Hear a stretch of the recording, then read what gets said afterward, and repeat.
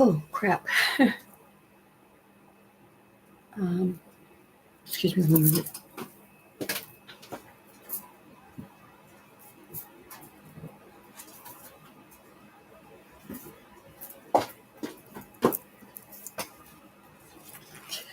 Okay. Shit.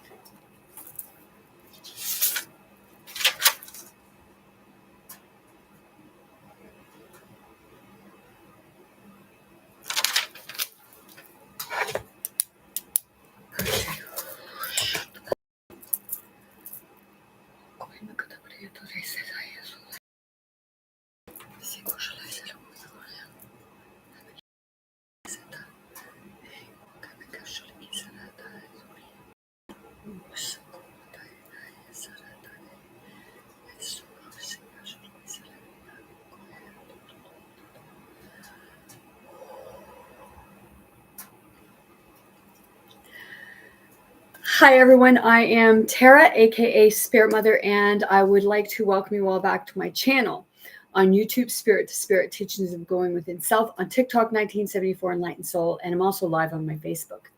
If you're new to my channel, I always suggest that people read the description on my YouTube channel, Spirit to Spirit Teachings of Going Within Self, in order to get a better understanding of what it is that I bring forward. Lately, I've been actually reading it before getting started because I've been touching base on a lot of very touchy, a lot going on in the world today. So I'll start with, hi everyone, I am Tara, aka Spirit Mother, and I'm here to wake people up to see how we've been treating each other and our earth. I am a unique type of spirit guide. I'm a psychic, a medium, a channeler, a telepath, and an empath. I also speak and sign different languages, all of which can be very intense at times. On my channel, I talk about everyday life, the ignorance, greed, the hatred, etc. I do it to get people to look within themselves and how we have been acting in life towards ourselves and others, including animals. Some people may not like what I have to say, where others will totally understand. Sometimes I may not come off a very spiritual person. However, I ask you to look within yourself and see what spirituality really means. It is the enlightenment, waking up to the truth, the good, the bad, and the ugly stuff that we don't like to see about ourselves, about the world, and others. Sometimes we need a little tough love. Okay. Now, I don't know if any of you have seen the title of what I'm talking about today, but I'm talking about actions at the 2025 inauguration, because there's a lot of stuff taking place within what happened. And we'll start with showing this image. Okay. Well, this video. I just want to say thank you for making it happen. Thank you.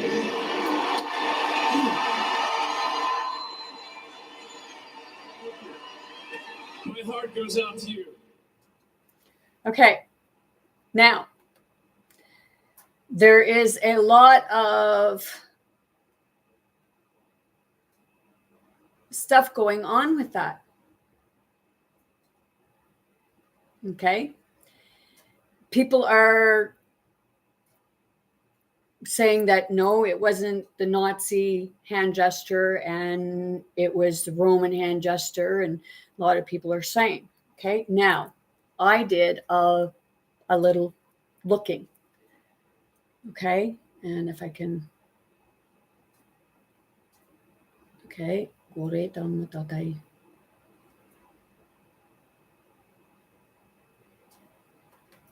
Let's go to here. Okay. Oh, sorry. Okay.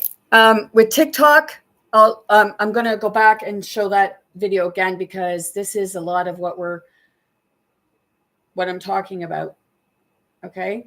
So we'll go back to I here. just want to say thank you for making it happen. Thank you.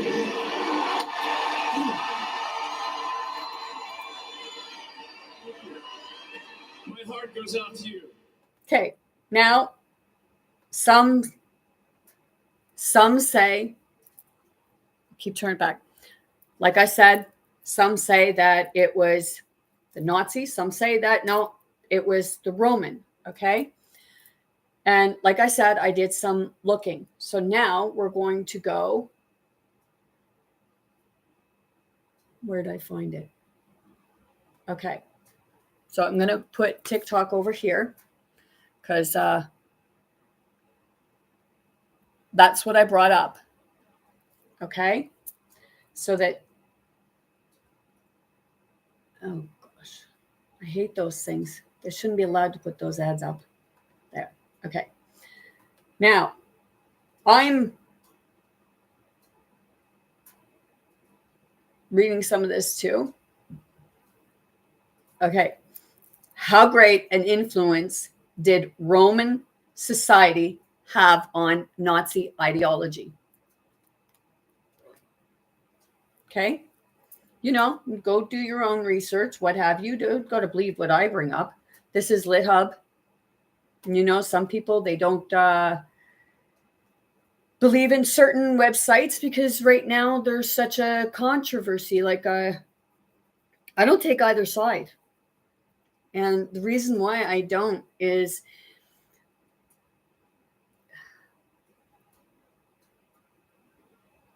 because it looks like the same thing.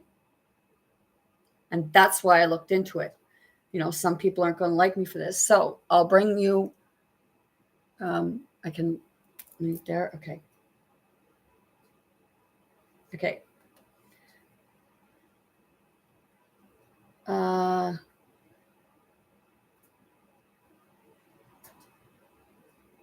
It must be a book. We have ways of making you talk. Is a weekly show exploring the ways or exploring the war in close up, hosted by comedian. Oh well, you know, that must be referring to that thing down there or something. I don't know. How great an influence on Nazi ideology did classical societies exert? Tom Holland joins his brother James and to discuss ancient comparison and their parallels with Hitler's Germany. One of the things, of course, in the context of the Second World War, is that both sides were absolutely steeped in classical learning, at least the commanders, to a degree that would not be the case today. The generals in the Allied side, particularly the British, they'd all study classical language at their private schools. They had been raised to view British Empire as, in a way, modeled on the Roman Empire.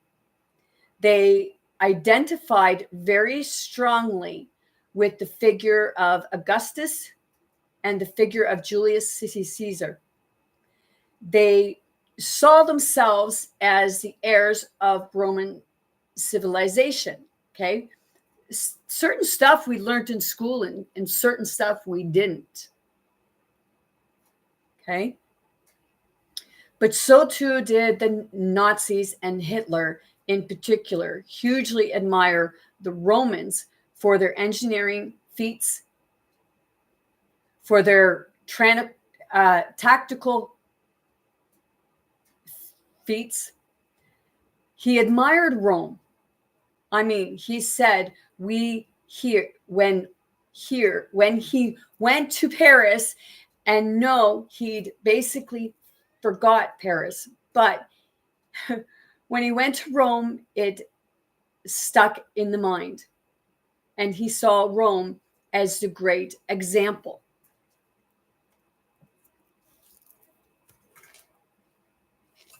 Oh, shoot. Okay, I can just do this. So, Hitler seen Rome as the example.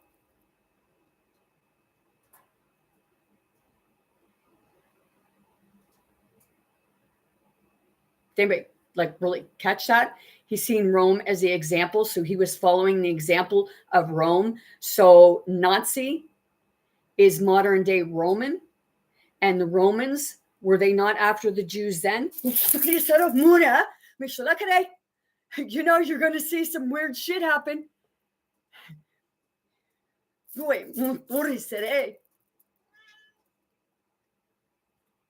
going to show you something. Did anybody ever, because when I went on to YouTube to try to find this, oh, where'd it go? Oh, no, not that. Sorry. 1 second, please. I thought I had the right CD.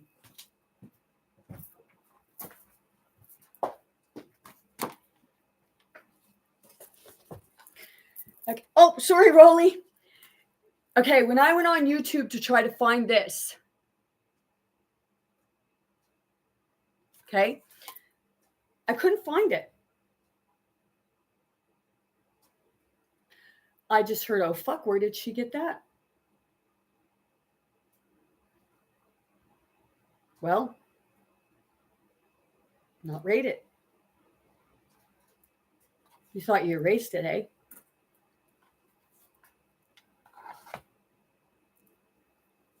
Now, oh, I did need the disc because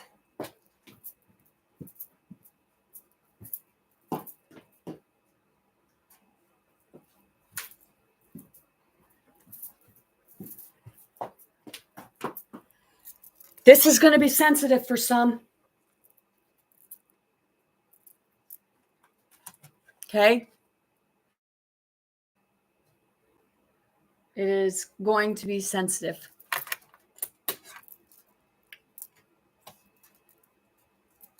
And I will know if people are thinking it's funny too. Not being rude, but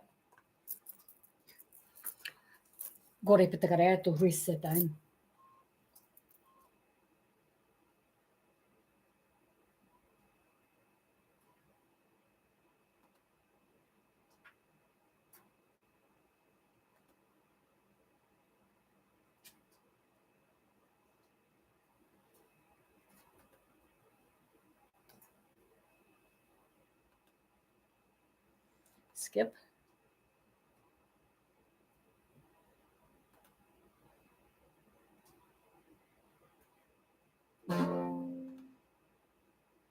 What just happened there?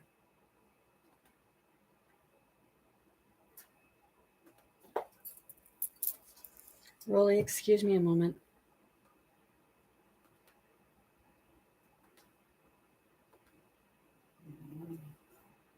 Play disc. There we go. This is going to be sensitive.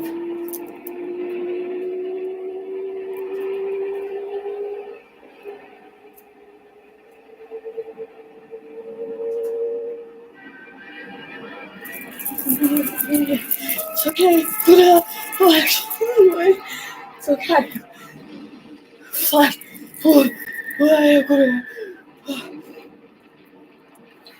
Okay, yeah.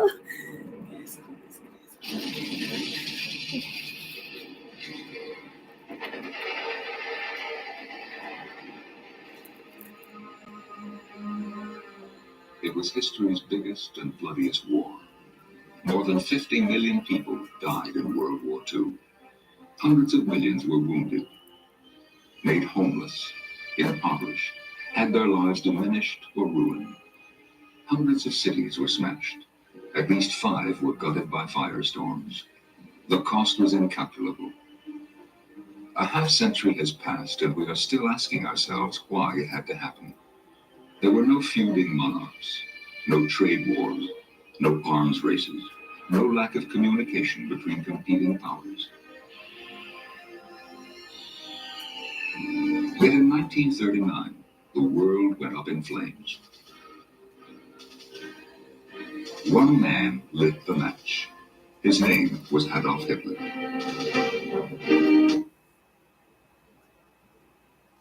Now, sorry, I'm going to just smashed. Bear with me. At least 5 were gutted by firestorms. The cost was incalculable. A half-century has passed, and we are still asking ourselves why it had to happen.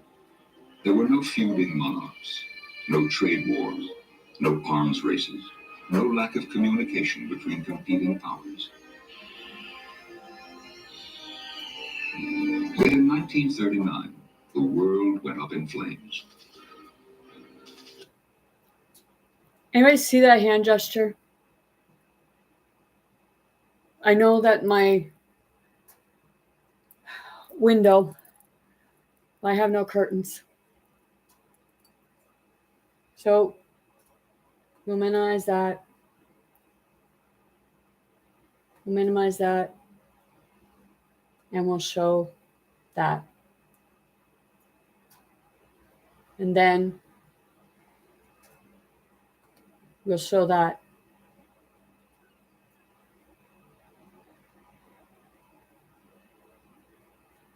It's the exact same hand gesture. Whether it's Roman or Nazi. And you know, people can have the controversy of it. Okay? That is, where did I put that? Shit, here we go. Totally up to you.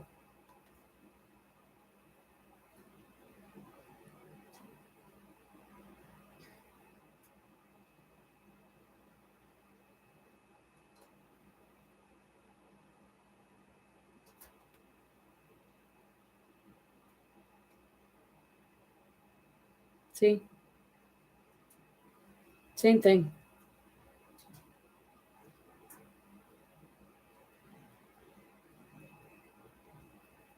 There's the Romans. Let's keep going.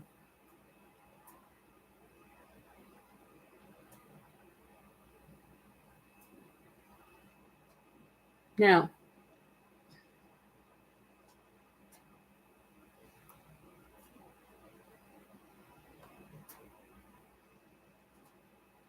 there's the Nazi.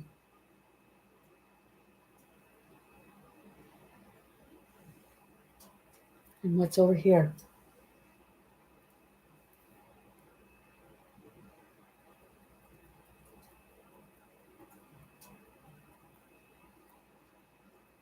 And what's down here? It's here. It's everywhere. Okay, people. It's now home.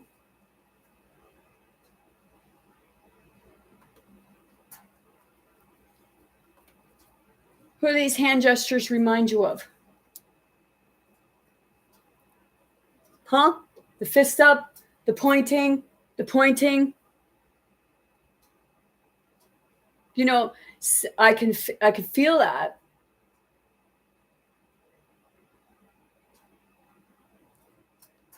Different gestures Hitler made.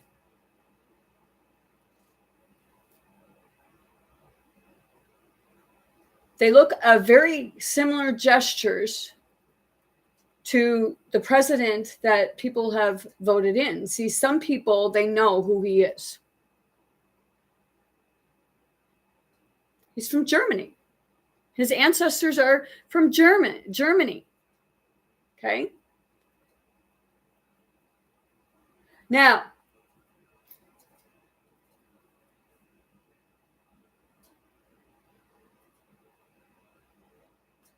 put that there. Oh, close that out. Okay? We'll block that.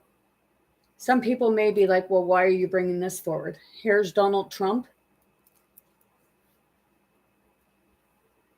Many similar hand gestures, correct? People say, oh, well, that's just him talking. And this here one, where is it? This one? That's part of it.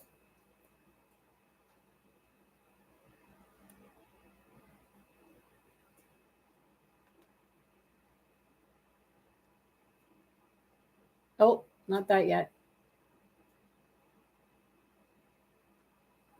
Where'd it go? You have it? Uh-huh.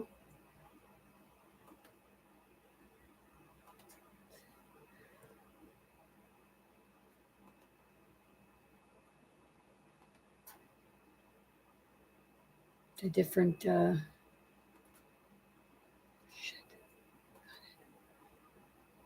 Thought I did.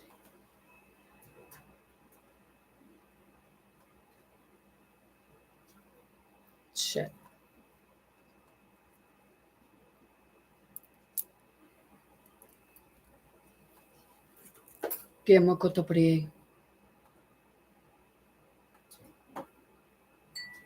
Shit. This is not working for me.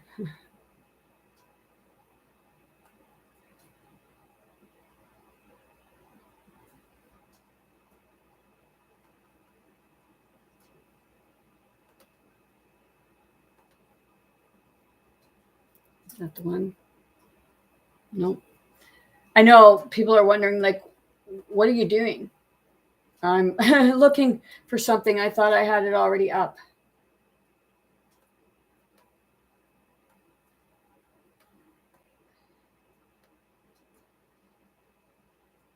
Dangerous cases of Donald Trump.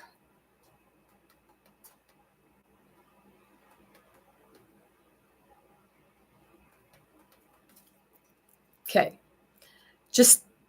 I do apologize for this. I thought I had it up.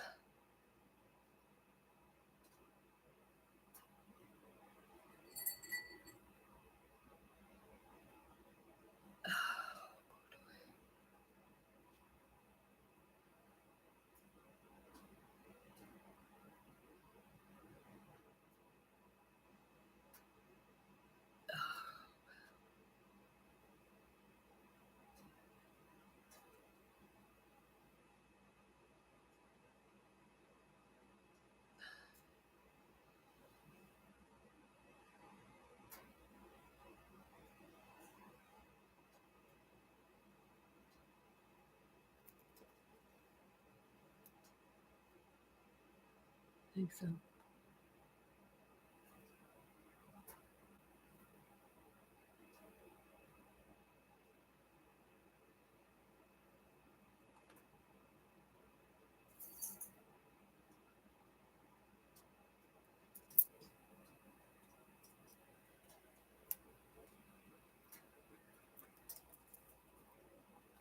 I thought I had my radio on.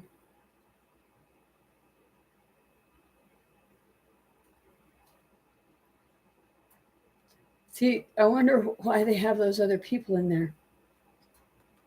Now, they were saying during the trucker convoy that people were going in, and that's not it. Doing Nazi, like with like had Nazi flags and things like that. Okay. Now,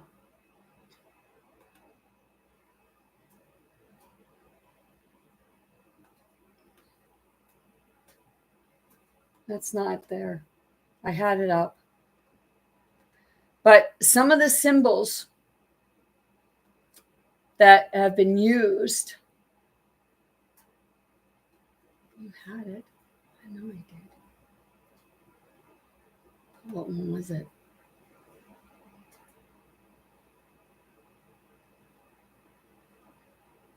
Yes.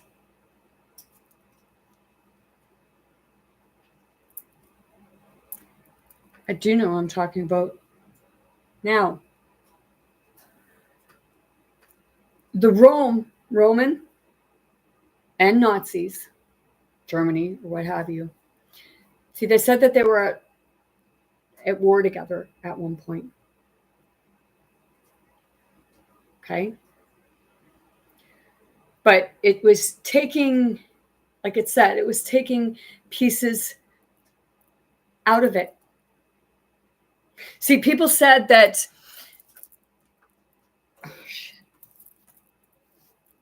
about the Antichrist, or whatever you want to call it, was going to come back, and they were going to make sure that they didn't make the same mistakes that the first one did. first two did. So it was said to be, they figure it was Napoleon.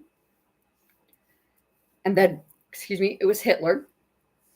And then the next person, the last one to come, was going to be the one who learned from the mistakes of the others. Well, Hitler, he did not come from a wealthy family. He was not wealthy. And he had syphilis. Okay, so syphilis, if it goes untreated, it can affect the brain. So my question is, Donald Trump, do you have syphilis? Has there ever been, okay,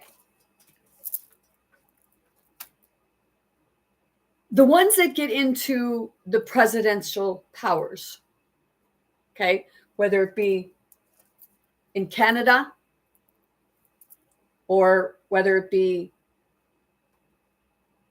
no matter in the States, no matter what country, okay, because I have a thing, and we'll watch a bit more of this. I have a thing where there was many who looked at the characteristics of Donald Trump. Okay. I have 2 books about Donald Trump, and I was reading the sample of Last Tycoon, The Many Lives of Donald Trump. Okay. See, people don't really there's different aspects to Christianity. Okay. And there's really 2 different sides, because Christianity, some Jews navigated switched over to into a Christianity. Okay. Now, the Christianity I know, a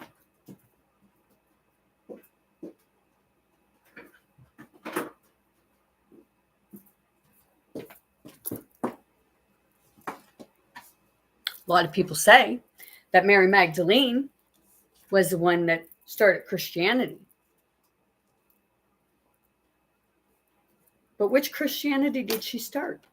Was there already a form of a Christianity? Because in those times, they had Christianity offset of Catholic and many Christian, Jewish, many different forms of religions back then.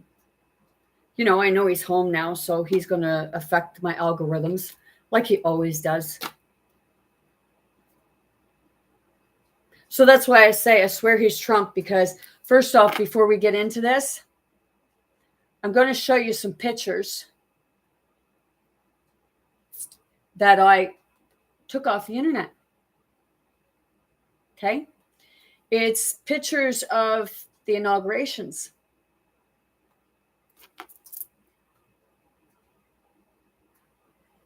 Okay?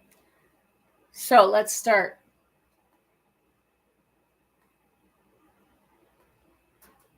Okay. Oh, yeah, I got the Baron one. Okay. So, I got the pictures of Melania. Okay, this is Melania.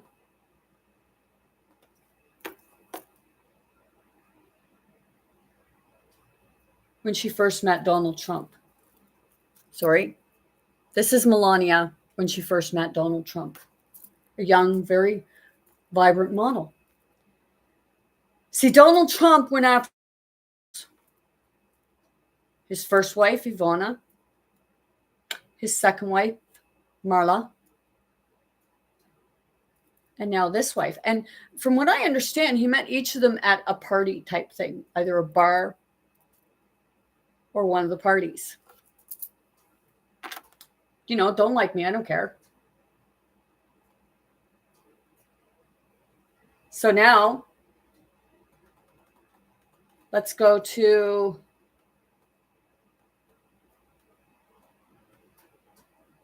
it didn't send them out. Oh, here.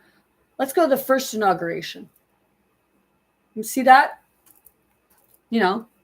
First inauguration, she was dressed in a very vibrant powder puff blue, and His hand was on the Bible. Right? Okay, so what have you. So let's go this way. This is the most recent, the one that just happened. What was it, Monday? Exactly.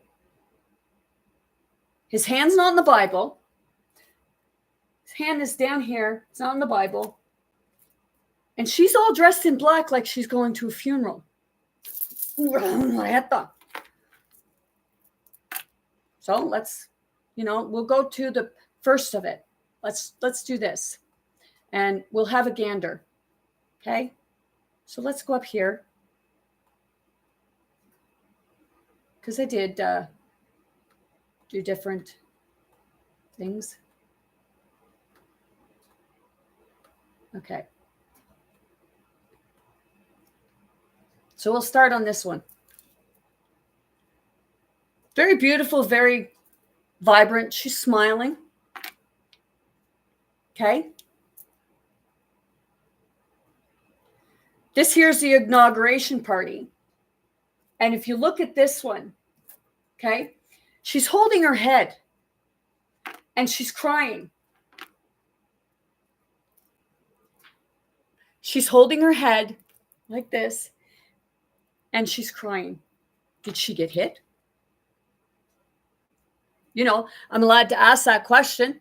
I'm not saying she did, and I'm not saying she didn't, but she appears to be hurt and crying, and there are 3 men around her wearing the Trump hat.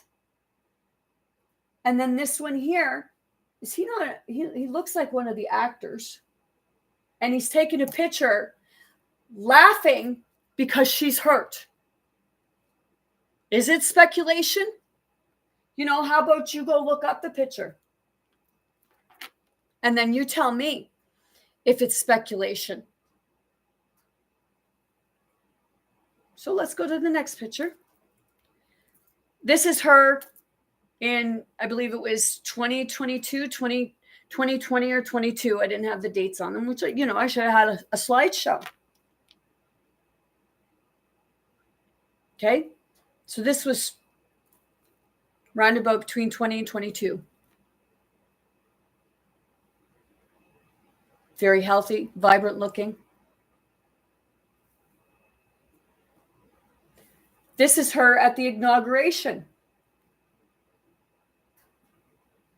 Let's go see images of Ivana.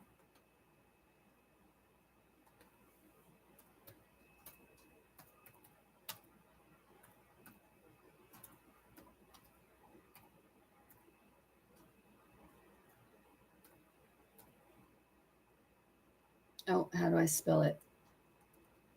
Yvonne.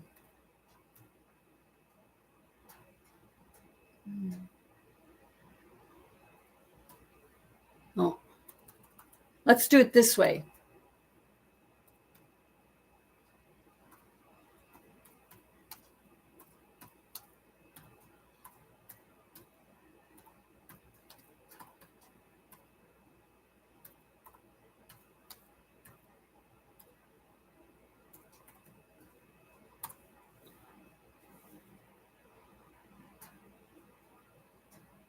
Okay.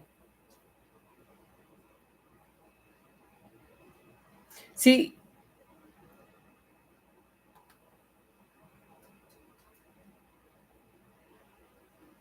Ivana. Oh shit, that won't work well. Oh, crap. This is like peeving me off, so don't worry about it. Okay, so what is my point? I'll get to that. Okay, we'll do this then, because there was one awful love triangle here. It tells it in the book.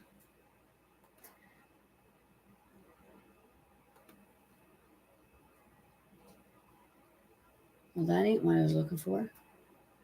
Must have bumped something. Okay. There's his 3 wives.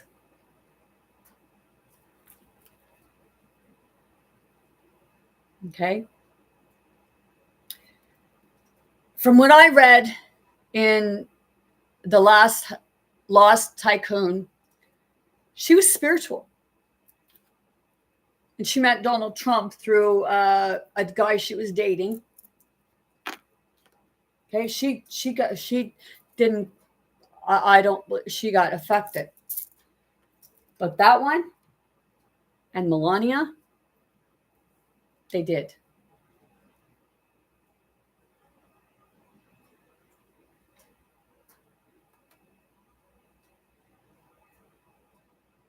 Okay. She is all dressed in black like she's going to a funeral. She has a scowl on her face. No offense, Melania, but you don't look very healthy there. Not smiling. But in this one, a very vibrant, beautiful smile. But not there. And not there. And I know they say it's at a funeral. She got smug. They're giving each other like looks. The eyes can tell a story. Now her head is down. They're going to say it's praying. She looks very depressed. And here, in this picture here, okay, let's see. If anybody knows anything about energy, you will know exactly what I'm going to explain. Yeah, don't like it?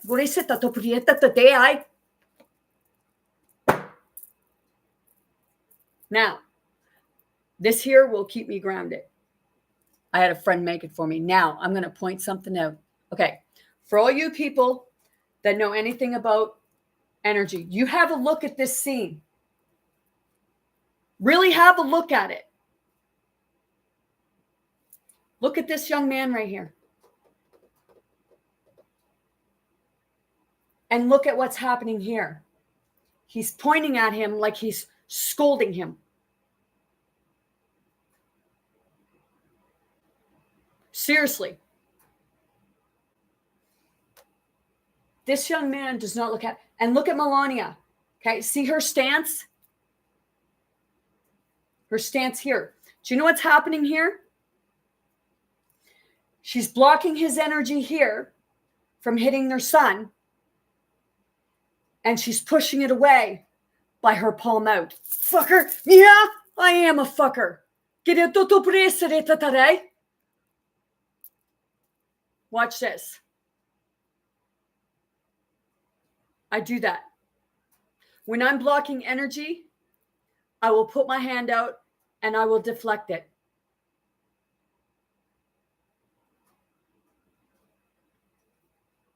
He was grooming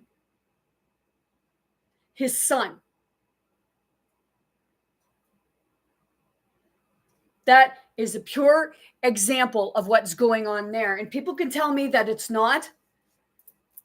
But you know, when people are able to read body language,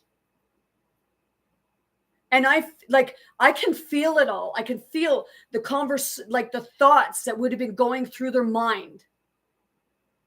But some will say, oh, well, no, you can't. You're fucking right, I can. Let's go to the next one. Look. Okay, they're in the church, but this was the day of the inauguration.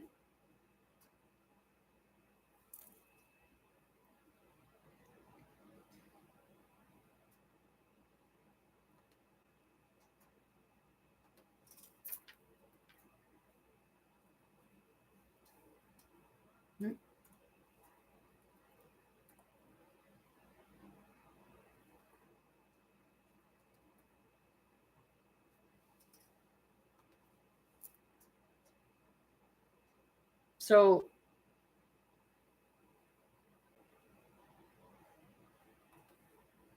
where's her speech?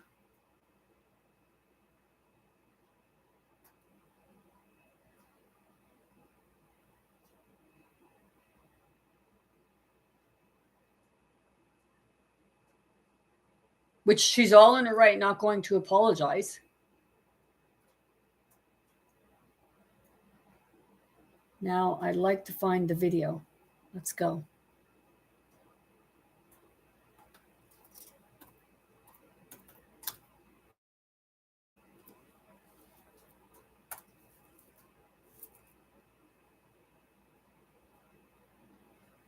This was 1 day ago.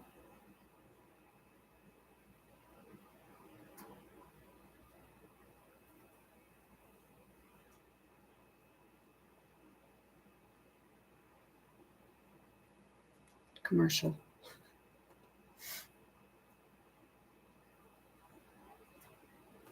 Au revoir, Maman. À bientôt.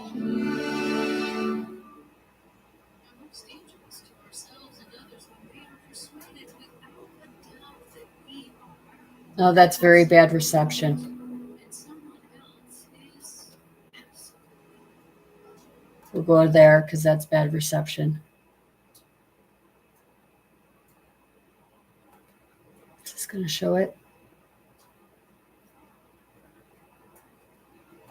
This is Democracy Now!, democracynow.org, the War and Peace Report. I'm Amy Goodman in New York. Okay, I don't want Democracy that. Now!'s Juan Gonzalez And around the world.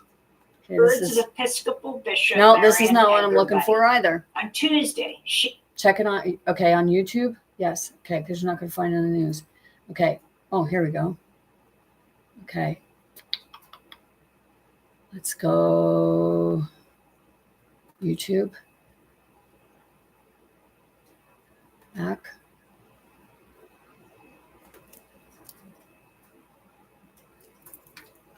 BISHOP.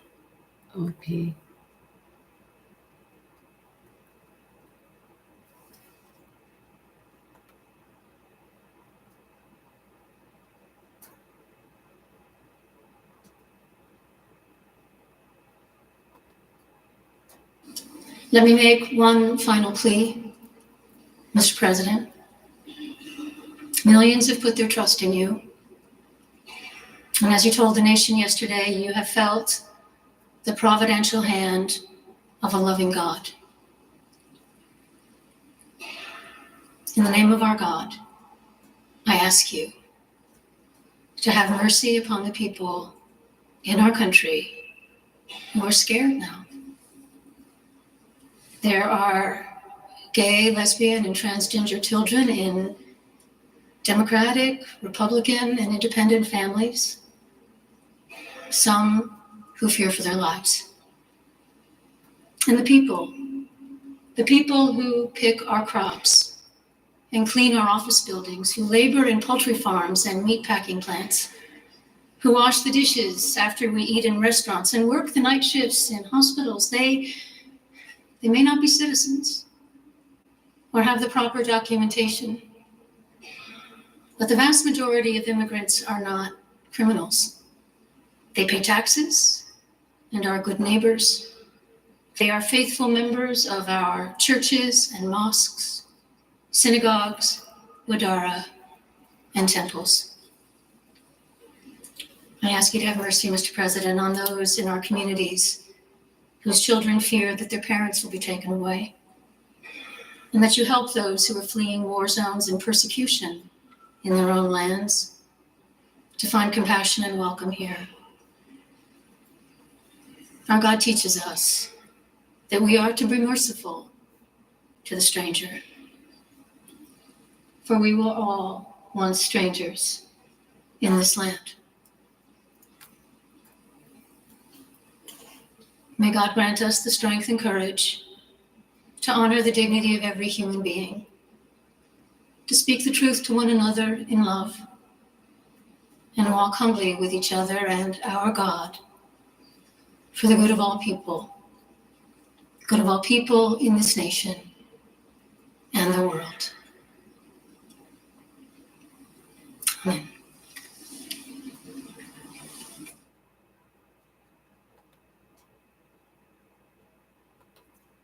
We begin today's show looking at growing pushback to Donald Trump's sweeping moves to reshape the country. On Tuesday, 24 states and... Okay. Now, as I was watching that, okay, I know some people are not religious. I understand that.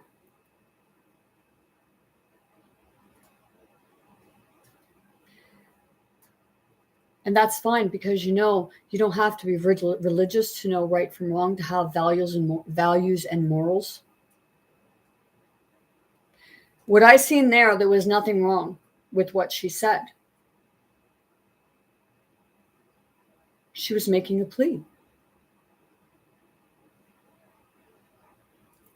See, now, you heard her say that he had made the pledge that he was for God, right?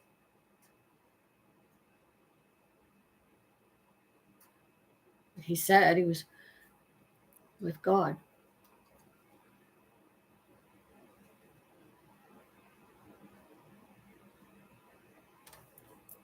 Now,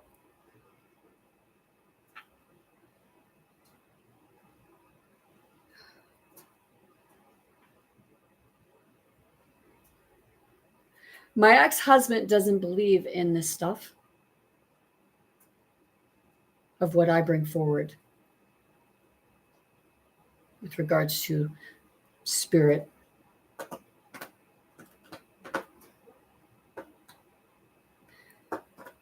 But he also doesn't agree with the things that Donald Trump does. But I will be honest, sometimes he does have an attitude like Donald Trump.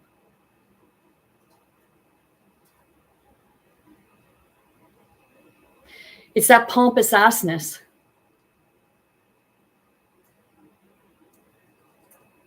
My ex-husband doesn't think that he's above the law.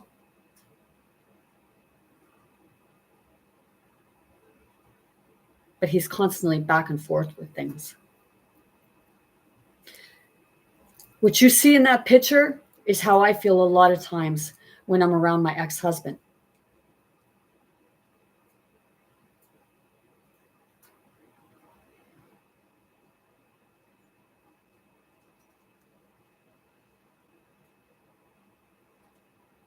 I think this is how I feel, and what I get from her is she, in many ways, she feels like she has lost her identity.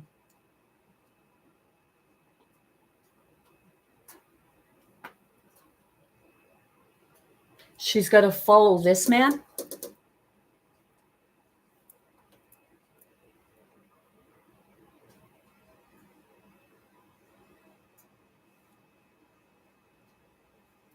They're not very happy. Okay. You would think if you were doing the inauguration and you just had won the election, wouldn't you think that you'd be happy and jumping for joy?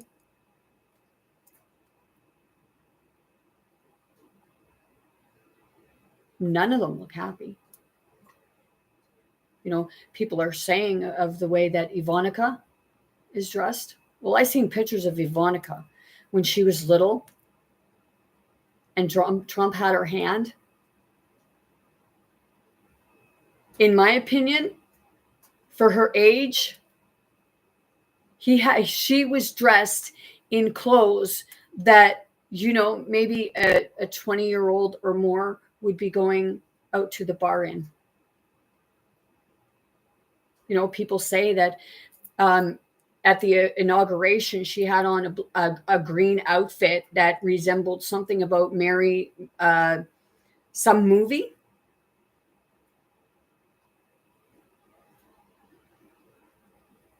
Maybe she was telling you something. Because I also done a little digging.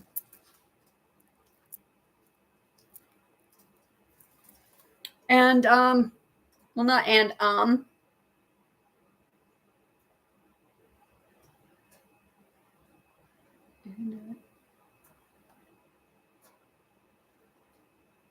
shit.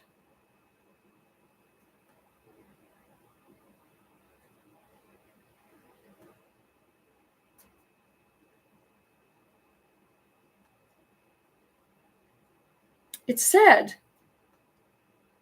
in there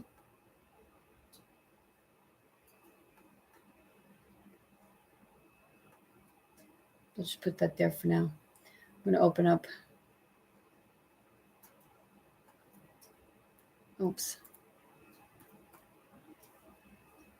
Oops. Mhm.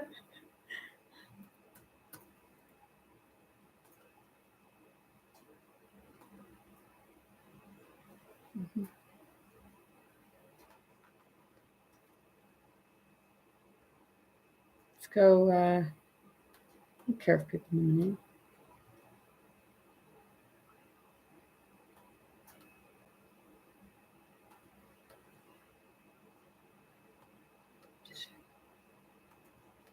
Where did I put it? Should have it, yeah.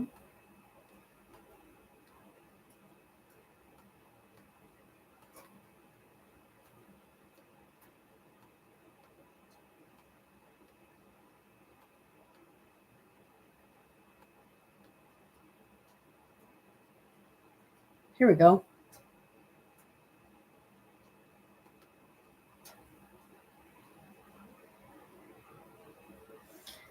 Trump says that if he loses, the Jewish would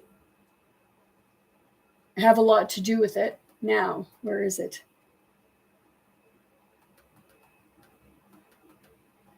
Yeah, and Trump, he never really, oh yes, here we go.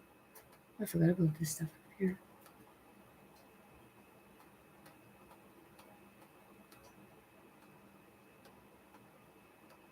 Shit, man.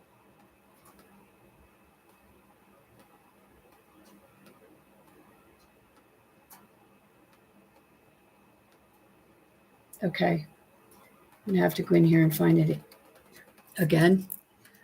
I know people are saying, should have been ready. Well, I thought I had it all.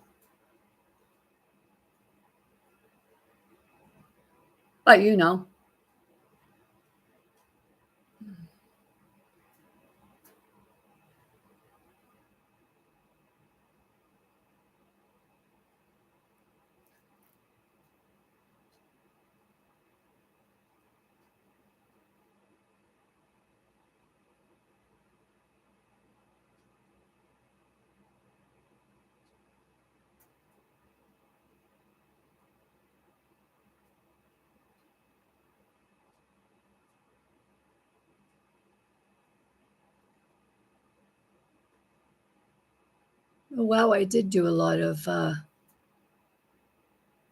looking on here.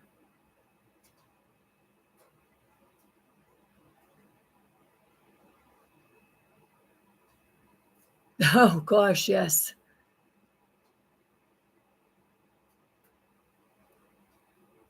I did many looking.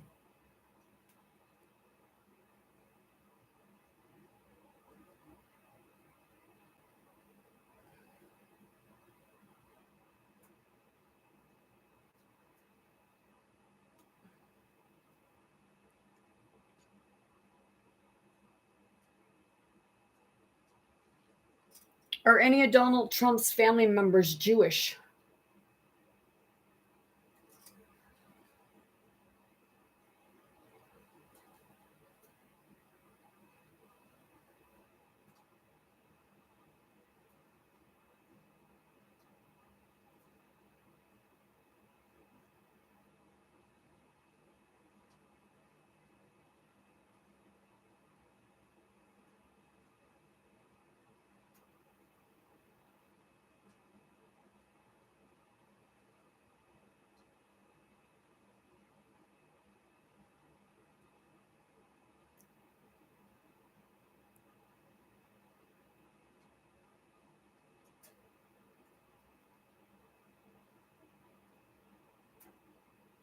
I don't know where that went.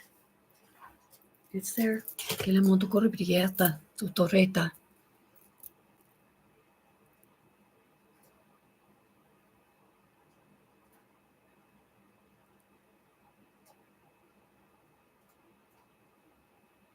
Donald Trump's daughter that is Jewish.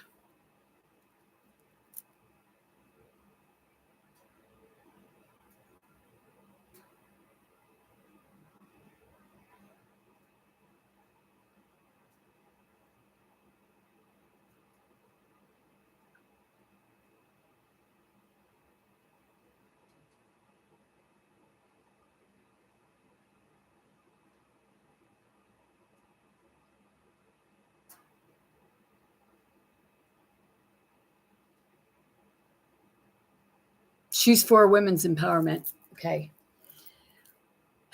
Dang. Can't find it.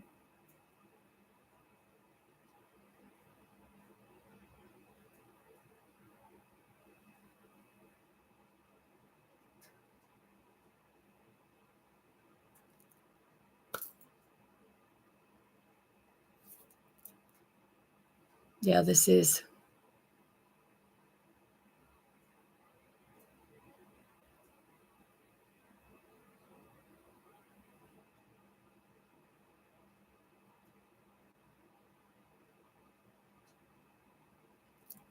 Well, I'll still find it. So it's that part, you know.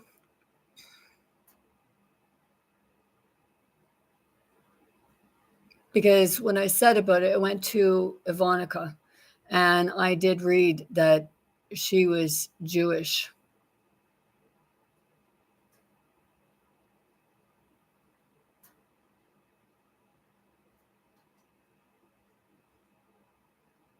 So it's please.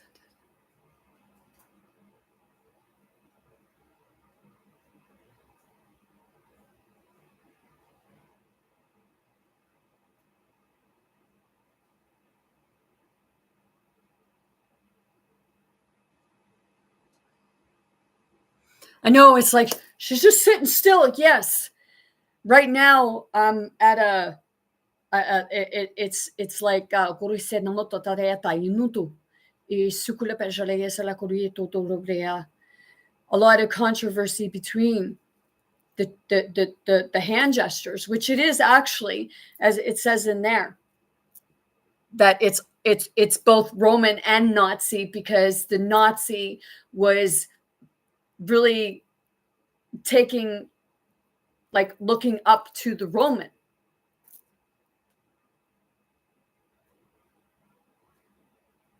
Shoot.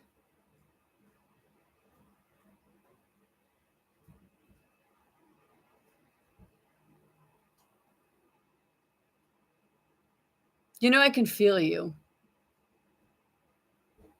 I can seriously feel you, man.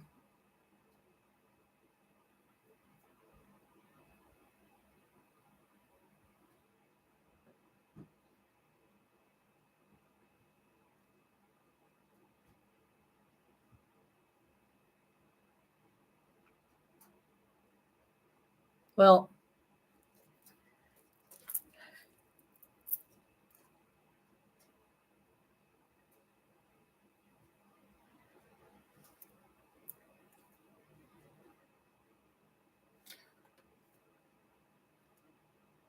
I guess somehow I got knocked off of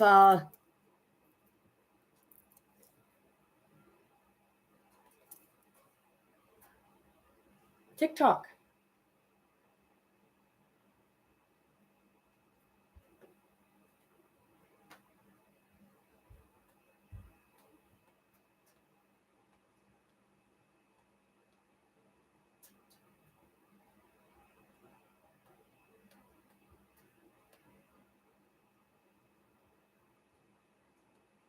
Okay, so we'll show that picture.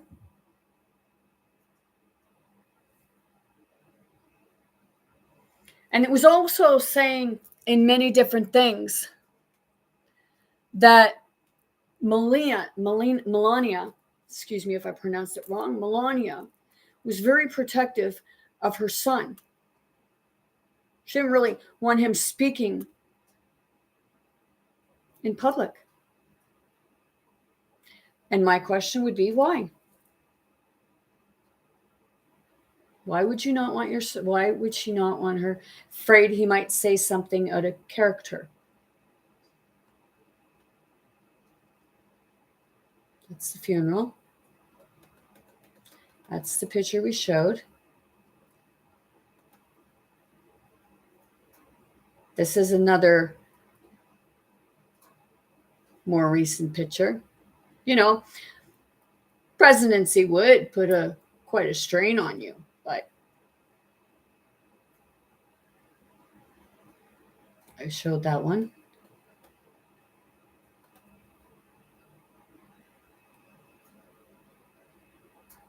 Very vibrant, beautiful.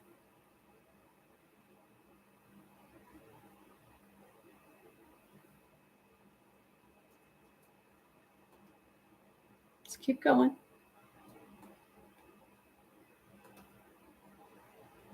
So she has a scowl. No offense, but it is. Her head down. She's blocking Trump from hurting their son because he knows about this stuff. Donald Trump knows about energy. He's a bully. And I imagine, his other children know that too. It was that part that I said before about you take and you have more than one child. And what do? He's put the youngest one on a pedestal because the other ones didn't want to follow in his footsteps.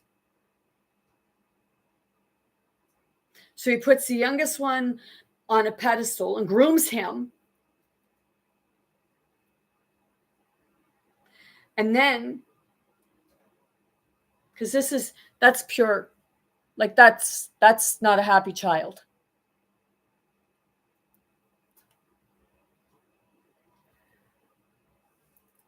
And, people can say that, oh, well, that's not happening. That's your speculation. Well, if it's my speculation, I'm saying how I see it.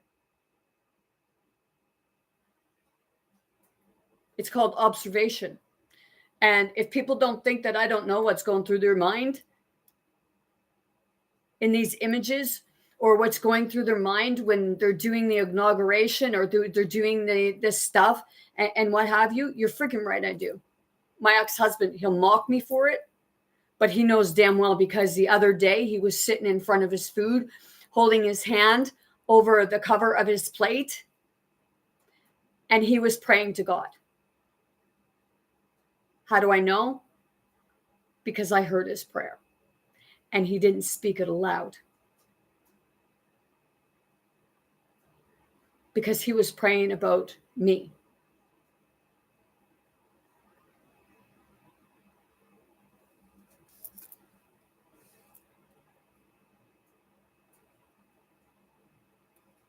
And I'm not being conceited about it. And I'm not just speculating.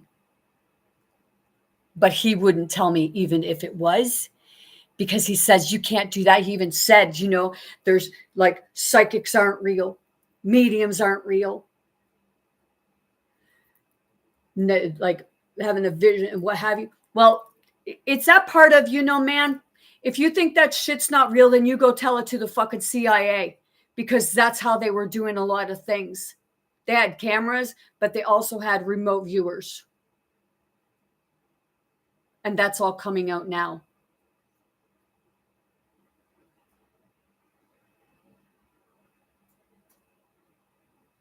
Warrior, do you know whether or not I know if it's truth or not truth?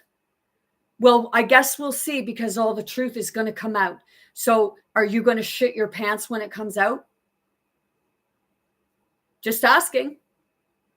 I guess you're saying that I don't know if it's true or not, but do you know if I'm not being, do you know if it's not true either? All you have to do is look at pictures, and somebody who can read people's body languages and what have you, they fucking know, because they're trained to do it.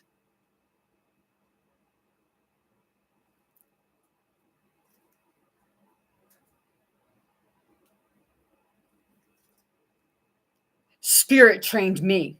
Gito poresta tacito to You should have modo burita. Guritai.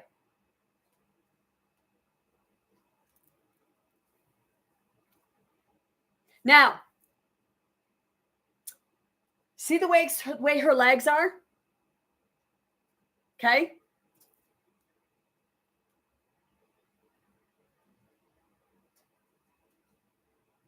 People say, oh, well, that's just the way her legs are. Oh, shit. No, you got it.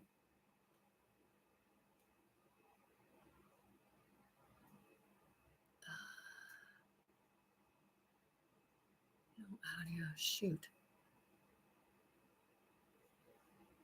There it is. Let's do this. Let's just do this. Now we're going to show you something.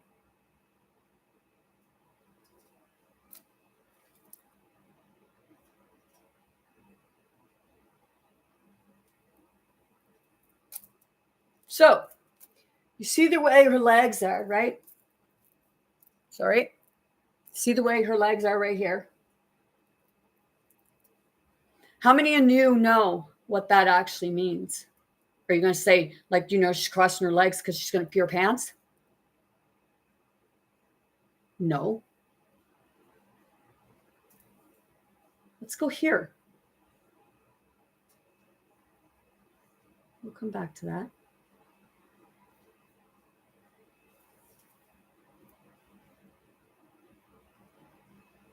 Just right up there. Now, can I make this bigger? Can't. Oh, I don't need to.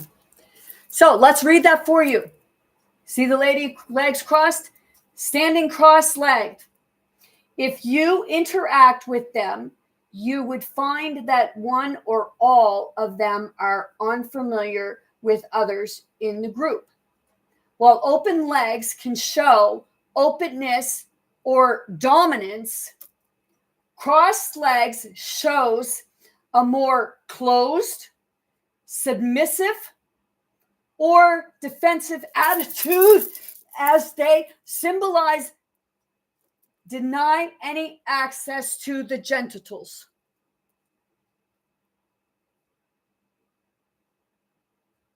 Get that? Have to ask. Just ever see women doing that? Because when you do, it's a part of, let's ask them something. Let's ask them if there's something going on. That's what it is. Look it up. I just showed you what I like when I had it out there. I showed you what page I got on. I don't know how to do that so I can show 2 pages, but I hope one day somebody will be able to show me how to do that. And hopefully one day I'll have a projector so that I can do it there, because right now there's the glare. But that's a defensive. She's smiling. And that's one of the Nazi symbols. Hitler's used that.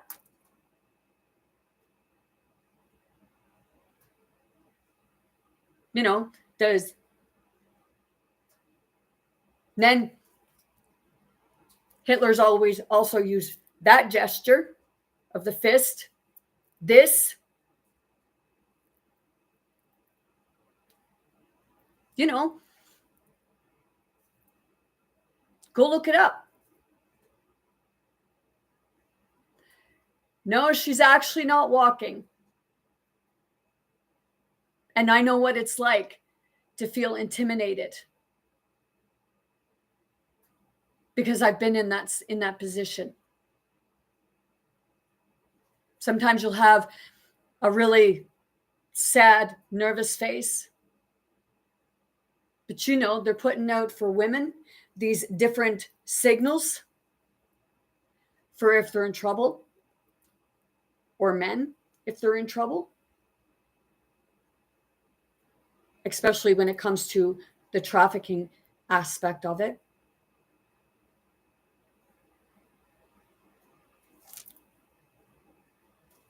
But no, she's not walking. She's standing still.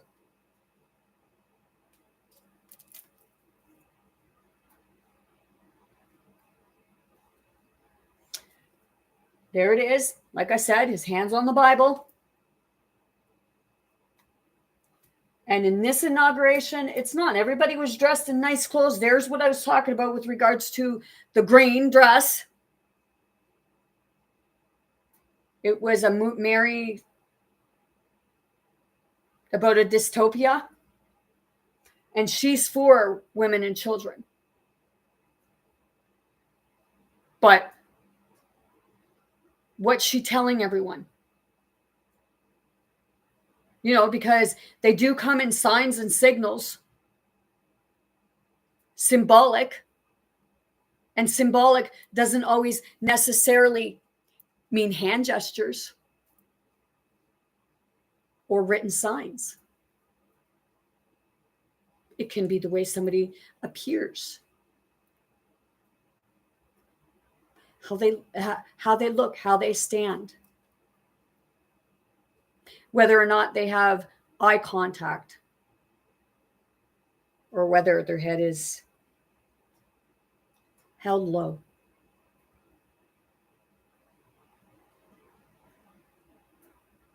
So if people are coming into my channel and you're basically telling me I'm full of shit, no, I'm not. I would have to ask, are you one of the ones that are abusing these people?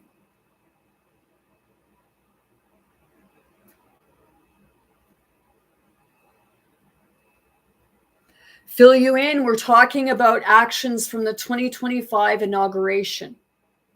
If you want to check it out later, the first part of my live later on YouTube, Spirit to Spirit Teachings of Going Within Self.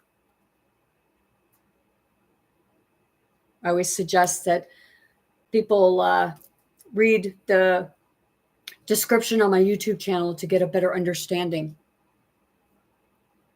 Yeah, warrior, I'm disillusioned. I'm disillusional. Did you vote for Trump?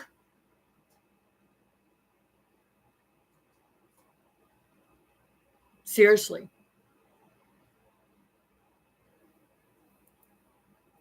Not being ignorant, you can throw your attacks at me all you want, but it's like, I feel for you. I really feel for you if you got drawn in by him. He gets up there and he says of all this stuff that he's signing. Has he read it? Or is it being passed to him and told what he's signing? Because I've seen him do some signing of stuff. People say, oh, well, he signed it before he went in there. Did he really? How could he? Because, well, he didn't become, he couldn't look at this stuff until he became president, right? At least not supposed to be able to. But they had all the stuff drawn up for him to sign. So is he a puppet or is he the puppet master? Because his first wife, Ivanka, she said that they were going to be just like the Rockefellers. It's in the book, Lost Tycoon, The Many Lives of Donald Trump. But, you only want them seeing one side of everything, right? No matter what side they're on, you always want somebody seeing the other side. Yesterday, I did a video, the other night or something like that. I did a video about fascism and facet and oligarchy.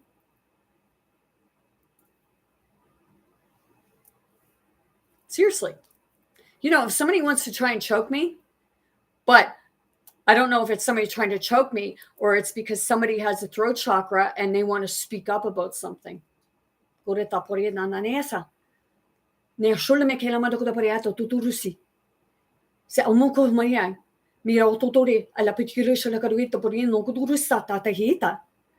learn these languages anywhere.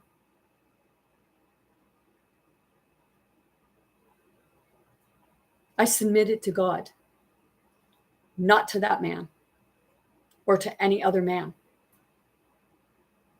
I submitted to spirit because there are so many in the world, the deceased and the now, that needs a spokesperson to speak up.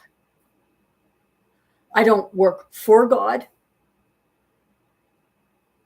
or spirit, however you perceive, the creator, source, however you perceive. I work with them.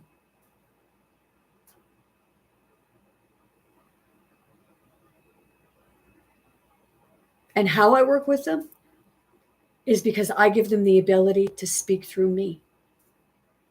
whether others believe that or not.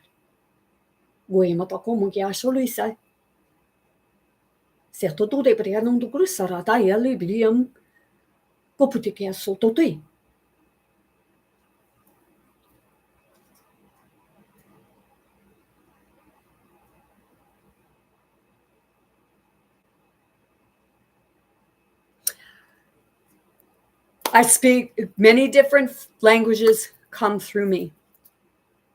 Other people has told me that I've spoken Aramaic, Hebrew, Celtic, German, Russian, Portuguese, Swiss, Italian, French.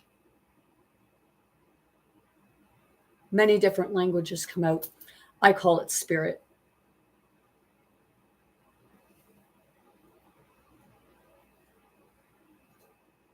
I just got done saying that, it just comes out. It's not that I know the language, because I don't know I don't know any languages or other the names of other languages, except for there's different ones. I know that. But what I'm saying is I could not tell you what language I am speaking, because it's not my native tongue. It's theirs. The one speaking through me to you.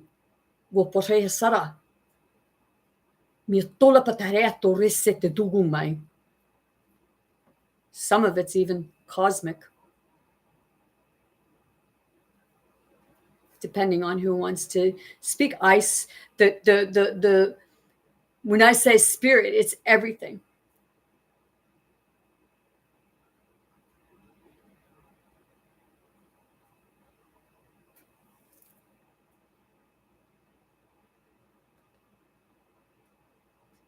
It's that part of, some don't believe it, but the dead speak through me. They're telling their story. They're telling their truth.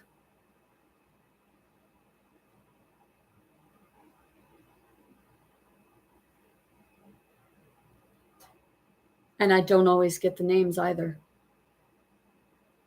because I don't need to know them. Because when it happens, they're speaking to your higher self. They're speaking to all those parts of you, because my channel is spirit to spirit.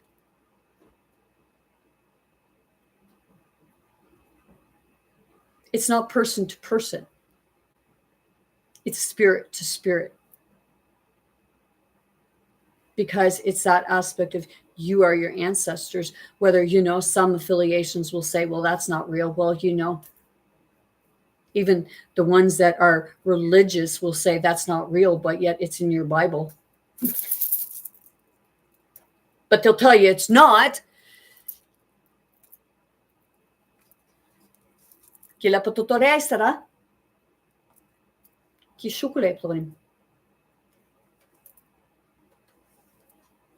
just said, think about it, you might learn something.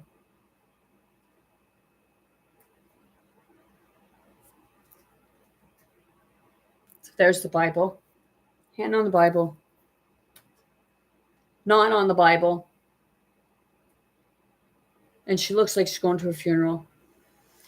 Still no hand on the Bible. They don't look very happy. She's in the green. He's looking over. They're all noticing. Even Camilla Harris noticed, because I watched the video of her looking.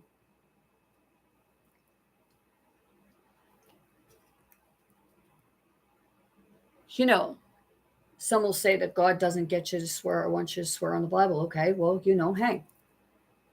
But it was a tradition in the inauguration. It's in there. And it was that part of, if you're being truthful and honest, why wouldn't you? And I'm not talking about that, oh no, I never shit myself. Not being honest about that. I'm talking about being honest with the things that he was going to do, because I know I seen somebody say that he was going to make sure that the prices of food went down. I have to ask, did the prices go down yet? And that was supposed to be the day that he got in. You know, I see all this stuff that he's signing. It's about backing out of certain things and getting in with TikTok and AI and stuff like that. But there's nothing about the people. It's all about profit.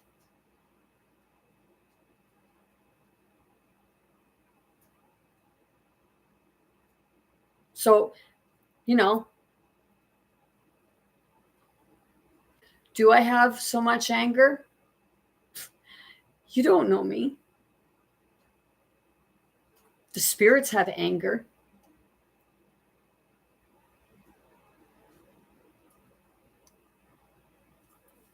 And I really can't blame them either.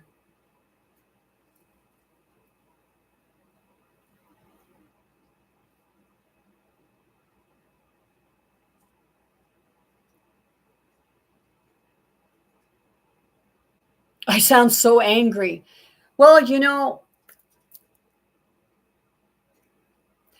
yes, I know all about the 528 and the 432 and the 111 and the 417 and the 285. Because to get like this, I binged them all. I did all the hard work. I'm doing all the inner work. So to come in and teach me, like try to teach me something that I've already learned through spirit. This is the part of it. Right now, you know, you've heard of God's warriors and light workers and what have you. Well, there's the ones that are exposing the truth, looking into things.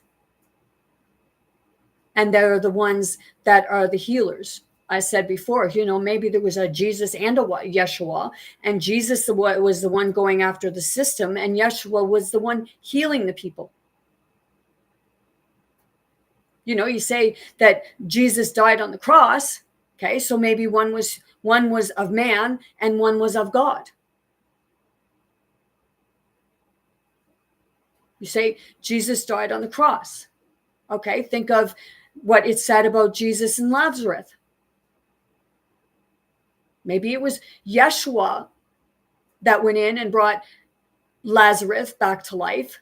And maybe the resurrection was actually Yeshua bringing Jesus back to life.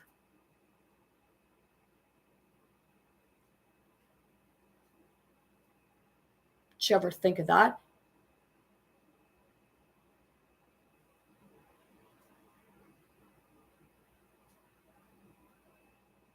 You know, maybe Donald Trump is playing both sides of the coin. You know, Elon Musk got himself in there. And he's the one that did controversy, the Nazi Roman sign, which is exactly the same friggin' thing because, you know, the Nazis took it out of the playbook of the Romans. Look into it.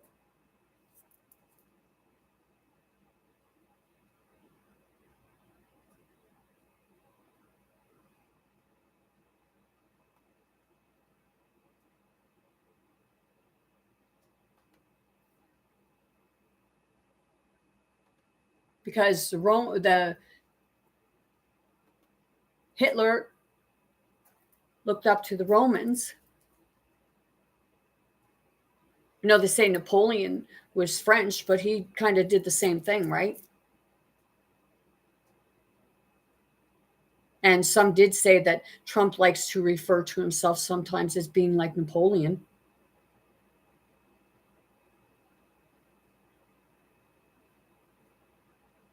I went 11 generations back.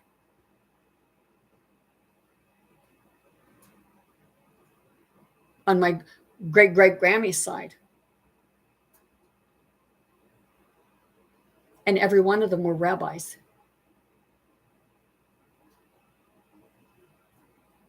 And then on my great-great-grandpa, on his side, they were Christian, Lutheran, Catholic, Baptist, Protestant, you know, What are we having right now? Is it really a war about land and all that stuff? Maybe it's land. Maybe it's religion.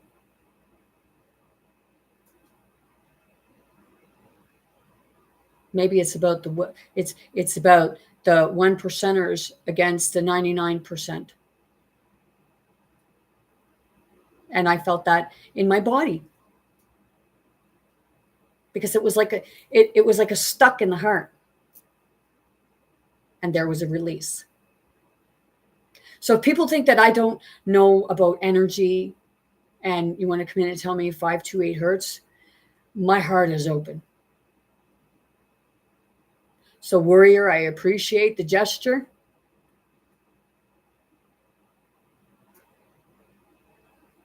It's that part.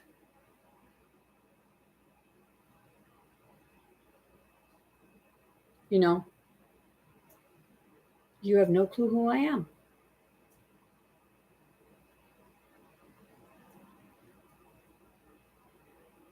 And probably I don't have any clue who you are. But that's nice for you, right? But I can feel your heart.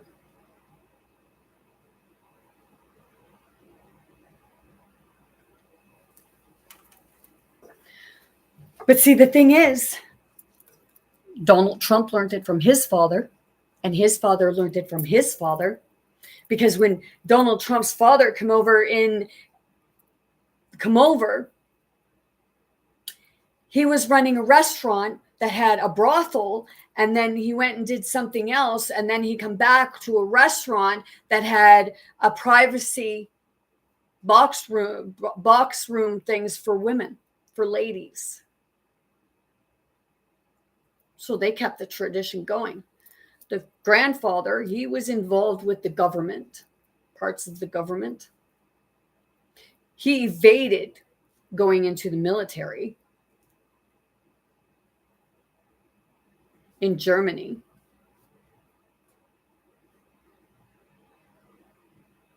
And then he went back with his wife, but he got kicked out of there and sent back to the States because, well, I guess they call it something like, some will say it's called AWOL.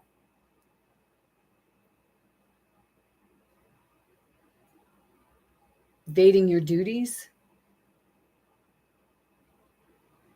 And his great grandfather did go into real estate, but a lot of people have done research, and Donald Trump, it was always said that it was Donald Trump's grandfather who went in and took the stuff out of Nikola Tesla's hotel room after he died. But how could it be? Because his grandfather died in 1918 during the Spanish flu. He died of influenza. He died of the Spanish flu. So how could he be the one? So it had to have been his dad, or did they say, maybe they said his uncle?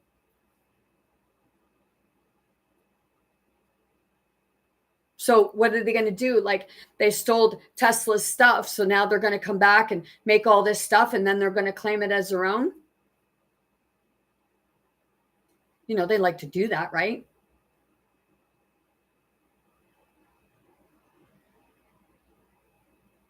And I ain't just blowing smoke up my ass.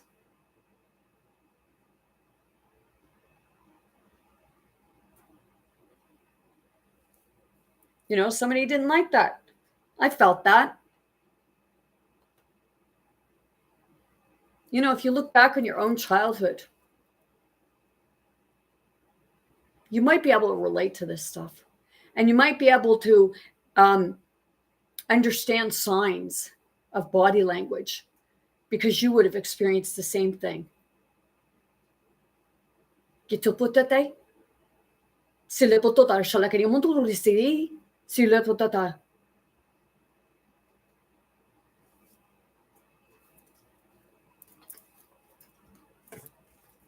Oh shit. Put that back on in a minute. Okay.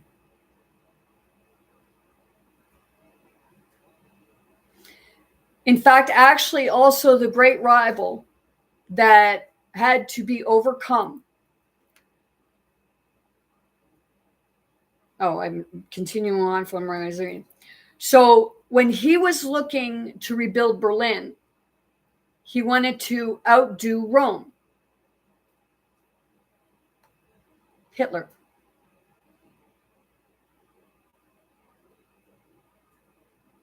Okay. I was saying very strong. They were looking in. Okay. One of the things, of course, in context of the Second World War, is that both parties were absolutely steeped in classical learning, at least the commanders to a degree that would be the case today. Okay, I'm reading this.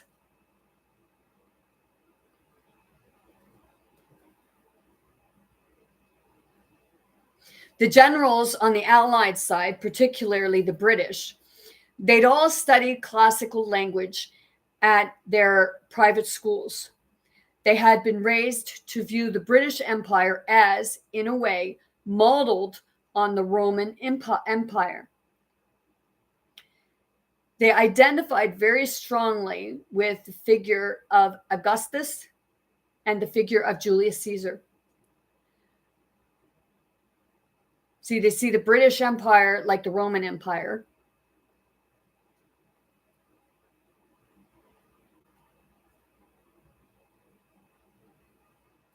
And then they're saying that the Nazis look to the Roman Empire.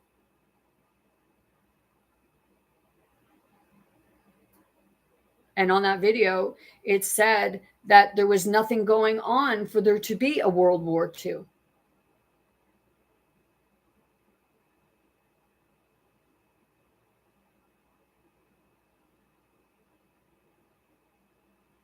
Hitler wanted, it says in the documentary, Hitler wanted to win to take over the world. So it's that part of the cartoon, Pinky and the Brain. Well, is Donald Trump the Pinky and his son the Brain? Because he talks a lot about his son.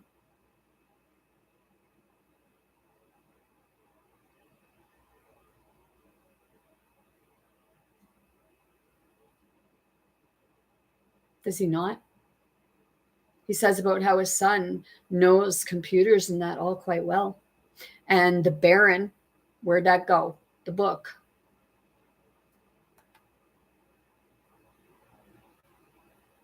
The Many Travels of Baron Trump, I believe it was. Oh. Okay. Let's see.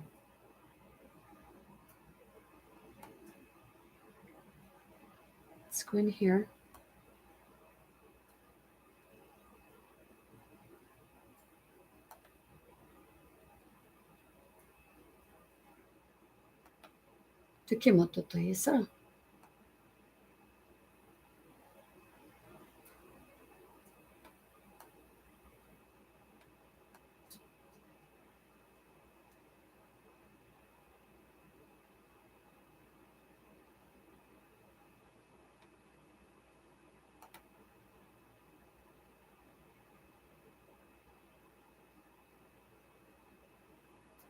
Baron Trump novels.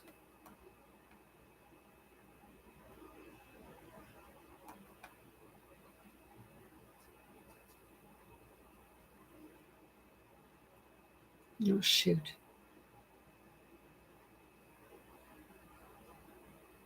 I was looking for the name of the book.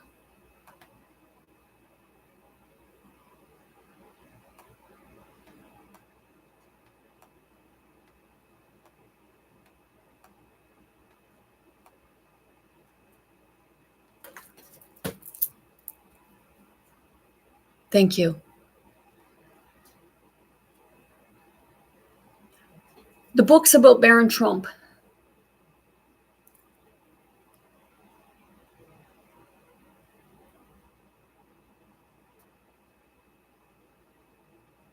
Oops. Adventures of Baron Trump.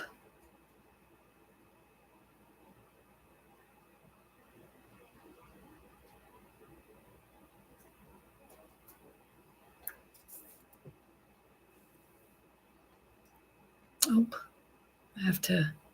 Yeah. Lima koroe sa tutoreta. Ungkom. Yeah, I am mushukusu.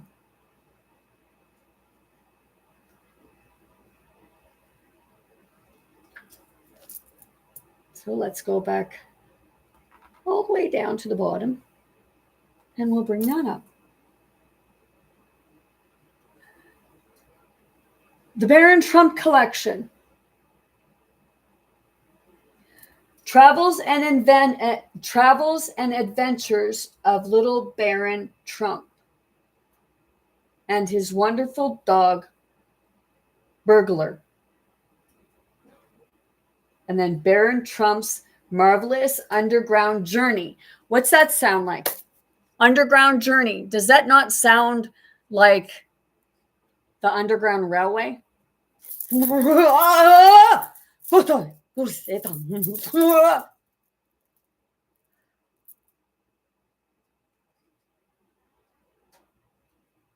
Seriously. And I've talked before about Oak Island and how Donald Trump has affiliations to Oak Island. And if people don't think that there's underground tunnels there, what do you think that they're trying to find a treasure in?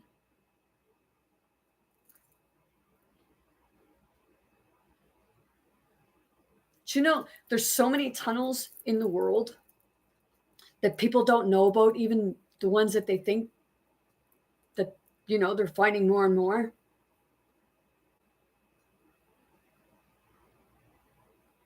Do you know how they're trafficking most children? Most people? Think of P. Diddy. Wasn't it said that he had entrance under his bed?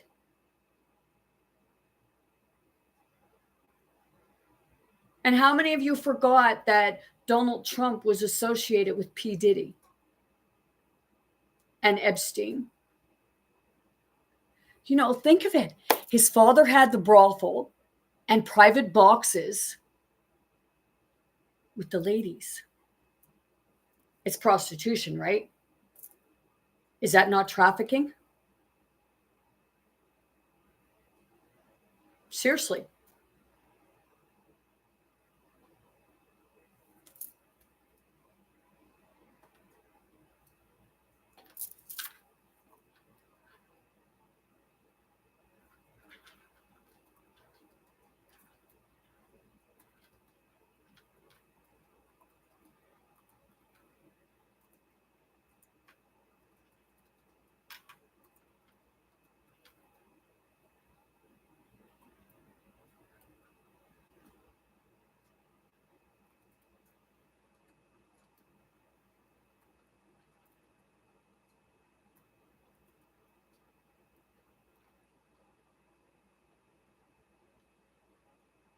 Didn't spell right, but it'll get it. Well, I know some of these have been probably photoshopped, but who knows? Maybe they weren't photoshopped and someone made them look to be photoshopped.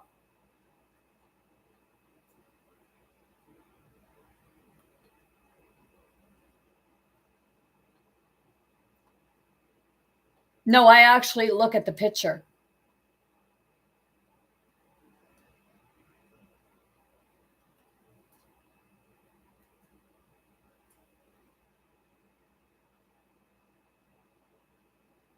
Okay.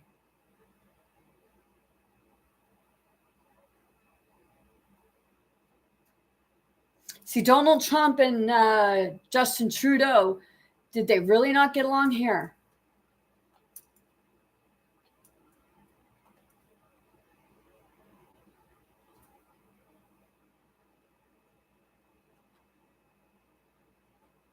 Is that not his daughter? Sorry. Is that not Donald Trump's daughter?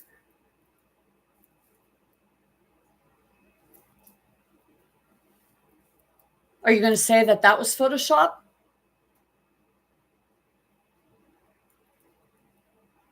You know, why do you think that, like, yeah, you'll say that people get involved with kids and stuff like that. But this young woman, if she got into with kids and stuff like that, either she's bringing them into them or she really wants to help them because she knows what it's like to be there. It's called grooming.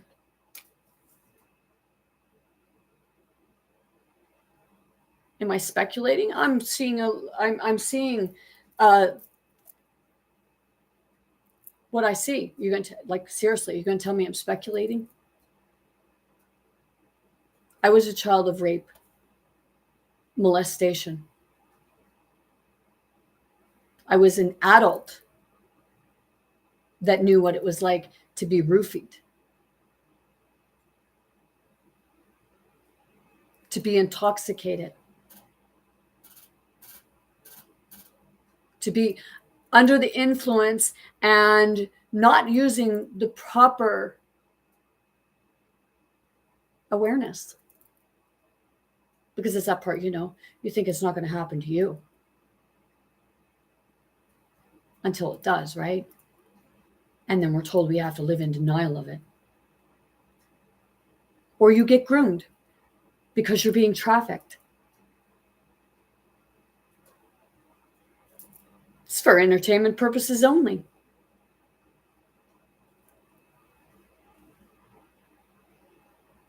Or is it? You know, some people have already probably looked into this. And, you know, that's why they want to own YouTube and TikTok and all this stuff. Like, what would Donald Trump be wanting with TikTok? Why is the government even buying TikTok? Is that not the same as the Canadian government giving freaking money to the news stations?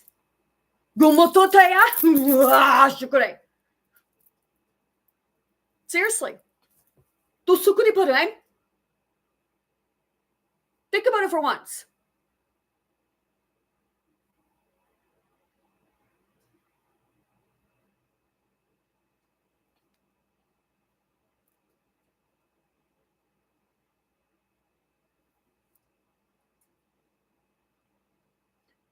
It's a part of, you know, people may not think, but he's protecting the criminal. And when she said about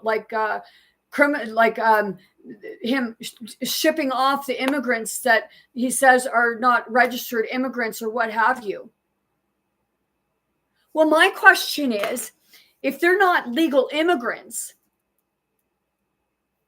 then how the fuck are you taking tax dollars from them? They must be considered legal somewheres, whether they got their papers or not. They're considered legal under the tax system, right?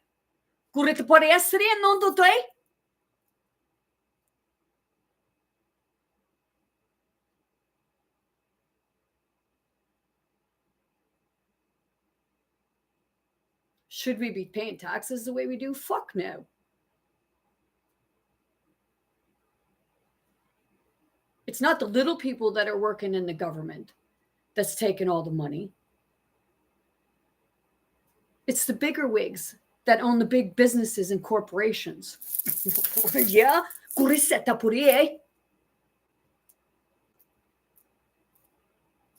It's called oligarchy.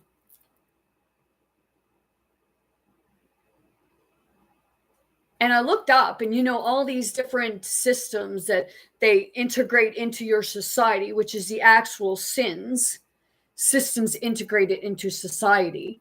And when they do the Bible stuff, they lead you to believe that it actually has to do with your physical body.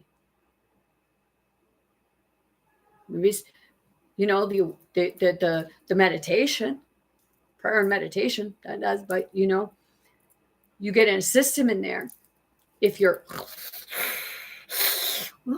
what? Oh, I don't believe that.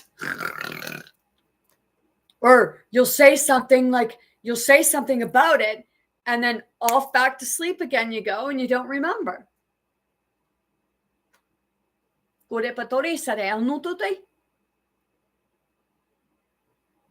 You know,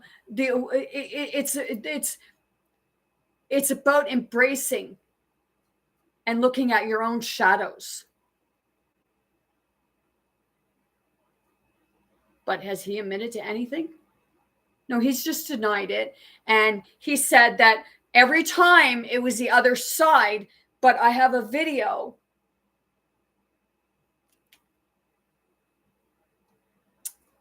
where he says,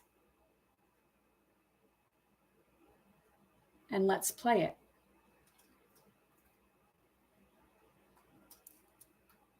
Oh, wrong one.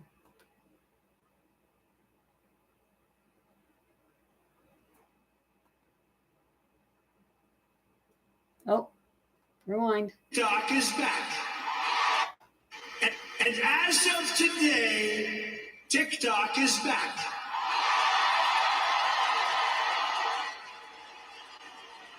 Look familiar? He's just got a little more charisma and not so hollering. TikTok thing. We have a guy, TikTok Jack. He's a young kid, like 21 years old. And if anybody believes in no such thing as coincidences or and just synchronicities, have a look right up here.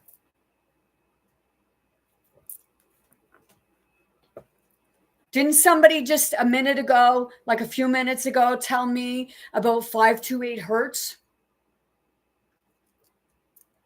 528 in the corner. He said the heart, you know, that's part of the awakening. It's telling you something. The heart opens, the mind opens, the pineal gland, the heart and the mind together, go together. And 528 hertz was something Nikola Tesla was talking about. And 432 was also what Tesla was talking about. But was the 528 hertz, meaning that it was the opposite of what Tesla was telling us? Tesla was good energy, what have you. And then the 528, maybe that's the opposite, because I have a hard time listening to the 528 because it makes my body feel off.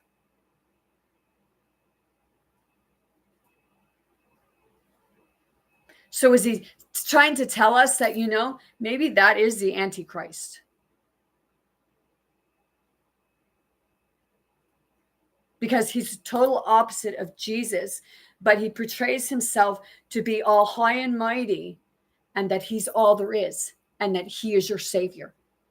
But yet he's doing nothing to help you. Except, you know, taking you out of the Paris Treaty or what have you. And then threatening big tariffs on Canadians, which the Canadians are saying, like, you do that to us, we're going to take their power. They're going to cut you off. Do you not realize that he's not stopping wars? He's just creating them differently.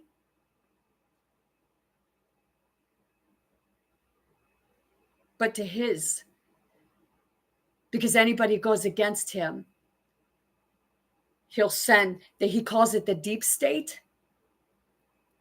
I checked that out too. So let's finish playing this.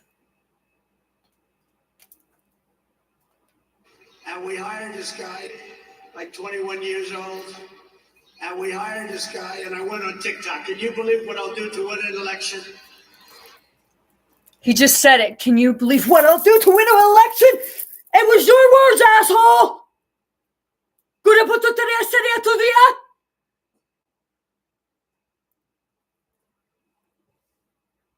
Would you like to hear that again? Here. Are people going to say, oh, well, he was only joking? He does a lot of joking, doesn't he? An election. And we went what I'll do to win an election. And I went on TikTok. Can you believe what I'll do to win an election? And let's play it again. We'll please go over. Election. I'll do to win an election. Now, can you believe what I'll do to win an election?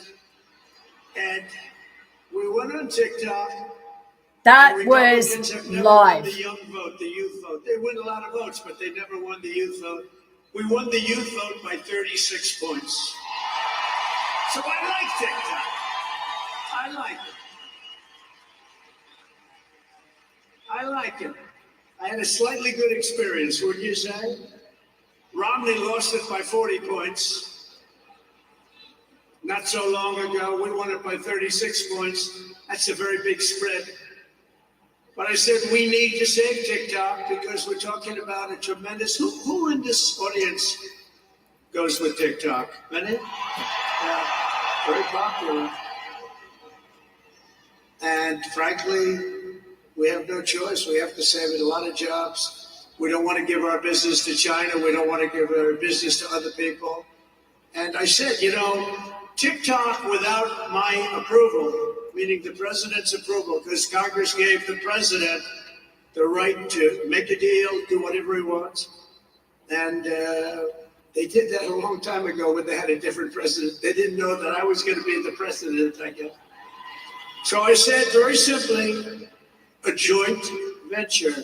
So if TikTok is worth nothing, zero, without an approval, if you don't approve, they're out of business, they're worth nothing.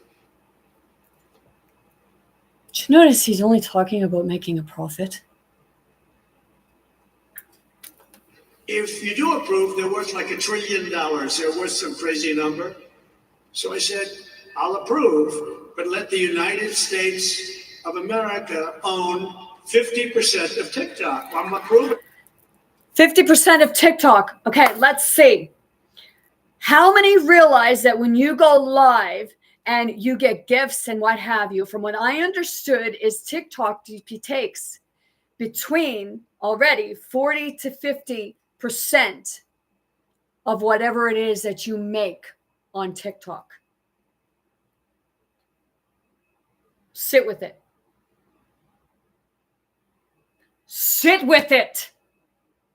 Kureta porese te tinusuno kisinuwe. Bikatuturita.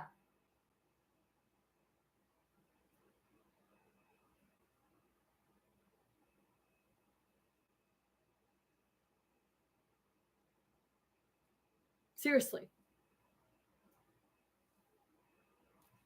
On behalf of the United States. So they'll have a partner, the United States, and they'll have a lot of bidders, and the United States will do what we call a joint venture. And there's no risk. We're not putting up any money. All we're doing is giving them the approval, without which they don't have any. And these were also symbols that they would use in the, people say it's okay. Those are symbols that they use. Look into it. It's okay, and it means okay in a different form.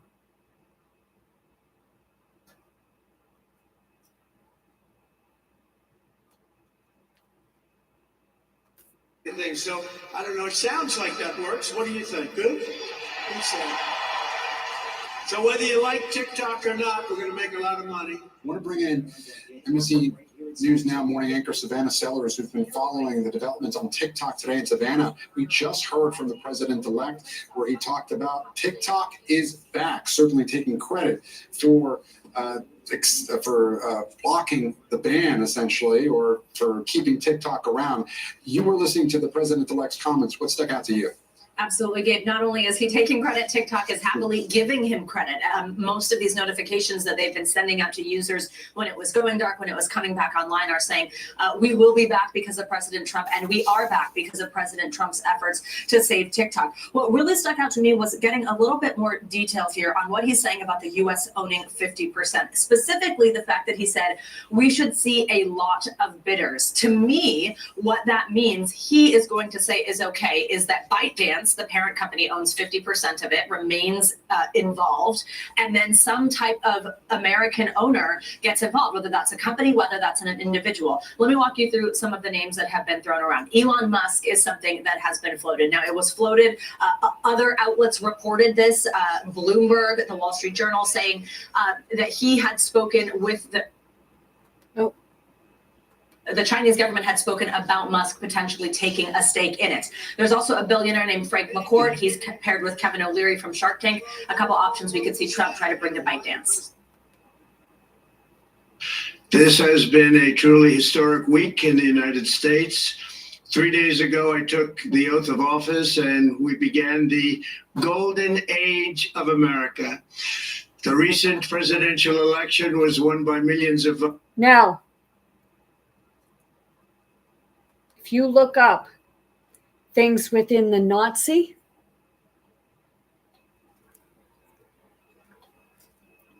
they have something like this. Oh, sorry. They have something like this. Looks very similar. Yeah, I looked into it. So that was Trump delivers vital remarks, but I'm going to get back to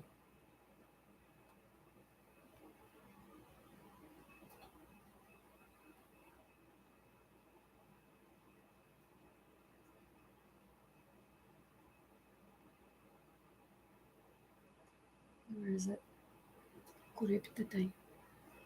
So we're going to get back here. I'm going to show some more pictures.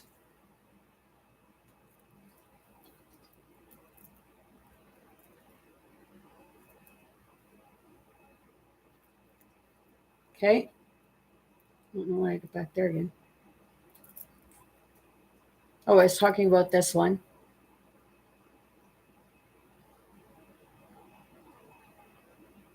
See his hands on the Bible here. Not there.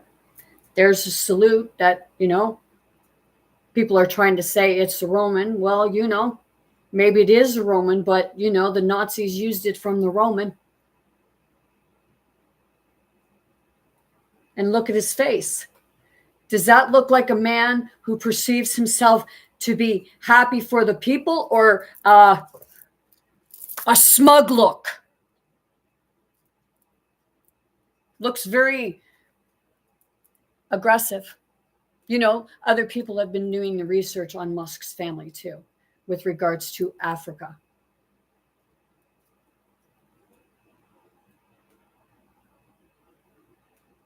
I didn't come here to be liked. There he is signing. He's happy to show, but when you watch videos, he's handed and he's told what he's signing.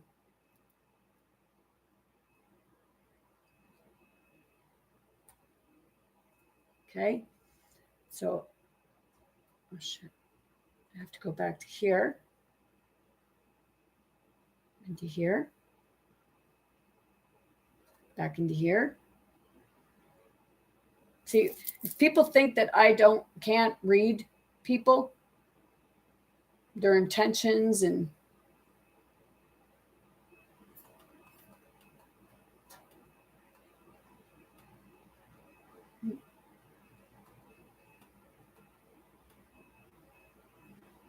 what's this one? Oh, these are the day of the inauguration. Hitler stands a lot like he does with the hands, and there's the fist.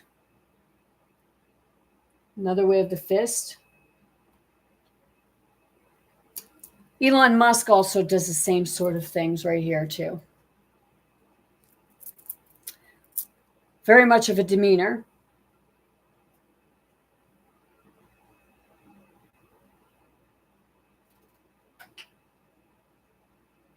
This isn't what I was looking for.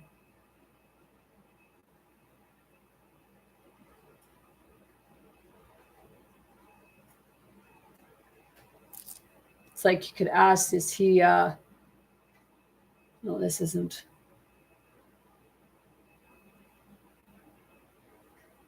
Okay.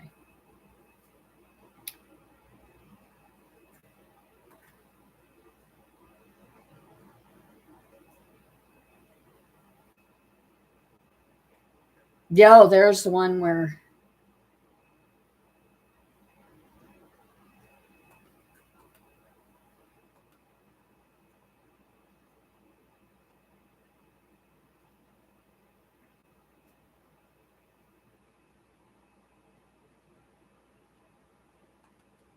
No, I'll pass on that one.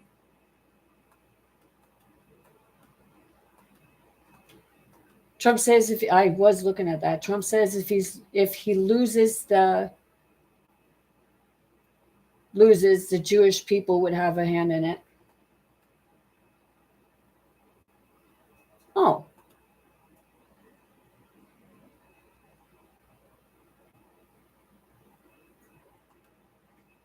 What's this say? Times of Israel. Who are the Jewish in Trump's inner circle, and how will they affect his second term?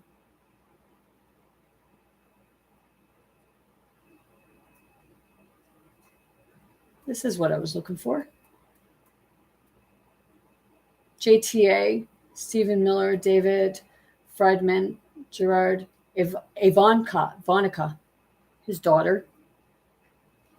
3 names and a few others become familiar to American Jews over the 4 years of Donald Trump's first term in the White House. Depending on the day and their political views, Jews looked at them with pride and scorn, hope, or disappointment. In addition to shaping the course of the first Trump administration, they became symbols of and conduits for the president's relationship with the Jewish community. So my question now is, okay, are they stuck in there to get intel?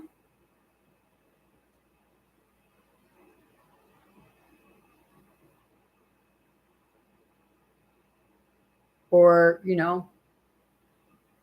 do they believe in the Jewish religion?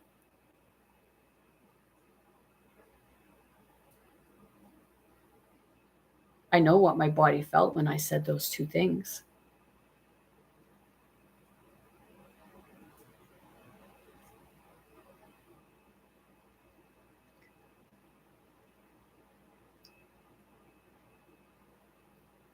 Now, 4 years later, as Trump prepares to reiterate the White House, re-enter the White House, some of the cast of characters is back, while others have dropped off the stage.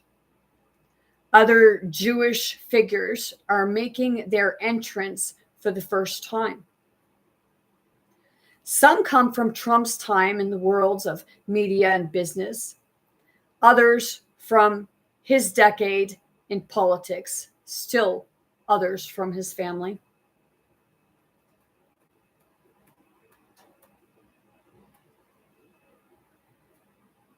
Didn't they say that the Rockefellers were Jewish? Or was it they portrayed themselves to be Jewish? No, I didn't like it. That's why it said, did they put people in somewheres to infiltrate it? Like they do with your CIA and federal government and all, But it's a part of who's governing them.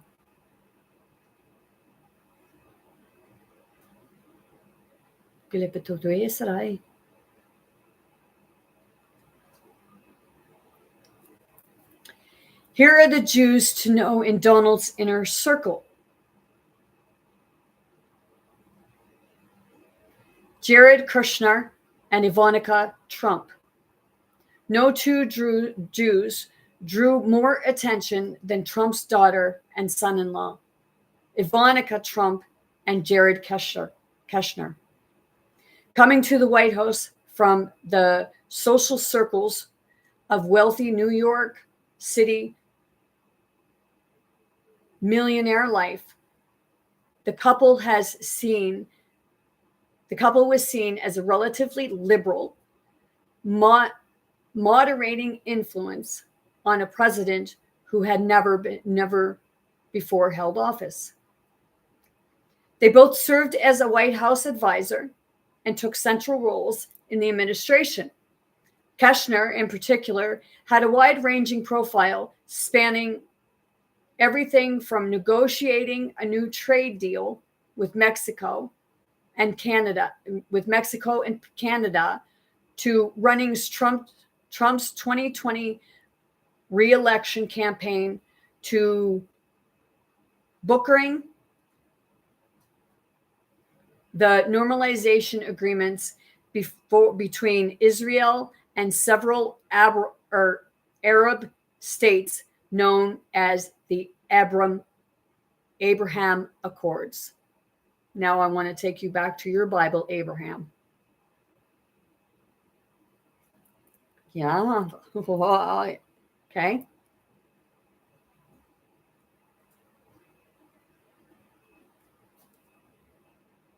Said I'm not taking sides in this.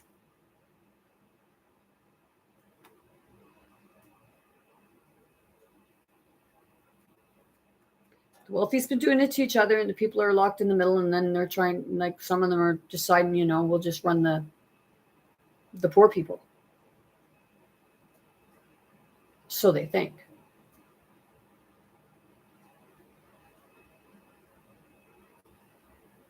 Or that's what they're hoping. But see, the thing is, the real hope is rising. And that hope lives in Pandora's box. And what is Pandora's box? Pandora's box holds the secrets of the world. Pandora's box holds your secrets. Maybe some could say it's like related to the Akashic records.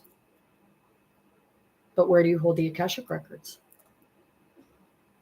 Don't they say you are able to connect and tap into the Akashic records? Do you think he don't?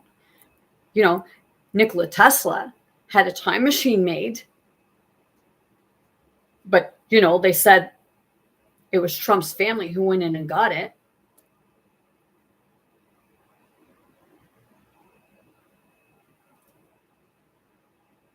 And it was only to make themselves more, maybe, wealthy.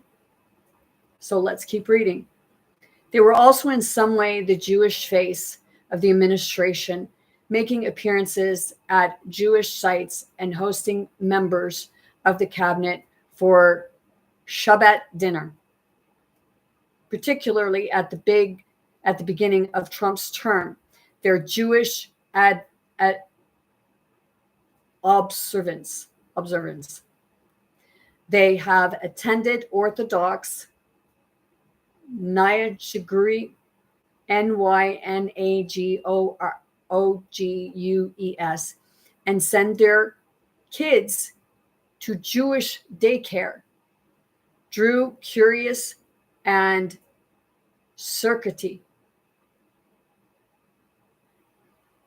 So I have to ask again.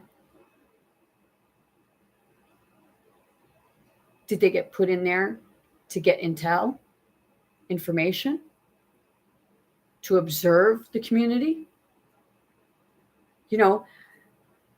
Hitler didn't like the Jews, right? The thing was what Trump said, and that's probably what he's trying to get rid of, are the Jews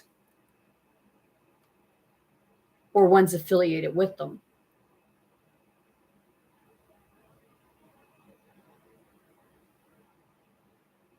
So if the Antichrist was coming back and didn't want to make the same mistakes of, they say finding the Achilles heel.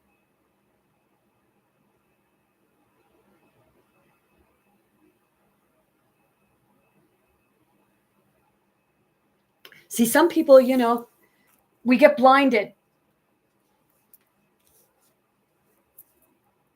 Blinded by shiny things, blinded by money. I'm not saying it's wrong. I'm saying, how is it being used and who's in charge of it? Because la potrebbe essere che se tu posso essere ruim,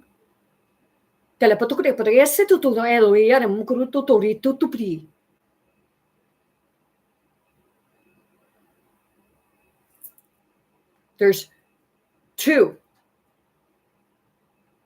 forms of Christianity. Okay, you know, in the Paris games or whatever it was. Didn't they say that they did an imitation of the Last Supper? And the way that they were, the attire they had on? And didn't the Christians get pissed off about it? And didn't they say something about the power went out?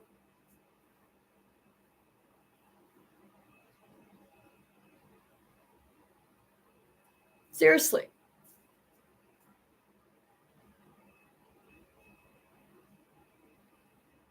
A dystopia and a utopia. But is it trying to, that maybe it's trying to make a statement?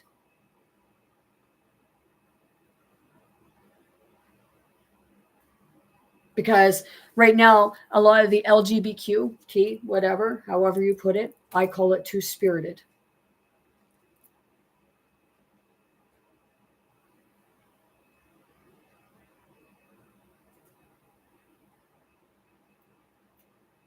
Trump wants to pass a bill telling people that they can't identify how they identified. I'm going to tell you right now. Be proud of the body you're in and realize that it is okay to feel like you're a man in a woman's body or a woman in a man's body or nothing at all. What you're experiencing in that is you're actually experiencing all forms of spirit.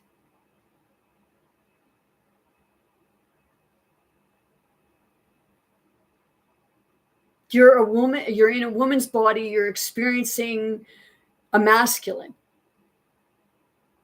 You're in a man's body experiencing a feminine.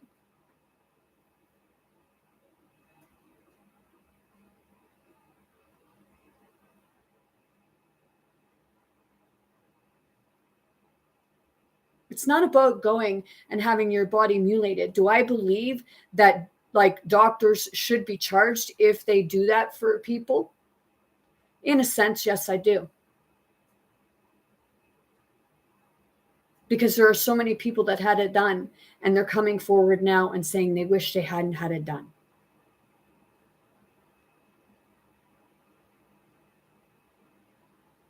So yes, I do, because it is profitable, because it's cosmetic surgery, and they will guilt parents into getting this gender assignment or whatever it's called to your young children. That's actually crimes, because you're mutilating a child's body for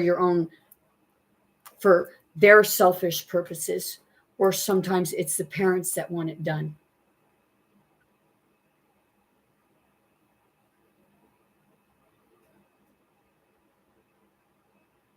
So the part of the community that's saying that people shouldn't identify, that's creating a lot of turmoil within the heterosexual and LGBTQ community, or two-spirited community. Somebody didn't like me saying two-spirited. Well, too damn bad for you. That's what you're experiencing. You're experiencing your masculine and your feminine. Ebony, ivory, yin yang. Adam and Eve. Adam was the atom and Eve was the electrical voltage, the spark of life.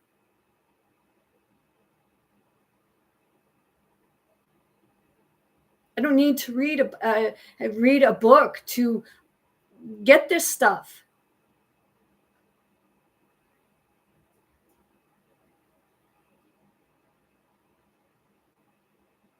It's that part of the people, and it's not just man and like man, or it's not just woman. It's the people being suppressed by the systems. And that was the message that I will say Jesus and Yeshua were bringing to the people.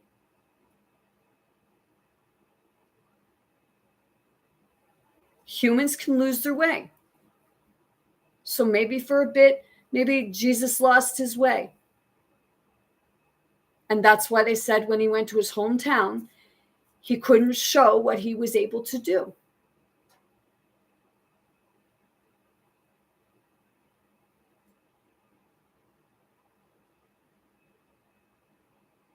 And in it, from whether it's this way or that way, one religious group had another religious group crucify.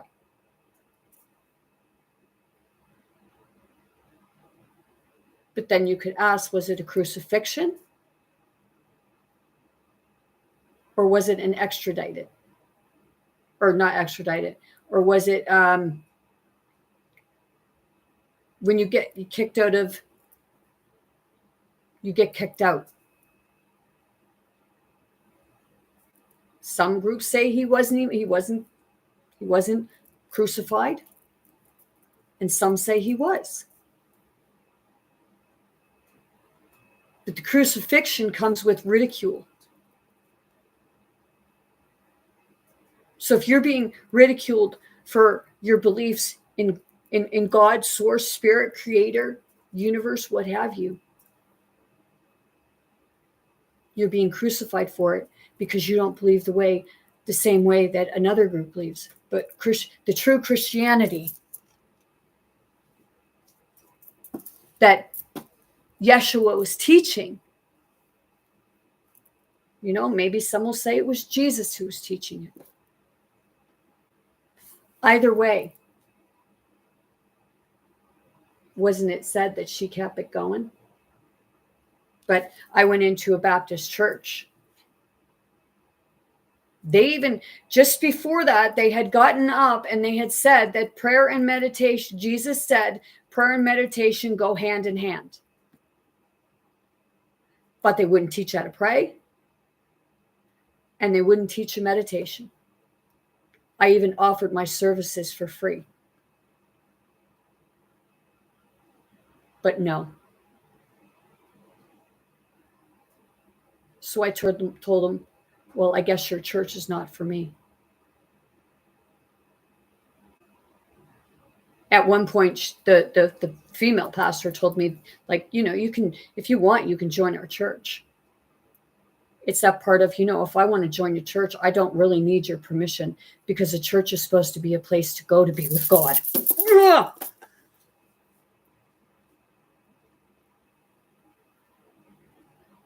I'm in church every day because I sit with God.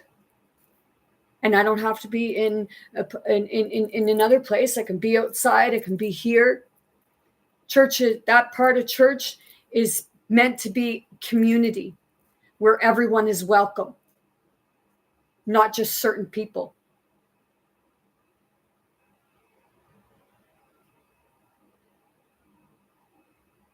The churches I've gone into, I felt very unwelcome there. But they'll stand up there and they'll preach about God and morals.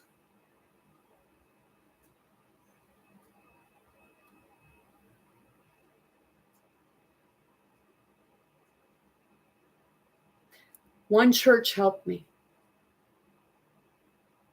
And people are saying it's infiltrated. Yes, they all are.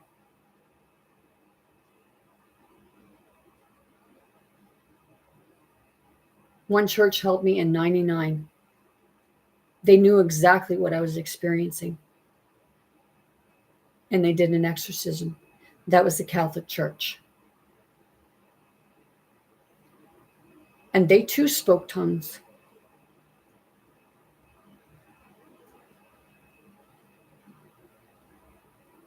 Some people didn't like me saying that word, tongues.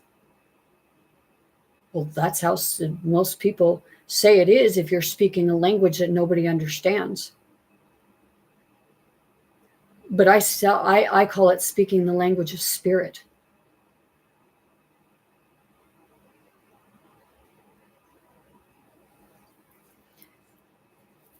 This here is Mary Magdalene revealed, the first apostle. So people think that, well, okay, they think that John was at the Last Supper, sitting next to Jesus. Let's give you a little bit of information. How could John be the one sitting next to Jesus at the Last Supper if John had been killed prior to that? Because he was beheaded. They tried other ways, but he was a man of God. So they couldn't kill him, so they had to behead him.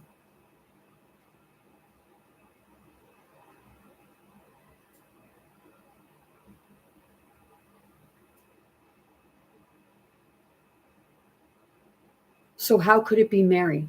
Or how could it be John if John was already dead? And there's still 12 people there. Wouldn't Mary have made a 13th? And the 13, people say it's bad luck. The 13 actually represents the feminine. What they say is the taboo. Beat the feminine out of them. Whether you're a man or a woman. You go in the military, they make you a soldier. Do as I say.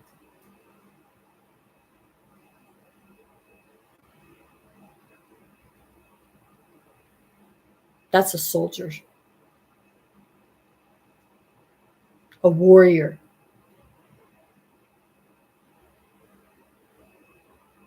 Is someone who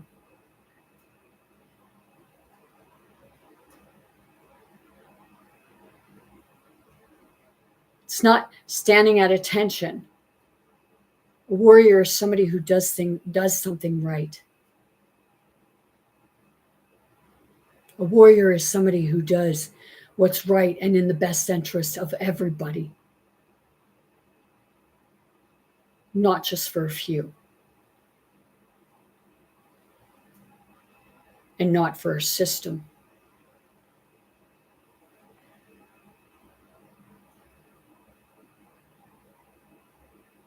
They stand up for people who can't stand up for themselves. They stand up for the weak, the vulnerable. They stand up for men and women and children.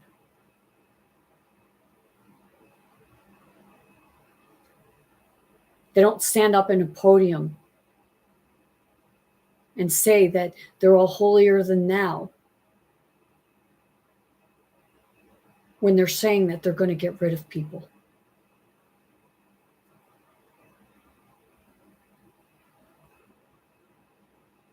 Say they're going to ship them back.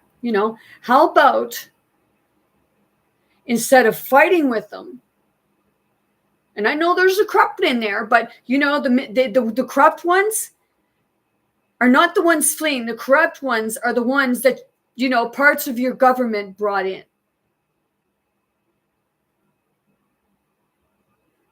I'm not saying all parts of the government is corrupt.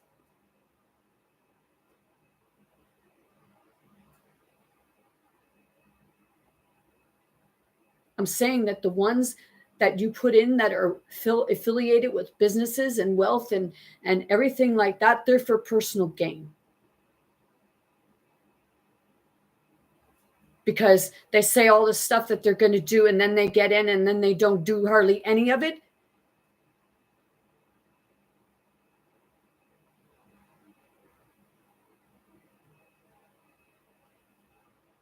It's that part of, whether somebody's the president or not, like, shouldn't it be like kind of like you say the president has the last say? Well, how's he have the last say if not everybody put him in charge?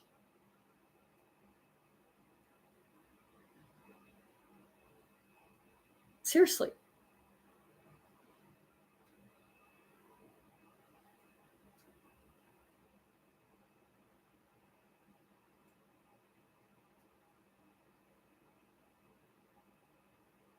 I feel that stillness,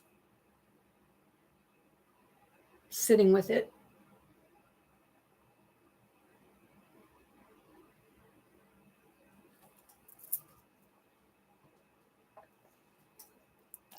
The Gospel of Mary had 7 pages missing.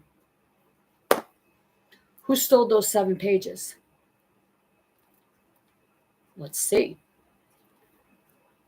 Maybe the ones who were in charge and didn't want it getting out to the public, so they took certain things out of the Bible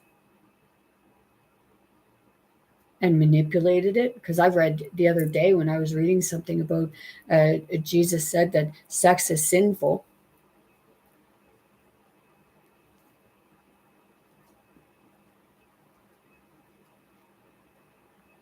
And we're finding out now those same ones that would preach that sex was that Jesus said that sex was sinful. Some of them are the ones that are out doing it to children.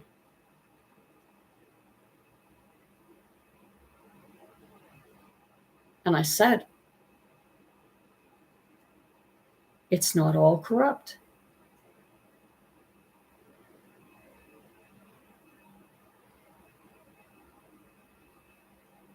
But when it comes to them making a profit, you heard that one about Trump, about, oh, trillions of dollars, you get half a TikTok.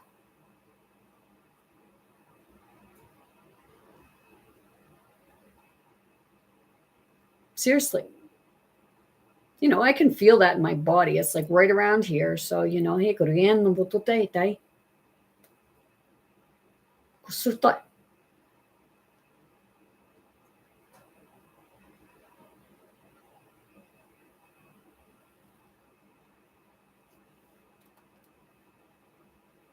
you know, isn't your government supposed to be working for you? Your taxes are supposed to be for that. You pay your government.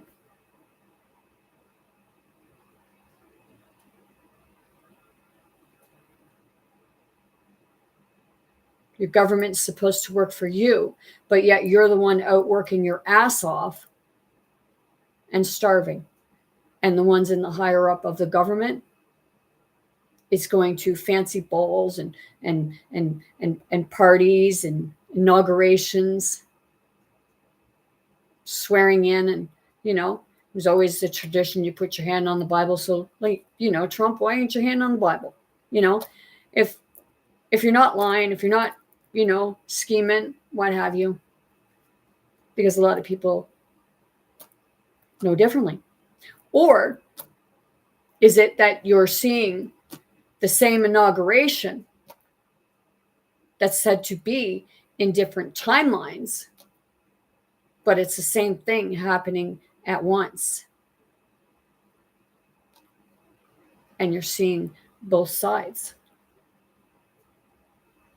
It's a question. You know, people don't have to believe me on that. It's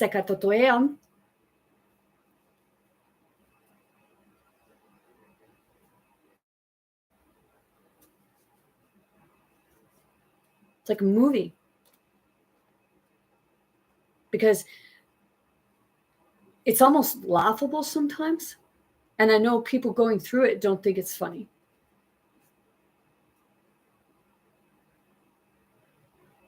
Because what's happening right now, it's giving a lot of people PTSD. And that's part of their plan, his plan, their plan.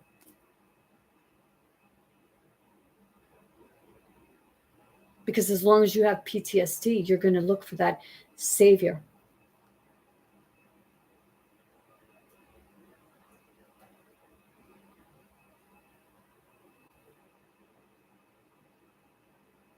And he's someone that's out for self, because all he ever talks about is money. And he don't even know how to manage it himself.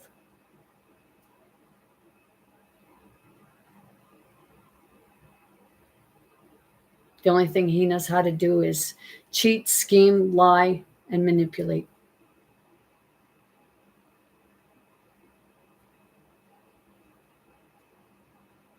That's how I see it.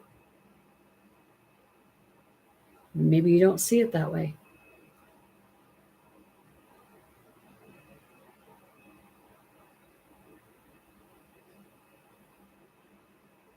But when I observe Trump and his family,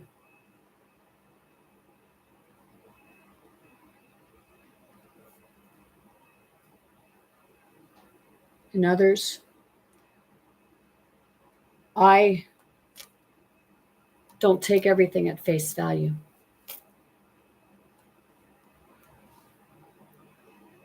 I look in their heart.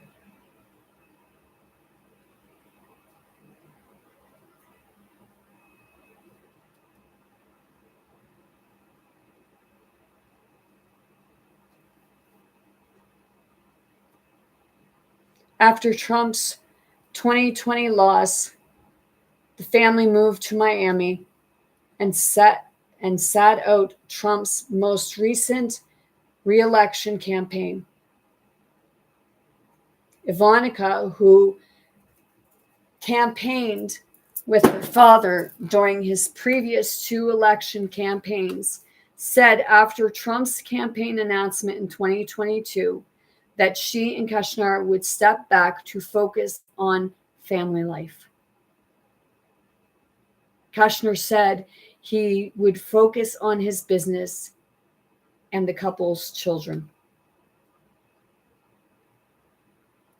Kushner suggested to the New York Times late last month that the pair would remain outside of politics if Trump won the election, though more recent reports suggest he may be involved in some way with Trump's Middle East policy.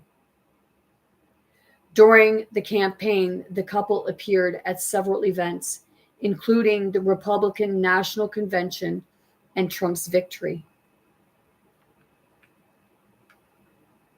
They have not entirely separated from their work during the first Trump administration. Kushner runs a multi-billion-dollar investment firm tied to Arabia states in the Gulf, raising ethical concerns about overlapping with government affairs. The Democrat-led Senate Finance Committee opened an investigation into Kushner's firm in June, though its future is uncertain. So I said, did they put themselves in with the Jewish community? Maybe portray themselves to be something they're not, but there was 2 sides to the Jewish community too. Yeah. See? Some of the Jewish community went Christian.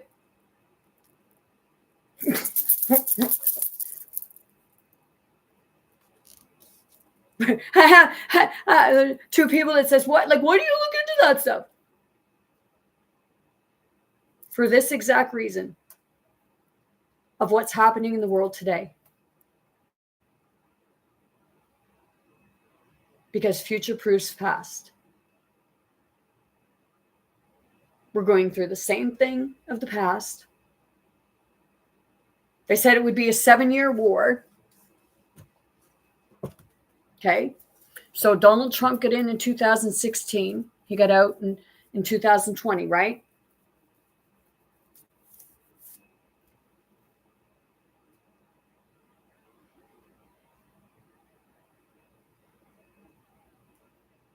There's been utter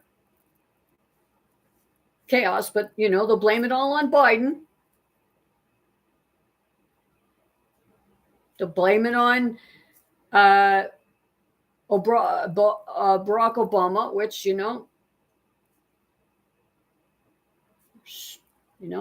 controversy there.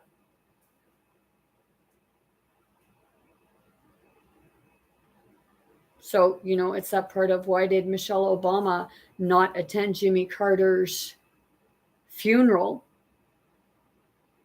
nor the inauguration. And said that she was on a long trip. Well, I always thought, they'd say that those responsibilities come before a trip. So why? And like, people say he's doing great, but any other Christian, I guess, a true Christian, would they not have put their hand on the Bible to swear on the Bible? I know people can put their hand on the Bible and still lie about it. Lie on the Bible.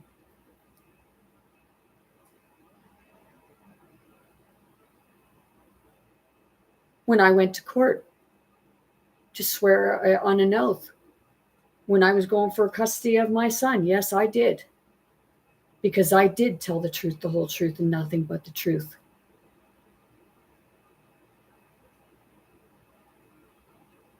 And it's not because I've never told any, it's not that it was small white lies either. It was just like, people say lie by omission. Well, how can you be lying by omission? Seriously, how can you lie by omission? You're not lying because you're not telling them anything to fucking lie about.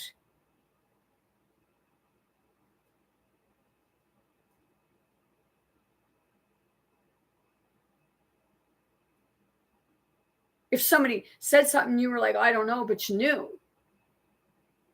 You're omitting. Some will say, well, maybe it's for the benefit of the person. Maybe.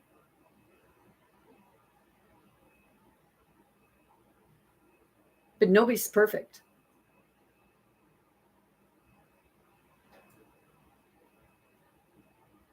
To say that, that somebody was perfect,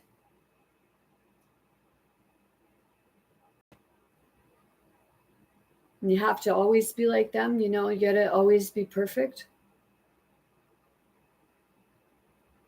That was not true.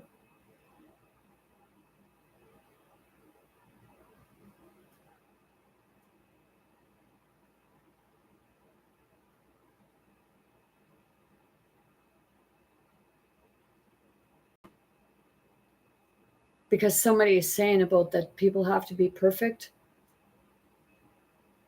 doesn't that keep you in a state of shame and fear and guilt and, always thinking, oh, I'm never doing anything right. I'm not worthy to go to heaven. I'm not worthy for this. I'm not worthy for that. It's a way to control people.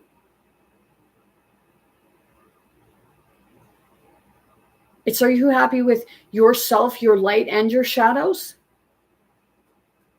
Can you accept both?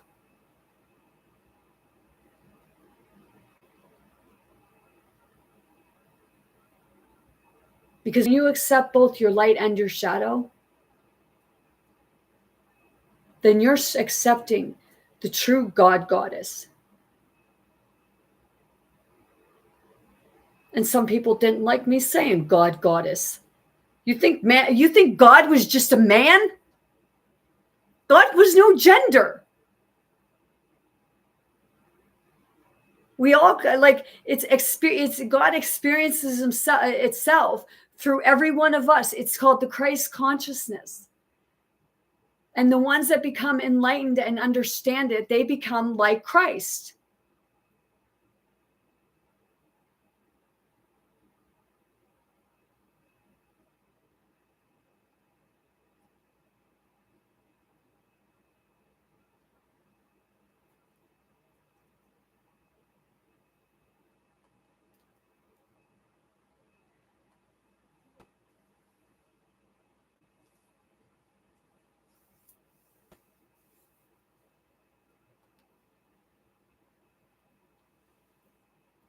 Now,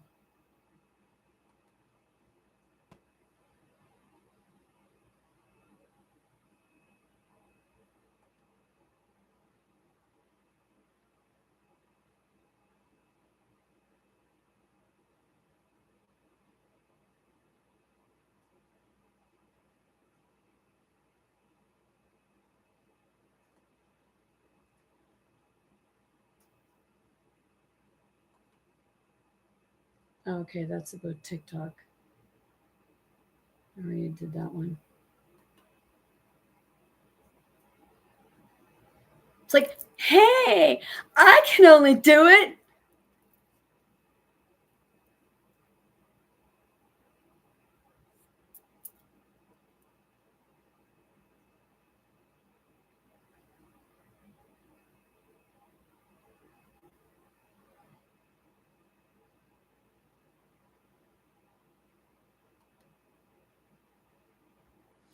Hitler created a fictional persona to recast himself as Germany's savior. Sound familiar?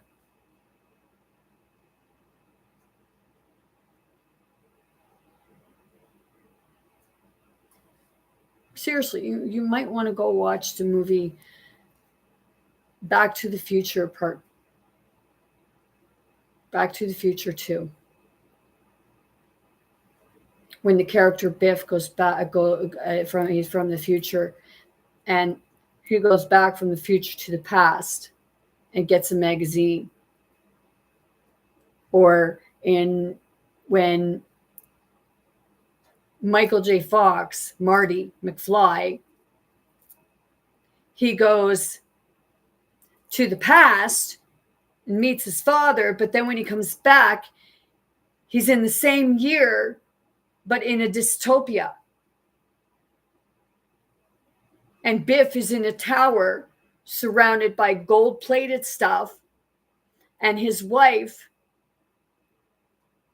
is a raging alcoholic who he smacks around. And he gets in his hot tub with many other women and then tries to kill her son because the son knew the truth. He was coming back to try to get the book. But everything was in chaos. And if you watch the documentary about the movie Back to the Future, you will find out that Biff the Biff character is based on Donald Trump, because Donald Trump was a bully when he was younger, and he grew into an even bigger bully because he learned how to manipulate people and bully people and blackmail people. He loves his contracts, don't he? Now tell me something. Would a man of God need contracts as much as he does it? You know, that to me, if you watch Once Upon a Time, that's the dark one. That's Rumpelstiltskin. All about contracts. But only he knows the loopholes for himself.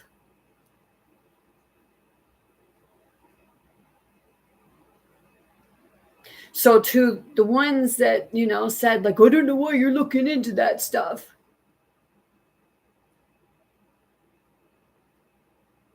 It's because I can. And it's because I'm meant to be. Because it's telling a story. It's telling a truth of why the world is the way it is right now.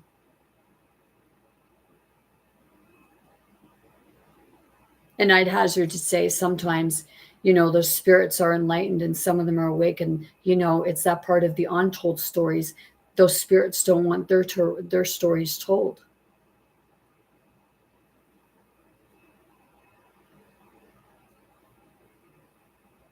And why don't they want them told?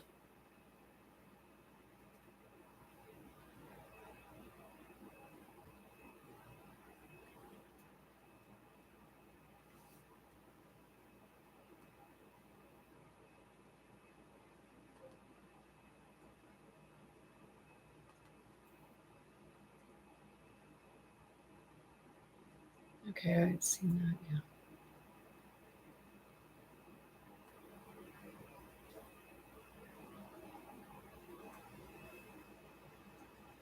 Global politics. Trump and Hitler, how accurate a comparison? Along with many others, Republican Vice President nominates nominee J.D. Vance has reportedly pondered at least once whether Trump would be America's Hitler. Let me read that again.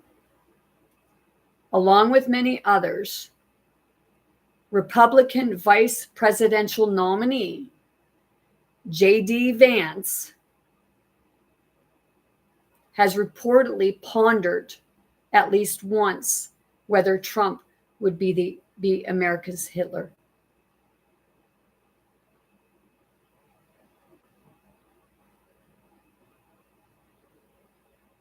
His own vice president is questioning him.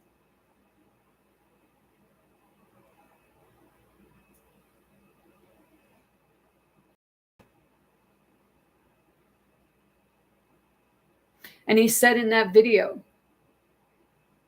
what he would do, the things he would do to win the election. Let's play that again. It was all about making money with TikTok.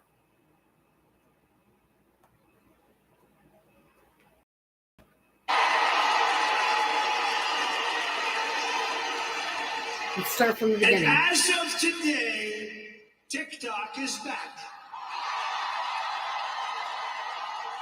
So if he's saying as of today, TikTok is back, is it possible that him and his other platform buddies were the ones that shut it down so he could make like he was the one that brought it back? Let's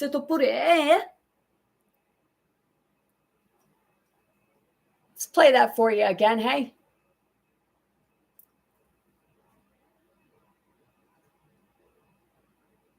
Watch this. As of today, TikTok is back. Like, thanks to me, people.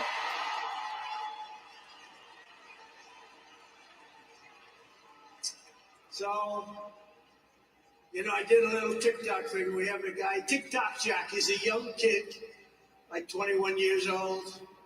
And we hired this guy, and I went on TikTok. Can you believe what I'll do to win an election? And let's play that again. We went on TikTok, and we hired this guy, and I went on TikTok. Can you believe what I'll do to win an election? And again, 21 years old. And we hired this guy, and I went on TikTok. Can you believe what I'll do to win an election? And we went on TikTok. Yeah, a lot of people can. He just said it right there. Seriously. It's a head scratcher, I must say.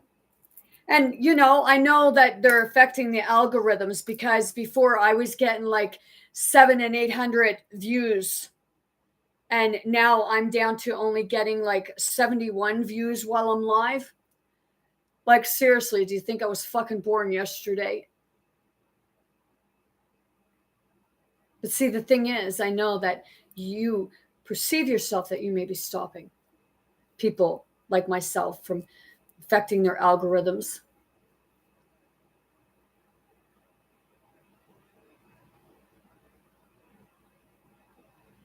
It just goes to show how low you are.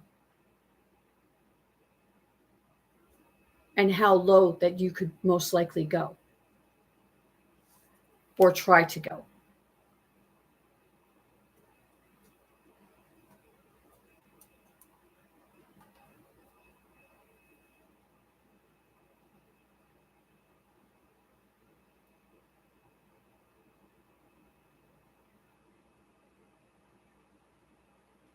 Is the Trump-Hitler comparison accurate? No and yes. Okay, the difference is let's see. Hitler came from a poor family. And Hitler did a lot more raging.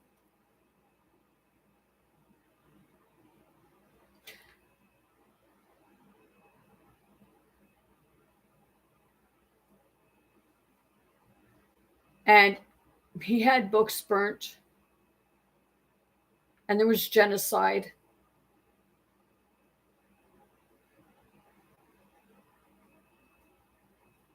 And see, people look and they believe that Jewish people have a certain look to them. But that's just another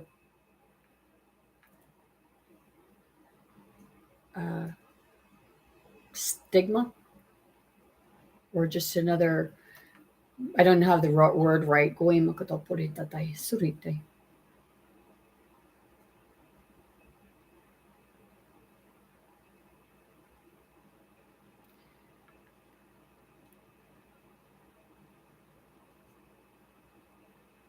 Do I have a right to say about the Jewish? Yes, because I had like some of the Jewish came from Scotland, Celtic.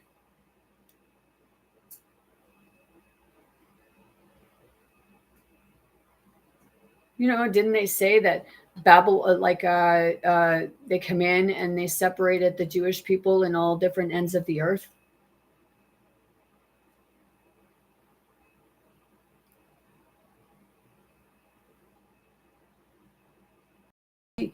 It's just not, it's not just one community over the other, because it all separated over time.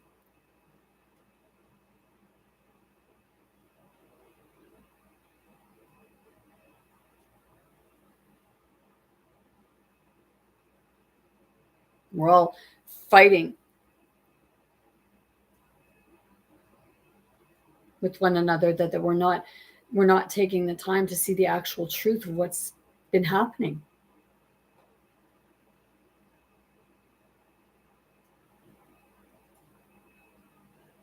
They're putting youth against youth, children against children. Toddlers are even against each other. They're fighting. But people will say, well, that's kids being kids. What reason would kids really have to be fighting with one another? Just because it's a fucking toy?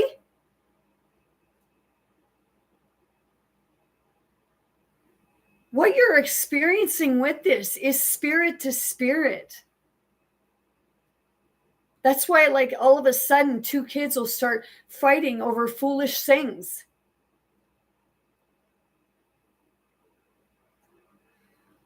But what do I know?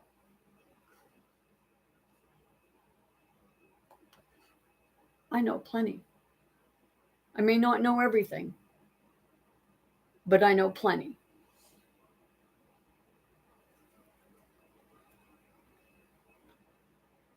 No and yes. To portray Trump as an American Hitler, they say it goes too far. Really? Would you like to call him Roman?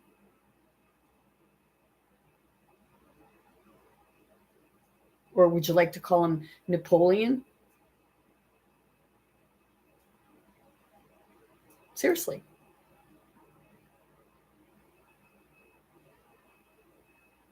Would you like to call him Kronos?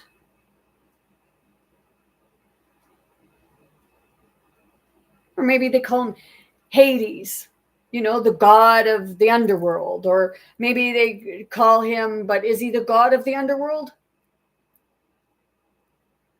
Maybe. Because corruption seems to follow him all the way, doesn't it?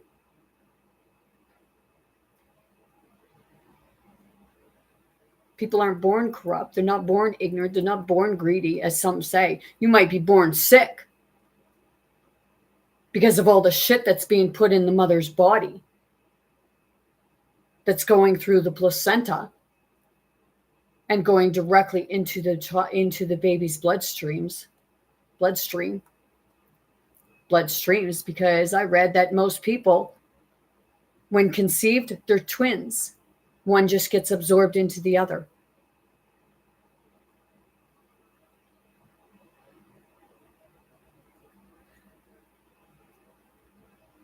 The comparison is so inflammatory that it must be approached with expertise, exquisite care. Exquisite care. There are stark differences between the two men, both in their backgrounds and their careers. Whoop-de shit. One was wealthy and one wasn't. One was trying to kill the Jews, and, well, you know, what's happening right now is questionable of what's going on.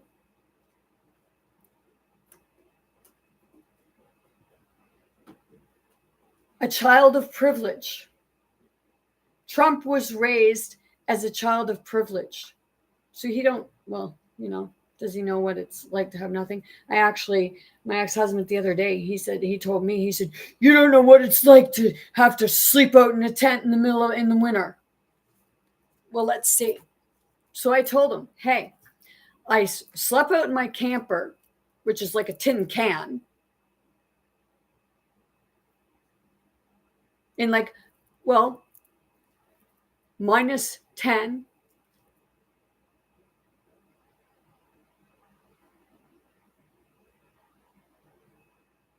And he said, well, before he said, well, you could have come in the house. Well, no, I wasn't coming in the house because I wasn't leaving my cat out there by himself. And then he and I got into it a few times.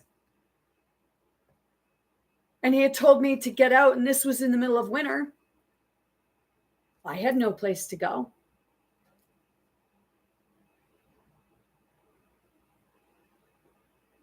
I didn't want to go into my dad's place, although I did sleep in his parking lot in my car. But I took my cat with me.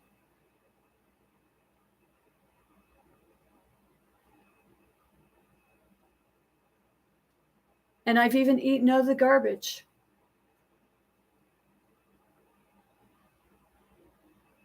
Because I didn't have enough money to support food for myself and my youngest son. So I would make food, and I wouldn't eat anything until I knew that he was done. And then sometimes I wouldn't, and I would just eat out of the garbage can whenever I went to work whenever I went to work with my father.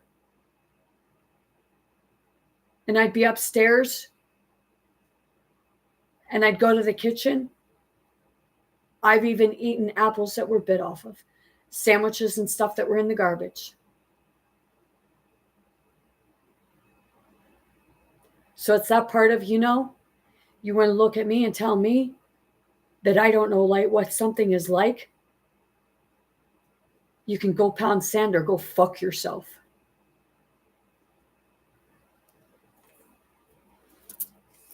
And some might say, well, that's awfully foul mouth for a girl.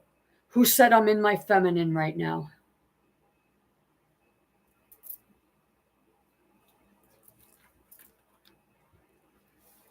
And it's that part of, should I feel shame for doing that? Fuck no. The ones that should feel shame is the ones that are running the systems of people having to feel like they have to do that to survive.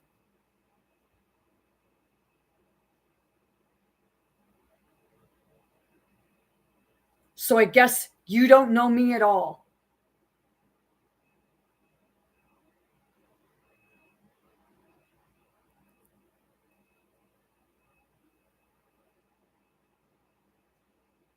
Trump was raised as a child of privilege, fortified in his ambition by inherited wealth.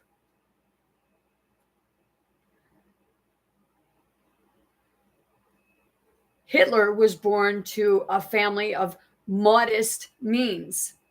Time and again, Trump was able to move beyond financial setbacks in a life of affluence. Influence. No, that's not influence. Affluence. Meanwhile, Hitler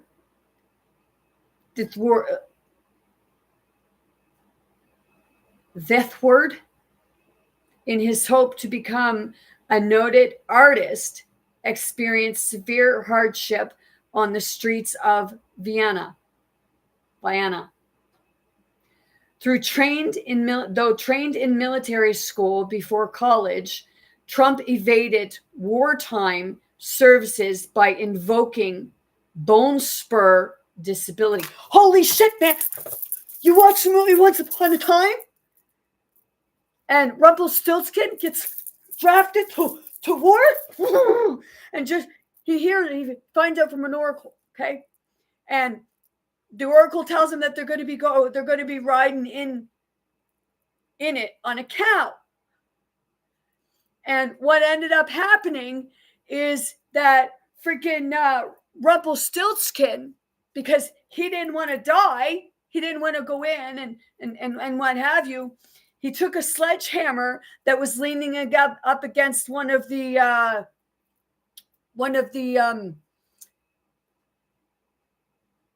well, we call them a trailer, but what have you, because they had said that they were right before that he did that.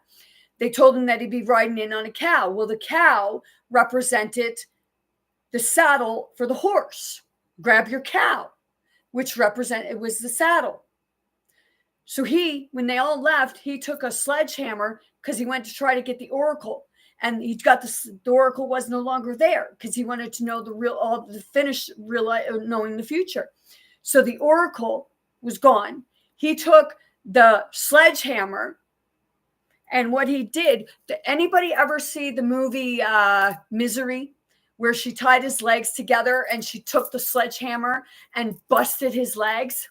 I don't know what the hell is that. Okay. Well, Rumpelstiltskin, what he did was he took the sledgehammer and he knocked himself in his own knee and busted his leg. Bone spur. So, I know where the pieces of the puzzle fit together. He inflicted an injury on himself.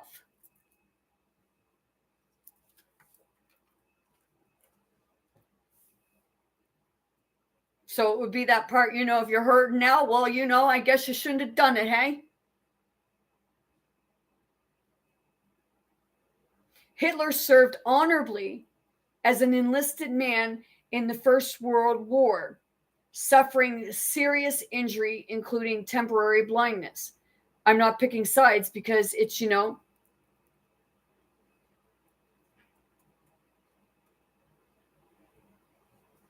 it's one was the bully and one got angry and became a bully.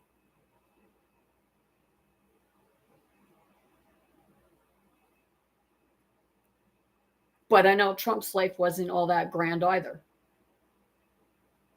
because he was probably a spoiled little brat.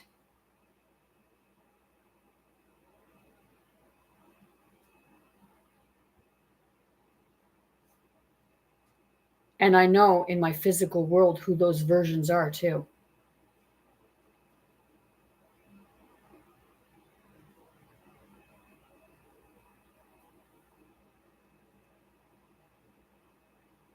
It almost makes me wonder now, people say about, well, now that I look at it, Donald Trump looks nothing like his father. People are saying that Justin Trudeau was Fidel Castro or whatever is Castro. So how do you know that, the World War stopped in 1945 and,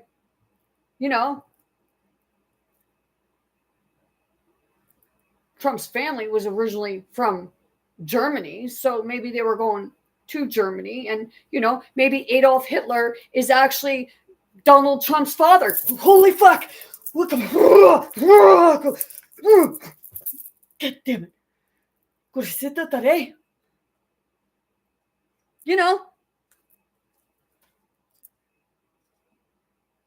Isn't that the QAnon? Wait.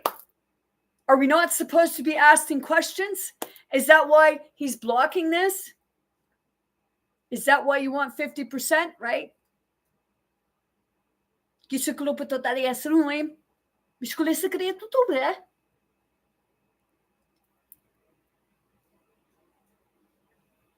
Sa tudo é? You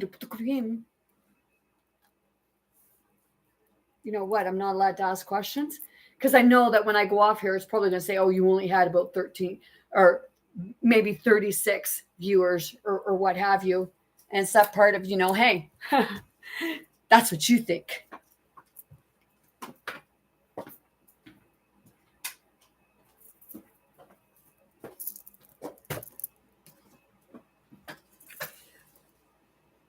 Because whether they're seeing it now or they're seeing it another perceived time. You know, part of the system will tell you, oh, she's just delusional. Really? Well, let me fill you in a little bit. Whenever my body starts doing that, that's truth. Okay? That's basically telling you of something that's true. And, you know, let me ask another question. Is it possible? But, you know, some may say it's not possible. But is Elon Musk related to Trump?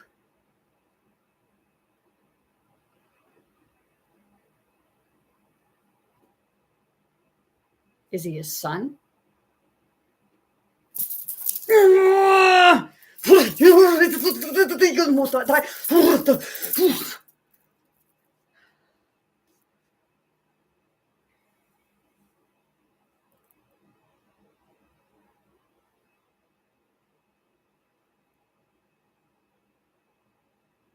Seriously. Father, son, grandson?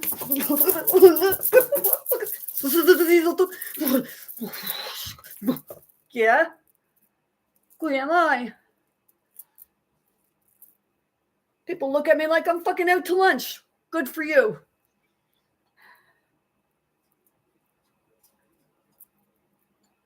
Seriously.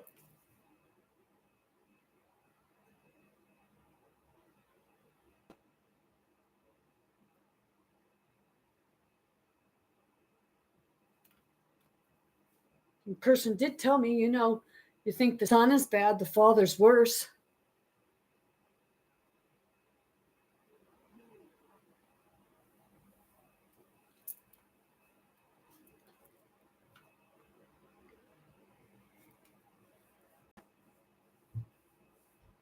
Are they going to tell us we're not allowed to ask any questions?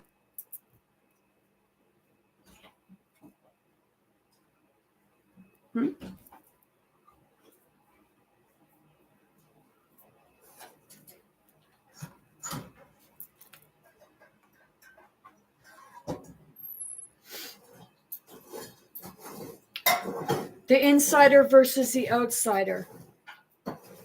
So the insider would be Trump and the outsider would be Hitler. Okay. And, you know, the war stopped in 45 and that was in September of 45, because it was September 4th of 45 that World War II ended. And Donald Trump was born on June 10th, 1946.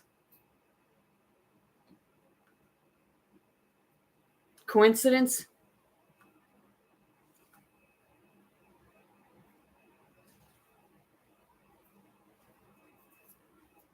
Let's see.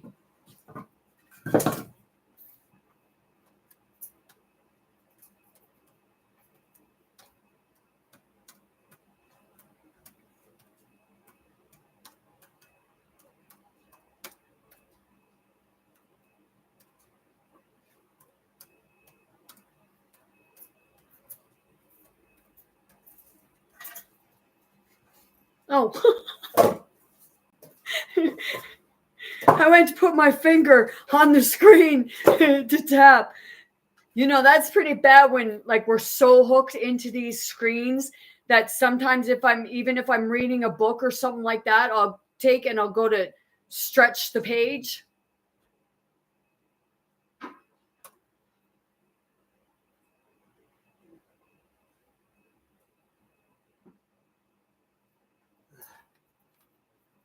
Let's see.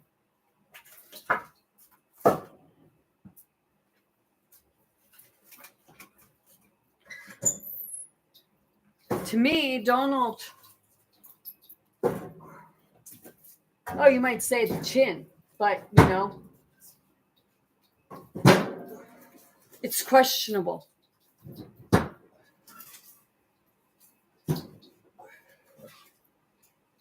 And I'm allowed to ask that question. Let's try a different one.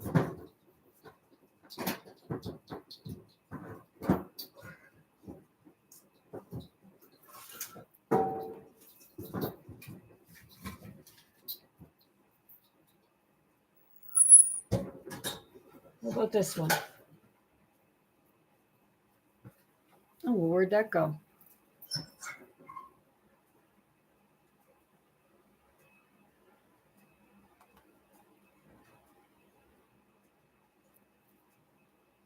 Took me somewhere else. Let's try this. What's this?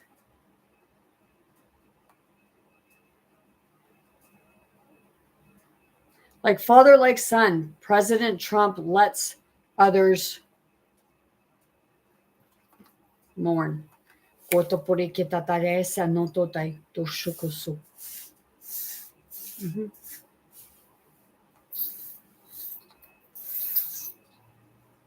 Like father, like son, President Trump lets others mourn. Whether he is dealing with the loss of a family member or the death of nearly 150,000 Americans in a surging pandemic, President Trump almost never displays empathy in public. He learned it from his father.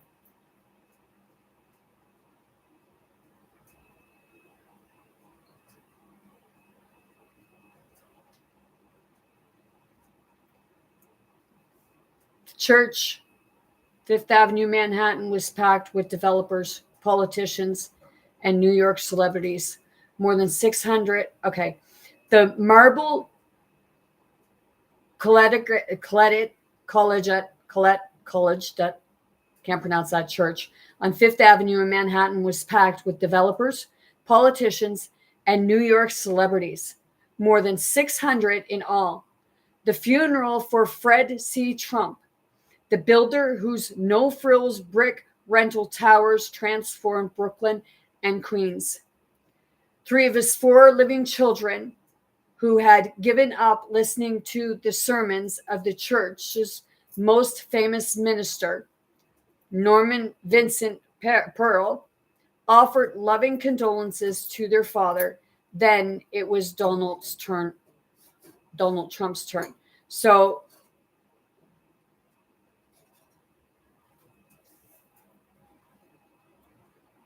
he began by talking about himself. He had learned of his father's death. Okay, so go read up on that. Malignant narcissist. Yes, he was a narcissist. Malignant narcissist. Malignant.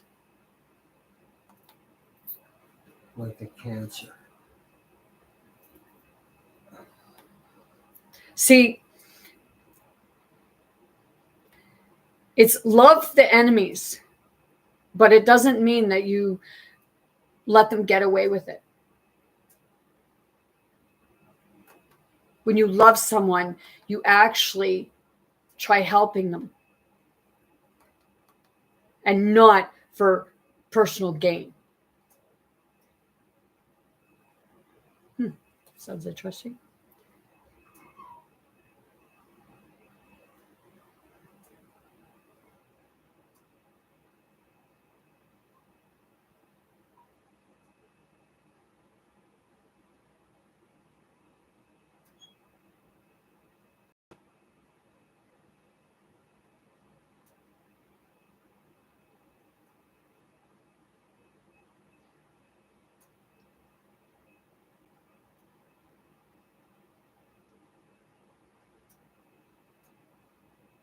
Okay. He began talking about himself. He had learned of his father's death. He told the crowd that day in June 1999. Holy shit, that's the year that I used the board. Just moments after reading a front page New York Times article about his biggest development to date, Trump Place.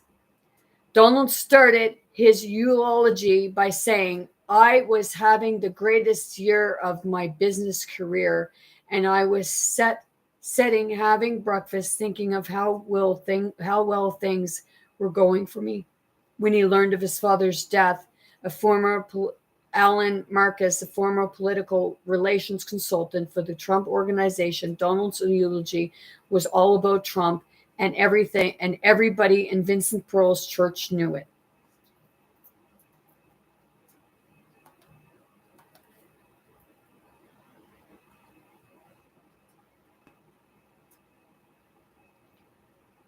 Gerwinda Blair, a Trump family biographer, also attended the funeral. She too could not help but take note of the eulogy, which she described in her book, The Trumps. Was it surprising? Miss Blair said to an interviewer. No. Was it stunning? Yes.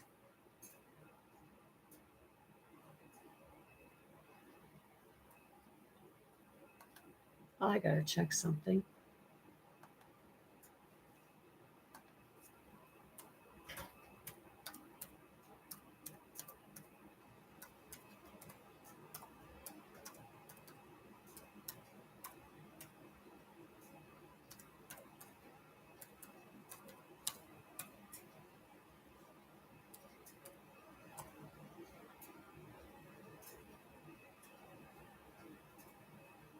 Pneumonia.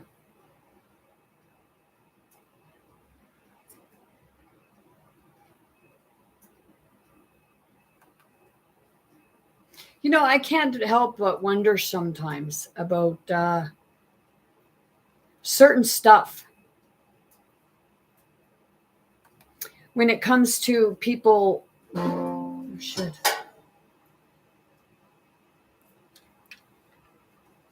Oh, dang. When it comes to people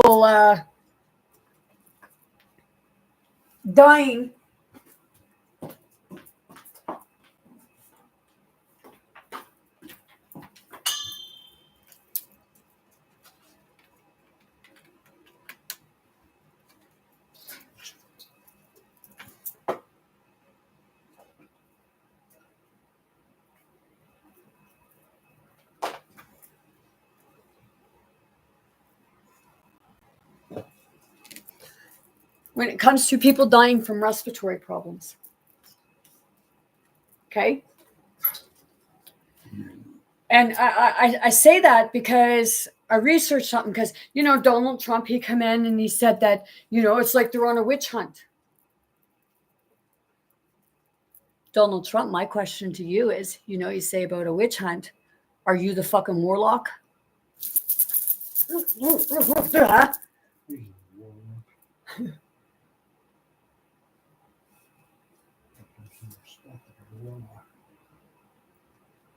What? He's no warlock. You have to have some respect to be a warlock. Actually, there's two sides. You got your bad warlock, you got your good warlock. You got your bad witch, you got your good witch. He's a shithead in sheep's clothing.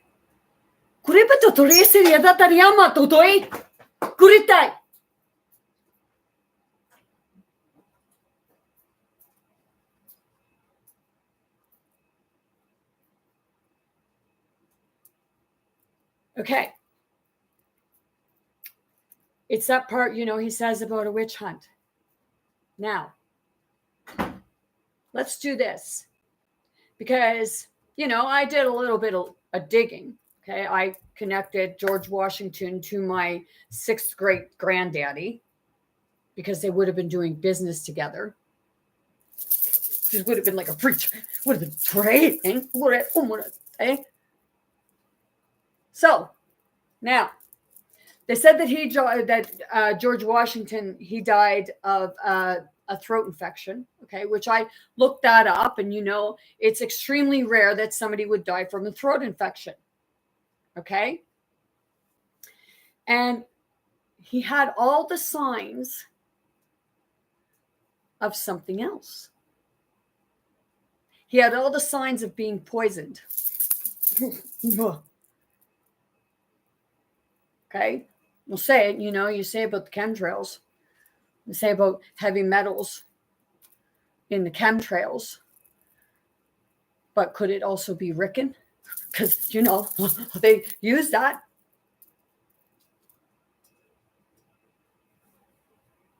You have to know how to make it. So, you have to, seriously, let's see. Rickon.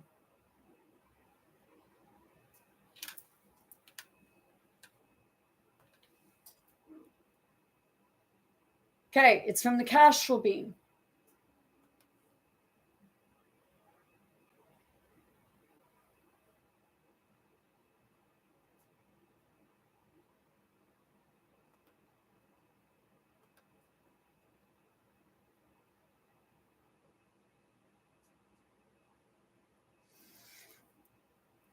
What does Rickon do? And I'm going to read the other part too. What does Rickon do to the human body? Rickon in food or water can cause very severe food poisoning. Symptoms include vomiting and bleeding, diarrhea. It also affects the liver and kidneys. If the dose is big enough, it can kill within 3 days. And that is roughly around the length of time it took George Washington to die. Yeah, I'm a bitch. Gurita, ruff, ruff. I'm a female dog and I protect my young.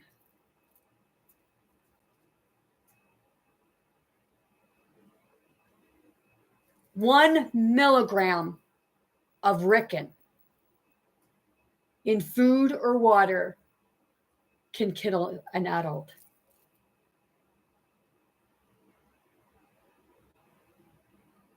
That's how a lot of this stuff is happening. So when they're putting your medication in, how do you know that they're not putting this stuff in your medication? Because your medication is like fluid, right? Yeah. Now,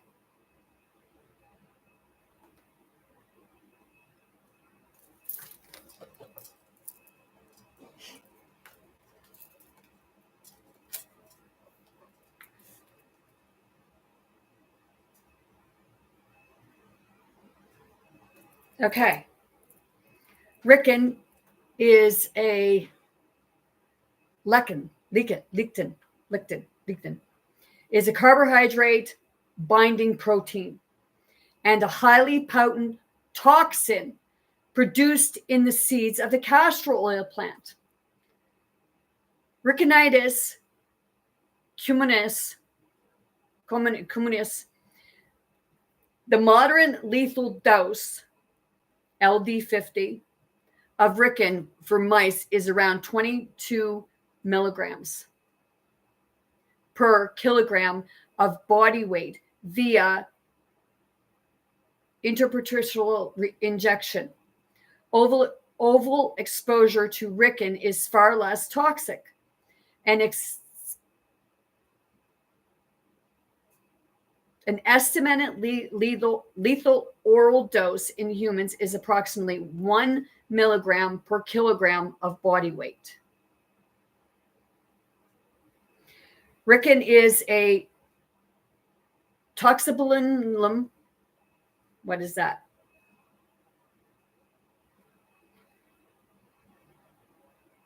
Our toxic plant protein that disables.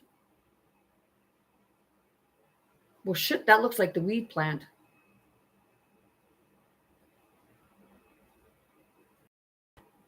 Rhizomos, and thereby inhabited protein Sethinus, producing severe cryotoxic effects in multiple organ systems. They are dimers held together by a dissoluted bond and comparison a lictin part which binds to the cell in the membrane. That really looks like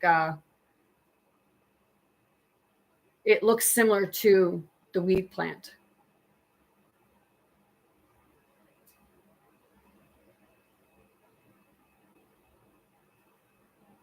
People cough when they smoke weed, you know. Is there a connection? Is that why they legalized it? You know, people smoke it, they smoke it. But it was said to be used for rituals. Cannabis was, because it was in the Bible as cannabis.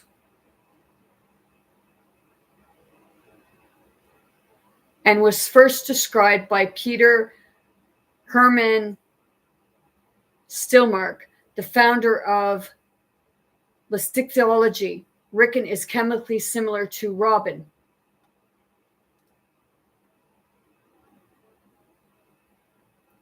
Okay, that's not what I want. Oh, I know what I want.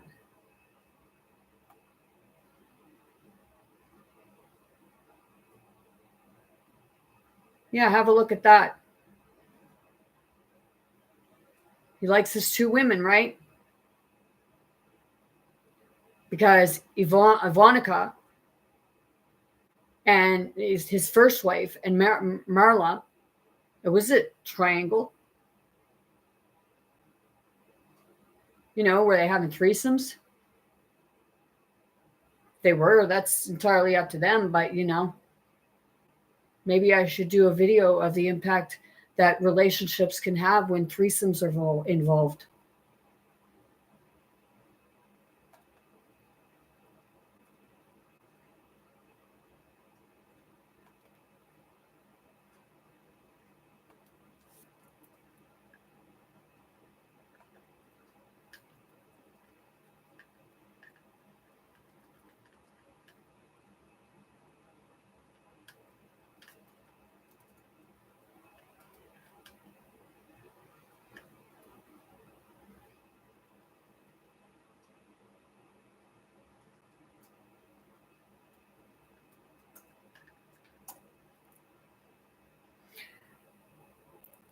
The facts about Rickon, New York State Department of Health. Inhalation. Within a few hours of inhalation, inhaling significant amounts of Rickon, the likely symptoms would be respiratory distress, difficulty breathing. You know, they were telling you to wear masks. Maybe I'm looking back now. Was it because you're going into places and you know they're telling you it's being put in your air? Maybe it's being put in your air. Maybe it's put in your ventilation. And is it being put on your masks? Because don't people, like some people, they feel very can't breathe and everything when they have those masks on. Fucking get up on it, eh? And you know it all come in effect. Seriously, it all came in effect. Respiratory distress, difficulty breathing, fever, cough, nausea, and tightness in chest. Was that not all the symptoms of COVID, boys? COVID-19?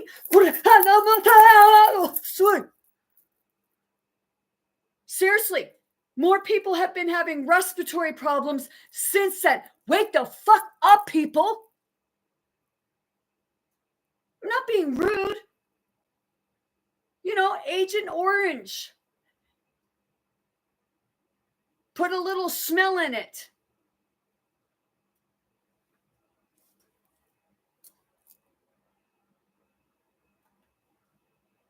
Let's try this.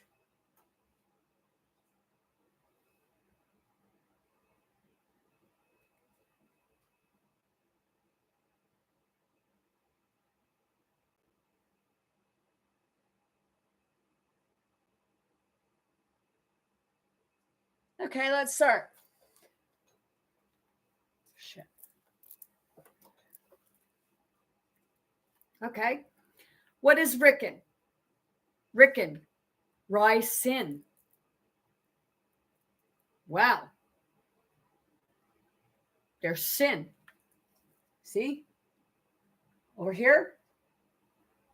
Beginning, ricin. The word sin is a chemical poison present in castor beans. As a terrorism agent, Rickon can be used as a powder, a mist, a pellet, or can be dissolved in water or weak acid. Your pop.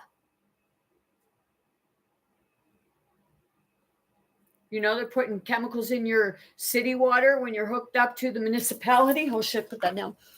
Yeah. It is a stable substance and does not break down easily in tropical indoor or outdoor temperatures.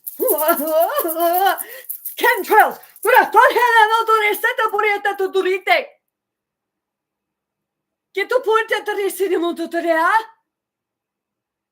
What's the quickest way to poison the people?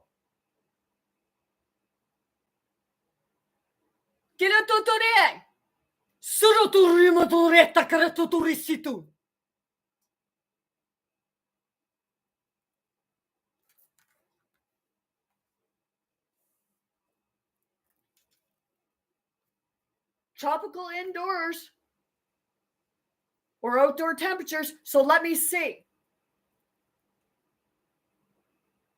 In out, like tropical indoor. So what would that represent? Maybe it gets it in the wintertime. Put it in the air. You got your heat pumps and heat going and stuff.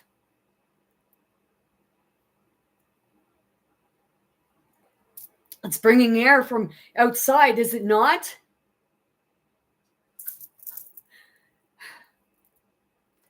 Where is Rickon found and how is it used? Oh, you son of a bitch.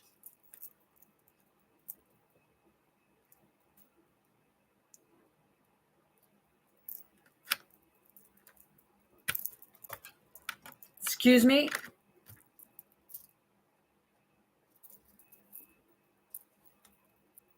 Yeah.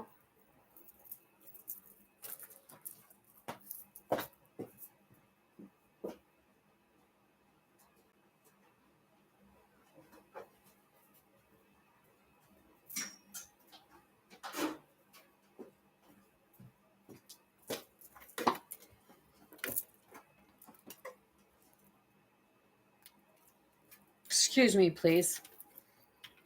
If you can, what happened? My phone just died. So,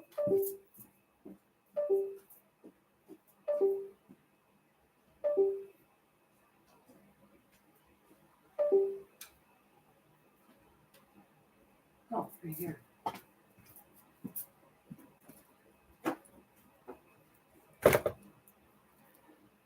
So,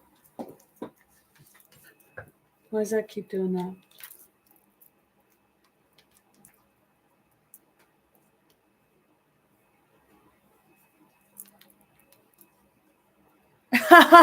They just drained it all.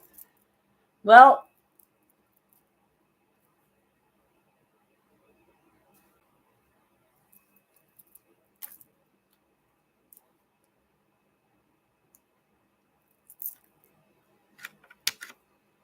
huh. Yeah, I know.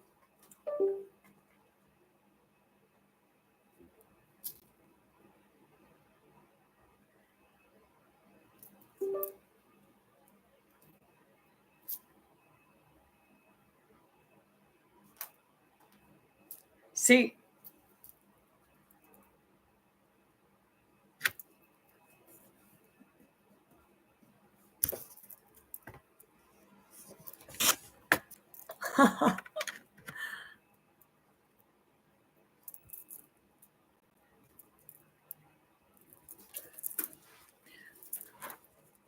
See, I know when stuff is going on because it was like all of a sudden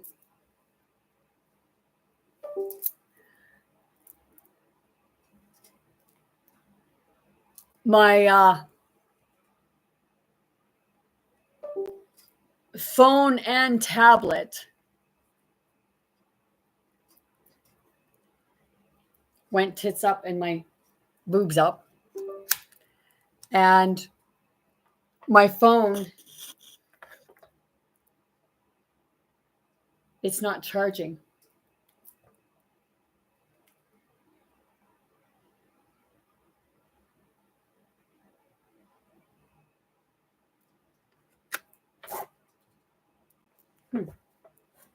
Well, let's just see what we can do about that.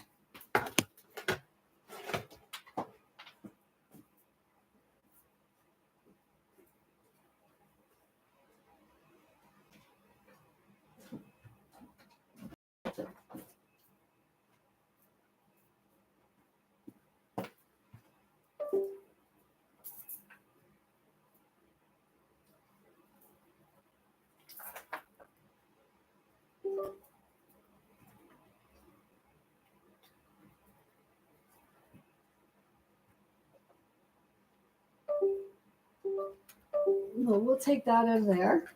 We'll take that out of there. And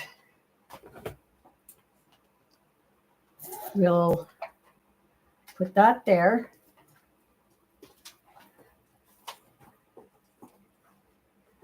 And let's see what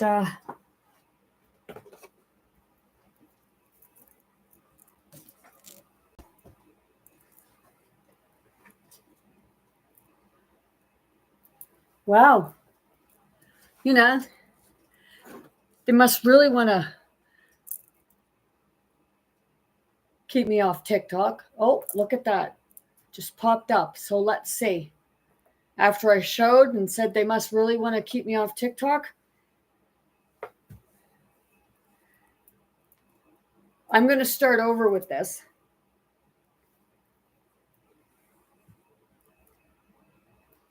It's that part, you know.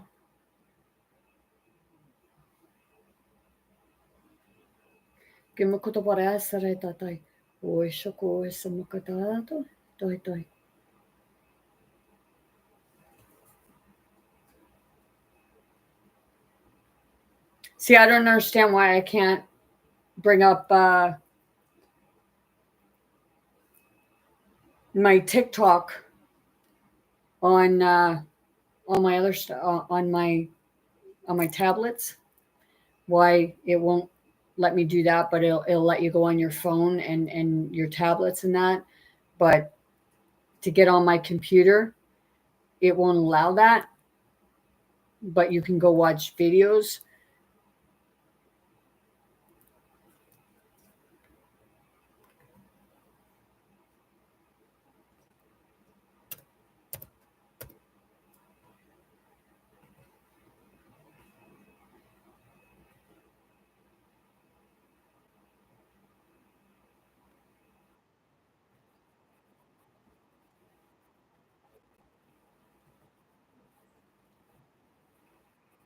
Demanding respect.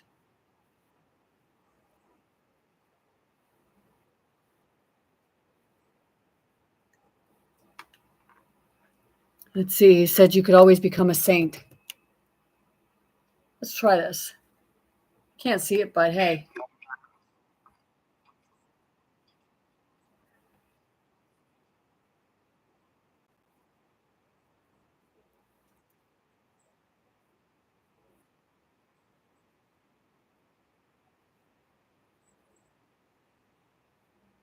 But they're saying that we're the ones with the deficit.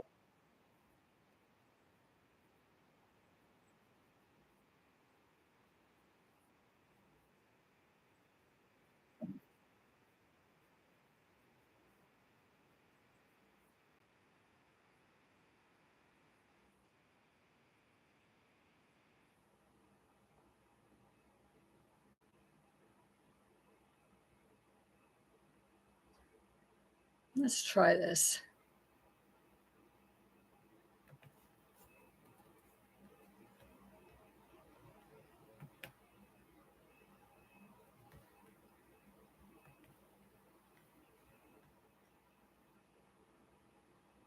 Nope, not even letting me post it to my feed. Let's see.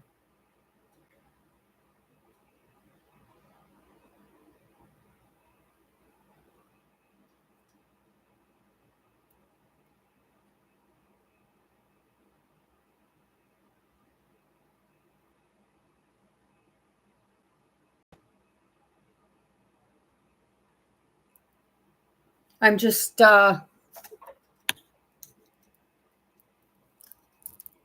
doing this.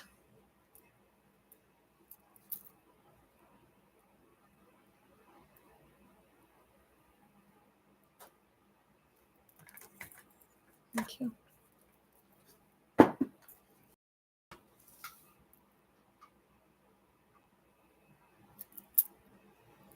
I encourage everyone, when you're walking down the aisle,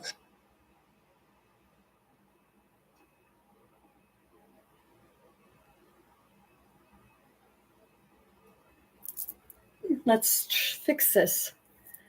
I mean, not I'm fixing this, but I'm going live back on TikTok.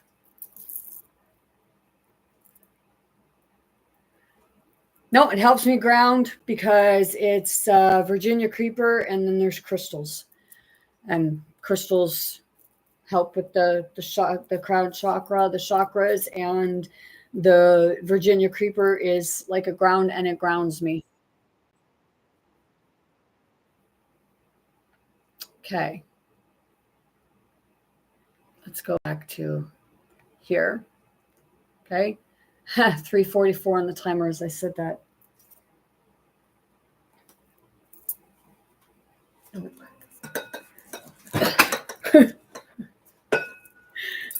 I have my water in glass today.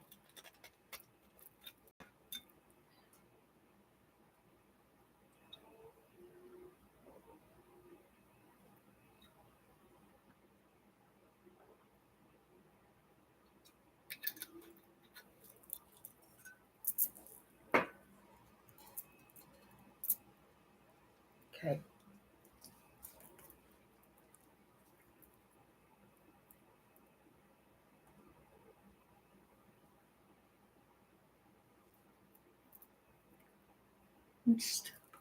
I want to thank you all for being patient. Okay, I appreciate it.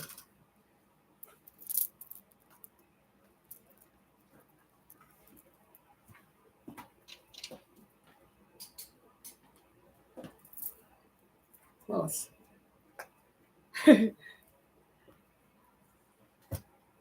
Crap. I got so many wires here.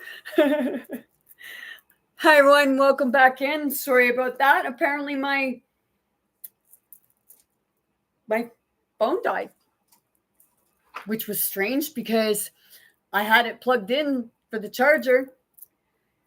So if you're the same people coming back in, if you're new to my channel, it's YouTube Spirit Teachings of Going Within Self. I recommend and encourage people to go read the description on my YouTube channel to get an understanding of what I'm talking about. Now, I got cut off on TikTok, well, because my phone died. I was reading the facts about Ricken. If you're not familiar with Ricken, I encourage you to go look it up, because I was talking about Donald Trump's father dying from pneumonia, and I was talking about George Washington supposed to have died from a throat infection, which I had looked that up, and it's extremely rare, very rare, that someone dies from a throat infection. Okay. Now, when I was looking into that, because I was looking into my own ancestry line, and I could connect George Washington to my 6th great granddaddy. Okay. So I was looking into that, and Spirit guided me to Ricken. And I had never heard of Ricken before. And I was telling people that Donald Trump, he was saying about people looking, they're on the witch hunt. Okay. And that made me like, it was like, okay, you know, I even said to him, like, are you a warlock?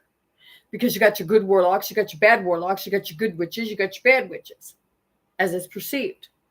Okay. My ex-husband was down here. And if people see me turn and just like, I was telling him, basically telling him off because it was just like, you know, go away. Because it's that part of, you know, if you want to say something, you get on the camera face to face with people, show your fucking face and say it like, and like I'm getting in front of people.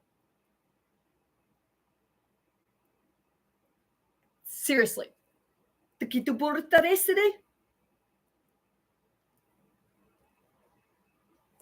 shoot. Hi. I know. It's like, you keep getting up. Yes, I'm trying to get some better light in here. I know how to do it.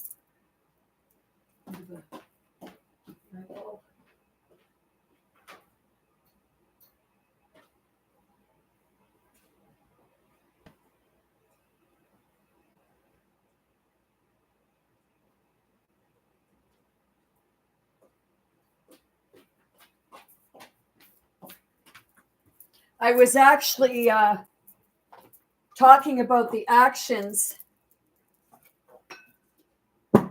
at the 2025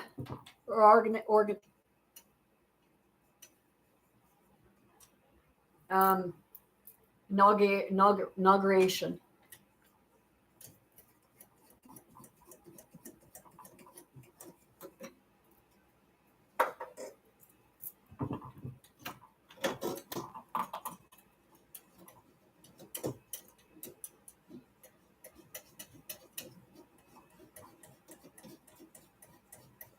Make it any better? I don't know. Let's see. Okay. Oh, well, not really, but you know, hey. Okay. So I'm going to read what, like, with regards to Rickon. Okay. And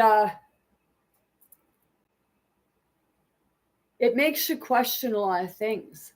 Okay. Because did Donald, I'm going to ask, and I have every right to ask, you know, Donald Trump was all about, like, he's all about money, right?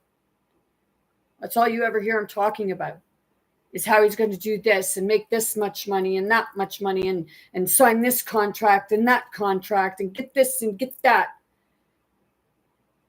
Okay. So now I have strong reason to believe that, you know, when he was younger, his father was the same way. Okay. Now, I read about what they said about him at his father's funeral, about how he was only talking about his personal gains of what he made and what he did. And it was that part of, it makes me question, because he says about a witch hunt, it's like, Donald Trump, did you murder your father for the money? What I thought who I am? You know, when that happens, that's telling truth. It's bringing something forward.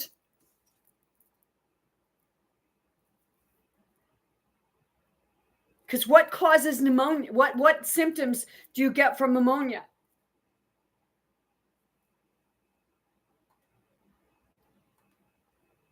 Let's see. Oh, hold on. Rickon.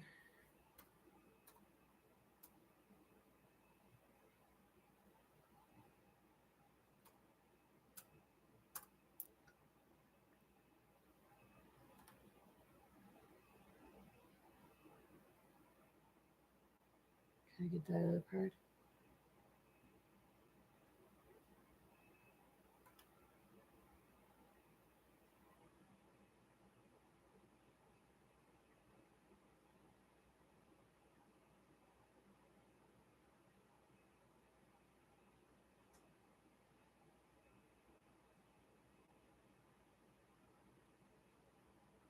Where did that go?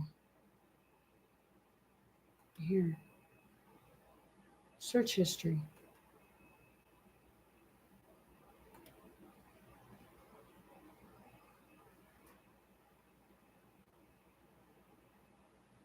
Signs and symptoms of Rickon poisoning.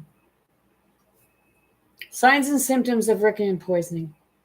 Inhalation, and I want people to keep in mind with regards to COVID-19 too. Yeah? Kulipit ko rin ba yan? Kusutute. My channel's spirit to spirit. If you're reacting to this, well, you're connected to either, like, you're connected to the different parts of the spirits that I'm speaking, that's speaking and speaking to, because it's a spirit to spirit. And those spirits know exactly who they are. Inhalation.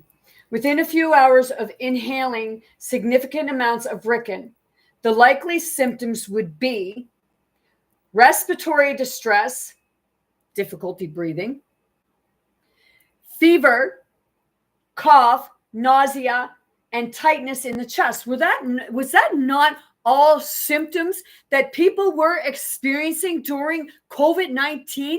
They were going in and they were getting hooked up to respiratory machines.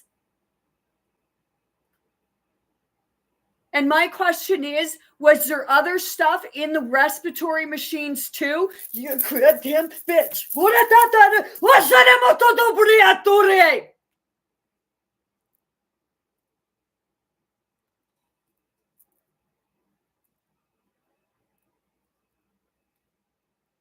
A channel's not for everyone. And it sure the heck ain't for the soft-hearted. And it sure ain't for the ones who want to stay in denial.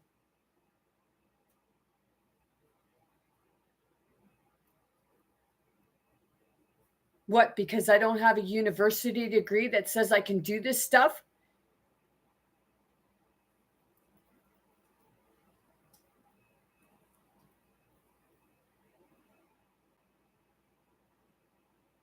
Heavy sweating may follow, as well as fluid building up in the lungs, pulmonary, and oh crap!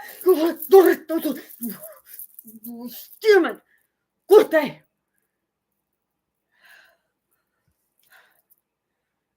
Seriously, people. This has facts about Rickon, but it gets into all the other terminology crap about it. Now,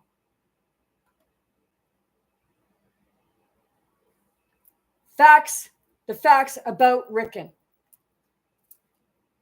What is Rickon? Rickon, bracket, ricin.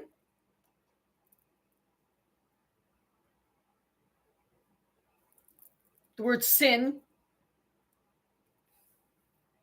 Maybe that's what he's telling you, sin. Is a chemical poison present in castor beans. As a terrorism agent, Rickon can be used as a powder, a mist, a pellet, or can be dissolved in water or weak acid. Okay? It's going in your food. You know, people are drinking shit piles of pop. Pop is weak acid, right? You can ingest weak acid. So, you know, to people, stop drinking pop. Stop drinking this stuff that they say, oh, yeah, have some. Putting it in your water, you know, your municipal water. You're saying they're putting all this chemicals, chlorine, fluoride, and, you know, you having a lot of respiratory problems on city water?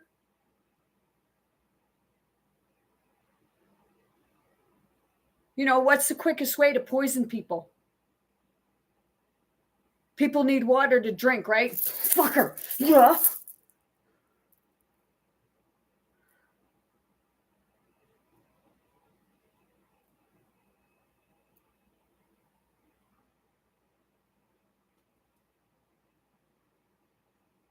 Wow, I just felt that. That was weird. It was like I just had something pull on the bottom of my boot. As a and weak acid, it is a stable substance and does not break down easily in tropical indoor or outdoor temperatures. You go in the mall, the ventilation, you're in your house, it's in the air, it's coming in your home.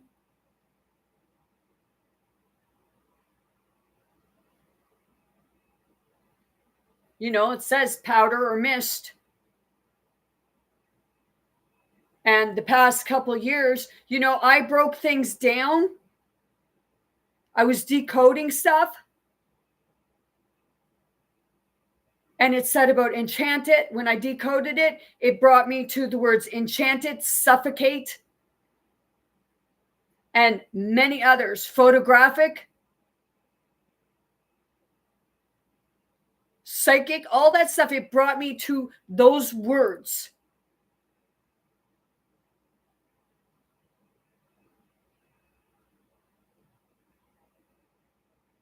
And I wish that I had kept the stuff.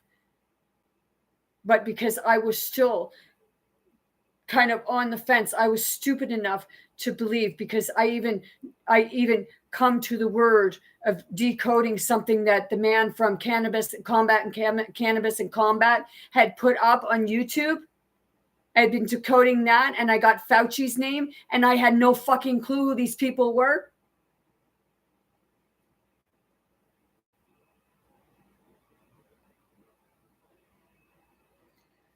Where is Rickon found and how is it used?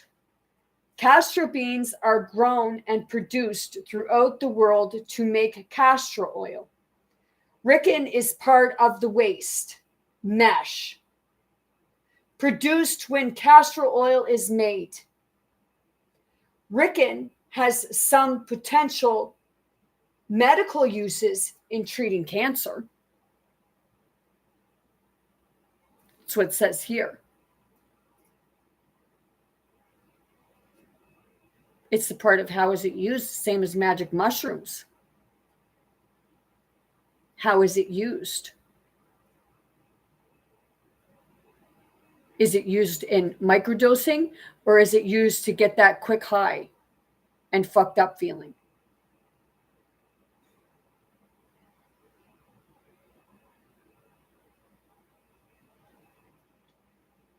How can people be exposed to Rickon?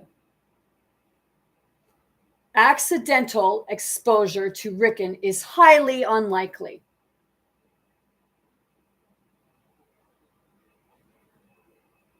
It would take a deliberate account to use it as a poison.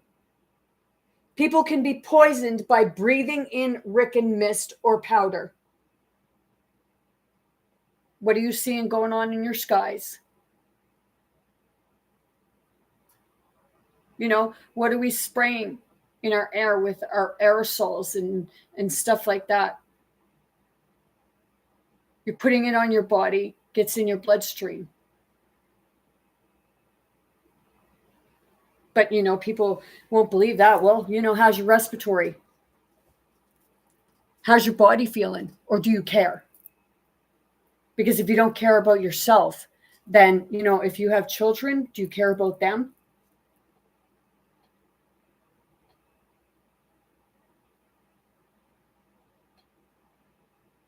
So my thing is, if it can be put in a powder, will you take that powder and you mix that powder up? Couldn't you put it in a lotion?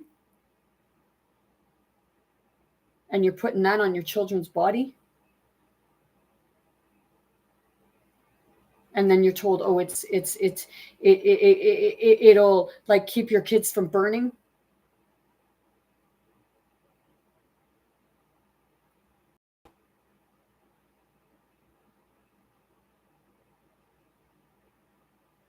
I got that feeling right there. Kind of stop people. And some people didn't like me saying that.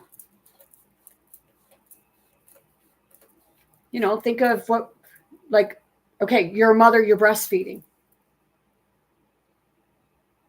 Okay? If you have it in your body, it's going into your baby's body, right? You know, you get powdered baby's milk. And then your children end up with shit paws of respiratory problems.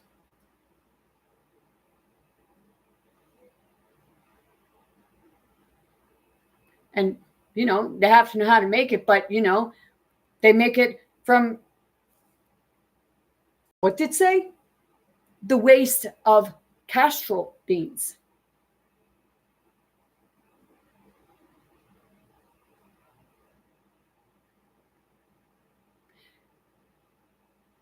People should look into Rickon.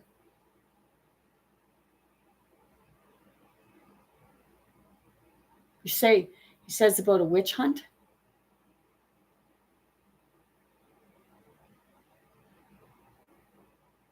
People are using natural stuff.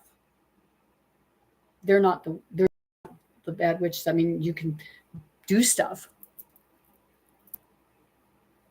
But the ones that would be the bad aspect of it, that would be causing harm to people, would be your ones, you know, that's producing your pills, that's producing your pops, your food, spraying stuff on your crops, killing the animals. Do you know why it's killing the animals? Because it's doing the same thing to the animals as it's doing to the people.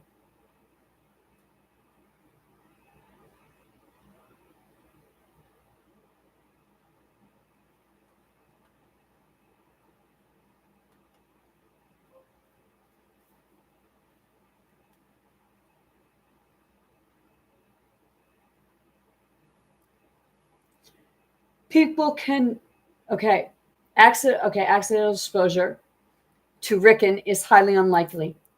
It would take a deliberate act to use it as a poison. People can be poisoned by breathing in Rickon, mist, or powder. People can also be poisoned by swallowing Rickon contaminated food or water. You know, you're getting different powders and what have you. How do you know it's not in your flour? I'm not saying this to make people paranoid. I'm saying that, you know, to the medical community, this is something you may want to fucking be aware of.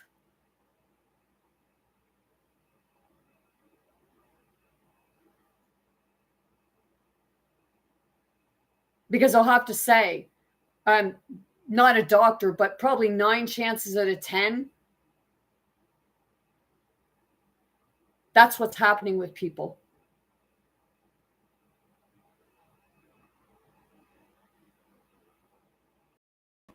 So start looking into that.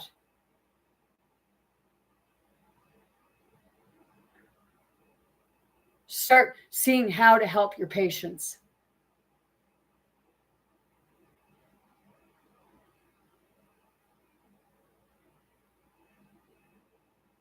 Maybe that's what, like, you know, they're saying organic, but they don't come out and tell you.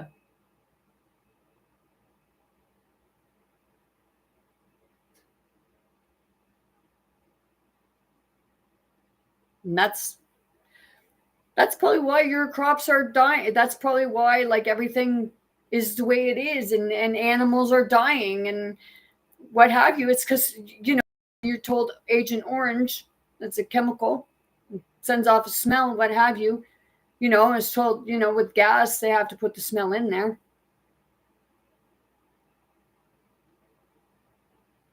So that people don't die from it. But, you know, hey, Rickon would be tasteless and odorless.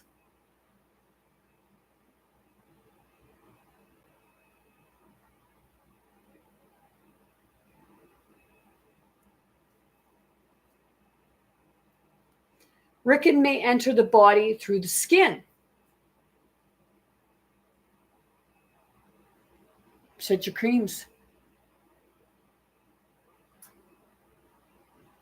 You wonder why you're getting skin problems if you're using all these creams? Maybe that's why. It's reacting. It's just killing you slowly opposed to fast because, they got to make their profit before you go first. Yeah. Good.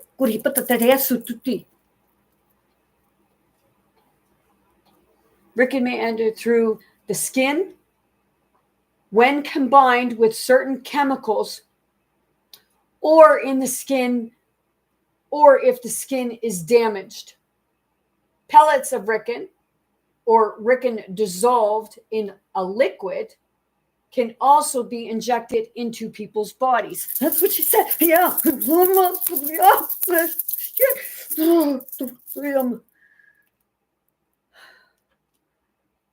you hear that? Would you care for me to read it again? What are your pellets? Your pellets are your fucking pills, right? What do? You got to put them in your mouth and got to swallow them with water or fluid, right? Breaks it down. Then they tell you, oh no, you got to take another pill for that symptoms and pills and pills and pills because we got to get shit piles of pills in you so that we can get the Rickon in you. That's how I see it. But people will tell me I'm full of shit. No, your system's the ones that's full of shit.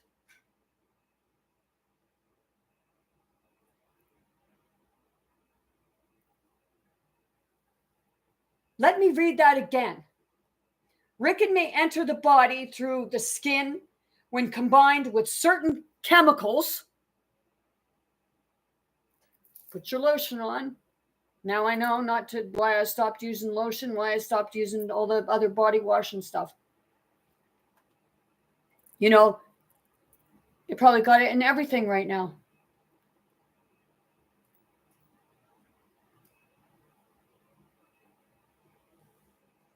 Rickon may enter the body through the skin when combined with certain chemicals, or if the skin is damaged, so it gets in the bloodstream. Either way, it gets in the bloodstream. Pellets of Rickon or Rickon dissolved in a liquid can also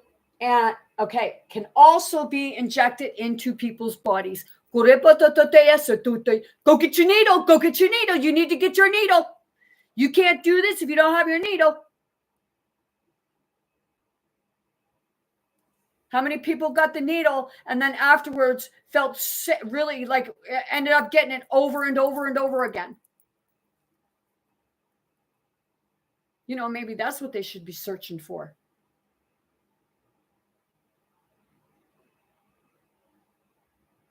Dito por aí?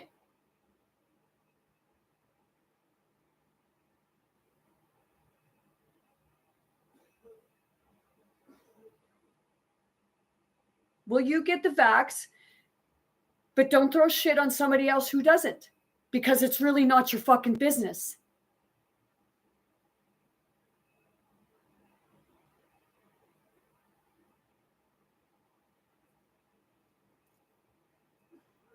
And I like to know, there's facts that say that it works, and facts that say it's killing people. Well, let me fill you in on a little bit of thing. I lost a family member because of those damn needles. Some just don't admit to it right now because it's too hard to fucking believe.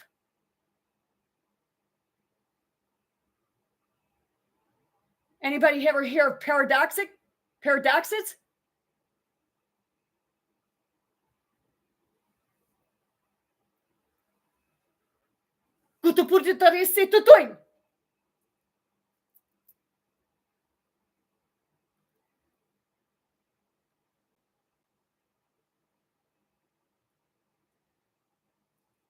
Depending on the route of exposure, such as injections, the amount of Rickon that would fit on the head of a pin could be enough to kill an adult. You fucker. Yeah, see?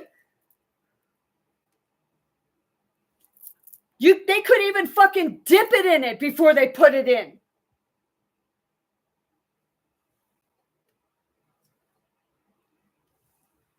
Let me read that for you again.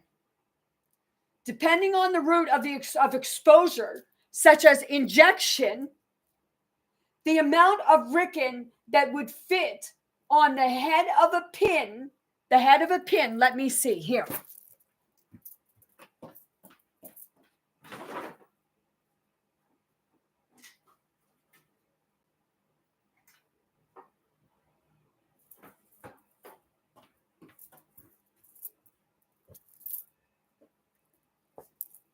So even as small as, the smallest grain of salt. See that pin?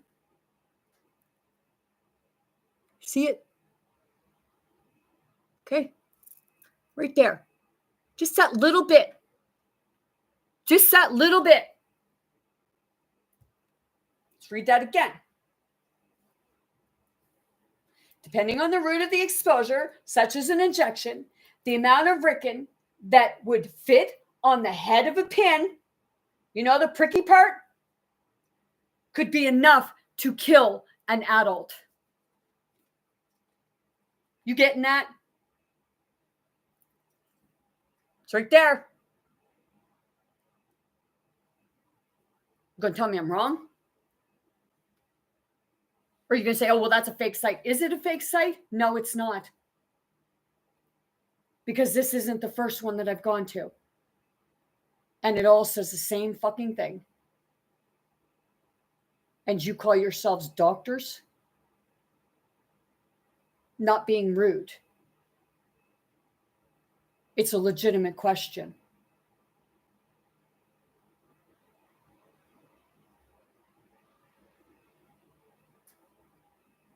That's something that everybody should have learned.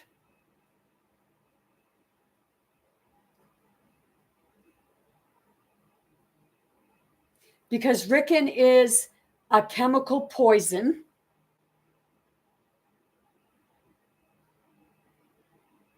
The illness it causes cannot be spread from person to person. However, contact with Rickon contaminated surfaces or people may transfer this poison and cause illness. Maybe that was a 6-foot rule. Maybe parts of your government was telling you something.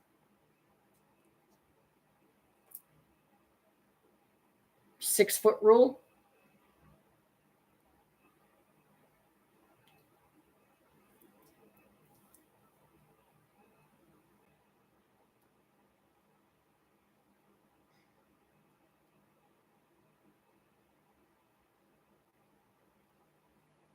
How does Rickon affect the body? Rickon kills the cells in a person's body by preventing the cells from making the proteins they need.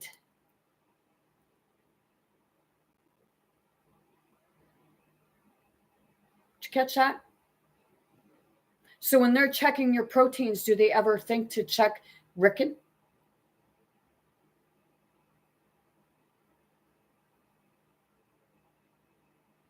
They have a way of checking other stuff, right?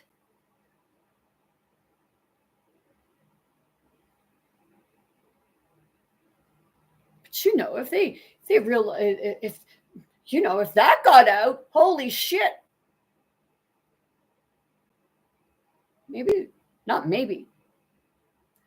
There would not be much of illnesses.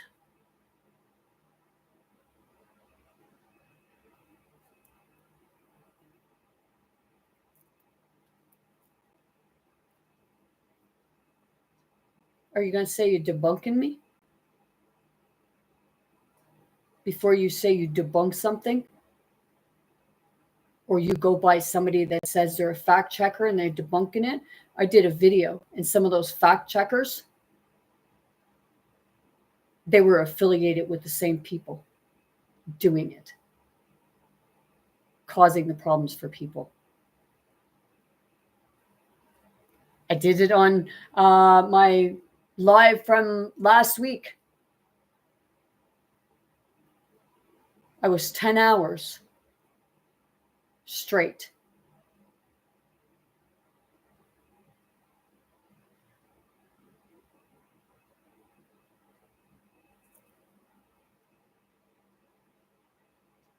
Affects the proteins they need.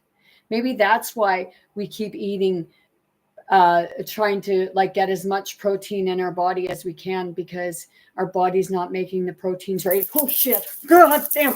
Oh, crap!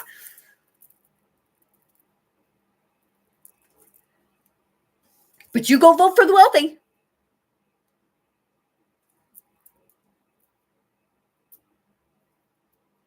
You go trust them. How the fuck do you think they made their money?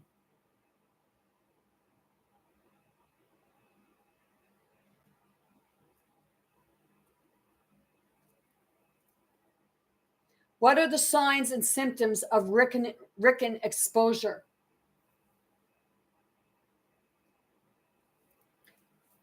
Keep in mind, of all people that have respiratory problems, you know, they could even be putting it in your cigarettes.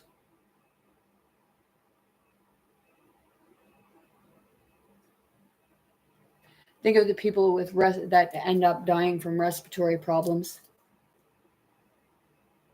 Many other stuff too.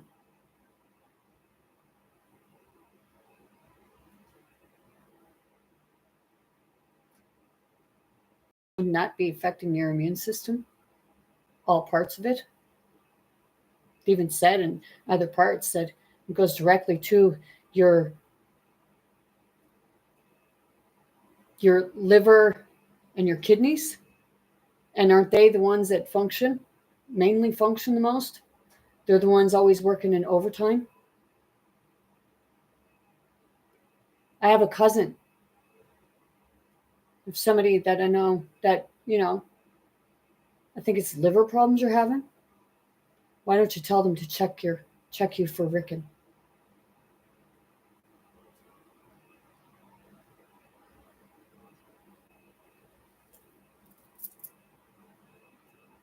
They'd probably look at you like you had 100 heads.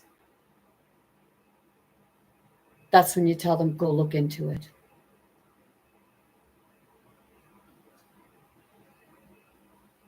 You know, you're supposed to be able to go to a doctor and question things. But anytime you question them, they get irritated.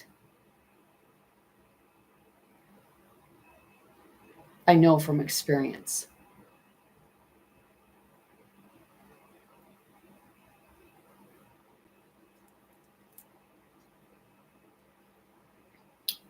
What are the signs and symptoms of Rickon exposure? And keep in mind COVID-19 and SARS and all these viruses that they're saying is out there. They're even telling you to shove this stuff up your nose.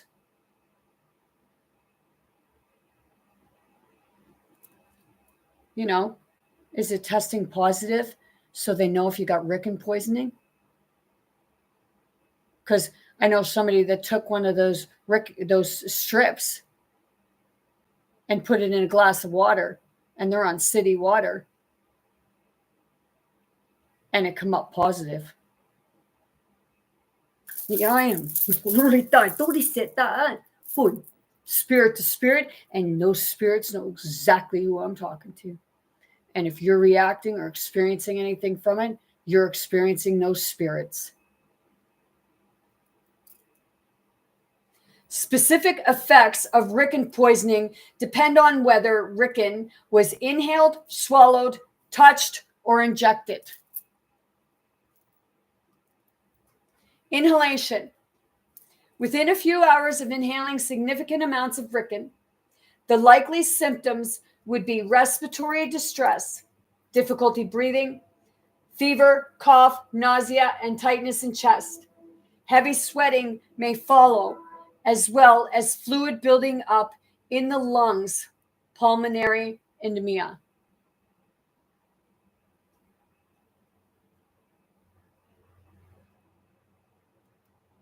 How many people were in intensive care and gone because they had fluid building up on the lungs. And what is pneumonia? Pneumonia is a fluid building up on the lungs, right?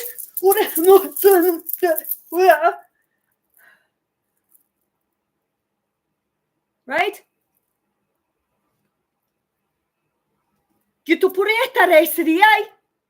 Use your fucking brain that God gave you.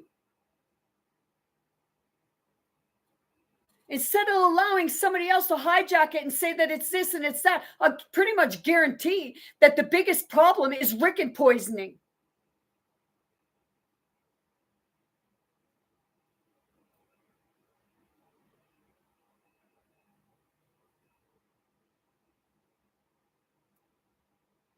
This would make breathing even more difficult. That's likely what my mom had, because they had her on shitballs of medication. They had her on oxygen and everything. You know, they want to get rid of the desirables. And that's exactly what Hitler said. Get rid of the desirables.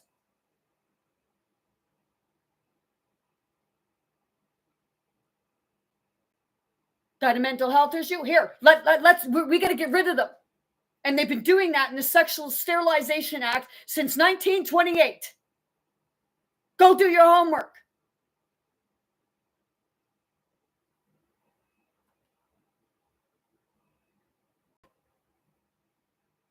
So if people don't want to listen and you get sick, why should anybody have pity on you? But it's that part of people do, because it's that part that people are so damn manipulated and programmed that they don't realize what's really happening to them. So it's that part of, if I didn't care, I wouldn't be putting myself out here looking like a fucking raging lunatic. And people think I need to be humbled.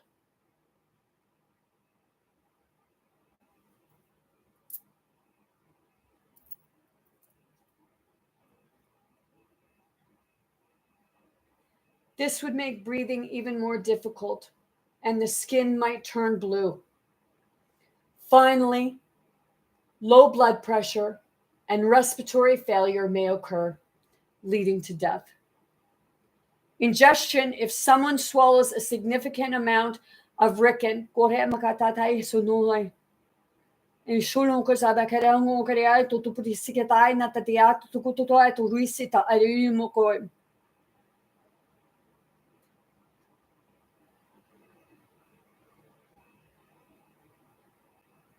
if someone swallows a significant amount of rickon, he or she would develop vomiting and diarrhea that may become bloody. So is that what when you're experiencing food poisoning, is it really what they say, salmonella, stuff like that? Or is it always that,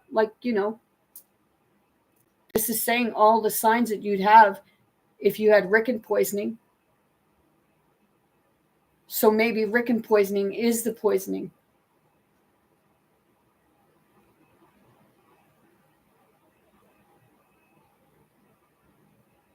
It poisons the food, and then it poisons you. Injections into the food, and you eat that food.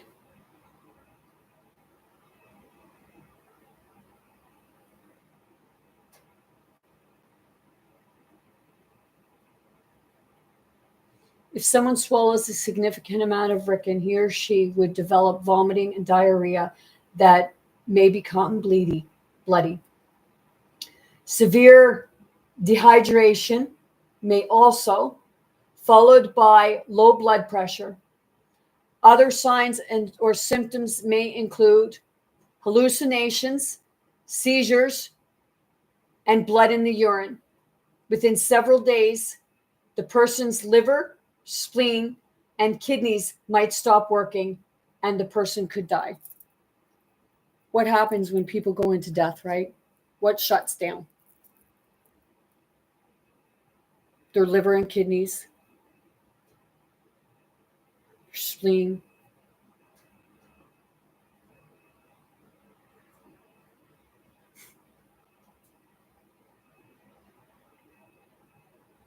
Seriously, people.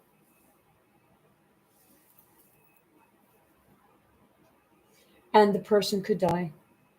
Skin and eye contact, Rickon, in powdered or mist form can cause redness and pain of the skin and of the eyes.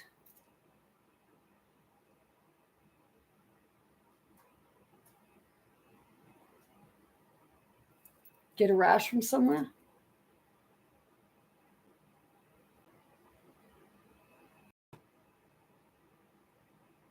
Mist, vapor.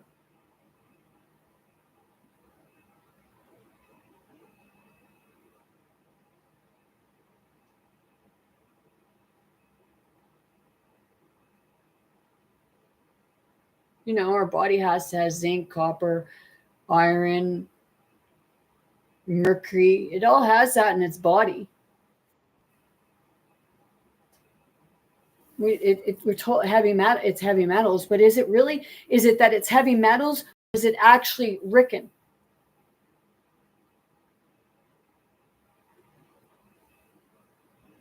And I'm allowed to ask that question, and you should be asking that question too.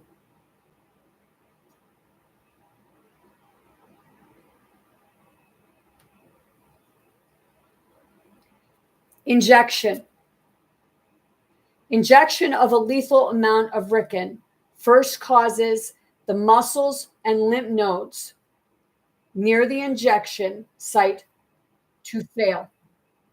Eventually, the liver, kidneys, and spleen stop working, and there is massive bleeding from the stomach and intestines, resulting in death from multiple organ failure.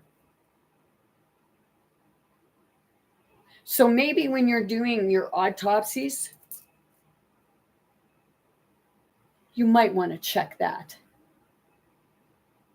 Because if it's in there, then it's murder.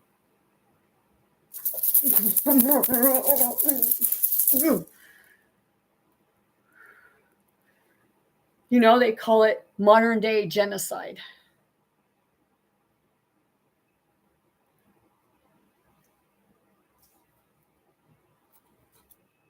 But is it just modern day, or is that what they've been doing all along?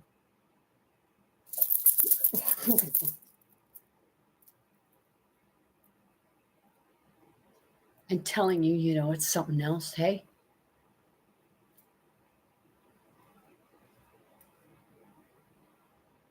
Spirit to spirit, and those spirits know exactly who I'm talking to. And if you're reacting, I guess you got a spirit attached to you that's connected with them.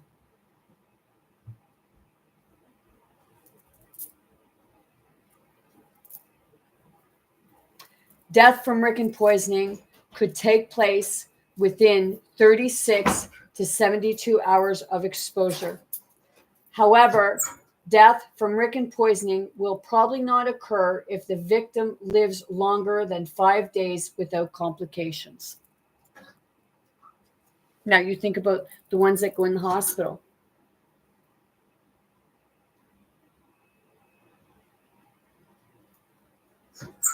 How many people are having complications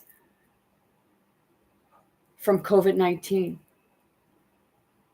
from SARS, from all these other immune system disorders and viruses that they say. And even the injections.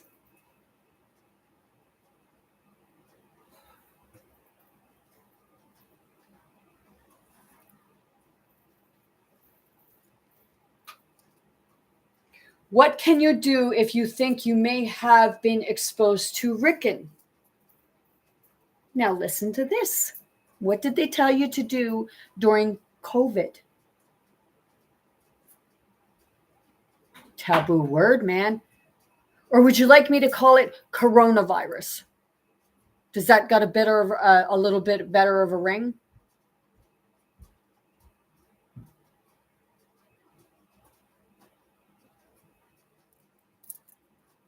Some people felt a little more relaxed because that word COVID People don't like it. Well, COVID-19, when you decode it, what it actually represents is a DEA number. And the 19 represents AI. If you do it by just using the alphabet and not going like 1, 2, 3, 4, 5, 6 up to 9, and then doing the numbers and going down each time.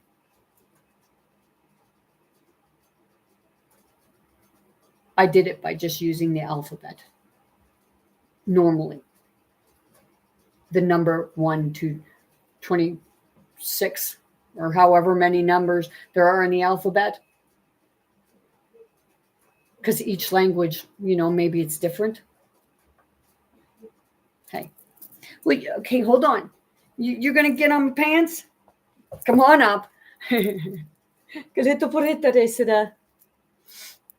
What can you do if you think you may have been exposed to Ricken? Ricken poisoning is highly unlikely.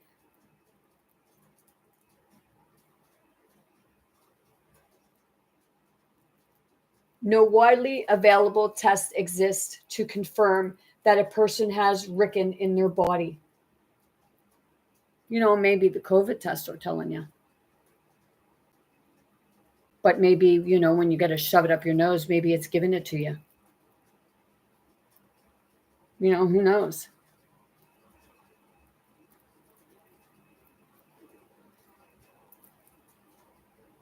But maybe that's why they wanted people to do it.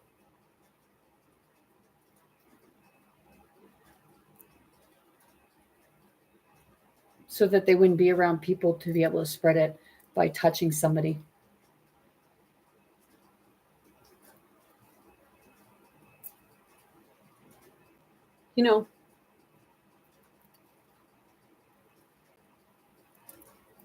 Do your own homework.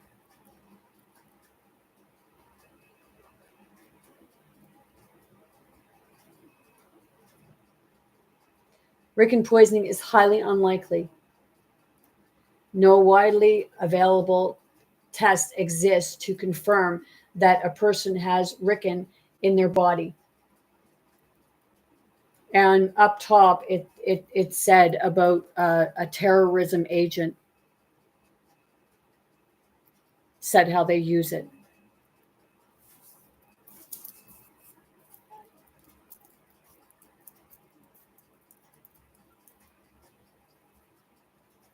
Quickly move away from the area where you think you were exposed. Well, if you don't even know that it's happening or what it is,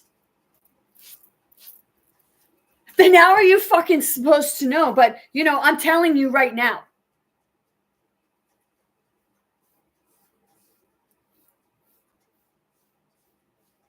And, when you be able to do a blood test, should be able to do a blood test.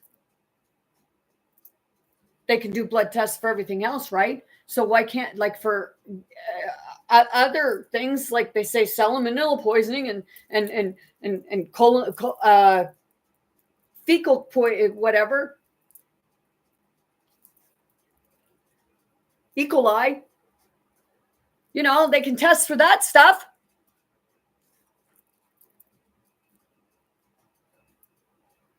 Seriously. I mean, seriously, people.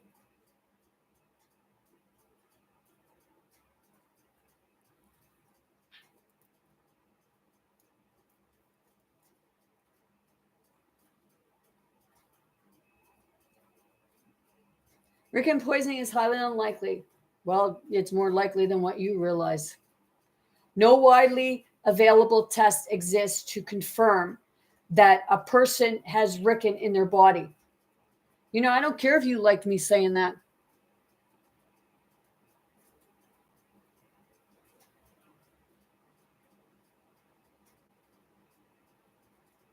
If you suspect that you have been exposed to Ricken, take the following steps. Quickly move away from the area where you think you have Ricken, where you think you were exposed. Well, if people don't know about it, then, you know, you're probably you're being likely being exposed to it everywhere.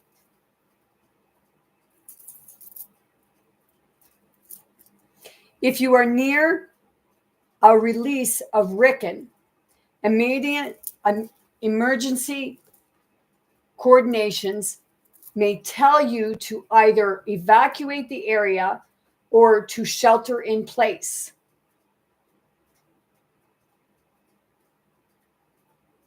Well, how would they know? Well, what was happening? Stay at home.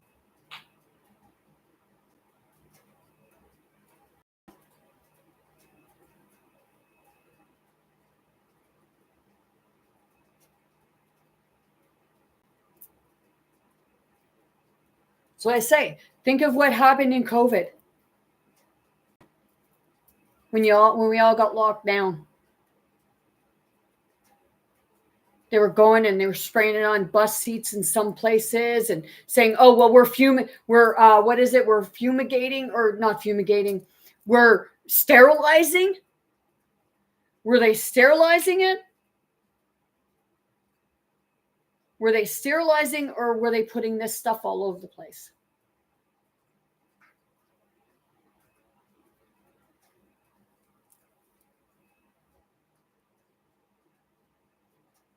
Shelter in place inside a building to avoid being exposed to the chemicals.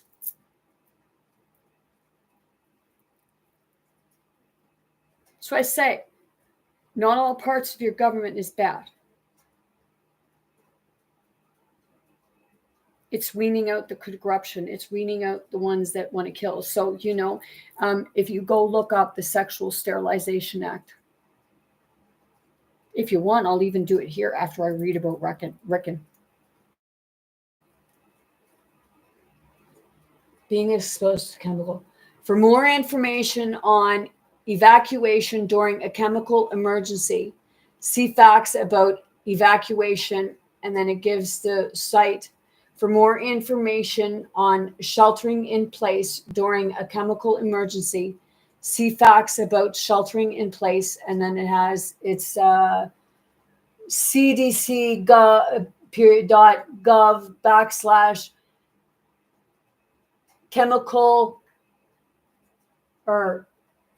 chemical emergencies / evacuate.hotmail.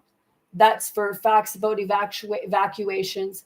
For facts about sheltering in place, cdc.gov / chemical emergencies / shelter in place.html. Take off, listen to this. Take off any clothing that may have Ricken on it. What did they tell you when you went out somewhere and you come home? What did they do? They told you, don't take it in your house, or take your clothes off, put them in a garbage bag. Is that not what they said?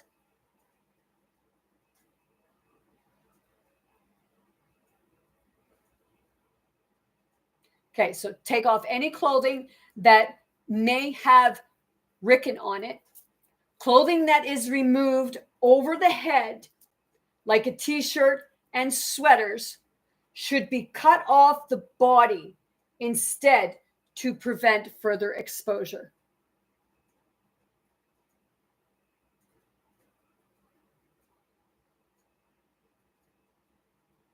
Wash any Ricken from your skin with large amounts of soap and water. What did they do? Tell you, when you go home, take off all your clothes and have a shower.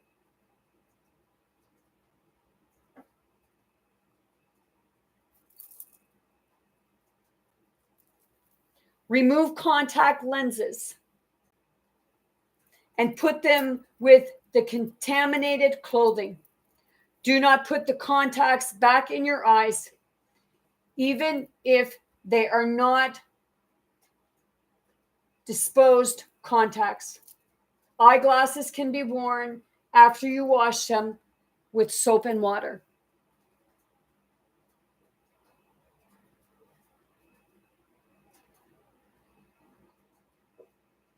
So now I know when I come home in 2020, before the supermoon, I went out to a store, I went to Costco, and I bought shit piles of dish soap to clean my home. Spirit guided me.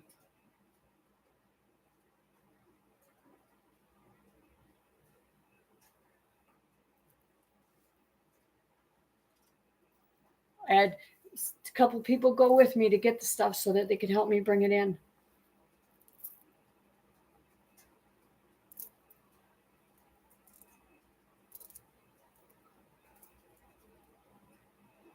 Do not use bleach on your skin. And wasn't it like Donald Trump was up there one day saying about using bleach? Did anybody know that before COVID hit, they were selling Lysol spray and stuff like that they said was to prevent, like to clean up the germs from COVID, but it was bleach?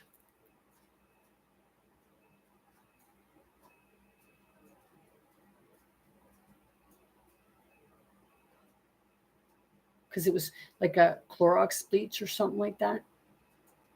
Those types of things. Lysol sprays.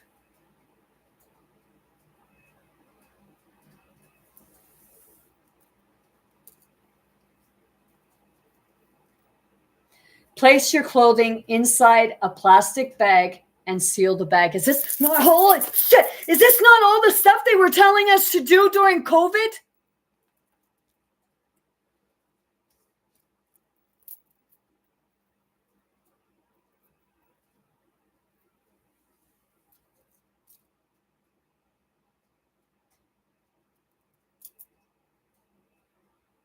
Place your clothing inside a plastic bag and seal the bag. Disposing of your clothing is in this way may help protect you and other people from any chemicals that might be on your clothing.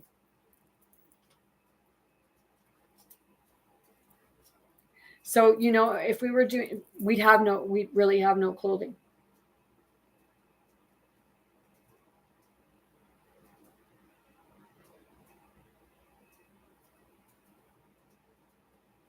Because they told you to take it home and put it in a plastic bag and throw it in a hot washer. But this is saying get rid of the clothes. So you'd have disposable clothes, right?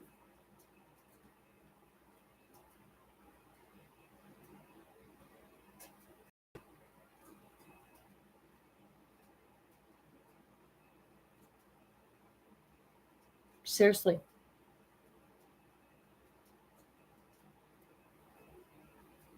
It's not just spiritual warfare.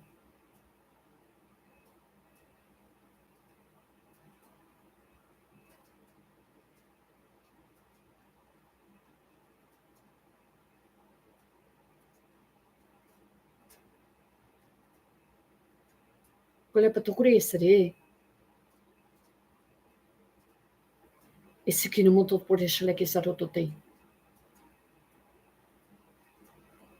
Sikuto. Elkhanu kurri setalaya shulugi barai. Kurututuri.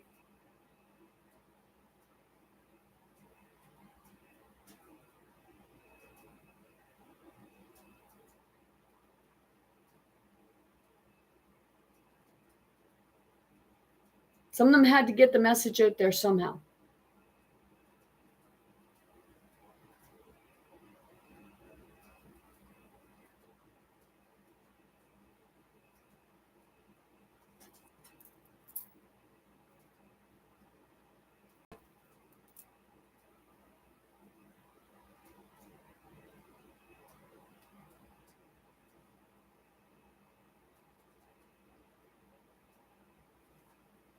Next, do not handle the plastic bag yourself. Wait for instructions on who to contact for disposal of the plastic bag.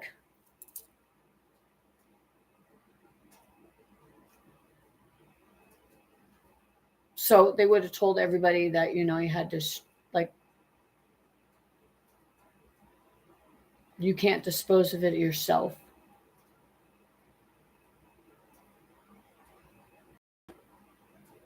So obviously they have to use hazmat suits.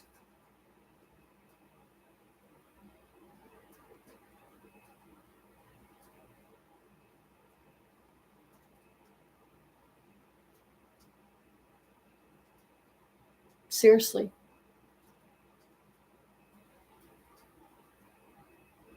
I feel that in my heart right here.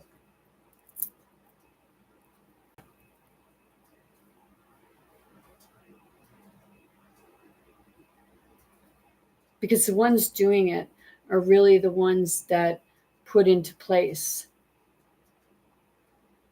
the Sexual Sterilization Act in 1928.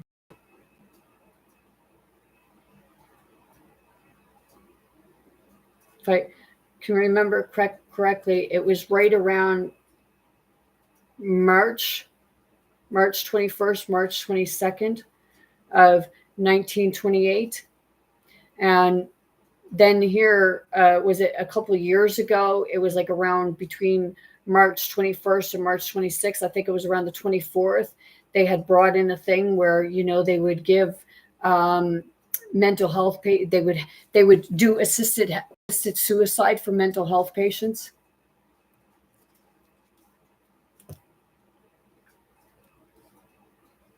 Seriously, are you awake yet?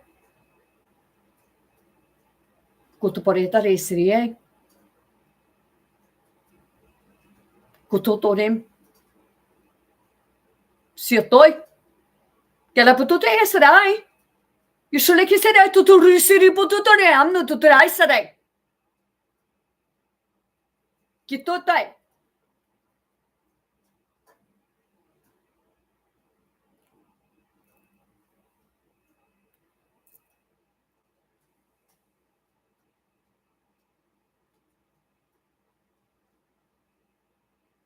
Clothing that is removed over the, okay.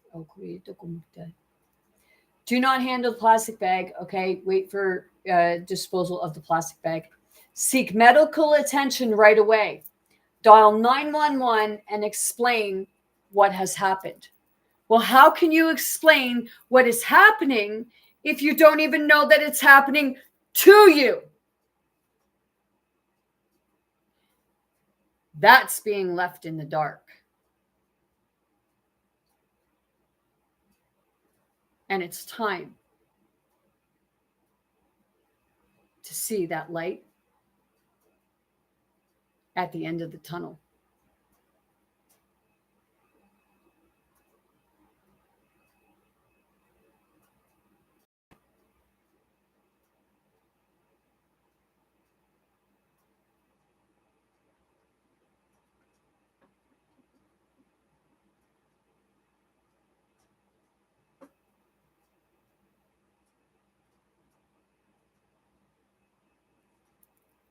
The darkness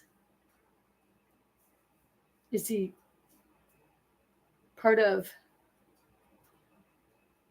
I'm getting the word ignorance to the truth.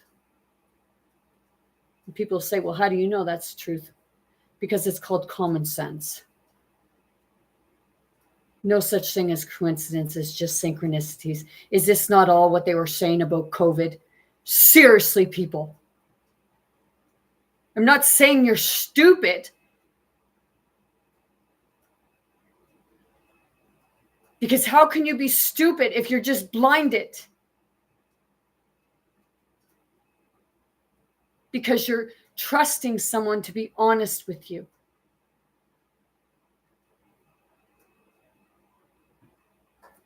Excuse me a sec, I gotta get my cat some water.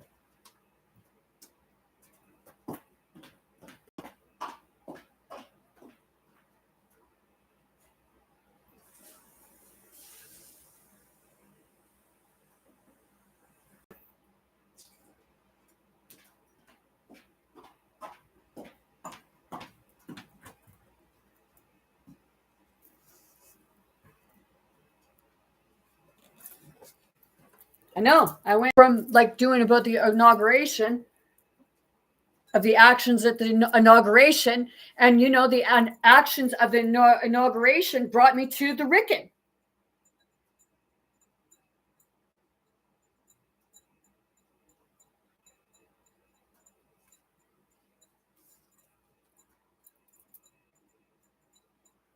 I'd already read about it because Spirit brought it to me. And, you know, like I said, I had never heard of it.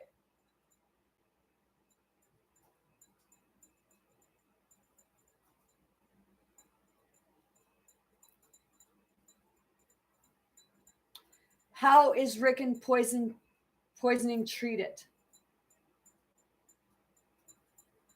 No antidote exists for Ricken. Prompt medical care is critical.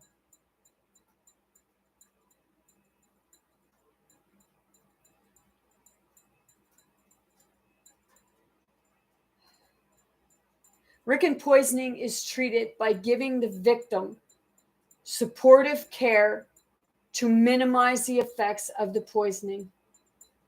Care could include such as measures as helping the victim breathe and giving intravenous fluids and medication to treat the seizures and low blood pressure.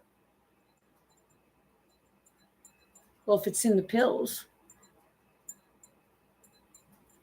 but said about vitamins on another site. And it says source, adapted from Centers for Disease Control and Prevention facts about Ricken. Let's see. This was done on October 3rd. This fact sheet is based on the most current information.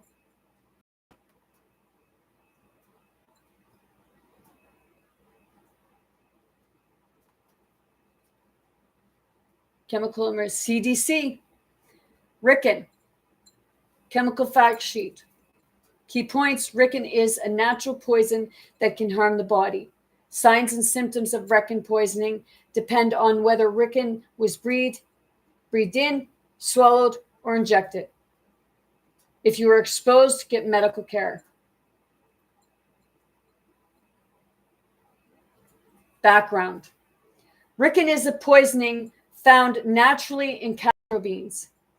If castor beans are chewed and swallowed, the Ricken that comes out can cause injury. Ricken can be made from the waste left over from processing castor beans. Did you hear that? If castor beans are chewed and swallowed, the rickening that comes out can cause injury. So, you know, they could be crushing it up and making it look like something.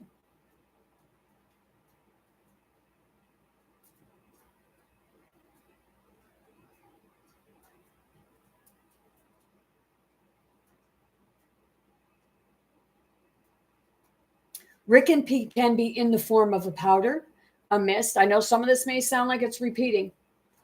Ricken can be found Ricken can be in the form of a powder, a mist, or a pellet.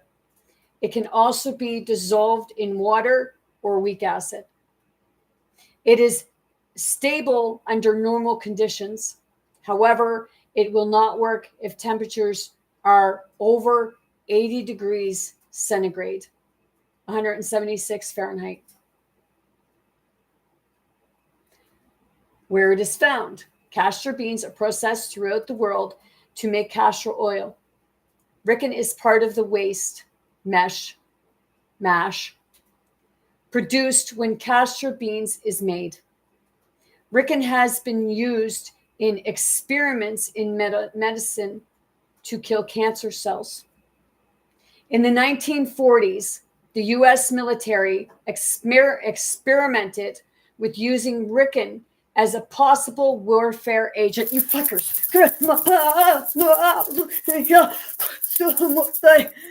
Shit. Fucker. Gele botu turi siri today, ama. Me kutupuri.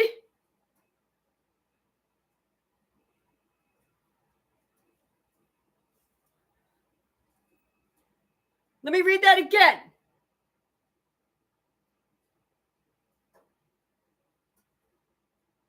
In 1940s, the U.S. military experimented with using Rickon as a possible warfare agent. Warfare.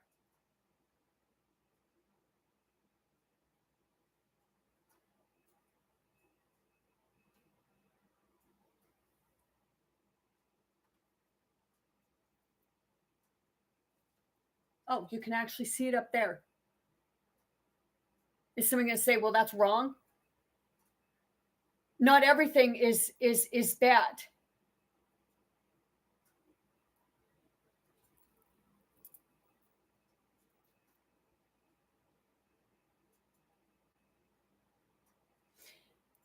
Let me start off again. In the 1940s, the U.S. military experimented with using Rickon as a possible warfare agent. In some reports, Rickon has possibly been used as a warfare agent in the 1980s in Iraq. It is also that Rickon has been used more recently by terrorist organizations. See? Your chemtrails. Your food. Your water. Maybe this is why they're putting stuff on your water, but are they putting it in your plastic bottles? It's like, which is...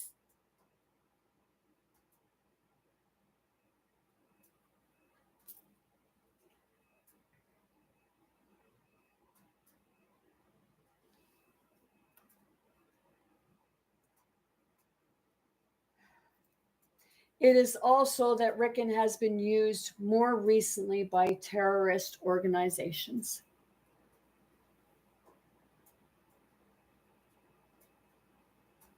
How it works, Rickon works by getting inside the cells of a person's body and preventing the cells from making the proteins they need. Without the proteins, cells die. You know, is that possibly what's causing a lot of cancers too? Like, bitch.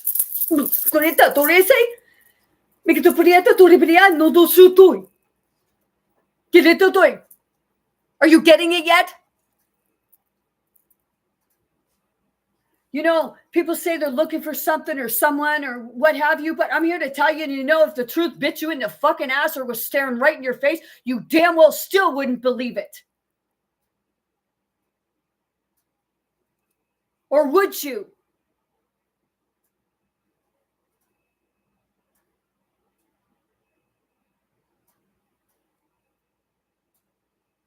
Eventually, this is harmful to the whole body and death may occur.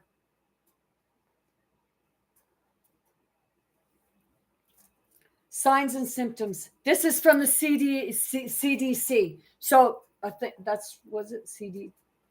Yeah. CDC.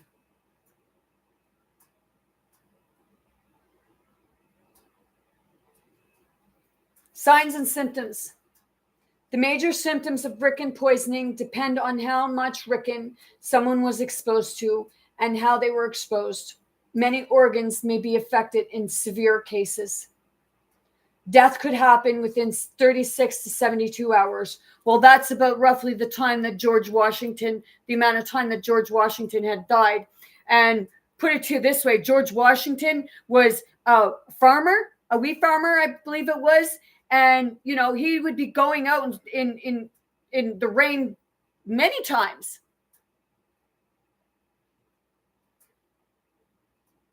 I looked it all up. I looked up about him and how he died.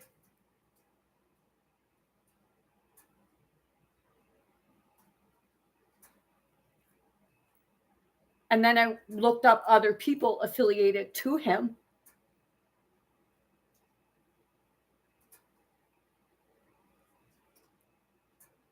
Because, you know, George Washington was against this banking system. Yep. Give it to Pure.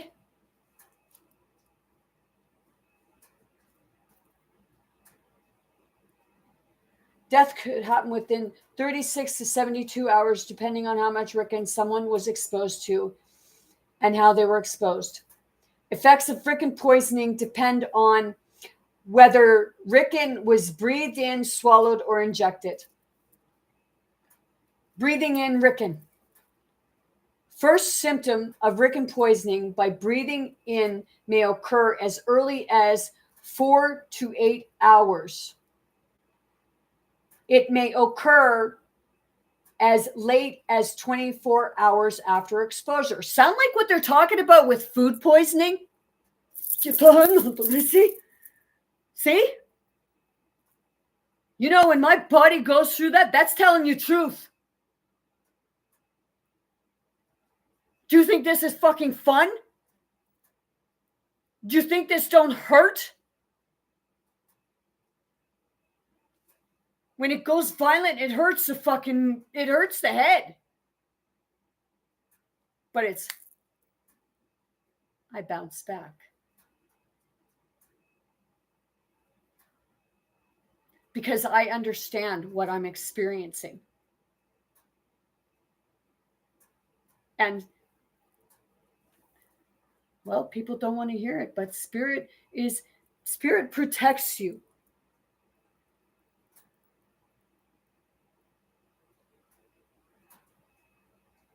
I heal my own, spirit heals my body. Because spirit is that part of me connected, and spirit taught me how to heal.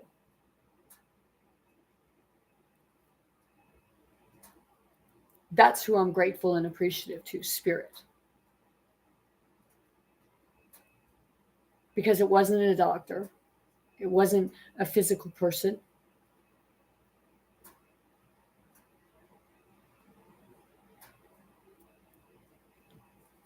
Within a few hours, the following may occur: difficulty breathing, fever, cough, nausea, tightness in chest. Eventually, symptoms may worsen into heavy sweating, fluid buildup in the lungs, making it hard to breathe, diagnosed by an X-ray or stethoscope.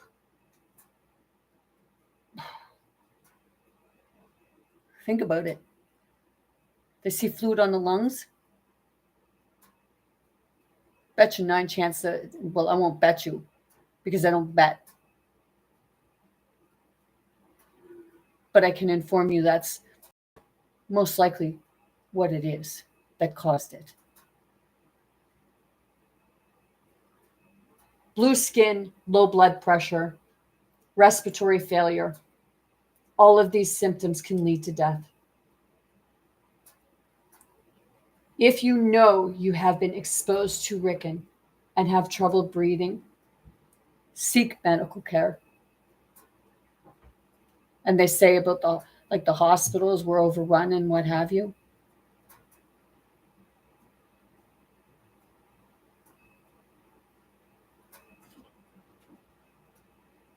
Think about it. It's up to you. I can't tell you what to do. But I can ask you to sit with it.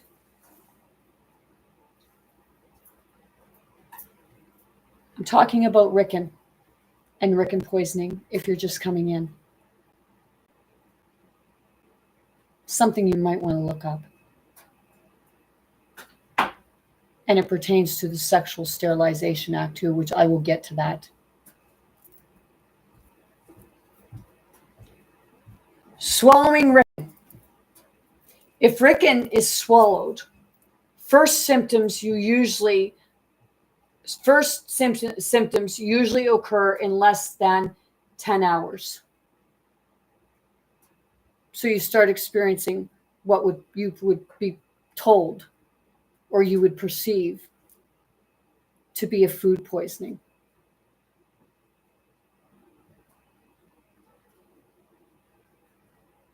I'm not saying, that can't get salmonella or anything from uncooked food, but,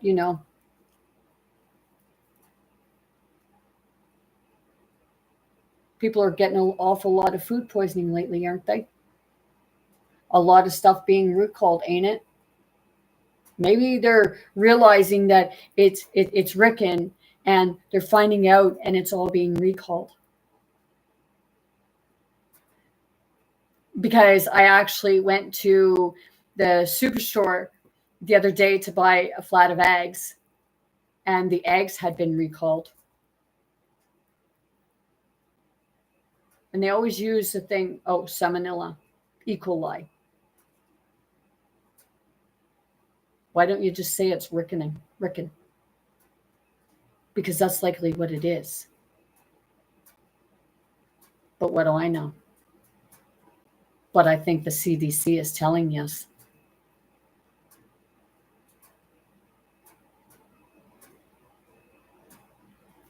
Put it out in your mainstream because why? Well, let's see.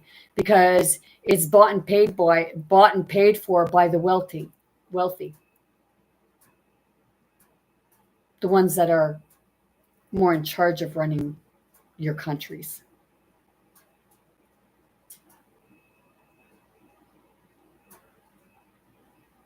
So while you're worshiping somebody because they got shit piles of money and you think they're good businessmen, yeah, they're good business people, all right. Because it's not just men.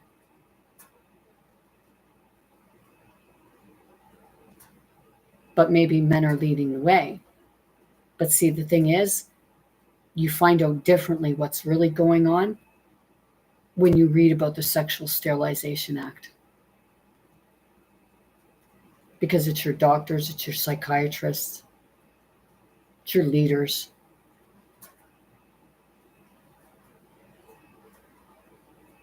Hey, it was Thomas Edison's son, I think it was Theodore Edison.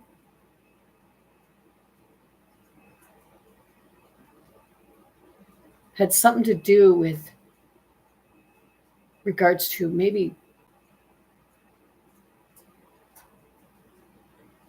to do with the population of the people.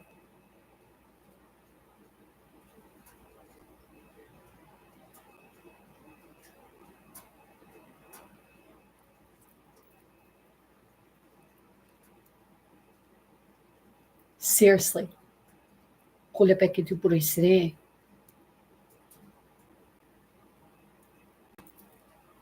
Yep, really sit with it and think about it. Or not, it's entirely up to yourself. But I would highly recommend it.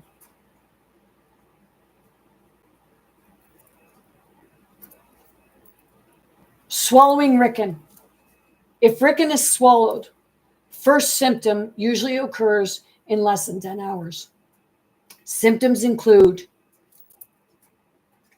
vomiting, diarrhea, maybe bloody, severe dehydration, low blood pressure. Other signs or symptoms may include seizures, blood in the urine. Hey, don't they tell you that that's like a kidney infection? Oh, God damn it.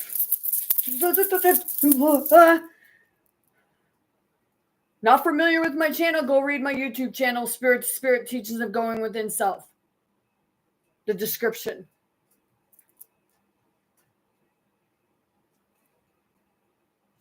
Blood in the urine, liver, spleen, and kidney failure. Didn't I just say, don't they tell you it's a kidney infection? Look on them.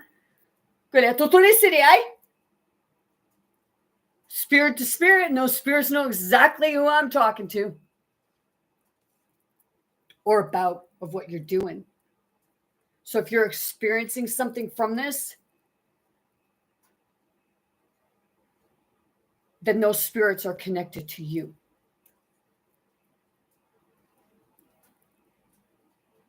These symptoms can lead to death. Skin and eye exposure. Rickon is unlikely to be absorbed, taken in through normal skin. Is it? Maybe, but it said too about cream. Put it on your, put it in your skin, in your skin. But you know, maybe it doesn't happen as fast.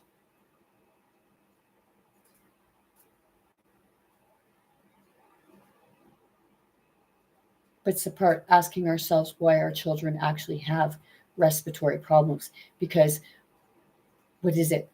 Like, do they get needles now when they first come out of your body? Or is the first one at 6 weeks? Seriously.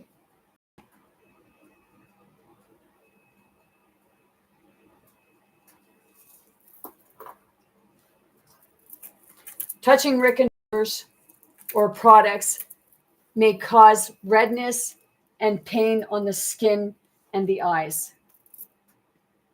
You know, ask yourself, why are you getting red eye?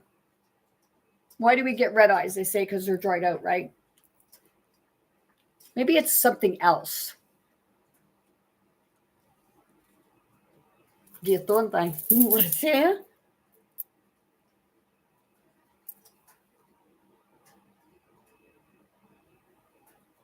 Exposure.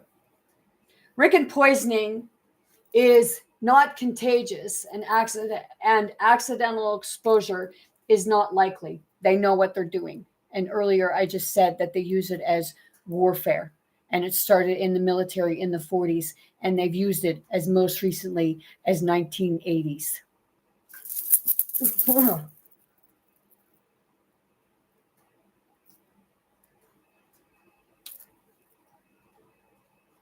However, castor beans and Rickon can be swallowed. You can also be exposed if you come into contact with someone who has Rickon on their body or clothes.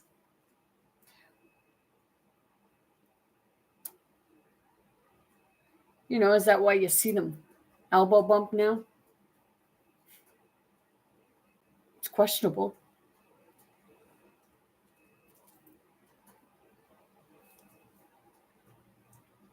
Rickon could be made into a partially purified material or into a terrorist or warfare agent. Fuck. If that happens, Rickon could be used to expose people through the air, food, or water. Damn it.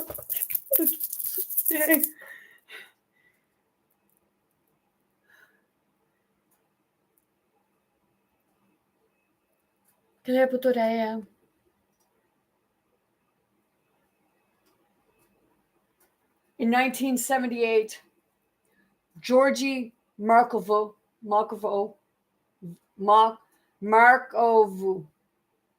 and Bulgarian writer and journalist who lived in London died from Rickon poisoning.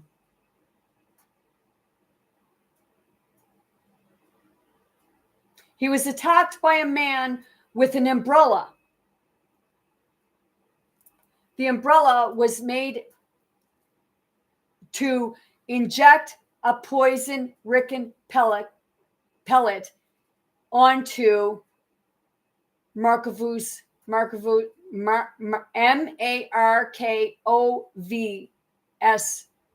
skin.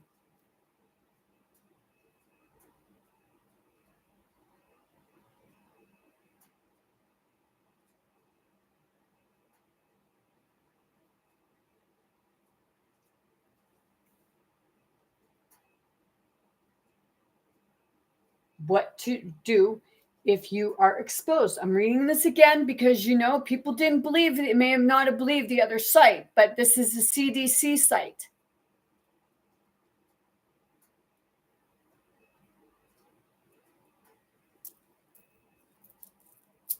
Evacuate or shelter in place. Get fresh air by leaving the area where the Ricken is.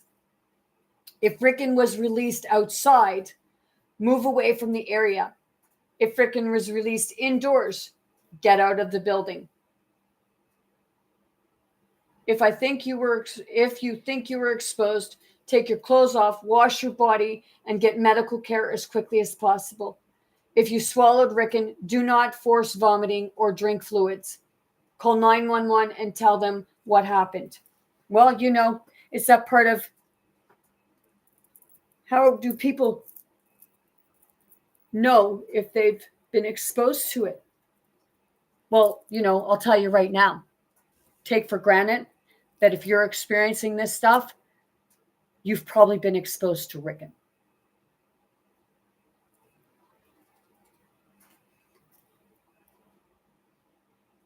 Take off your clothes. Take off the clothes as quickly as possible. Cut clothes off instead of pulling it over the head. If you are helping others, avoid touching unsafe areas. Wash your body. Wash any Ricken from your skin with lots of soap and water. Washing with soap and water will protect you from any chemicals on your body.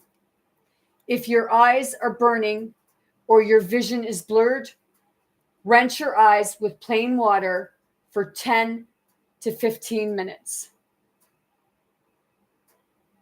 Is that why we're going blind? This is profitable, right? I'm allowed to ask these questions. You should be asking the same fucking thing.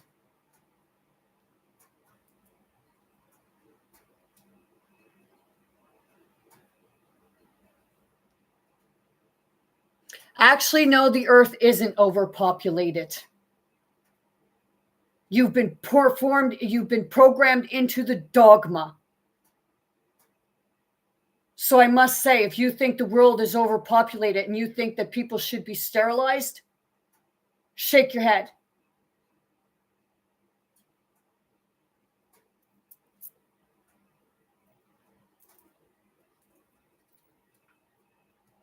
I must say, are you connected with them? Did they send you in? Because if they did, you can go right back out the same way you came.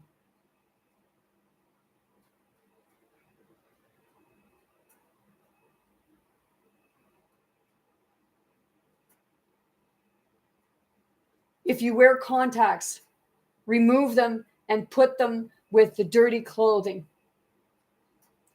Do not put the contacts back in your eyes, even if they are disposable contacts. Now, to the one that said that, let's read the comment. Well, the earth is overpopulated, so sterilization isn't a bad thing. So should we start with you first? See?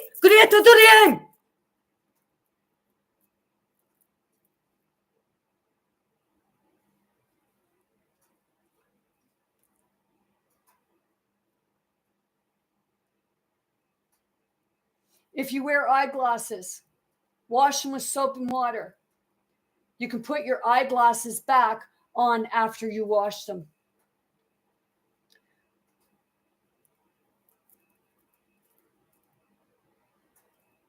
Throw your clothes away. After you have washed yourself, place your clothing inside a plastic bag. Avoid touching unsafe areas of the clothing. If you can't avoid touching unsafe areas or you aren't sure where the unsafe areas are, wear rubber gloves. Think of COVID. You can also use tongs, tool handles, sticks, or similar objects to put the clothing in the bag. Scratching her ass. It's like right there right there. Anything that touches the dirty clothing should also be placed in the bag. I didn't say that I was fucking prim and proper. Everybody scratches their butt cheeks sometimes if it gets itchy. Anything that touches the dirty clothing should also be placed in the bag. If you wear contacts, put them in the plastic bag too. Tie the bag and then put that bag inside another plastic bag. Throw away your clothes. This way helps protect you and others from any chemicals that might be on your clothes. When the local or state health department or emergency team arrive, tell them what you did with your clothes. The health department or emergency team will arrange for further disposal. Do not handle the plastic bags yourself. Wow. It's like, seriously?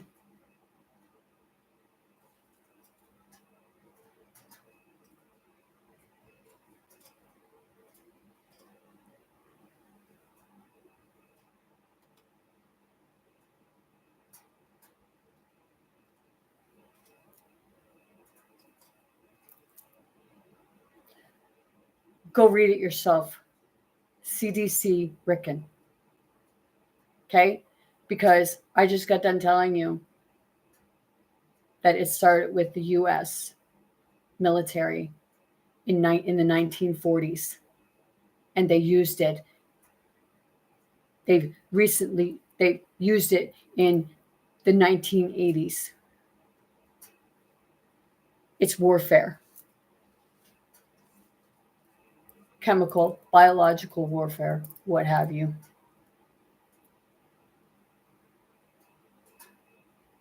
Injecting in your body your food.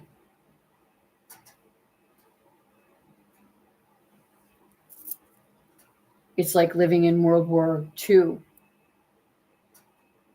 but we're said to be living in what's perceived as World War III starting. And people say that it's a war on the psyche. It's not just a war on the psyche.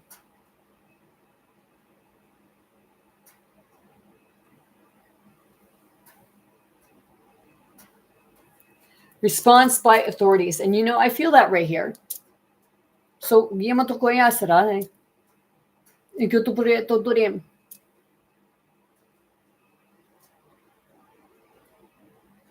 a clue of Ricken poisoning is when lots of people who were close to each other have the same symptoms.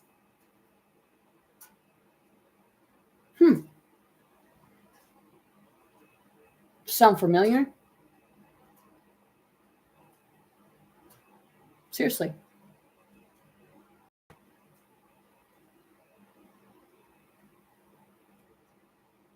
If authorities think Ricken may have been spread, they will perform environmental tests. Why are they not? Or are they, and they're just not telling people? We'll have to ask that question.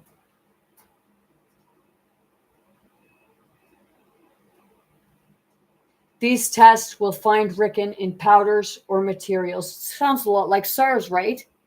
Or what was it? What was that? Anthrax? You fucking were. You some.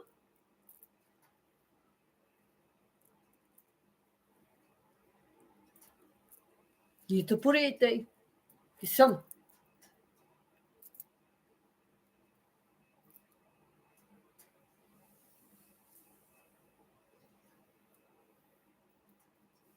These tests will find Ricken in powders or materials that are left out into the environment.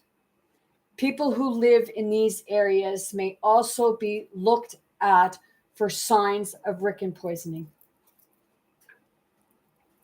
The CDC can temporarily test samples for urinary Ricken.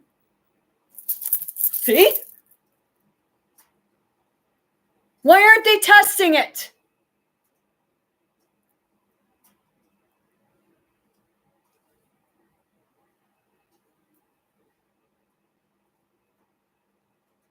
Temporarily test samples for urinary Ricken. Urinary rickon is an alkaloid, natural components with nitrohydrogen in the castor beans plant. Only urinary rickon testing is available at CDC or the Laboratory Response Network. Why is it not happening? Seriously.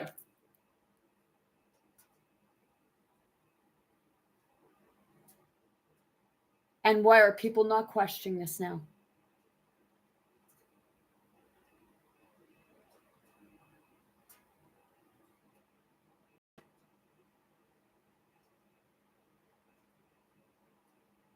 Seriously.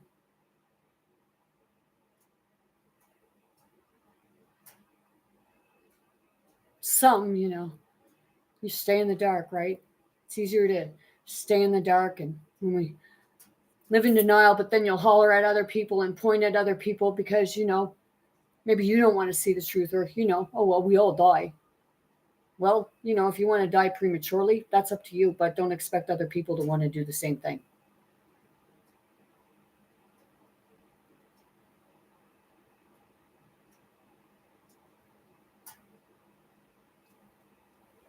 What's the laboratory response? Both the laboratory response partners, Centers for Disease Control and Prevention, CDC, established a laboratory response. The laboratory response networks purpose is to run a network of laboratories that can respond to biological and chemical threats and other public health emergencies. It has grown since its inception. It now includes state and local public health, veterinary, military, and international labs. This linking of different laboratories is a novel approach to public health procedures. In the years since its creation, it has played an instrumental role in improving domestic public health infractions in infrastructures by helping to boost laboratory capacity. Laboratories are better equipped, their staff levels are increasing, and they are employing advanced technologies. Types of network labs: federal, state and local public health, military, food testing, environmental, veterinarian, international. So it says for food testing, LRN includes FDA and USDA labs and others that are responsible for ensuring the safety of the food supply. Well, guess what? There for quite some time, they weren't doing the job, were they? Because they got lazy.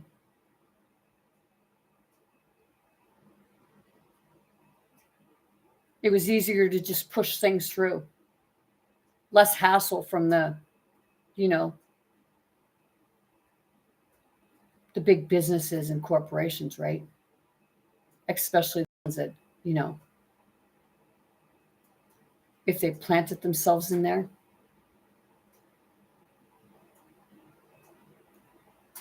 Push it through. I read one thing. They took and they made dog food and they threw a rubber boot in with all the ingredients and it passed. Yeah. That was brought to my attention by somebody that, in many ways, I trust them.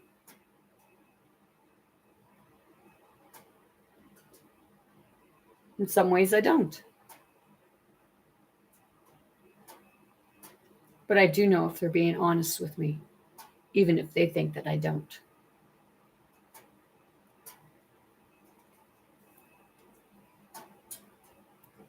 Treatment. No cure exists for Rickon.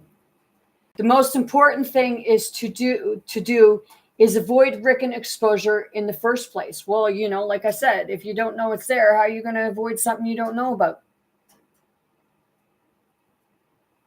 If you cannot avoid exposure,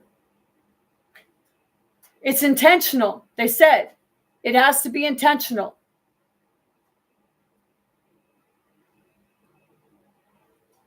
If you can't avoid exposure, get the Rickon off or out of your body as quickly as possible. Patients showing symptoms of Rickon poisoning are treated by giving patients supportive medical care to lower the effects of the poisoning. The types of supportive medical care depend on how the person was exposed: breathing in, swallowing, or skin or eye exposure. Care could include the following: helping people breathe, giving invasive fluids, giving fluids to the vein using a needle. It kind of contradicts itself some, right? Because it says that they can give it to you through a needle. And I'm not here to make people paranoid or anything.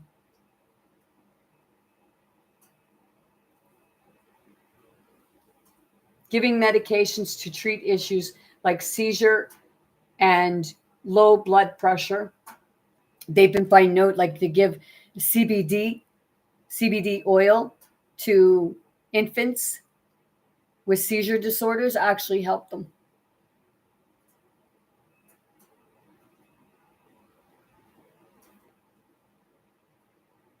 Giving activated charcoal. That's what they give you if you've overdosed. I know, because that's what they gave me when I was 17.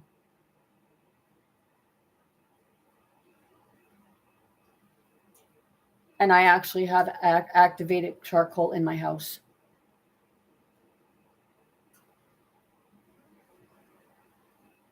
If the Rickon was very recently swallowed, so it's almost like, shit, man. Every time you have some food, let's take a tiny bit of charcoal, activated charcoal. Washing. I mean, I'm not mocking it. I'm saying let's, But that would be like if you felt you had food poisoning.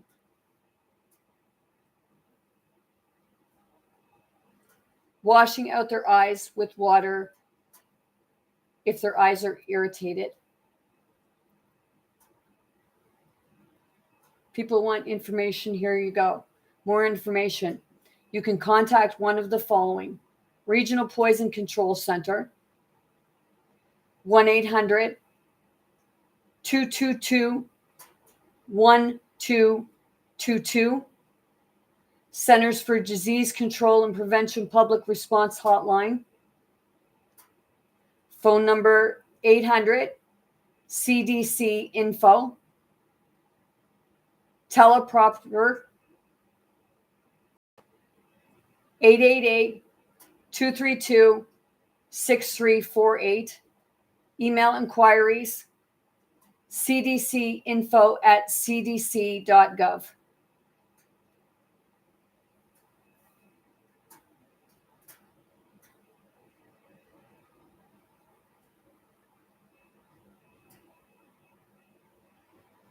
Now,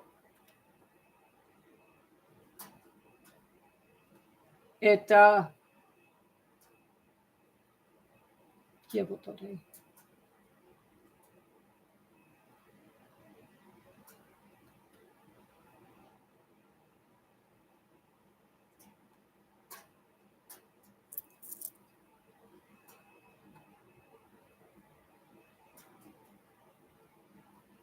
oh, here we go, back down here.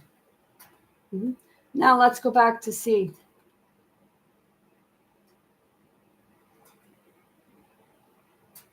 Well, you see that. See the expression on his face?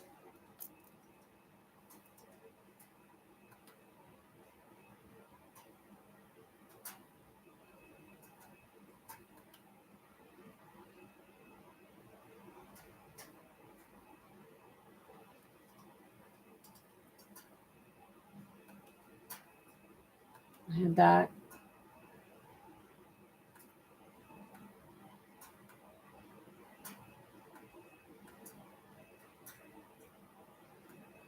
Jewish Christianity. History of the Jews in Scotland. Axis alliance in World War II. Was Italy, Japan, and there was one more. Donald Trump said about the Stargate.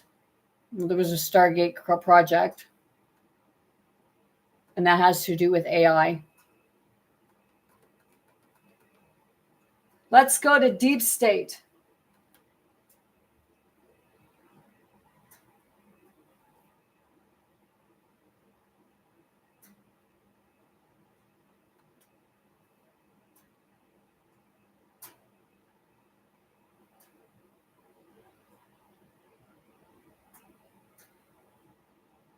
Deep state in the United States.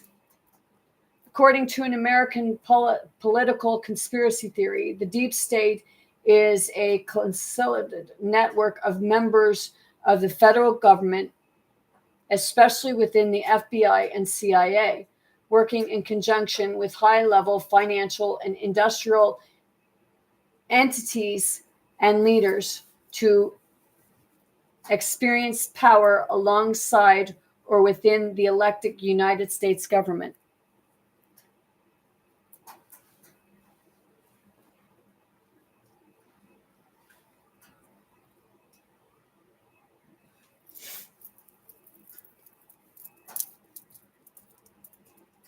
So is that how you got in, Donald?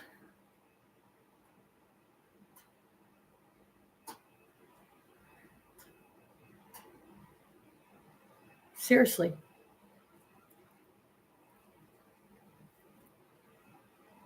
Because I did, like my 10-hour live that I did last week or on the weekend, it had in there about, you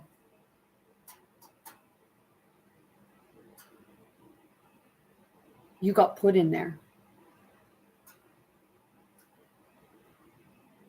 So like, did you do anything to win the election, right?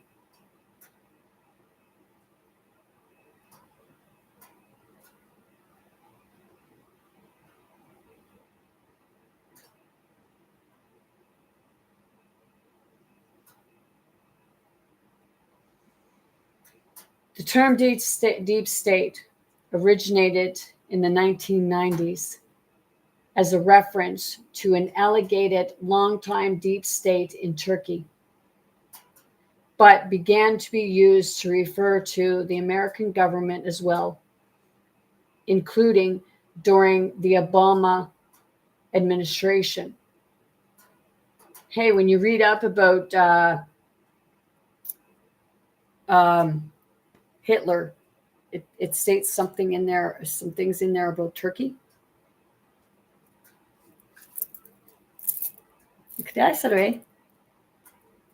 Proud to be one. But begin to be used to refer to the American administration. However, the theory reached mainstream recognition. Under the presidency of Donald Trump, who referenced an alleged deep state working against him and his administrative agenda.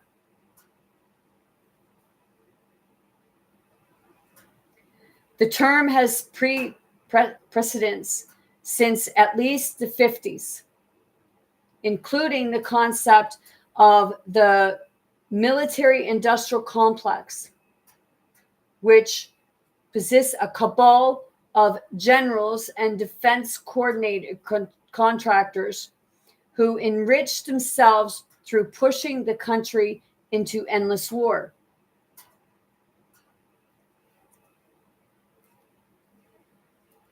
Donald Trump and all who are agreeance with him. What do you think he's doing?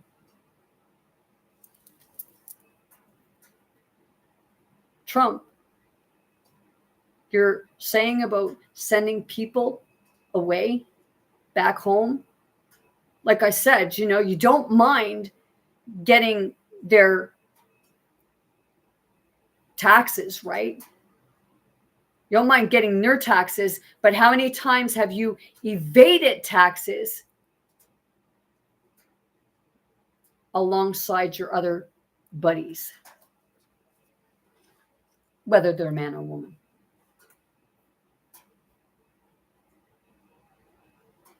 You could, not being rude, but like people refer transgender, but I say like two-spirited. Are you even playing them too? But because I know that like when stuff like that happens, you could be all for them, but just cause a lot of conflict within it because, seeing that picture.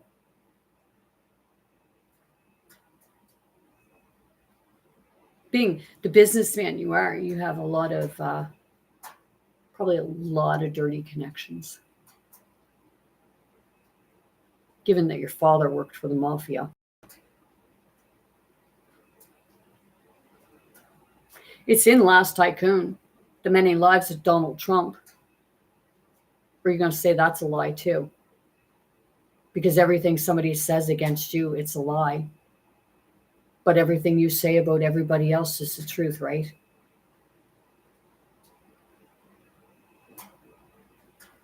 To all his supporters, he's laughing at you to the bank all the way.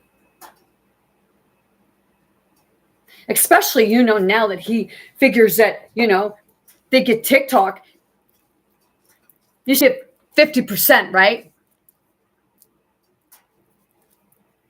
So he's taking your tax, he'd be taking your taxes, and then, hey, let's take the 50% that, these content creators are the ones putting in the work and making the money. But, let's see. Okay.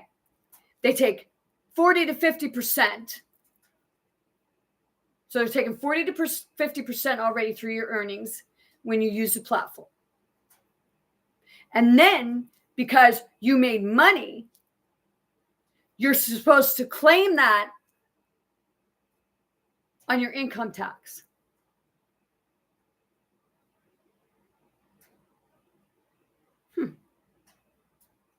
Good setup for him, right? And his $1 billion buddies.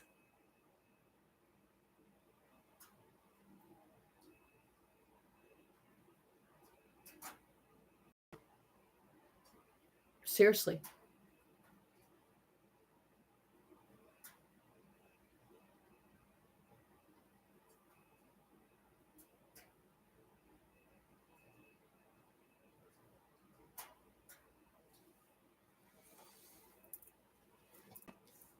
Presidency of Donald Trump, who referenced an alleged deep state working against him and his administration agenda.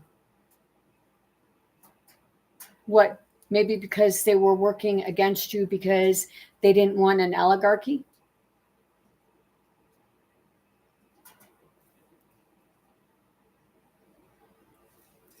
Let's see.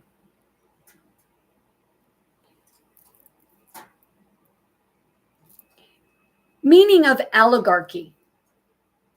Here's the definition of oligarchy: a small group of people having control of a country, organization, or institution. Let me do that again. Meaning of oligarchy. Here's the definition of oligarchy: a small group of people having control of a country, organization, or institution.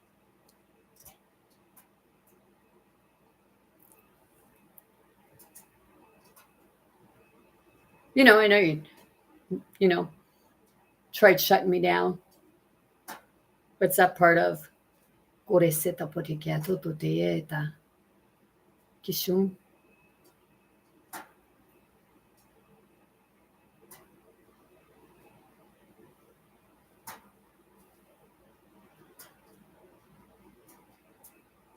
don't put the full blame on Donald Trump. I mean, he's responsible for the way he is as an adult now.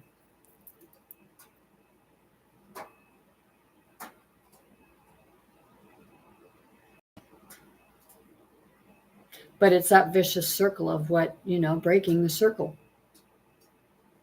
Will the circle be unbroken by and by, Lord, by and by?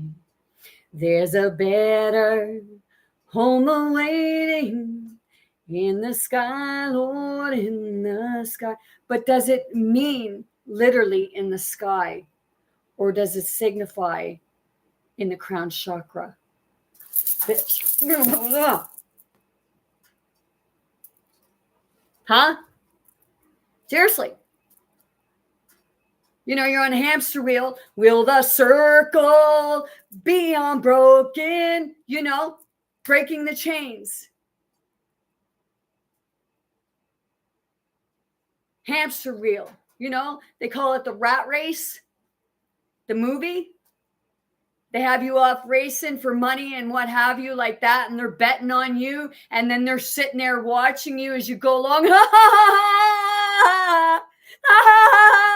I'll give you another $1 million. Bet you another $1 million. Get to put it yesterday. Well, the circle has been broken now and now forevermore. I just heard somebody say, I like that version better.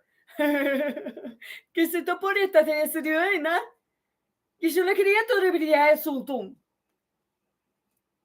Other people come on here singing pop songs and different things like that.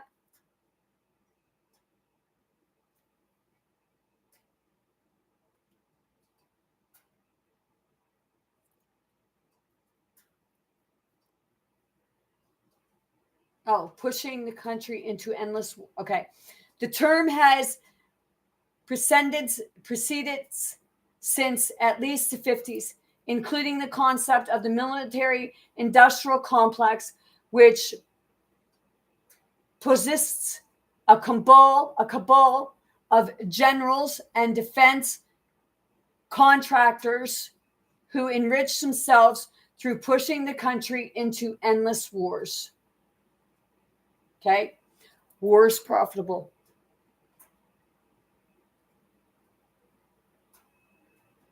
There's a lot of things that Donald Trump is trying to put together.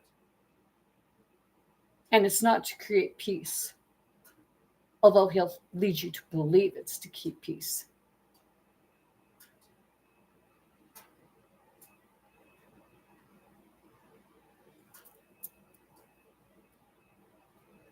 Opinion pooling done in 2017 and 18 suggests that approximately half of all Americans believe in the existence of a deep state in the United States. Oh, there is one. But it's not how it's perceived.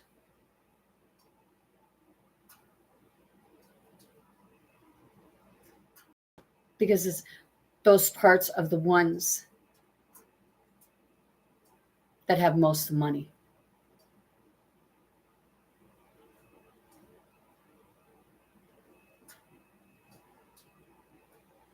So you got your dirty ones in the system. Corrupt ones, as people call them. Then you have what we perceive to be the ones that are good. They're trying to do what's right for the people.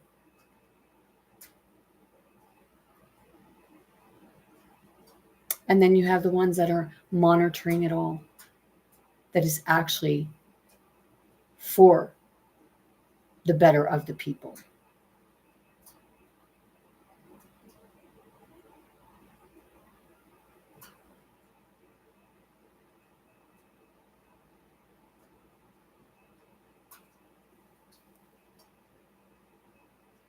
prevalence. Although the term deep state is thought to have originated in Turkey in the 1990s, belief in the concept of a deep state has been present in the United States since at least the 1950s.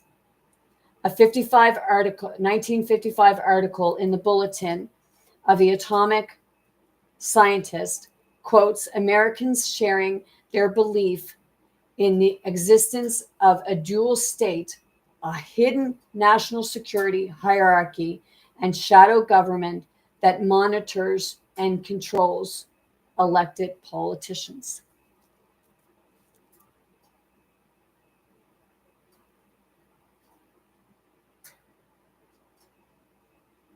So,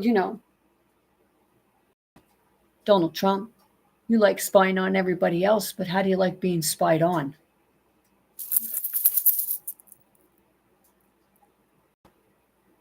And it goes for all your buddies too. What, it's only good for you and nobody else is allowed to do it? So, somebody goes and hacks, like you're allowed to steal people's data and get all their information, but by fuck, anybody who goes and hacks your shit,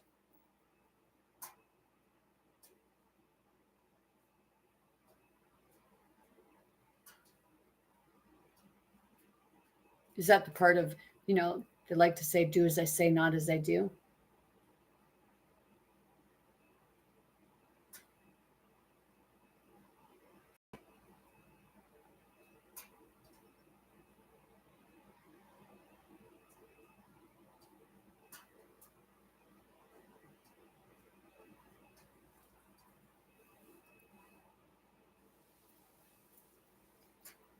Usage by journalists and academics. Should people be paying for education? Fuck no. You're already paying for it in your taxes. Should anybody be paying for medical expenses? Fuck no. You're already paying for them in your taxes. That's why they tell you that you're paying for them in your taxes. Do you think they're not affiliated with these universities that's making hundreds of thousands of dollars on people that get out of there and they can't even get a fucking job? They're flipping burgers. And Donald Trump has the audacity to go in and flip burgers with the immigrants and then say he's deporting them? ¿Qué tú puedes ser estudiante?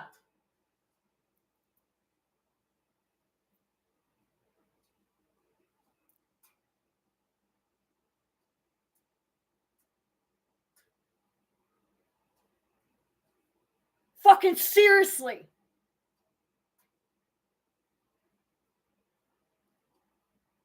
Yeah, foul mouth for a girl, right?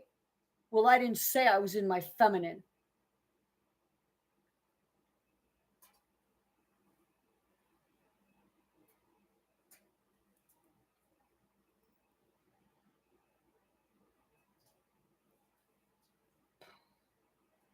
Usage by journalists and academics.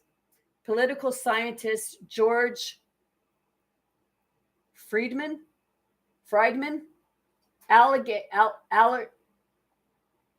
alleges that such a deep state has existed since 1871, when the president's power over federal employees was restricted. Now, I recently heard that in Quebec, Amazon has pulled, 1,000, I think, or look it up. They pulled quite a few of their businesses, their places out of Quebec. They said they're going to a third party because they'd save more money. But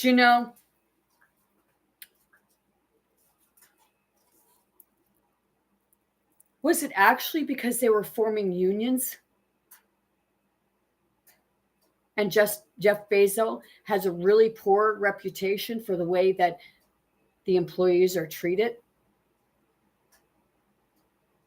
Do Amazon was putting stuff in the vehicles to keep an eye on everything that the employees were doing. Well, yeah, okay. In case they're stealing. Checking their mileage, how long they sat to eat or took time to eat.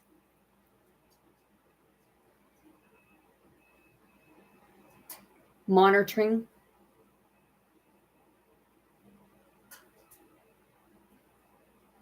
You know, it's his business. Yeah, okay.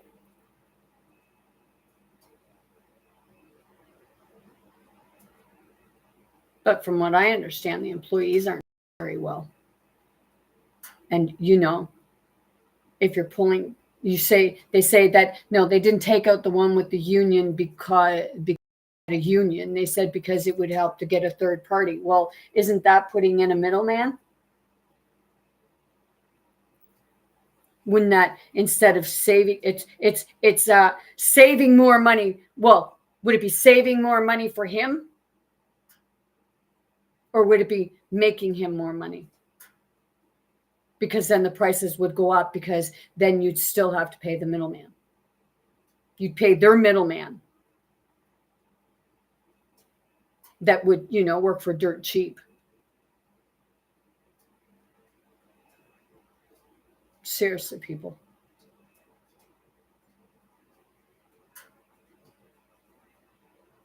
Yeah, sometimes I do use Amazon. That's how I got the books of Mary Trump.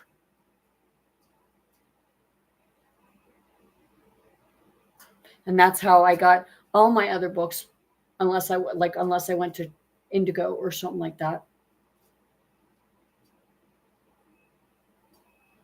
Even got some of my books at a thrift store.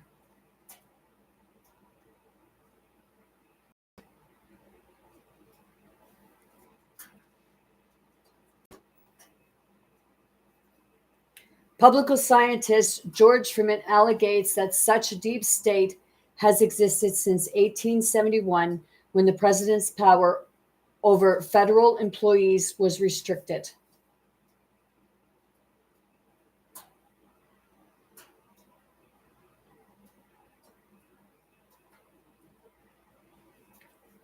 Do I think we should have war? I see war to be just another way for the filthy rich to make a profit.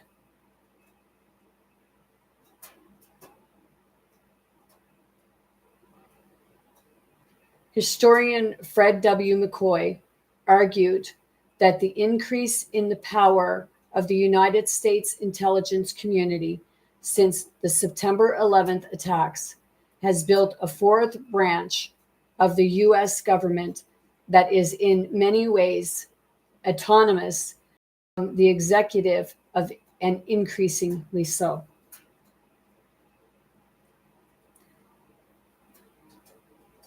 Tufts University professor Michael J.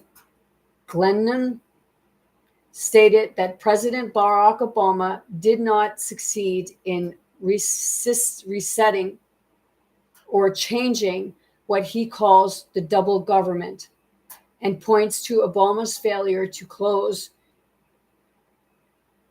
Guantanamo Bay detention camp to close.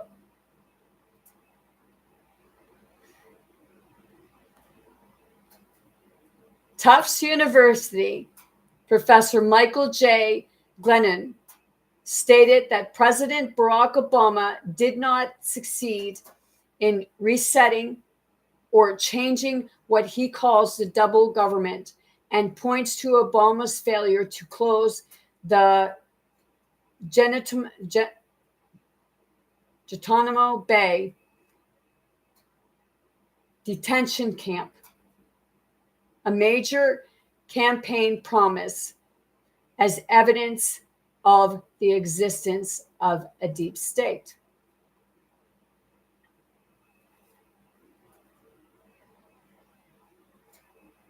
That's a detention camp. The Guantanamo Bay detention camp, also known as the GITMO, or simply Guantanamo Bay, is a United States military prison with Naval Station Guantanamo Bay, NSGB, on the coast of Guantanamo Bay, Cuba. It was established in January 2002 by U.S. President George Washington Bush.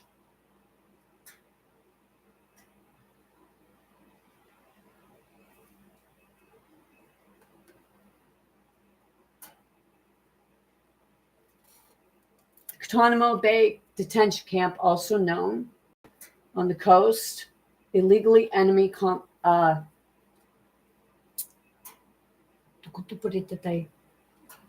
It was established in January 2002 by U.S. President George Washington Bush to hold terrorism suspects and illegal enemy combatants during the global war on terrorism following the attacks on September 11th, 2002. As of January 25, at least 750 people from 48 countries have been detained at the camp since its creation, of whom 756 had been transferred elsewhere. 9 died in custody and 15 remain. Shortly after the 9/11 attacks, the U.S. declared its war on terror effort and led a multinational military operation against Taliban-ruled Afghanistan to dismantle Al-Qaeda and capture its leader, Osama bin Laden. Well, there's a little controversy there about Osama bin Laden, because I read somewhere where it said that he was an agent.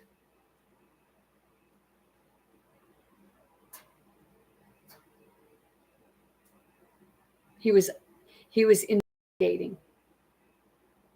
And Osama bin Laden, he had connections to the Bush family. Yeah. Kiss it over the eye.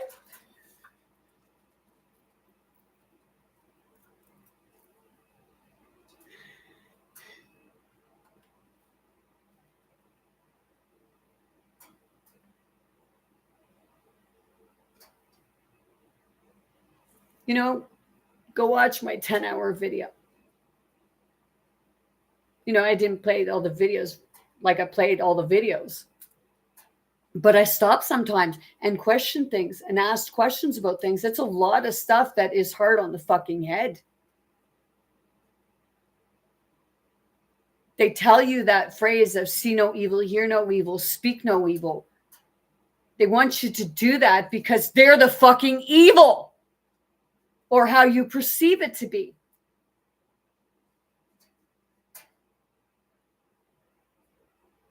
Because evil is live. If you put it backwards.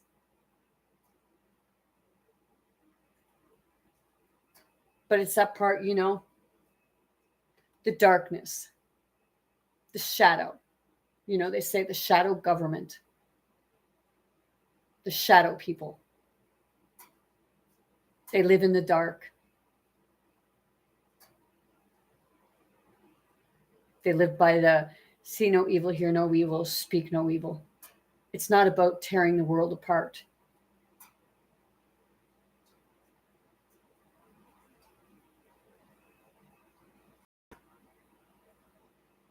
You know, they're the virus. Should we send in the antivirus? Oh, wait. The people.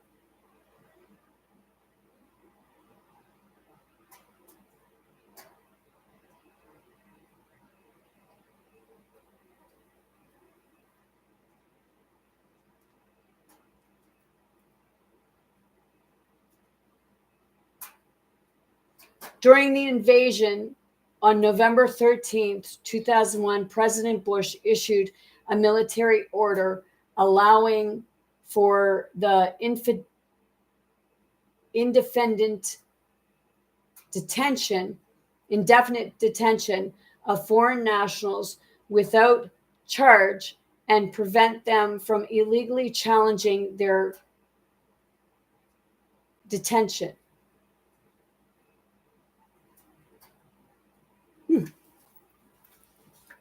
From legally challenging their detention. So Osama bin Laden had ties to the Bush family, which, you know, if you do your research, a lot of people already know that. You know, this all come from when you watch the actions of the 2025 inauguration.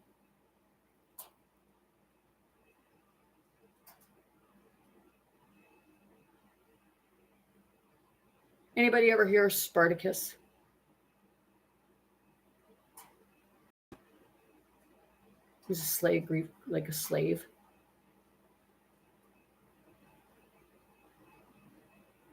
He evaded slavery or something.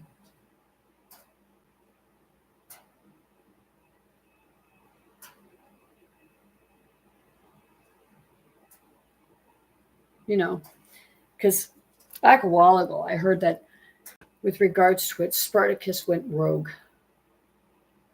So let's see, what does gone rogue mean? The meaning of gone rogue. According to Cambridge Dictionary, Cambridge University Press and Assessment, to start behaving in a way that is not normal or expected, especially by leaving your group and doing something dangerous, a special forces unit had gone rogue and was to free the hostage.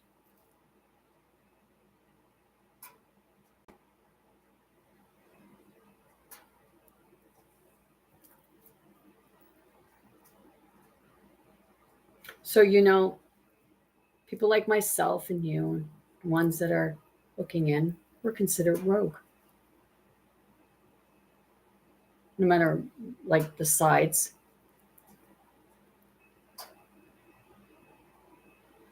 So let's do that again.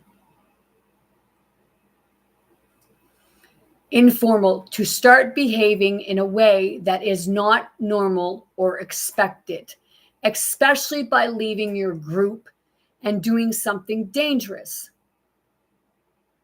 A special forces unit had gone rogue and was trying to free the hostages. Is it possible that some of that may have even happened in World War II?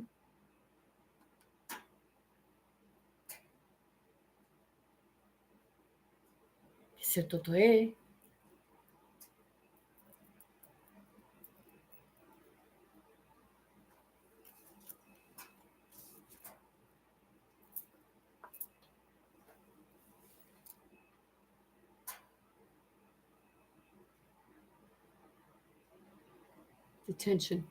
The following month, the United States Department of Justice claimed that habeas corpus, a legal resource against unlawful detention, did not apply to Guantanamo Bay because it was outside of U.S. territory. Substantially, whatever, you know the word. In January 2002, a temporary detention facility adopted Camp X-Ray,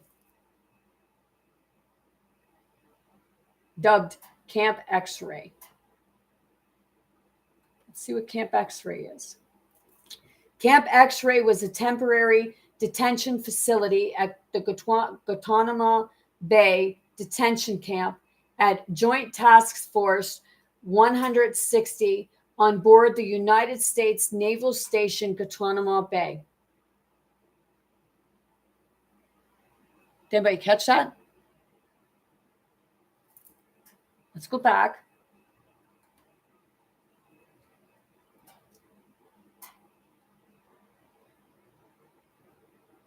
The following month, the U.S. Department of Justice claimed that habeas corpus, a legal resource against unlawful detention, did not apply to Guantanamo Bay because it was outside the U.S. territory. It's outside the U.S. territory. But when you go to Camp X in January, a temporary detention facility, Camp X, was created to house suspected AL. Now this here, Camp X, that was at Guantanamo Bay. So let's read it. Camp X was a temporary detention facility at the Guantanamo Bay detention camp of Joint Task Force 160 on the board the United States Naval Station Guantanamo Bay. But did they just not say that, it wasn't part of the states, but here it's saying United States Naval Station Guantanamo Bay? Huh. The first 20 detainees arrived at Guantanamo Bay July 11th, 2002. It was named Camp X-Ray because various temporary camps used to house Cuban and Haitian migrants in the 80s and 90s on board the station were named using NATO Phoenix alphabet.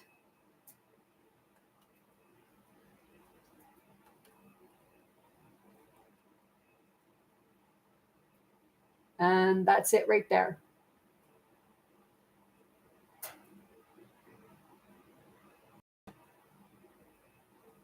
Although spelling alphabets are commonly called phonics alphabets.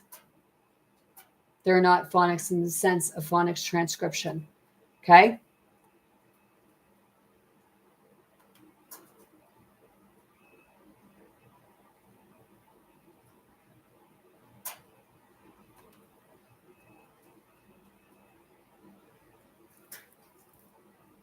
The legal status of detainees at the camp, as well as government processes for trying their cases, has been a significant source of controversy. Several landmark cases have been determined by the United States Supreme Court. As of 29th April 2002, Camp X-Ray was closed and all prisoners were transferred to Camp Delta.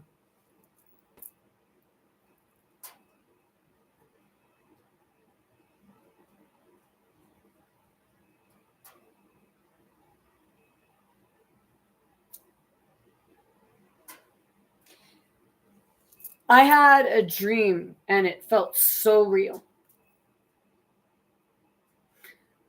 I was somewhere and in it was like some kind of camp thing, except everybody was put in pens.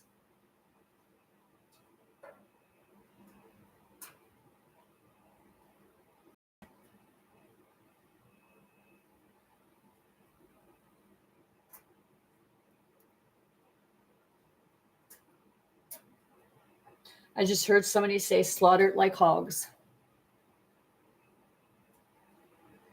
See, I don't eat ham anymore. I don't eat any form of pig. I eat fish and eggs. And yes, sometimes I eat shellfish.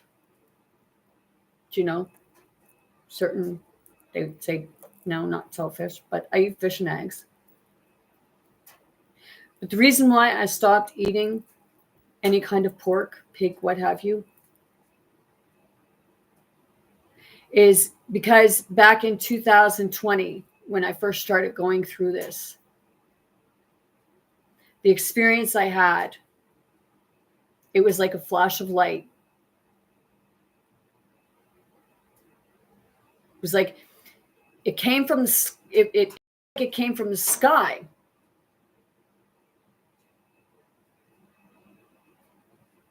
but I didn't see a lightning bolt.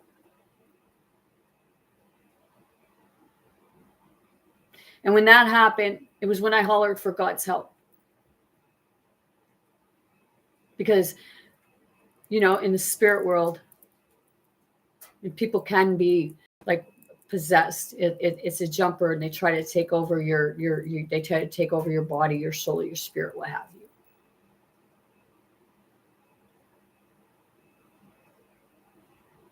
I was experiencing things, and I used my own energy to cramp up the whole left side of my body, and I mean the whole inside of my body, because what ended up happening is it was like I was in my body, but I left my body at the same time. It was like I was in my head. I could feel what was going on, but it wasn't like when it was trying to, but I wasn't, it wasn't hurting. But when I had to use defenses, when spirit gave me the spirit, my defenses, spirit took and just, they said, they were asking, like, where are you fucking hiding her? Where are you hiding her? Where is she? Give her back. We're taking her with us. And then my hand come up, and I could feel it was like something, like an energy grabbing in my body, in my organs and in my body. And I was taking, and it was like I was cramping it all up. I could literally feel my body just cramping right up, and I could feel it then, because I was starting to come back. I was starting to come back into my body. And then all of a sudden I let go. And when I let go, I hollered, God help me. And then whoosh, right in the middle of the eyes. I was hit by a flashlight. My body went into violent vibrations. I mean, this was not humanly, like, this was beyond. I don't know how I didn't die. Like, it was in my brain. It was my whole body, everything. That went on for about 5 minutes the first time. And then I stopped and got a breather, and I said, I'm ready again. And it hit again. And that went on for about 2 minutes. And then I was more of a catatonic state. I could hear what ended up happening is, in spirit, they come and they put my hands alongside like this. And, well, they moved me up. Like, I felt, it was like it was like I was being moved from this way and moved up. So it was laying in my bed like that. They put my hands like that, and I could hear my cat chirping with the birds. And all I could smell was what appeared to be ham cooking. What the smell of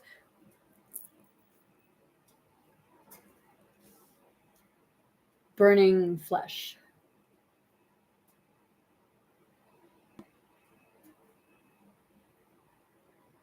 So maybe that's why they don't eat pork.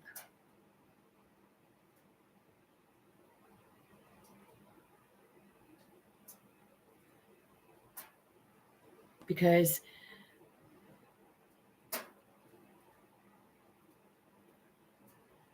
they even say that, was that Jesus or Yeshua, whoever, whichever one, cast them out into pigs. It said unclean.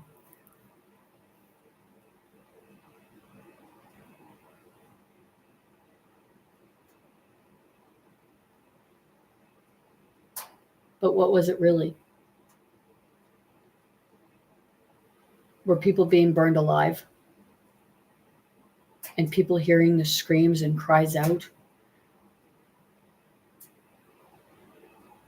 of their loved ones, family, friends, even themselves?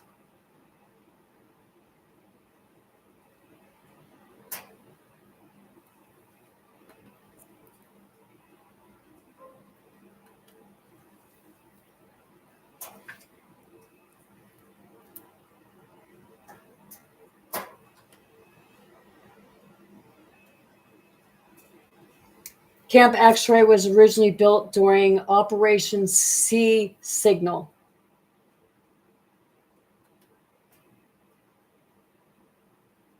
United States Department of Defense, Guantanamo Bay Naval Base.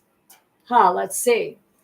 Operational Sea Signal was a United States Department of Defense operation in Cuba in response to an influx of Cuban and Eritrean migrants attempting to gain asylum in the United States. As a result, the immigrants became refugees at Guantanamo Bay Naval Base. The operation took place from May 1994 to February 1996 under Joint Stock Force 160. The task force proceeded over 50,000 refugees as part of the operation.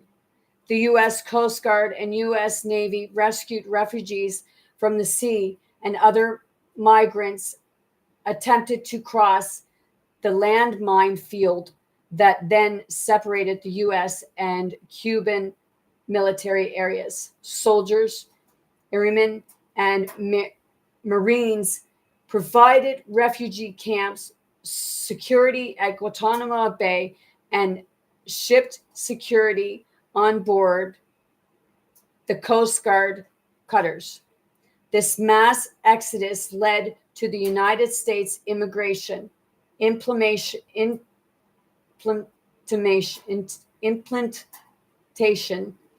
of the West Feet, Dry Feet policy. The mass Cuban exodus of 1994 was similar to the Merrill booklet in 1980. And economic, political, and social problems continued in Cuba. Many citizens were looking to United States for better opportunities. These problems led to several demonstrations across Cuba in early 1994 in response to anti-government demonstrations in Havana on August 5th, 1994. Fidel Castro threatened to allow a mass exodus to the United States. A few days later, Castro ordered his security forces not to interfere with anyone trying to leave. Almost immediately, a wave of boat people known as Balsarios set out in homemade rafts, boats, and inner tubes to try to reach the United States. These devices were hastily made, overcrowded, and lack enough food and water for the trip. The United States military set out to help save the lives of the Balsarios and provide safety and security for them at the United States military base at Guantanamo Bay. Upon finding the Balsarios, they were rescued and boarded onto U.S. Navy and U.S. Coast Guard vessels. Many of the boat people were already suffering from heat injuries, and many had no food or fresh water. Several young boys and girls under the age of 10 were found floating alone on inner tubes. The children talked to their mothers or fathers being taken by sharks during the voyage. Several refugees died during the journey, and numerous rafts were found completely empty or broken into several pieces. Many of the boats that had enemies were out of fuel, or had many engines were out of fuel and were floating in the current. Early in the operation, migrants were being transported to Key West, Florida. However, as the exodus did not abate, preparation began to quickly accommodate the large influx of migrants to the base at Guantanamo Bay, or Guantanamo. Military dependents were sent back to the United States not only for security, but also to help alleviate the water shortage that would plague the base during the course of the operation. Tent sites were constructed by military personnel at several sites across the windward side of the base, including Camp Alpha, Camp Bravo, Camp Golf, and Camp X-Ray. The base golf course and the Makala airfield on the wind side were also reutilized as refuge holding camps first established for Operation Sea Signal. Notably, Camp X-Ray were reopened after the September 11th terrorist attacks to form the basis of the Guantanamo Bay detention camp. Go read stuff. But people don't want to read that. But, let's see. These people that the U.S. military saved, they got put in like camps.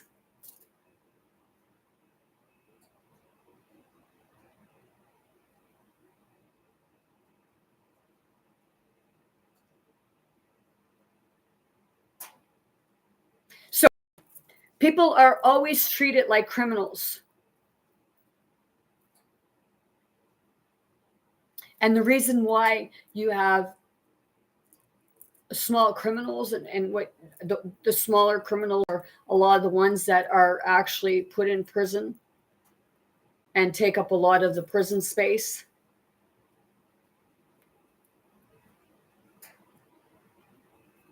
Even minor crimes and people are put in jail. They're in some places they're put in with the murderers and rapists.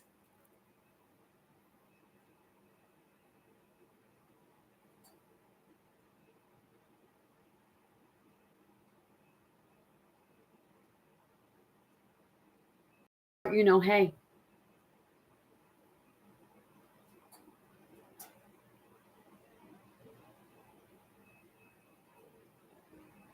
and it's like, Donald Trump, you and your government want to take people's tax dollars.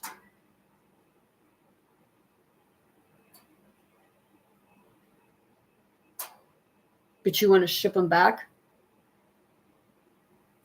And then with regards to you saying about, how do you solve depression? Work more. That's what he said. He said to solve depression, you work more. Depression is actually deep rest. Your body is seeking deep rest because it's so freaking tired and overwhelmed. It can't think for itself. And that's why they want you working. So for him to say that, work more, is that not slaves? Is that not slaves? Seriously. Work more, don't get rest. Hey, dude, if you want to work all your hours or, say that you're working all these hours, but, you got somebody else doing it for you and you're off playing your golf.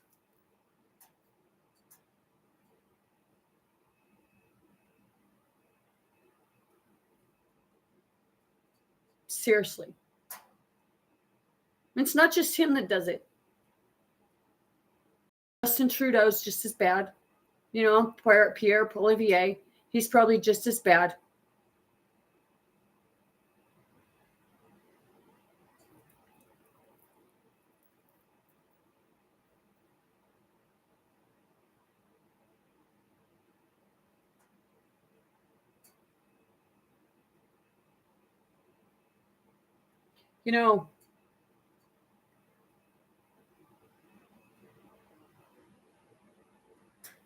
Shouldn't, instead of things being run by the other people in the government, shouldn't the people be informed of all of it and the people make the informed decision?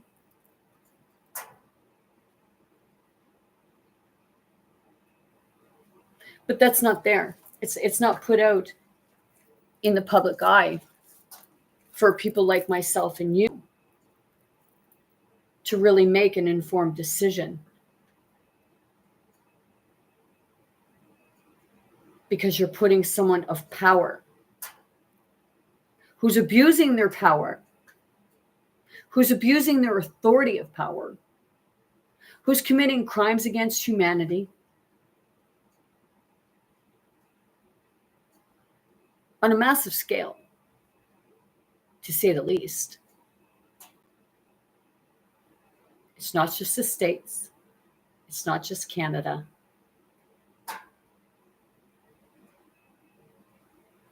It's happening throughout the world.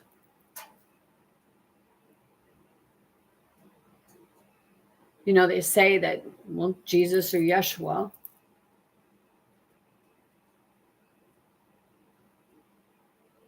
was looking out for the sheep.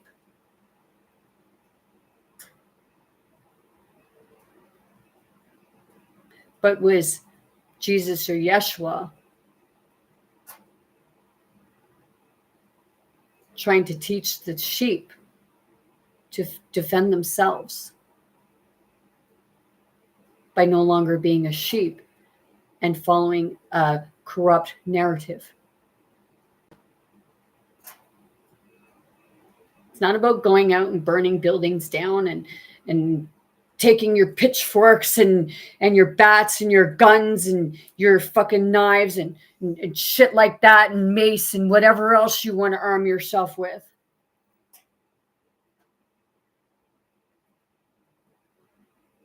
That's because the ones in power,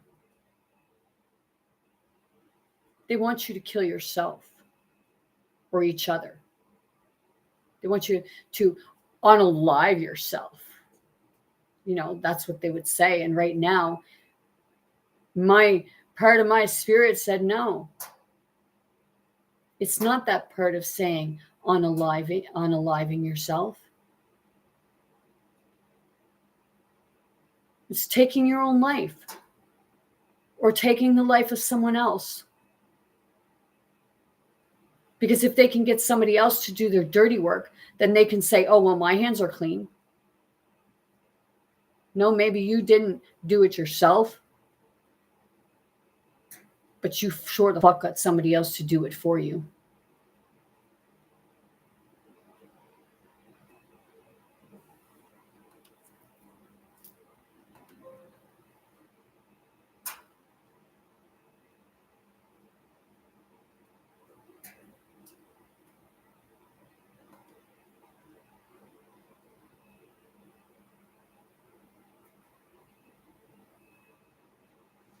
Background. Camp X-Ray was originally built during Operation Sea Signal to house excludables in the mid-1990s, with Fidel Castro allowed any Cuban wishing to do so to cross through the Caribbean operated minefields and enter the base. Excludables were held in Camp X-Ray near Port 37 before being sent back to Cuba. Expedels included troublemakers from the regular camps where the United States was processing Cuba asylum seekers for immigration to the States. I agree. Send the troublemakers back. But it's that part of, you know, what type of troublemakers are you talking about?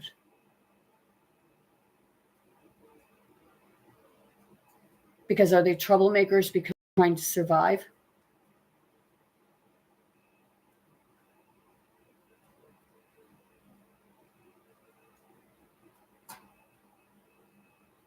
You know, you do advertise the American dream. Well, is it really the American dream or is it the American fucking nightmare?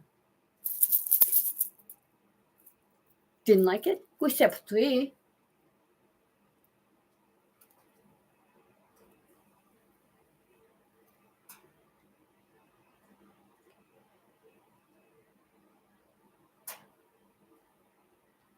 The U.S. government was at the time allowed access to Cuba records to process these people. Over 100,000 CAS were processed in the mid-19s and allowed to enter the United States.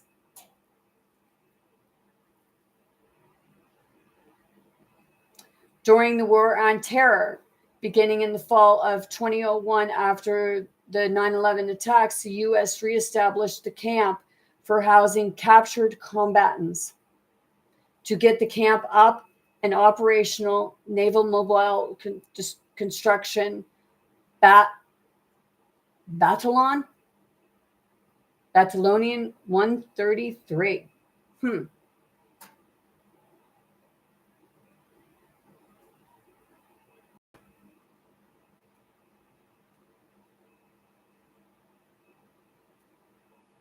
Okay, go read on that. Because I'd be forever trying to read this stuff.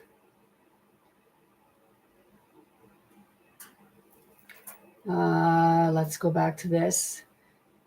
It was outside of U.S. territory. Substantially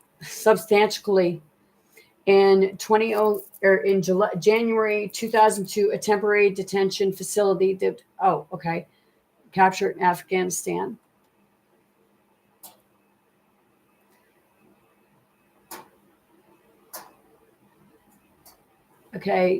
Was created to house suspected members of the Taliban fighters primarily captured in Afghanistan. By May 2003, the Guantanamo Bay detention camp had grown into a large and more permanent facility that housed over 680 prisoners, the vast majority without formal charges.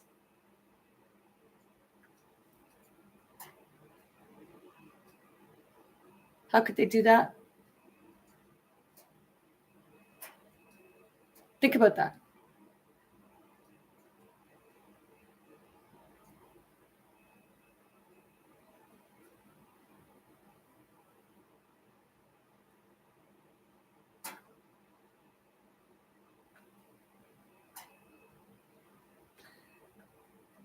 It housed over 680 prisoners, the vast majority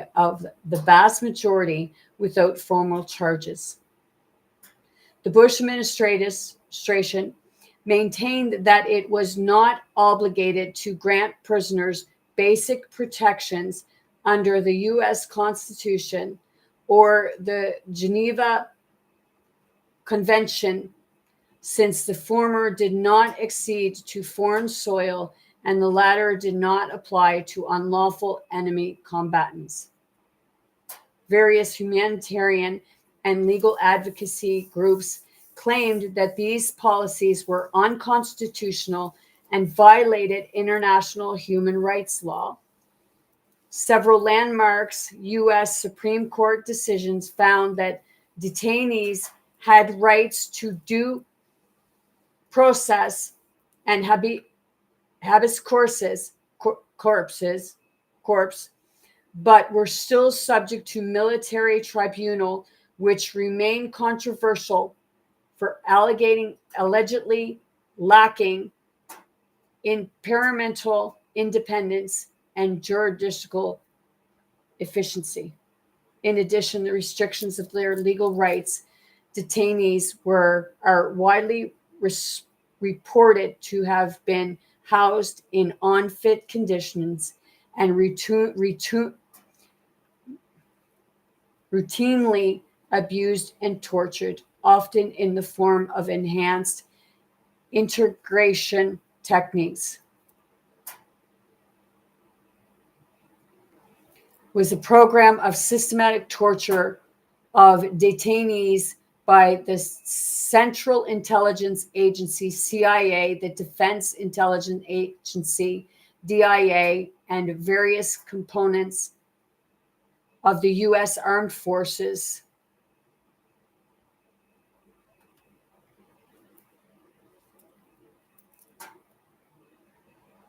The U.S. Armed Forces at remote sites around the world, including Abu Ghraib, Gabram, Bucharest, and Guantanamo Bay, authorized by officials of the George W. Bush administration.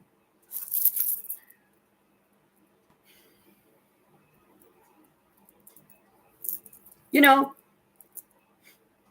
I know you I know you wealthy ones, let me see. Donald Trump is trying to own, get half a TikTok. Let me see. Elon Musk is trying. Let me see. Kevin O'Leary from one of the invention things. What was it? Shark Tank or Dragon's Den? He has a partner. Seriously, are you guys the one that's trying to block this? Because if you are, it's pretty fucking sad. And, it means that if you're trying to block people,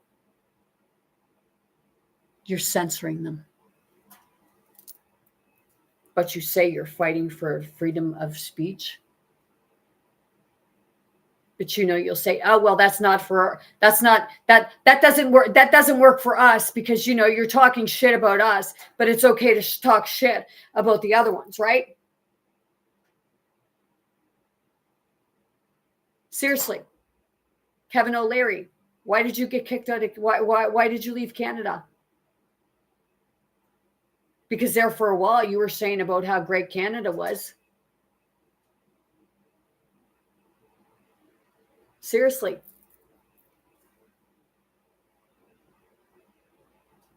Who shoved their head up your ego's ass? Or did you shove your head up somebody else's ego ass? How's it smell up there? A lot of bullshit, right?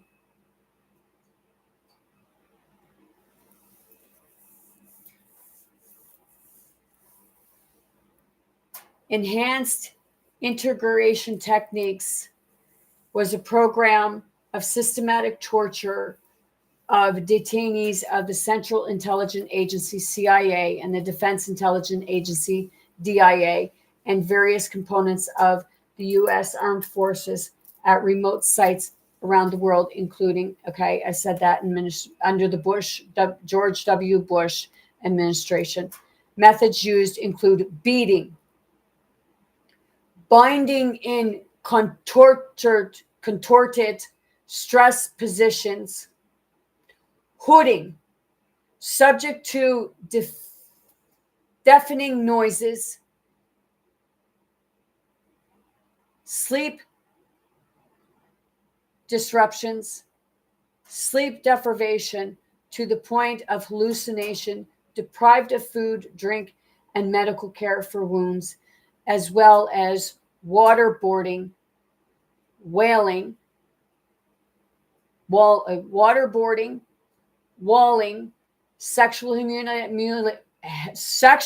humiliation, rape, sexual assaults, subject to extreme heat or extreme cold, and confinement in small coffin-like boxes.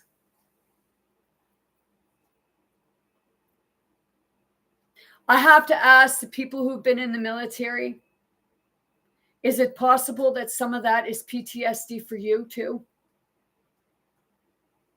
Is that how they got people to be killers? Is that how you recruited them?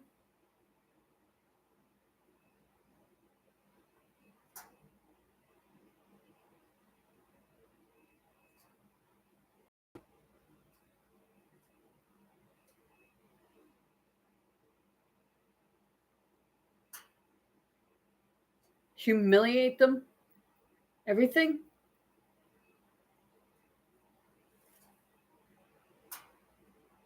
And this was under George Bush administration. Methods used include beating, binding in contorted stress positions. Let's see. Let's go to stress positions. We're going to check what this means.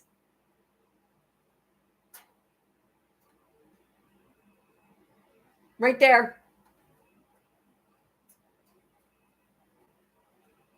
Well, shit.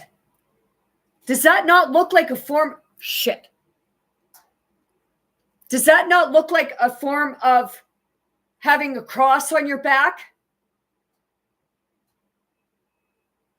Seriously.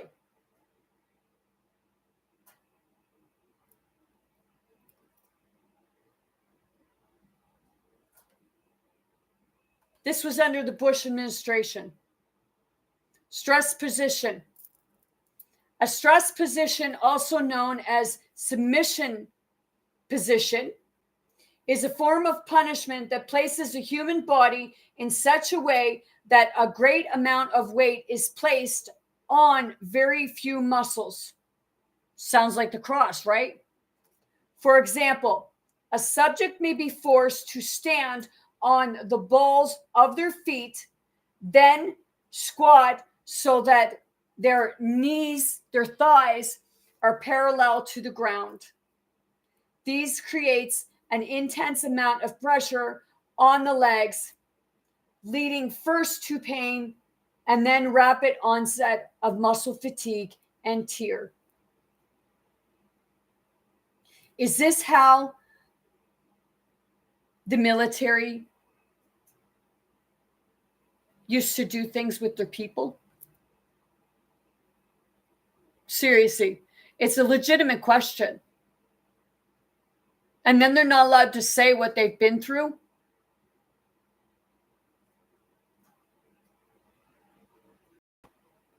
They have to state an oath and they have to sign a paper saying they're not going to say shit if they had a mouthful. Because if they did, well, you know, they maybe come after your family.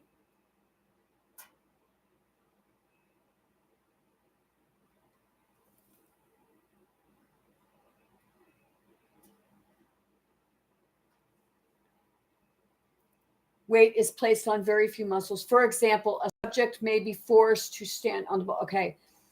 Tear. Forcing prisoners to opt such positions is a torture technique that proponents claim leads to extracting information from the person being tortured.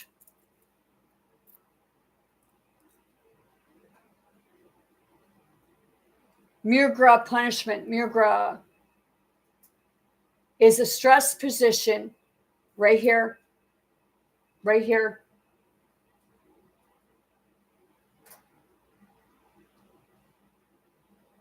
Used as a corporal punishment, mainly in parts of the Indian subcontinent, specifically northern India, Pakistan, and Bangladesh, where the punished person must squat, loop their hands behind their knees, and hold their earlobes. And we wonder why we have the people that we have today. The word murgra means chicken or rooster. Oh my fuck. And the name reflects how the adopted pose reassembles that of a chicken laying an egg. It is used primarily in educational institutions, domestically, and occasionally at the police as a summary informal punishment for petty crime. The punishment is usually administered in public view with the purpose being to halt the offense by inflicting pain, regression of the offense by shaming the offender, and provide a solitudely example to others.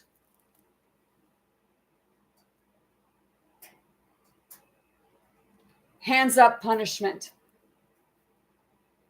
The hands up punishment is a stress position given out as punishment in schools of the Indian subcontinent, India, Bangladesh, Nepal, and Pakistan. In this punishment, one is made to raise their hands above their head for a period of time. The reason of the punishment is not permanent to join their hands above their head, and if they do so, punishment time may be increased. The hands up position becomes painful within 10 or 15 minutes. The punishment is usually given for 30 minutes or more at a time. Sometimes one may be required to keep one leg up along with their hands. The student is not allowed to change legs. The hands up punishment can also be done two other ways. It can be done with the hands in front of the recipient or out the sides, and they cannot raise or lower their arms, only hold them out for a long time.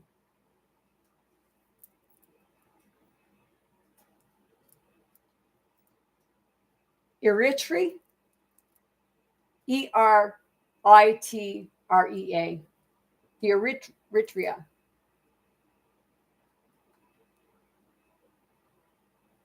Human rights in Eritrea, or Eritrea,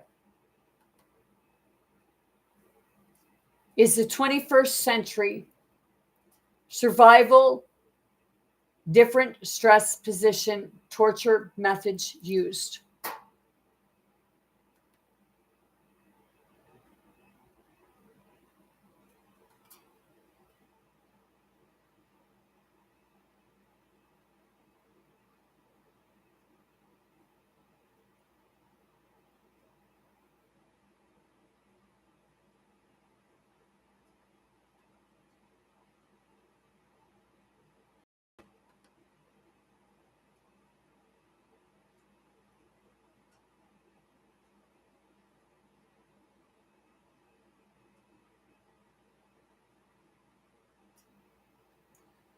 Oh,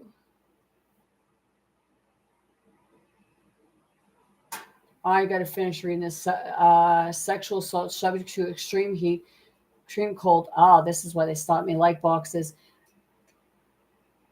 A Guantanamo inmate's drawing of some of these tortures to which he himself was subject were punished in the New York Times. Some of these techniques fall under the category known as white room torture. Several detainees endured medically unnecessary rectal retration, rectal fluid restriction, resuscitation,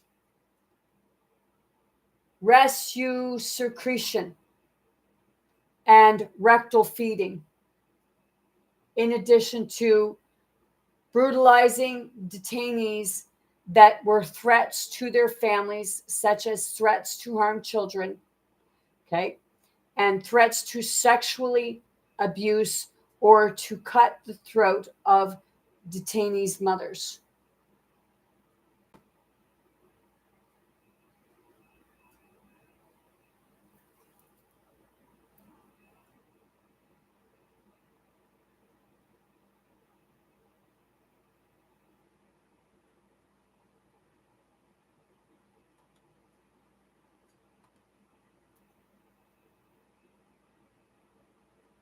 Helicopter position. In the helicopter position, the victim's arms and feet are tied behind his or her back. The victim's upper torso is bare, and the victim lies prone on the ground. The victim is typically kept in the position for 1 or 2 weeks through all weather conditions, non-stop except for brief food and toilet breaks. A variant of the method. The cord tying the arms and feet together is tied to a tree branch. suspending the victim from the ground. One Entebbe prisoner served 55 days in the helicopter position at temperatures of up to 50 degrees, 122 degrees Fahrenheit. After which his skin peeled off and he was held for 8 months with one hand and one arm tied behind his back. The prisoner escaped from Ethiopia and studied law in Canada. Jesus Christ position. In the Jesus Christ position, known to have been used since 2003 in AD Alberto prison, the victim's upper torso is bare. The victim stands on a block. Her arms are tied to branches of a tree, and the back and the block is removed, leaving the victim in a similar position to that of the crucifixion. The victim is then beaten on the back. The duration of this torture position is normally limited to about 10 to 15 minutes to allow the victim to survive.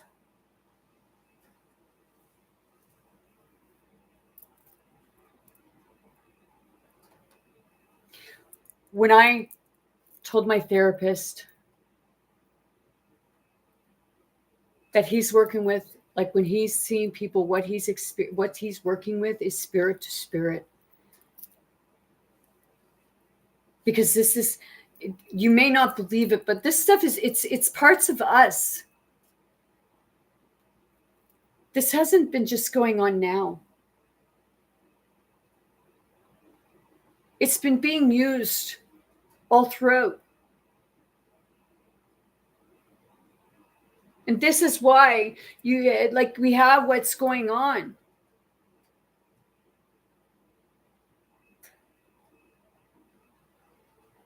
We're victims of the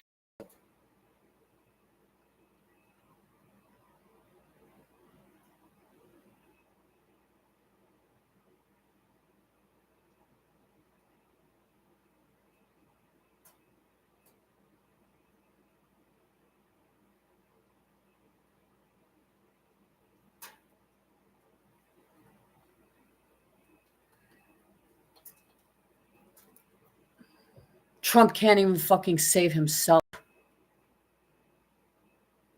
He can only buy his way out.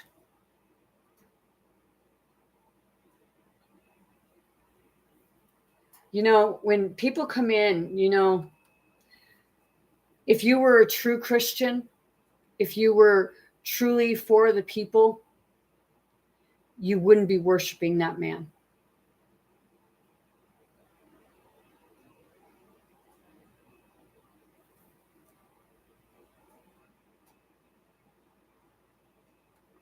Or anybody else for that matter, the way you do, people do. So for, you know, Glam 2025, no, Jesus doesn't approve. And I don't think you should be speaking for Jesus.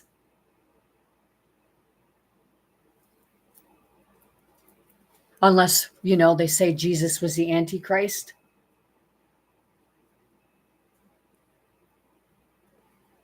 But then I'd have to ask, what happened to Jesus?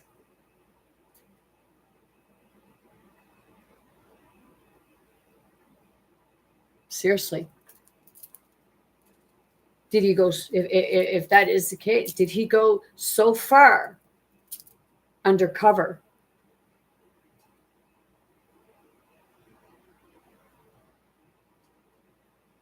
Seriously.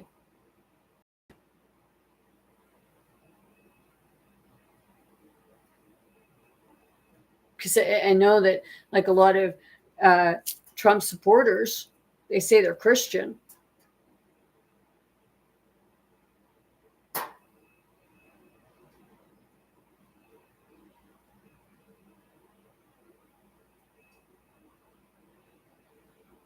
But what type of Christian are you?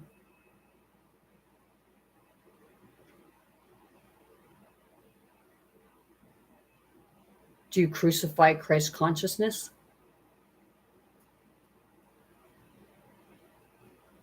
Do you crucify the people that believe in Christ consciousness?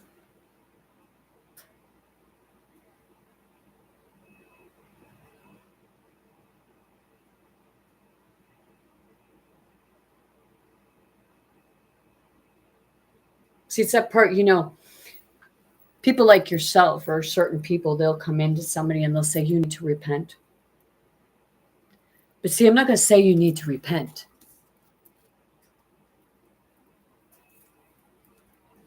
Because you're the one that's got to look in the mirror every day.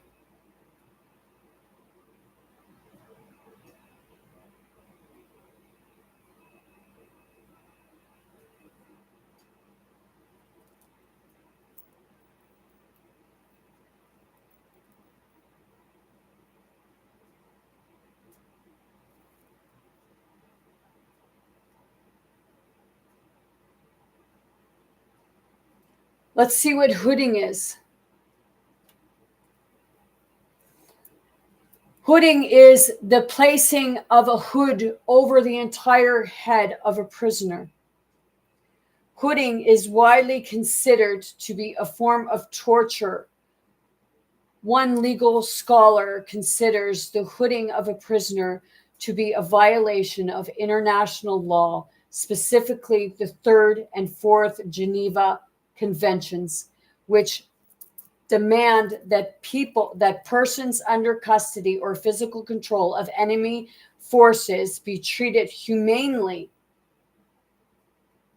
Hooding can be dangerous to a prisoner's health and safety. It is considered to be an act of torture when its primary purpose is censoring deprivation during integration.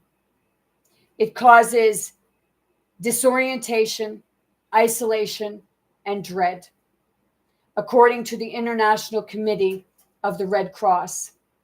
Hooding is used to prevent a person from seeing, to disorient them, to make them anxious, to perceive their torturous anonymity, and to prevent the person from breathing freely.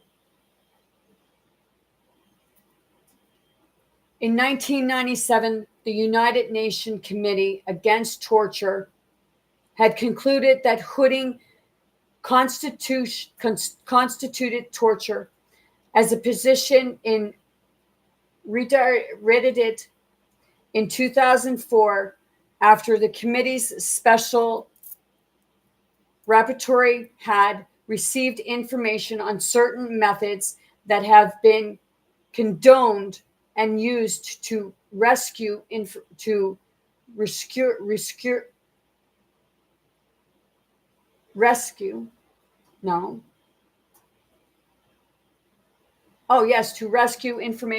from suspected terrorists. Modern history. In the first half of the 20th century, hooding was rarely used. During World War II, and Gestapo used it especially in the Bernardoc prisons in Belgium. It became more popular after World War II as a means of stealthy torture, since it makes public testimony more difficult. The victim can testify only with difficulty as to who did what then. In the 1950s, hooding was used in South Africa and French Algeria. In French Algeria. In the 1960s in Brazil and Francisco, Spain. In the 1970s in Northern Ireland, Chile, Israel, and Argentina. And since then, in a great number of countries. Now, this is done like it was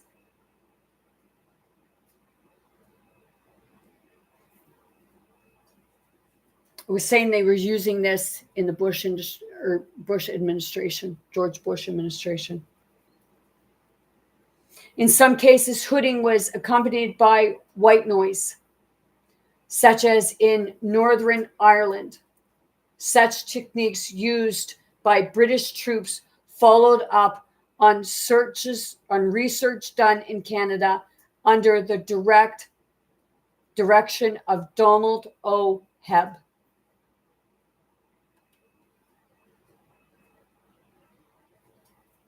Argentina, after the 1989 attack on La Talaba regiment during the presidency of Raúl Alfonso, the military reacted violently and again hooded prisoners. Its methods were called an imminent return to the methodology used during the dictatorship.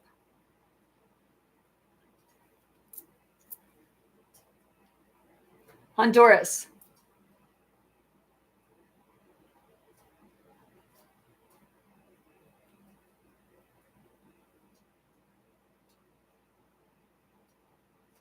Seriously, people probably won't read this, but it's against human rights, whether it's a prisoner or not.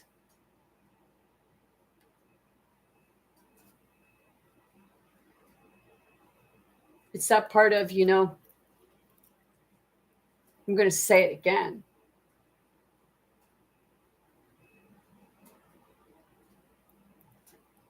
How would you like it if it was you? Seriously, people say, well, you're not wrong with that. Until it's you, right? Seriously, there's nothing wrong with it until it's you. These people go through this stuff and then they get out and then you wonder why they go and do it because they're like, shit, man. Get to put it today.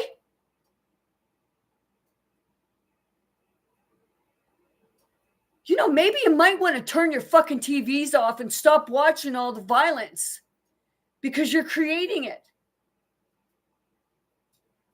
If you're watching that stuff, it's like, I have to say, like, who's getting off on it? It's okay to watch it, right? It's okay to watch it, but when it happens in real life, it's turn a blind eye. But then if it was happening to you, you would want your country to rescue you.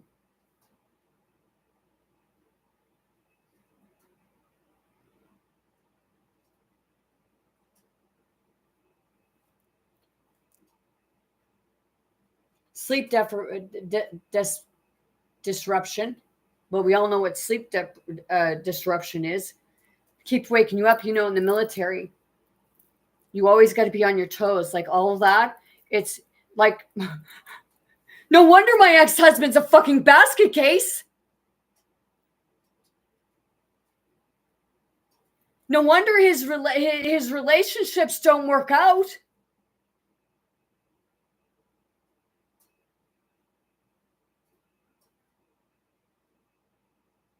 Seriously. It's that part of, I have to ask now, is he telling me something?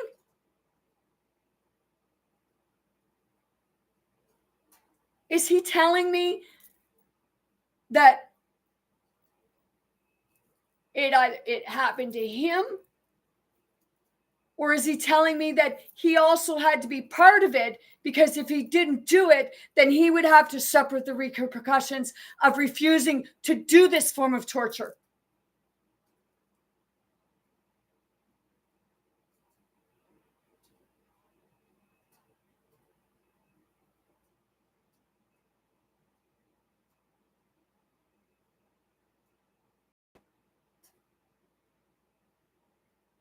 Not many military people come out talking about their stuff that they went through, do they?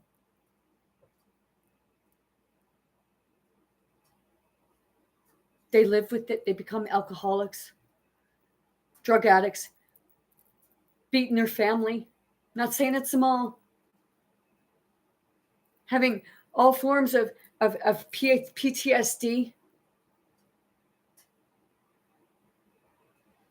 And in the midst of having PTSD, they could end up committing heinous crimes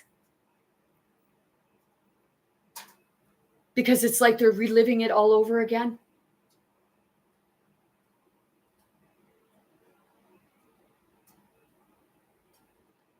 Loud noises, constant.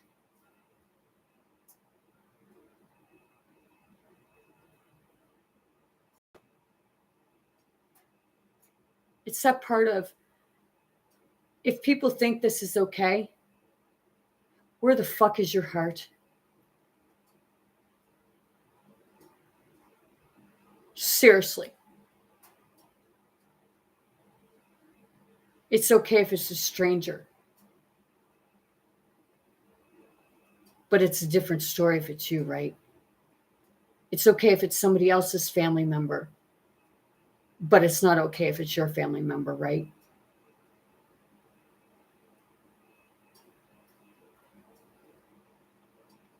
Get it 3.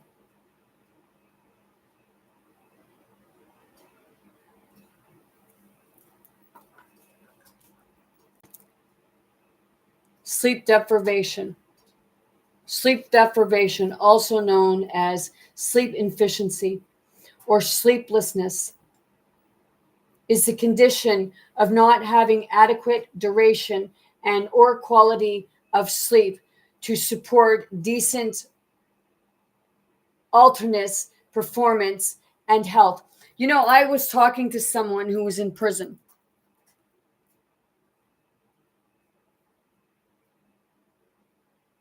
And it's constant there.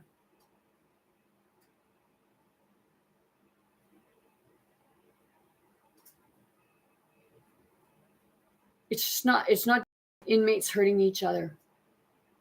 It's the staff doing it too.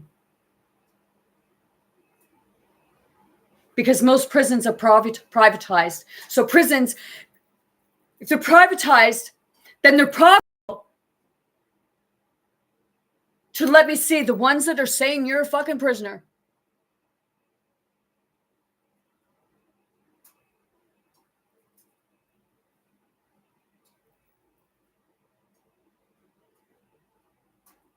Seriously.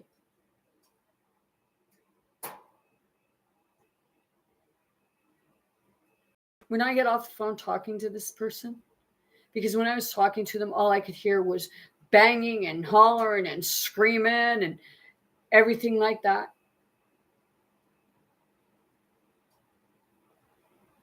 I just heard it's almost like an insane asylum. And a lot of those people that go in there weren't insane before they went in.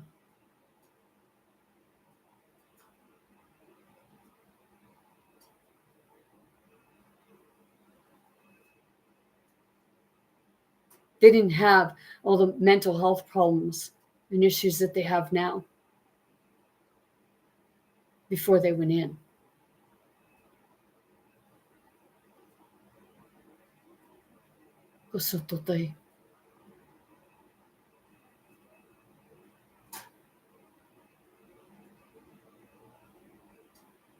But when I got off the phone with this person, I had to keep myself from crying while I was talking on the phone with them.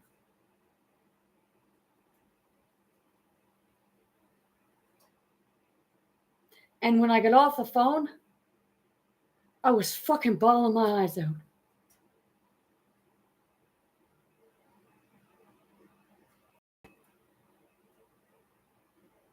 And it was during lockdown too, COVID lockdown.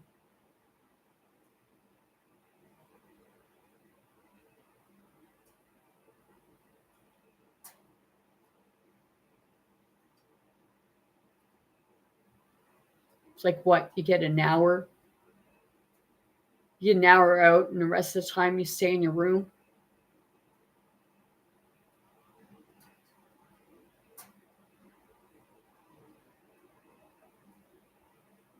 get a walk with your back to the wall?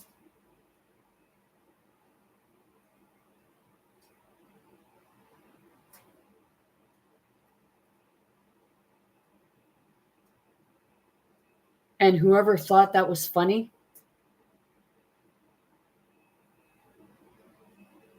is that where you should be? If you think that kind of stuff is funny?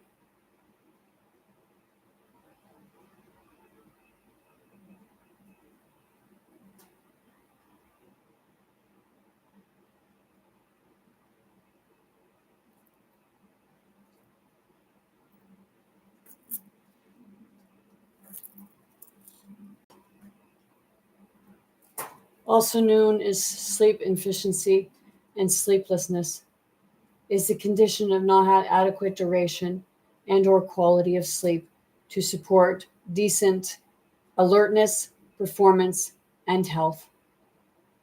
Beat them down. Can't fight back if they're beaten down, right? Can't stand up for themselves if they're beaten down. Yeah, do suite pour.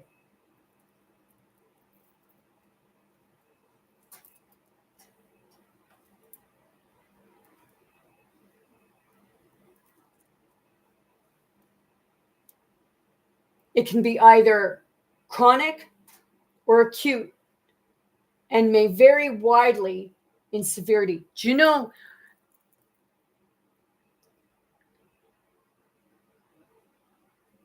if my ex-husband is sleeping and I go to wake him up for some reason, like go to wake him up or what have you, he comes out of it like that, ready to swing.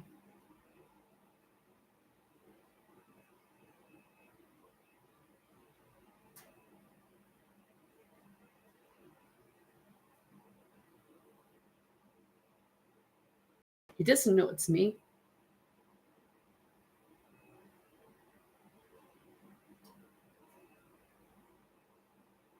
How many people have experienced that with somebody either from the military or the police force? Could be from, one's the ambulance drivers, first responders.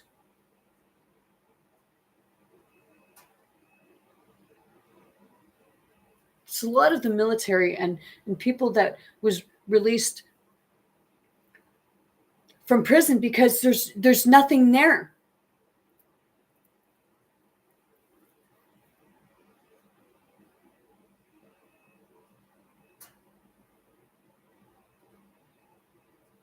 You get in a fight there, holy, like shit, man.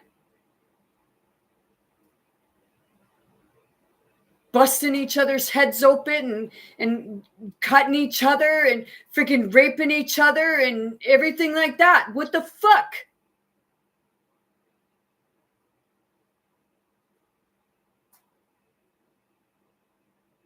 It's all behavior.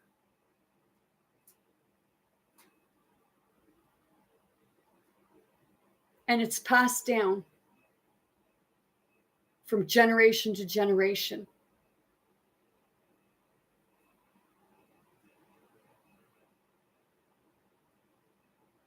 Spirit to spirit. Or you go person to person, however you perceive it.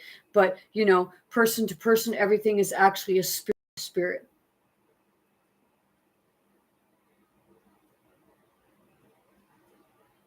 Because those spirits are angry and in pain.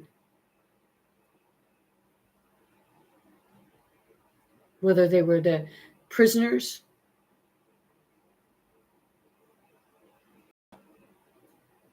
or the ones that happened to, or their family members. But I will tell you all, you become victims of a system.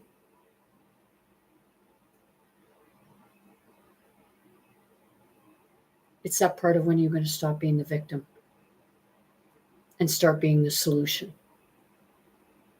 And it's not about going around and killing other people and promoting a sexual sterilization act because you say that There's too many people in the world. Have you gone around and fucking counted the world compared to what the earth is really like?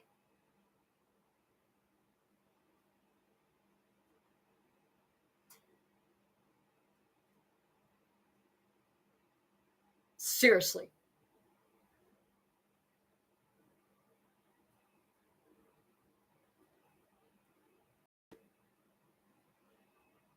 It's somebody say, God does not judge.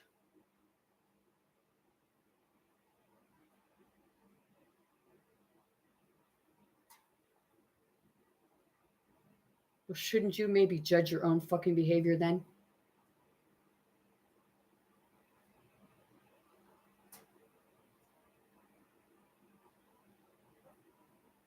It's looking at ourselves before pointing at others.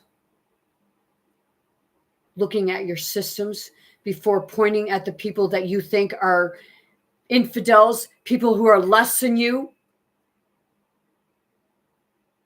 Because you think that they're less than you, maybe they're actually greater than you.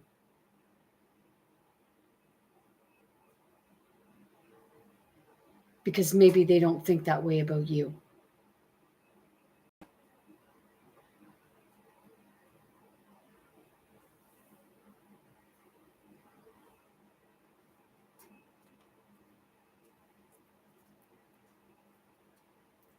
Chronic or acute and may vary widely in severity. All known animals sleep or exhibit some form of sleep behavior. And the importance of sleep is self-evident for humans, as nearly a third of a person's life is spent sleeping. Sleep deprivation is common, and it affects about 1/3 of the population.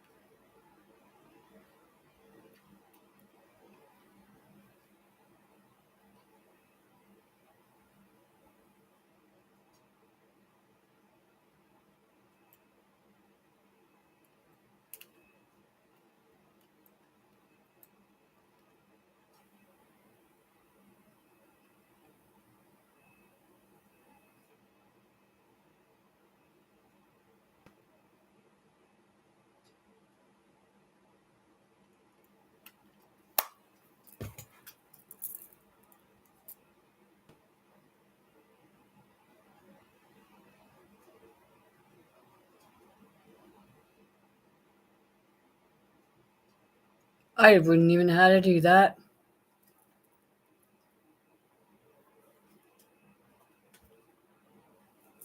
One-third of 100 is 33.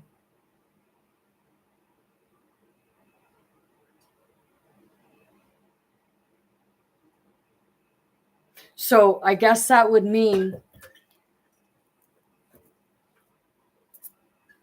33.333333 people out of 100. And we have 8 billion people.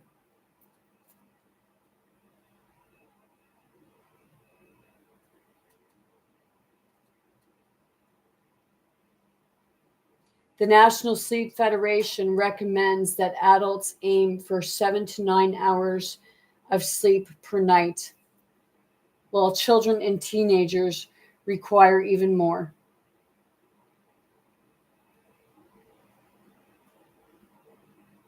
Sleep deprivation versus sleep restriction. Reviews differentiate between having no sleep over a short time period, such as one night, sleep deprivation, and having less than required sleep over a long period of time, sleep reaction. Sleep deprivation was seen as more impactful in the short term, but sleep reaction had similar effects over a long period. A 2022 study found that in most cases, the changes introduced by chronic or acute sleep loss waxed or warned across the working day. Now,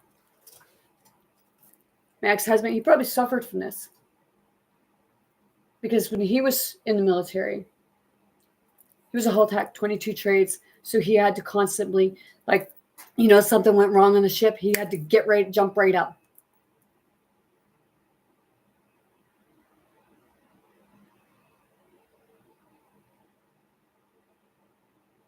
And many, and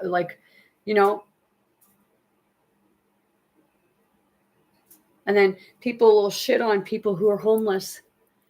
Those ones that were doing that, the ones that are suffering PTSD, those are the homeless ones.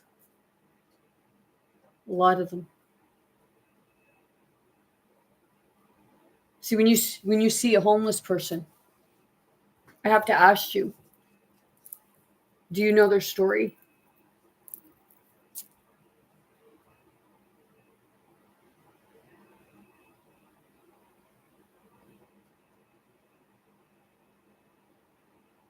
Do you know where they came from? Or do you even take the time to speak to them?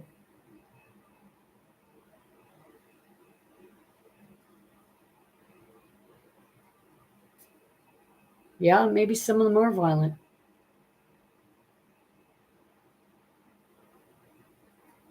But that's a stigma that you put on them all, right?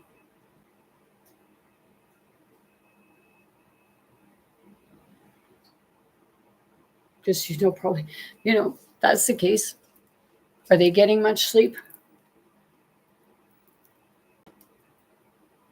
Because this stuff that they're talking about, it causes hallucinations. They'll go steal from each other, I was told.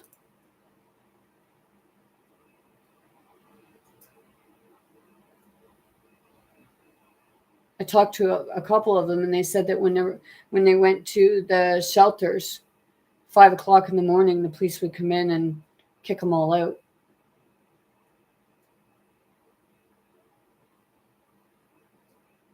They don't just need a warm place at night.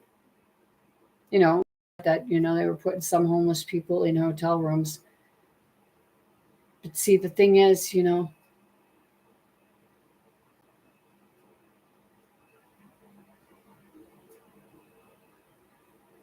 can't keep them addicted in the gutter.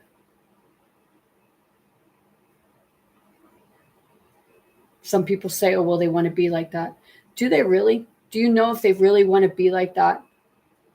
Or if they're so depressed and they feel like they're like nobody cares about them and that they're worthless and everything like that?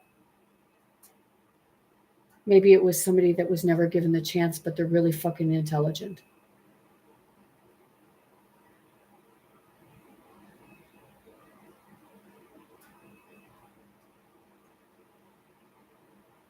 I don't just stand up for dirty homeless people, as somebody just said.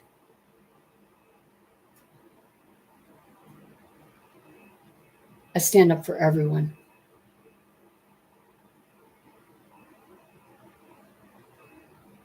Even if they are someone that hurt me.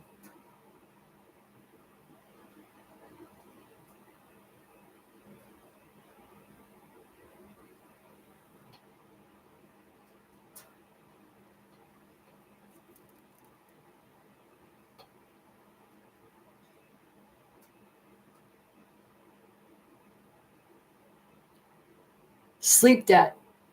And then there's insomnia. Effective and consequences. Overview. Effective of sleep deprivation can include reduced ability to put an emotional event in perspective. Inattentiveness, including reduced driving ability, reduced working memory, mood effects, feeling older, Micro sleeps, meaning falling asleep at the wheel. Negative effects, the brain, temporary. One study suggests this here, like go read it. Seriously, this is a lot on cognitive, it affects the cognitive, neurobehavioral effects, mood, subjective age, fatigue, sleep, cardiovascular, immunosuppression, weight gain, type 2 diabetes, other effects, confusion, memory loss, lapses or losses, depression, development of lost memory, I don't know those words, hallucinations during falling asleep and walking, which are entirely normal, hand tremor, headaches, mal, sty, increased blood pressure, increased stress hormone levels, type 2 diabetes, irritability,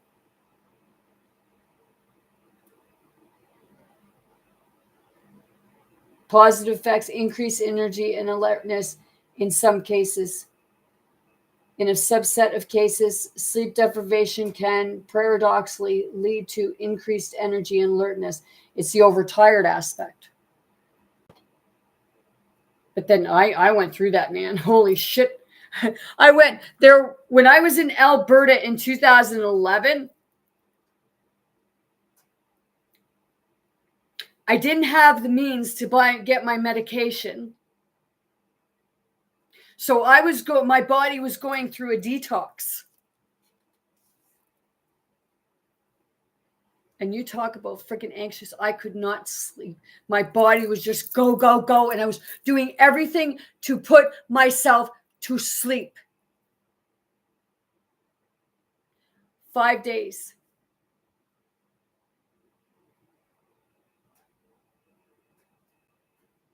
And then I ended up going in the ambulance to the hospital.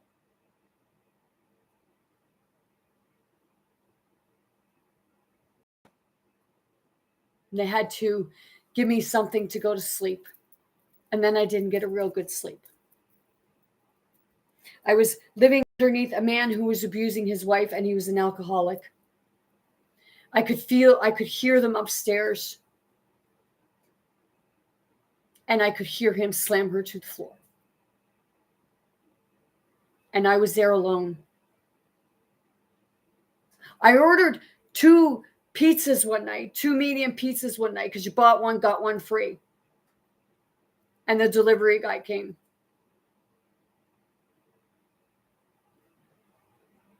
And the man upstairs came down and commented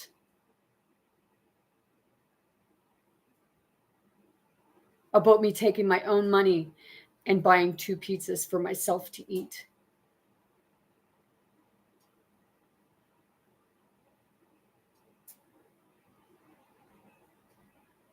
I told people about what was happening, but I was told to stay. So I ended up going out to a bar and meeting some people. And one of the men there, he was staying in a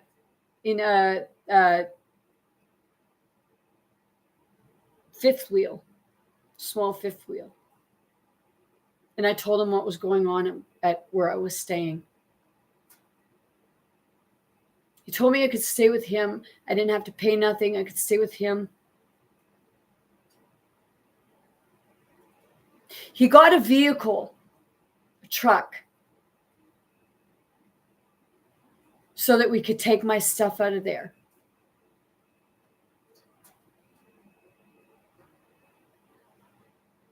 He made sure I had food. He did not touch me. Did he like me? Yep, he did. But he was a gentleman. He didn't touch me. Him and his family would take me out for a dinner. His mother bought me some boots. They bought me some earrings And no, they weren't grooming me.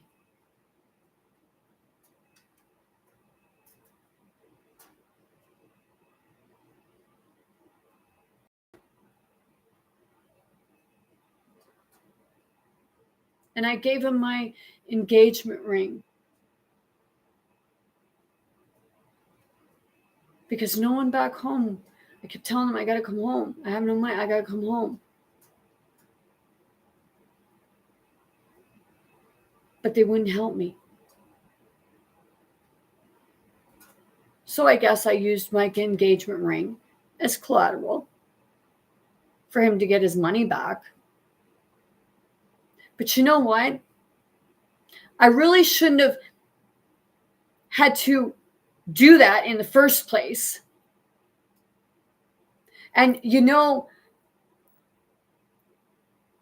shouldn't have been concerned about getting the ring back. It was only an engagement ring, and this man gave me a home to stay in to get me out of an abusive place.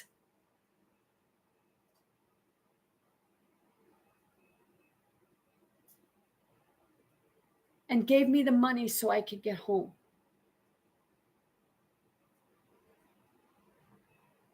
To me, that was well worth the price of the engagement ring. Because my life was more important than a fucking ring.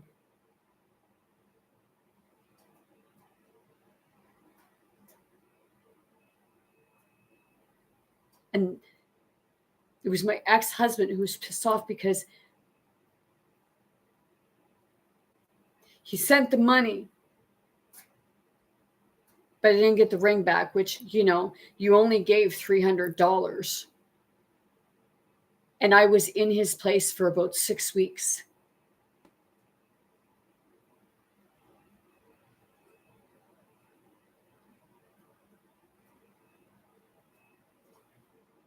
And my ex-husband will still bitch and complain because he misses a car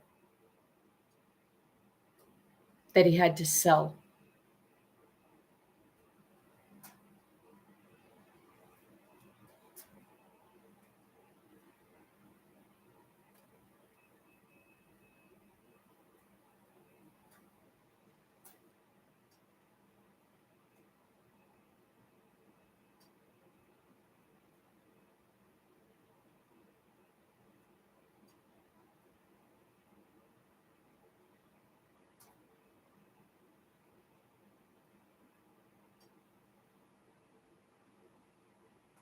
Environmental factors, insomnia, sleep apnea, self-imposed, caffeine, studying, mental illness,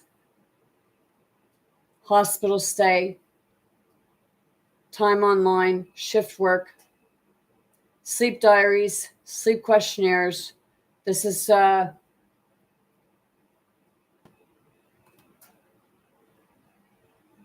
let's go to the next one. And this here's stuff that happens was under George Bush's administration. Hallucinations. We all know what a hallucination is. Deprivation of food, drink, and medical care for wounds, as well as waterboarding. Let's see what waterboarding is.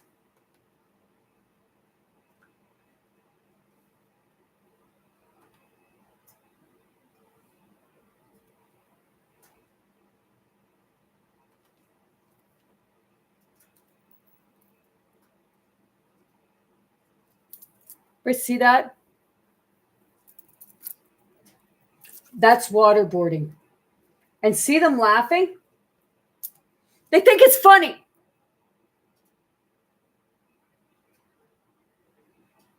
It's like, here, let's almost drown you and then we'll laugh at you.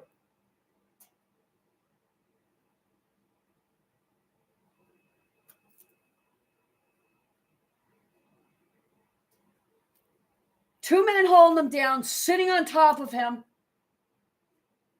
with the hood over his face and drowning.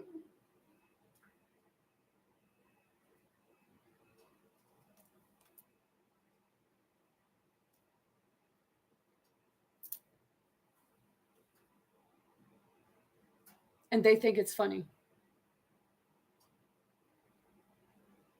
You know, maybe other people have done that. Not just military people, but other people doing it thinking it was funny.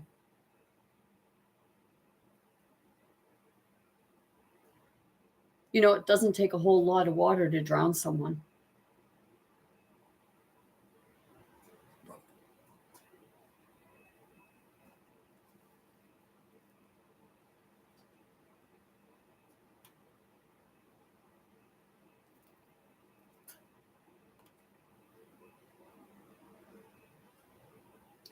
Waterboarding is a form of torture in which water is poured over a cloth covering the face and breathing passages of an immobilized captive, causing the person to experience the sensation of drowning.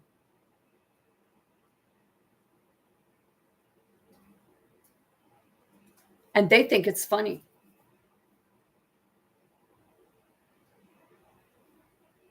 In the most common method of waterboarding, the captive's face is covered with cloth or some other thin material and immobilized on their back at an incline of 10 to 20 degrees.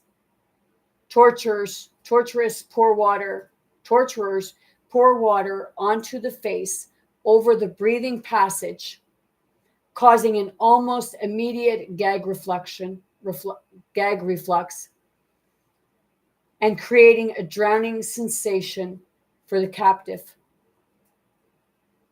Normally, water is poured intermittently to prevent death. However, if the water is poured uninterruptedly, it will lead to death by asphyxiation.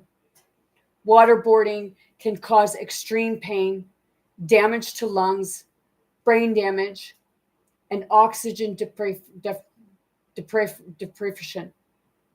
Other physical injuries include broken bones due to struggling against resistance and lasting psychological damage.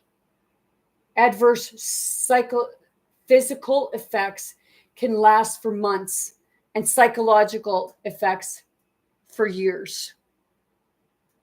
The term waterboard torture appeared in press reports as early as 1976. That's when it started getting seen.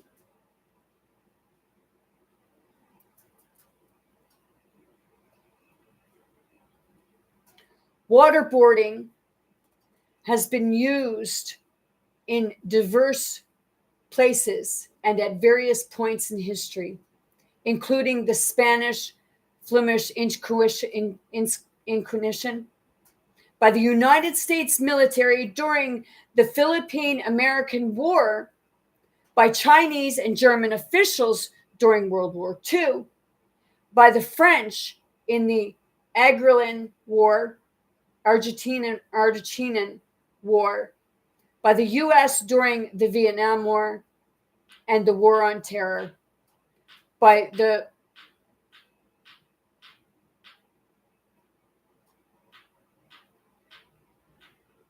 Pinochet regime in China or Chile, by the Khmer Rouge in Cambodia, by British security forces during the Troubles, and by South Africa police during the apartheid era. Historically, waterboarding has been viewed as an especially severe form of torture. The first known waterboarding has been arrested to have taken place in 1516 in Gaza, in Graz, Graz, and Australia.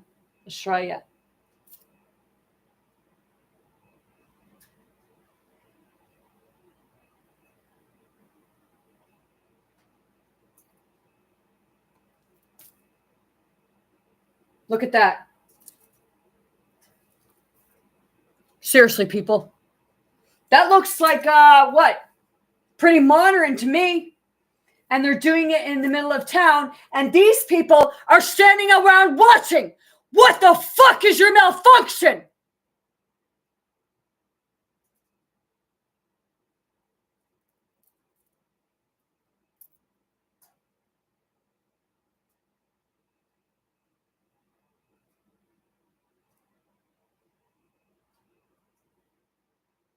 Seriously.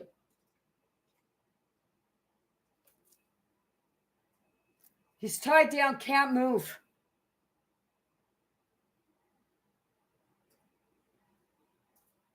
And he's smirking and he's just looking down. Woo! And these people are in the background. This one's got a camera. Kids there. Seriously.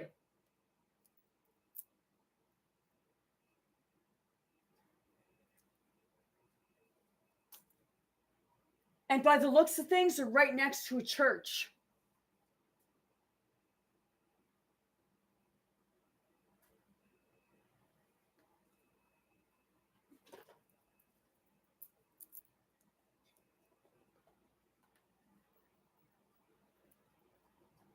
That was reported demonstrations.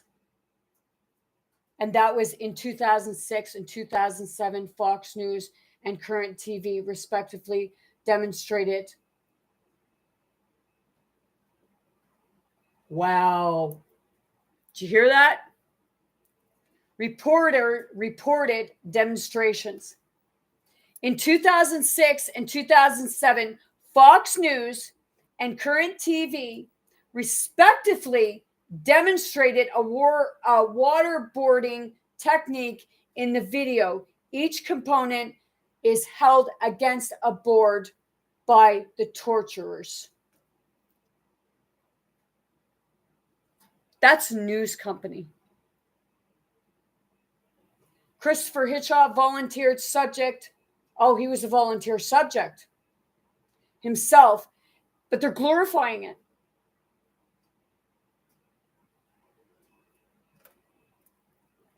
Demonstration of waterboarding in 2008, an experience which he recounted in Vanity Fair.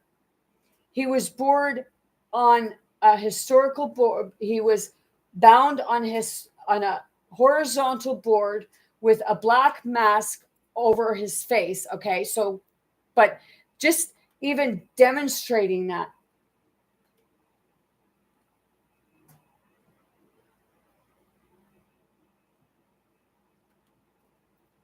So waterboarding, what's walling? Walling is a method of torture used by the CIA in which a person's neck is encircled by a collar and is then used to slam the person against a wall. According to information gathered by the International Committee of the Red Cross, from 6 detainees, walling meant beating by use of a collar, in at least one instance against a concrete wall. Promoted to explain their interrogation techniques to the United States Department of Justice in 2005, the CIA provided a series of memos to the department's Office of Legal Counsel, one of which described walling. The memo states that walling involves the use of a flexible false wall. The interrogator pulls the individual forward and then quickly and firmly pushes the individual into the wall. It is the individual's shoulder blades that hit the wall. During this motion, the head and neck are supported on a rail. Okay, but that's when they're showing it like they showed the waterboarding. But this is what happens when they do it in real.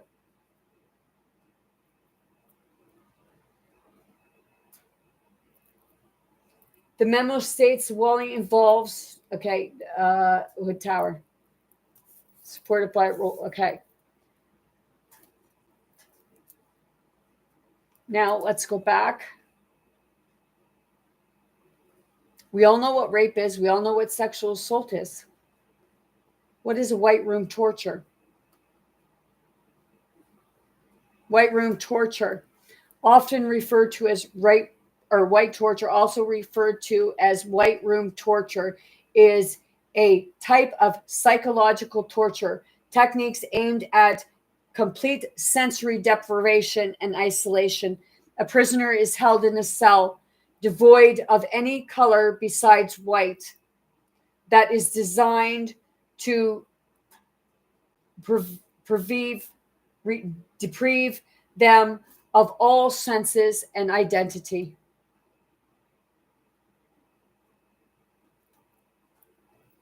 It is particularly used in Iran. However, there is only also evidence of its use by intelligence services in the United States and Venezuela. The United States likes torturing people, don't they?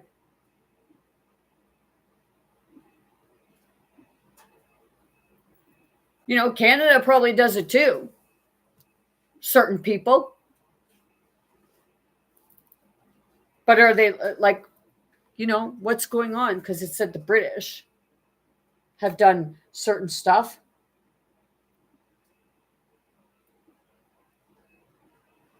You get the gist of that. Allegations of use, Iran,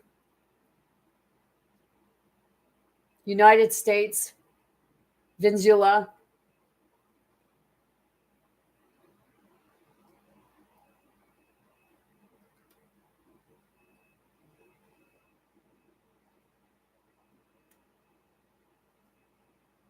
Let's see what rectal.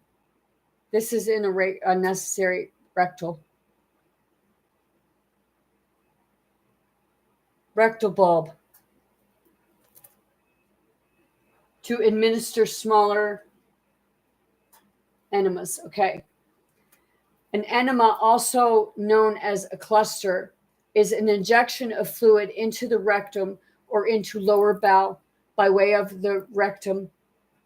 The word endemia can also refer to a liquid injection, as well as to a device for administering such an injection. In standard medicine, the most frequent use of enemas are the relief constipation, and for bowel cleansing before a medical examination or procedure. Also, they are employed as a lower gastral series, also called a barium enema, to treat traveler's diarrhea as well. Okay, this is acute treatment. This was done. This is what was, and they were saying it's unnecessary ones.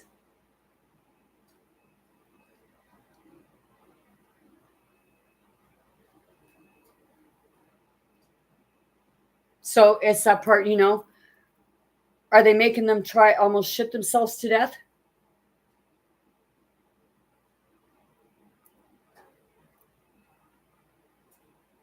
Rectal feeding.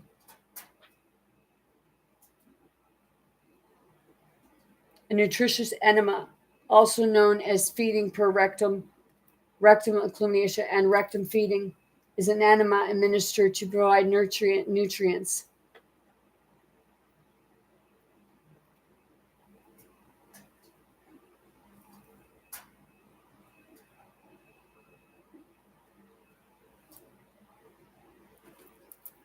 Excuse me, Rolly. Now let's go.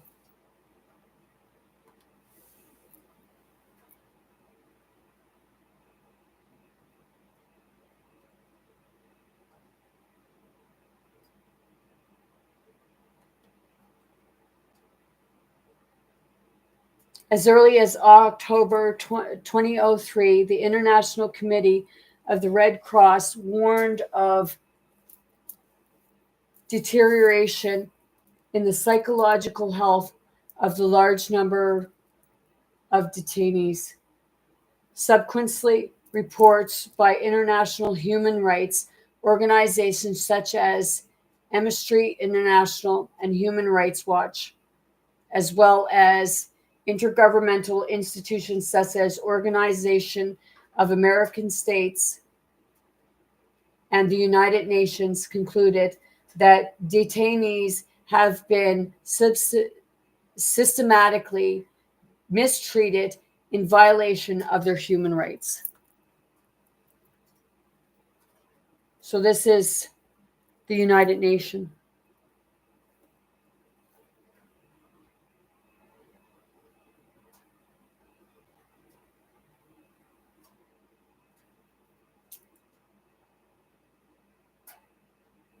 Didn't it say that Donald Trump was pulling out of the United Nations? Or is he part of it or something? I don't know. Let's see.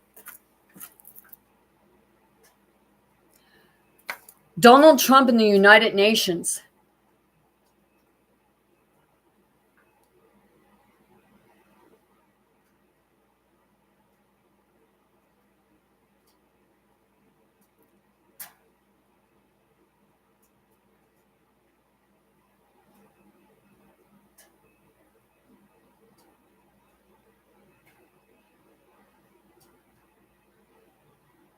No, that's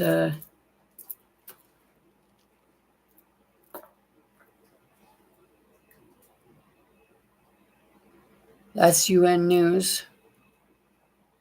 Reported Tuesday, Trump executes orders ending U.S. membership of the World Health Organization.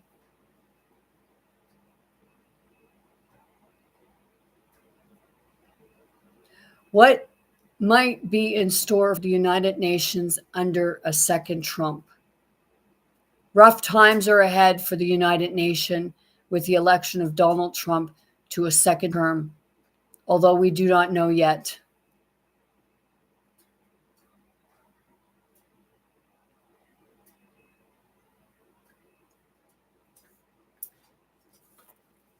You know, I know that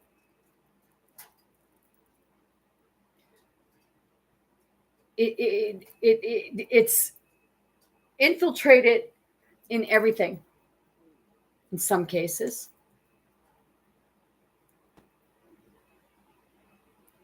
But it's that part of, you know,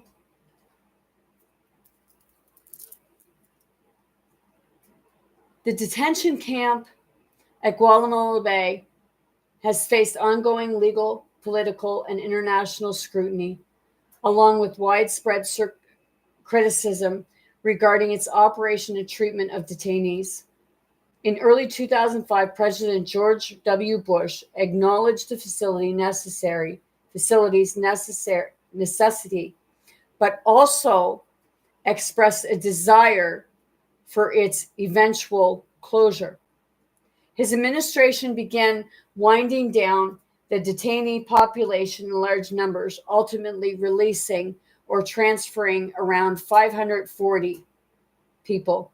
In 2009, Bush censors Barack Obama issued executive orders to close the facility within 1 year and identify lawful alternatives for its detainees. However, strong bipartisans opposed from the U.S. Congress, opposition from the U.S. Congress on the grounds of national security prevented its closure. During the Obama administration, the number of inmates was reduced from about 250 to 41. But counter-reversal policies such as the use of military court were left in place. In January 2018, President Donald Trump signed the executive order to keep the detention camp open indefinitely.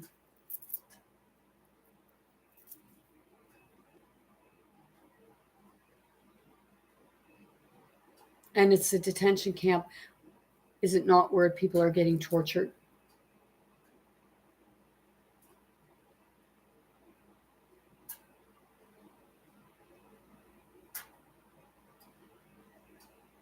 How be if it's not a detention camp and stuff gets turned into a rehabilitation with the appropriate services available to the people?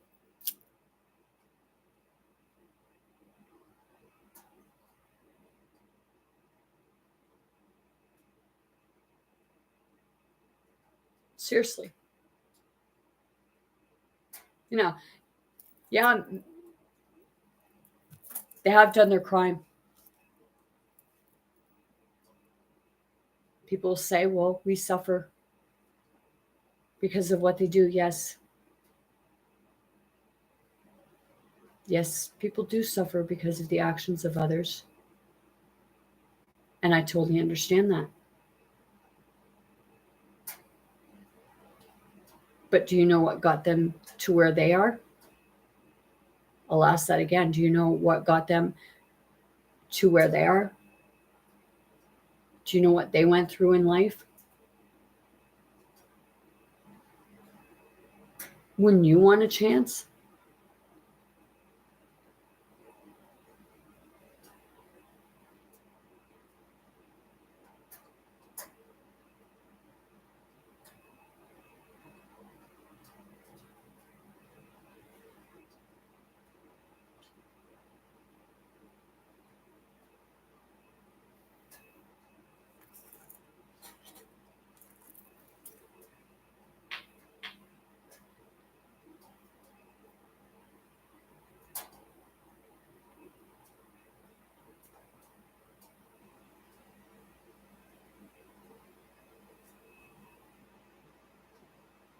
Sign an executive order to keep the detention camp open indefinitely. That was 2018.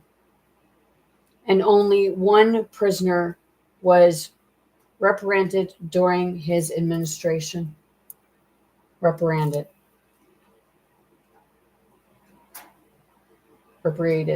during his administration.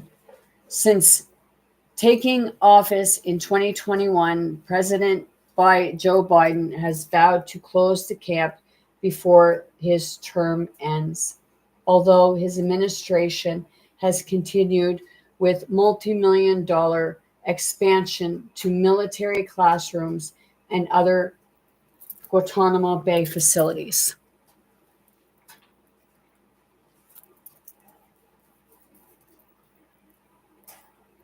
Sounds like there was 3 of them.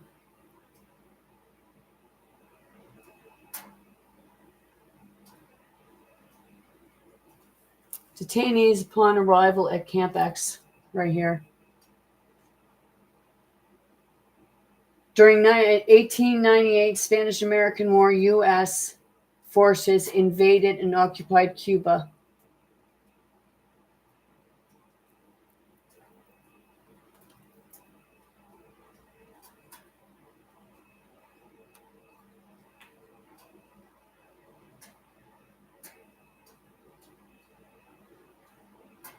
Now,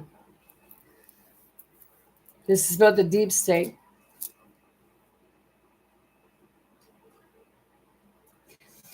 In 2017 interview, several weeks before Trump was inaugurated, Senate Democratic leader Chuck Schumer called Trump really dumb for having repeatedly criticized the CIA, saying, "Let me tell you, you take on the intelligence community.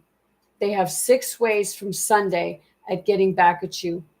Various commentators, as well as the ACLU, have pointed to this statement as evidence for the existing of deep state. Rebecca Gordon, a teacher and author at the University of San Francisco, wrote in a 2020 piece for Business Insider that Trump has used the term deep state to refer to the U.S. government in particular government institutes that facet him, that frustrate him, as well as block or fail to implement his government policies, such as courts, the Justice Department, and the news media. So he's always saying about fake news. So, yep, okay. So it's a part of which is the fake news and which is the truth. Is it fake news because he's saying it's fake news? It's fake news.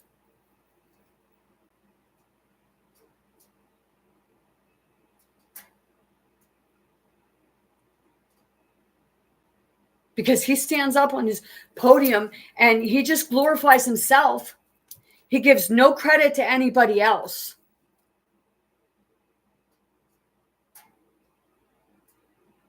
I'm doing this. I'm doing that. I'm doing this. I did this.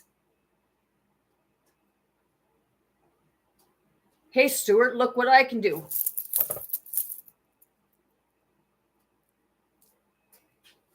That's what it is. It's like Mad TV. The character, like when they did the Mad TV and they did the one with the mother and his her autistic son, or if he's autistic or what he is. But he was always seeking attention. And look what I can do. Well, it's like Donald Trump. Did you really do that? It's like Elon Musk.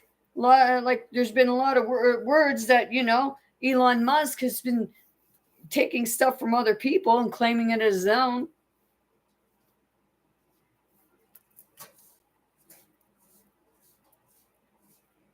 I'm not saying that he hasn't done things, but the electric cars, they're actually extinct because they made them in the early 1800s. So it's not new. It's not something new. And Donald Trump, did you and your uncle did you guys give Elon Musk stuff?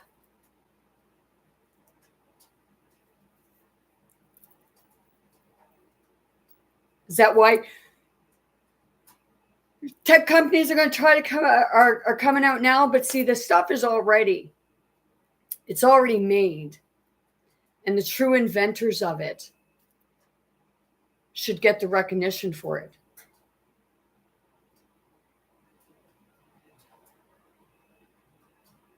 It's that part. Are they going to? Or is someone else going to say, oh, I did this, I did that? I said my invention came from what I've invented. It came from spirit.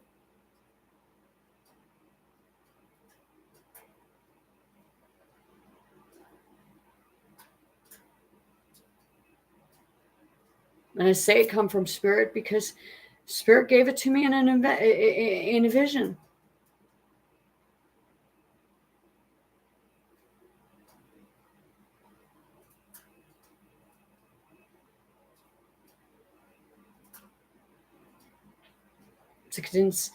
Wasn't getting going forward because I wanted to make a profit off it.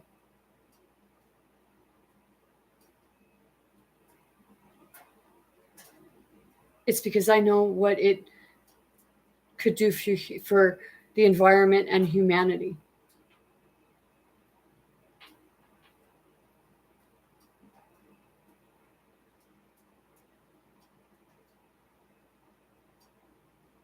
But I want to put it I had somebody tell I showed when I took it forward to somebody, it was like, oh well, that's just a glorified this or glorified that, or yeah, this is what that it's already this is what it is. It's like, really? So I held back for a couple days. Spirit kept telling me, don't listen to him. Don't listen to them. Don't listen to them. So right now I have $10,650 US dollars that I have left to pay on it for it to fully come to fruition.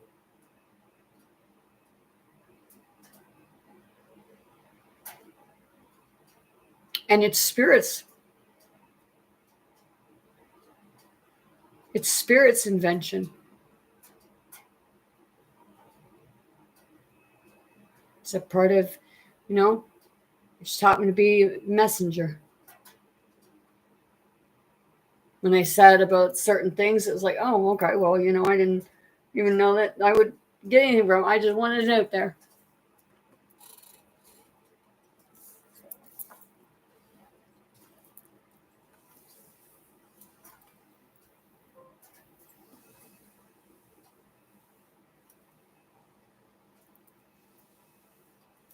Usage by public figures.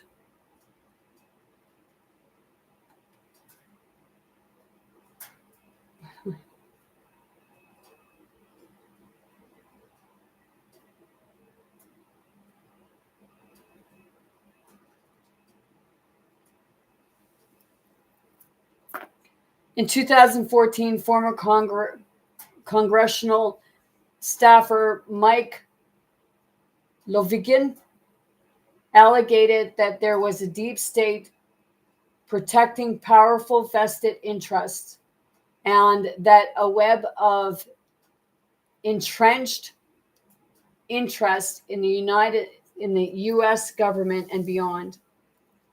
Delegate Americans' defense decisions, trade policy, and priorities with little regard for the actual interests or desires of the American people.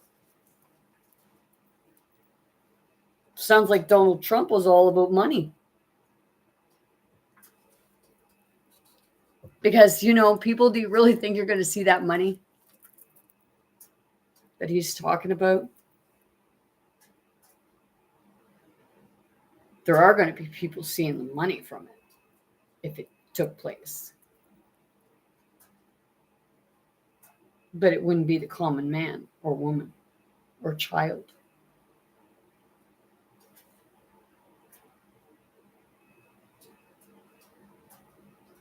He'd just be another one that has his hand in your pocket whenever you went on TikTok and made, got some gifts, which, the gifts are what? You get a rose, it's like, what, 1 cent? So if you got 1 cent and, with Canadian or what have you, they round it. So if you got 1 cent, then, you got nothing. If you got 4 cents, you got a nickel. But out of that nickel, they take 50% of it, 40 or 50% of it. So after you take that 40 or 50%, well, it adds up. And then they got to take that whatever, however, 25% in taxes. So let's see. You have a nickel. Let's do this. 0.05. Let's go 50 divided by 50. Oh, hold on. 0.05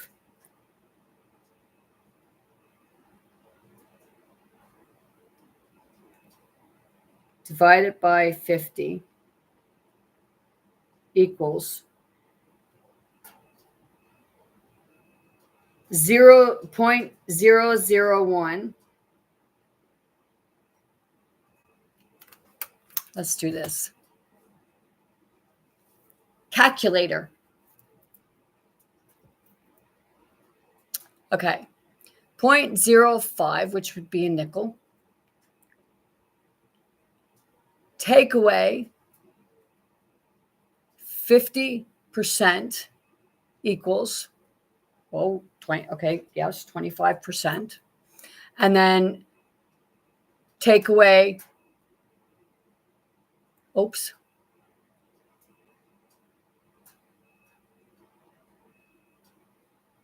take away another 25% equals. So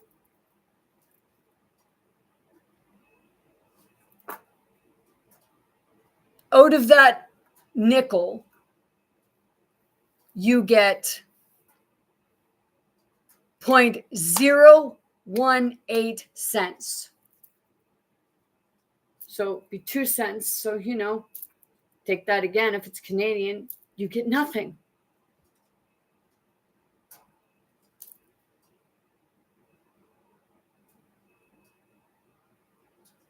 Seriously.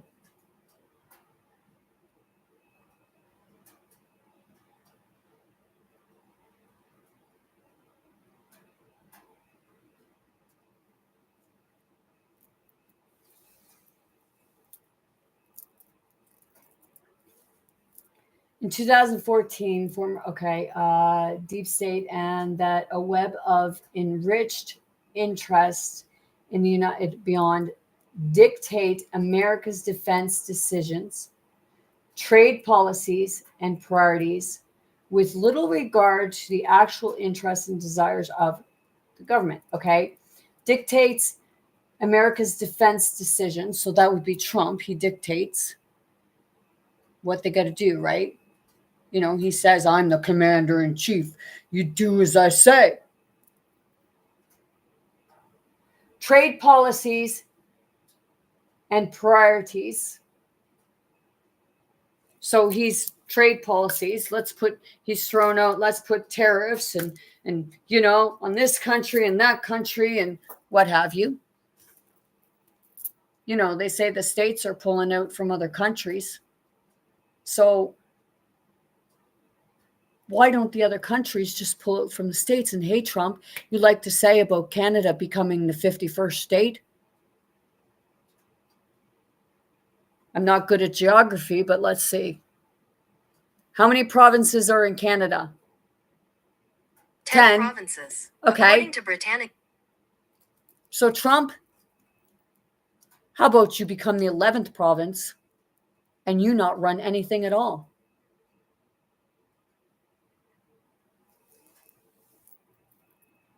Or what do they premier?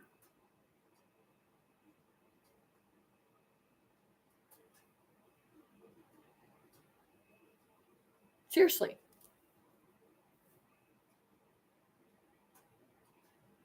I got laughing right now. It's that part of, do you hear yourself?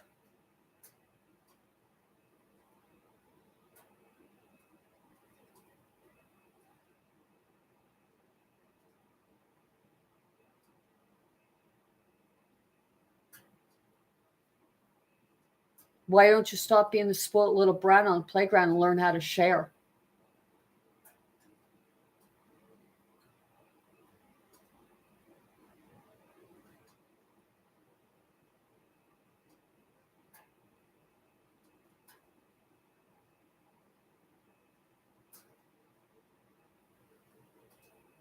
In 2017, former Democratic U.S. Representative Dennis Korchnich alleged that there were individuals in the intelligence community attempting to sabotage relations between the United States and Russia.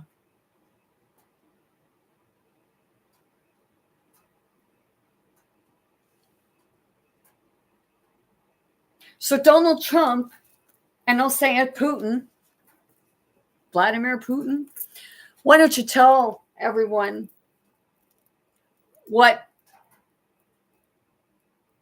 the soccer ball meant when they passed the ball? It's like passing the ball. Passing the ball over to you, passing the buck.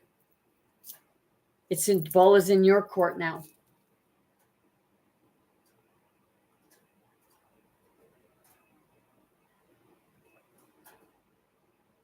Isn't that creating another violation of security? So, how can you be any better than what you're saying about the deep state?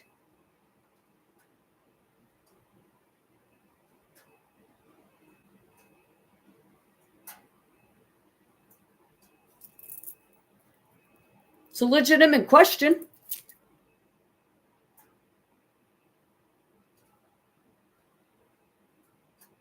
Seriously, kuri ka manuta tayo sara.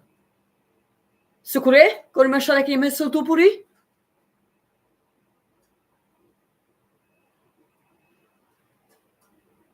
She has a really good valid point. That's what I heard.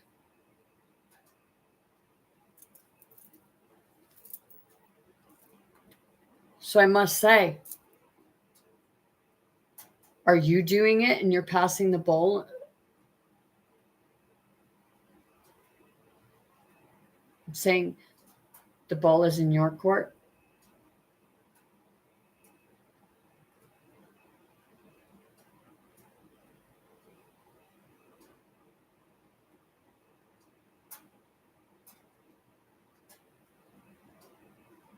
See, it's that part, are you creating something so that you can make like you're the savior, but you're not? You're actually chaos. Yeah?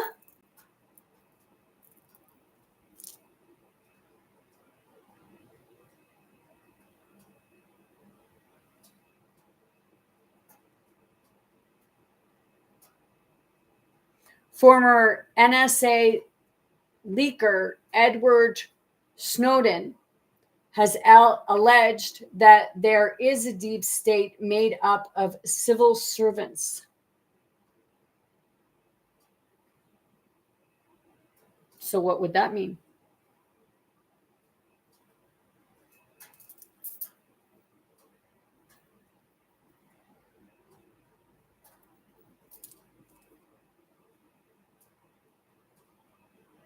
Are you going up against the ones that are rebelling against you? Is that what it is?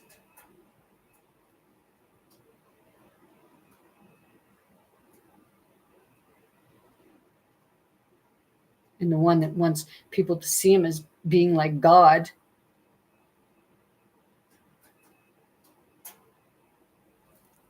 It's that part of God forbid you go up against him. But wait a minute. He's not my God.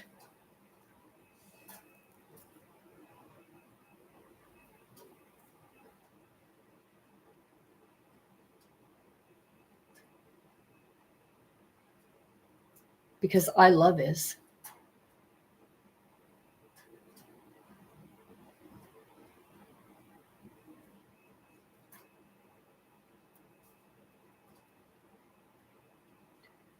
Usage by Trump and allies. During his presidency, Donald Trump and his strategists allege that the deep state was interfering with his agenda and that the United States Department of Justice was part of the deep state because it did not prosecute Aham Abedin or James Conroy. Comey. Okay. Hey, let me see.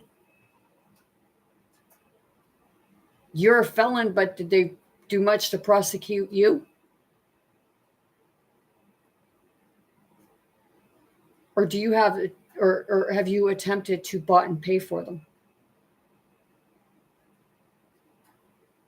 Or once again, did you stack the deck? Figuring that, people think you're the trump card, thinking that, you stack the deck. You'll always be the Trump.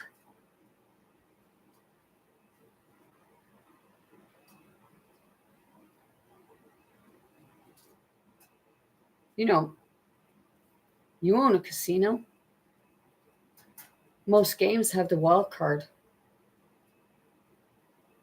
The deck actually has 2 wild cards.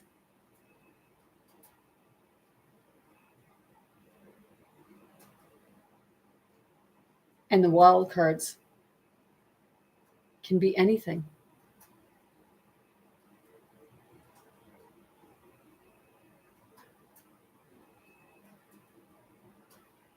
whether you're the Trump or not.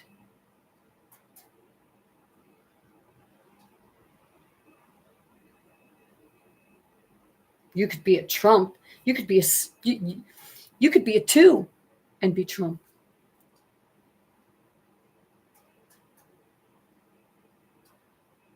You could be a 7 and be Trump.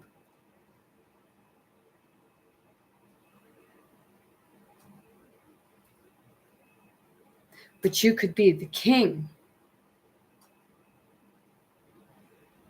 And the wild card could be the ace.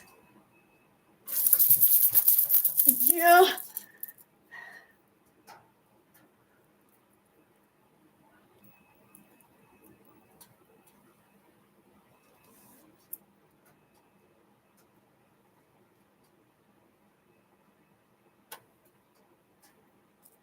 So stick that in your pointing finger.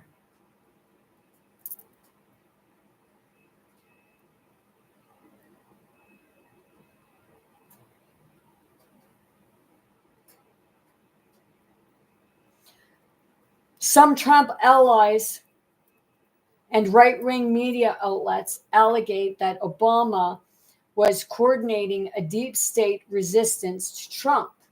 President Trump's supporters used deep state to refer to allegations that intelligence officers and executive branch officials were influencing policy via leaks or other international means. Now, I'm going to say Robert Kennedy Jr. You were going to run for presidency. You're said to be an environmentalist lawyer or what have you. You have a lot, from what you brought forward, you had a lot of views with regards to, natural health. So I have to say to you, people, you may have even had people vote for you.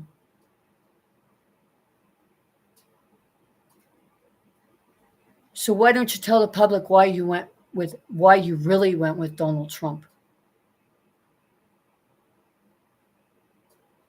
What was he holding over your head and blackmailing you for?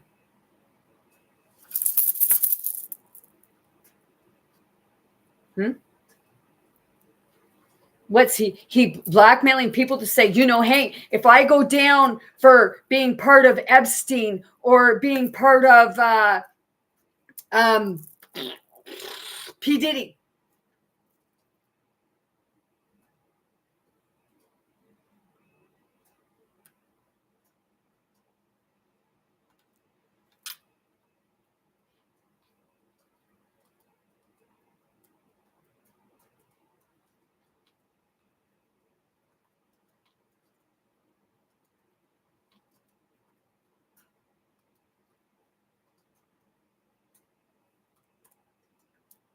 Let's see.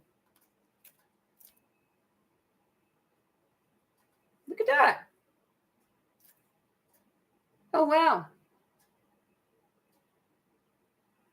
Oh, wow.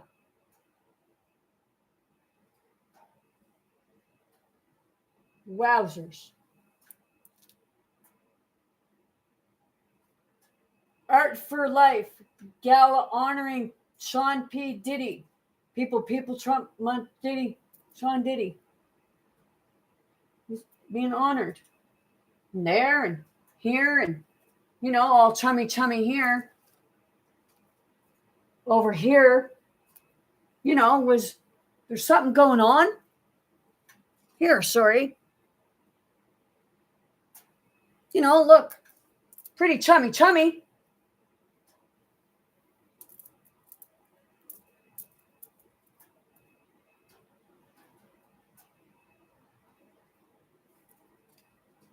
Let's keep going. Let's see what else we see. Wow. There's an awful lot of them.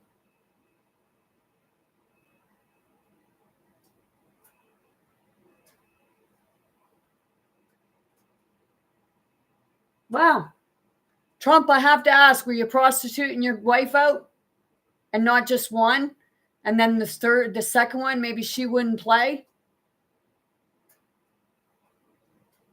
I'm asking the questions.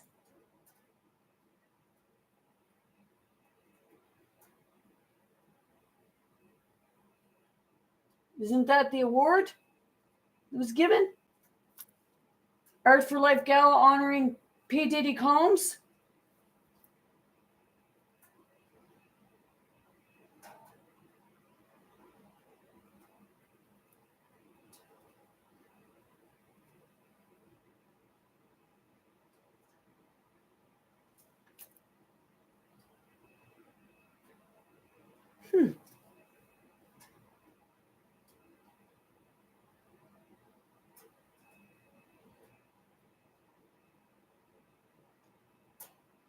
You have to,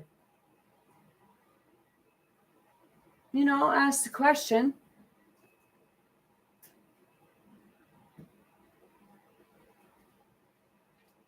Well, there we go there.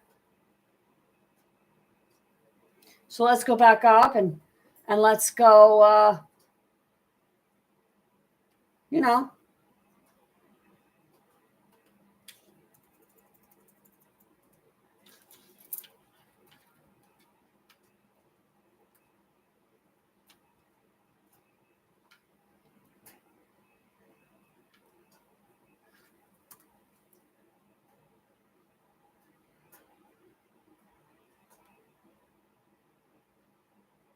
here we go here. Wasn't he really good friends with Donald Trump?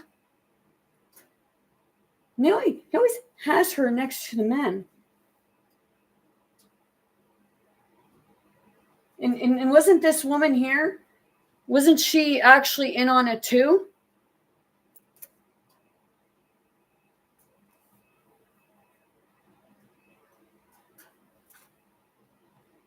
Look.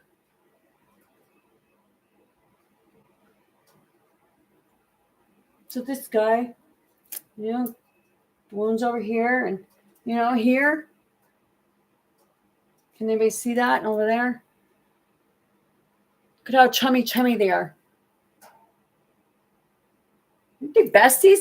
Besties. Let's see.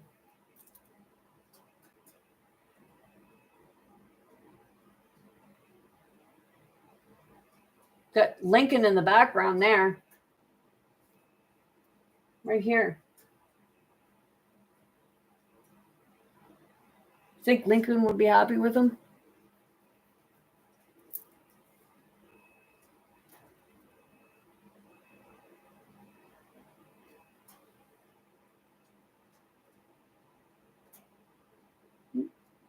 Here they are here. She doesn't look all that old. Look, these two really aren't all that old. Because Melania was 26. Melania was 26 when she met Donald Trump at a party. And Donald Trump was still married to Ivanka. And Donald Trump asked Melania for her number. But she wouldn't give her number, but she took his. And Marlo, that's when he was married to Marlo. And when he was married to Ivanka, he was keeping Marla in one of his other hotels. Well, he was still married to Ivanka.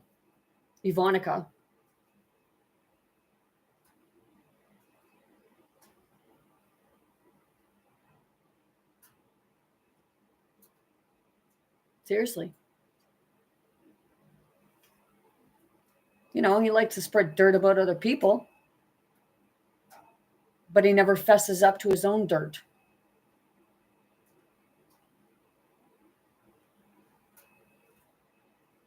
Let's keep looking here. See, there's that.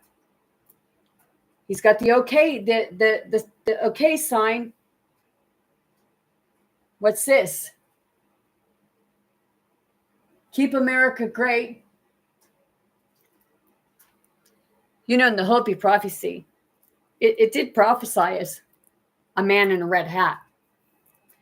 But the prophecy of the man in the red hat was that the man in the red hat was basically going to bring chaos.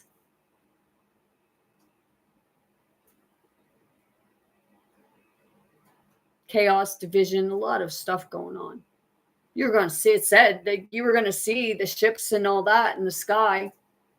We're going to see what you're seeing now in the sky.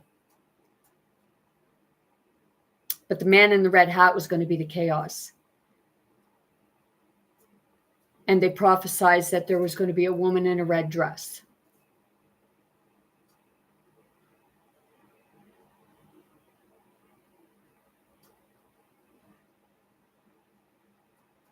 And you know, I watched the thing and it showed Mary Magdalene in a red dress.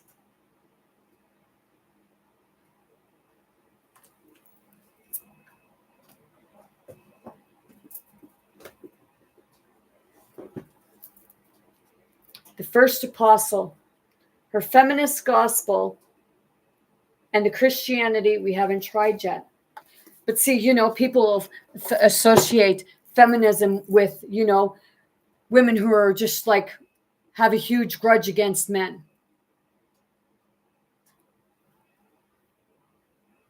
Just say you're a feminist. You want to bash men. Well, that's not what feminist is supposed to be.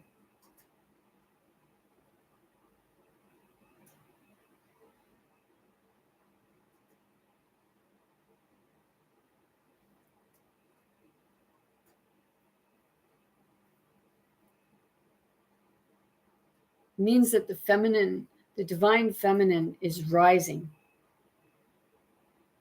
You know, maybe to define it as the divine feminine, the phoenix rising. Maybe it's hope. Hope been pushed down in Pandora's box. The feminine has been pushed down, not in many cases not allowed to be seen, but as it comes up, it's being seen both in men and women and two-spirited. You refer to it as transgender or no gender or pan, however you refer to it. I see it as all being two-spirited, because the physical body has nothing to do with your masculine and feminine energy.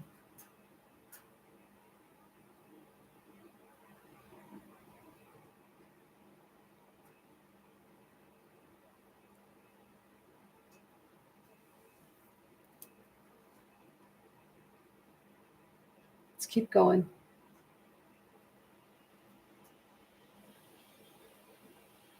So this here one, what are they referring to here? Right over here. This one here. What are they referring to? They're friends, and you know, hey, let's see. When did Jeffrey Epstein die in the jail? According to Wikipedia, he died in his jail cell on August 10, 2019. The medical examiner ruled that his death was a suicide by hanging. Epstein's lawyers have disputed the ruling, and there has been significant public skepticism about the true cause of his death, resulting in numerous conspiracy theories. I have to ask, you know, wasn't Donald Trump the president at the time? You know, if that came out, if Donald Trump was affiliated with it, which Donald Trump's grandfather had a brothel and in a restaurant, and then he had, so it was a saloon, basically like a saloon, and he had in his restaurant, he had private boxes for the ladies. Trafficking. You know, his father was seeing it and then keep it going, you know. Seriously. I'm allowed to question these things. And you know what? You should be too. You know, like certain things about, like saying about his reputation, well, you know, it's all documented. And people say, oh, well, that's the deep state doing it. Is it? Or is it just that, you know, the ones he wants to say is doing stuff actually has some dirt, or he actually has some dirt on them?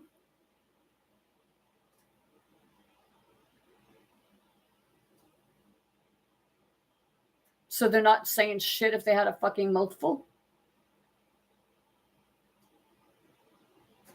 You know, people like to spout off and say repent and freaking confession. You know, you go in your church. If you're in your church and you box and you confess, back out, do the same thing. But do you truly confess?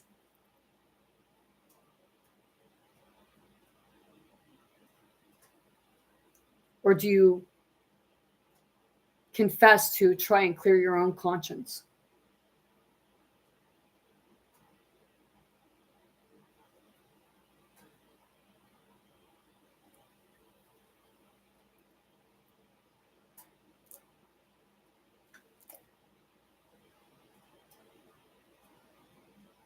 What the fuck? I was about to go like that because if you notice there's some might say it looks like a reflection, but it doesn't look like a reflection.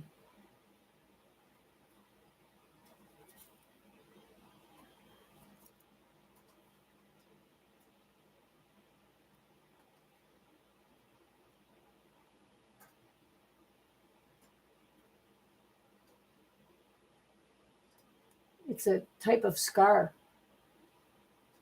So it goes like this. Looks like it goes up like this and like this.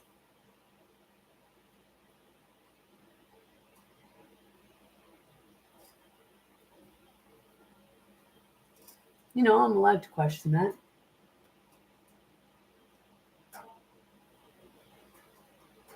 It's that part people say, well, is it anywhere else? You know, either that or maybe he's got snot coming out his nose. Here, let's.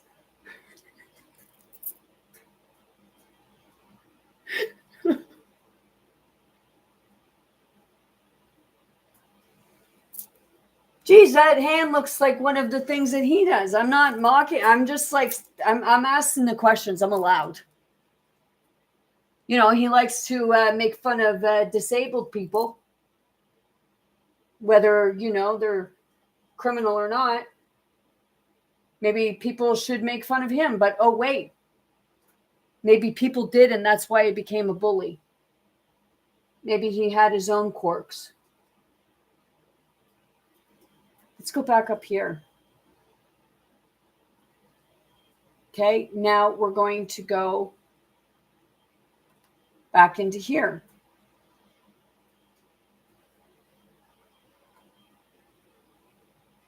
Oh shit, it's not showing me the pictures.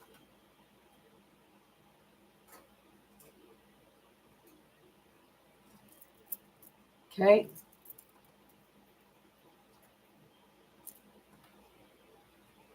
Let's go up here.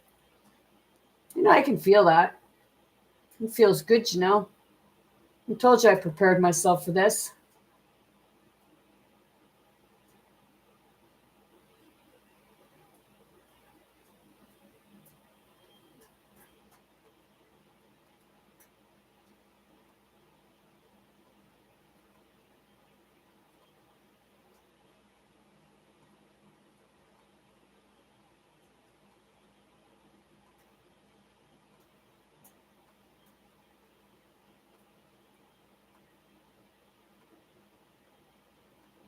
Where'd they all go? Must have.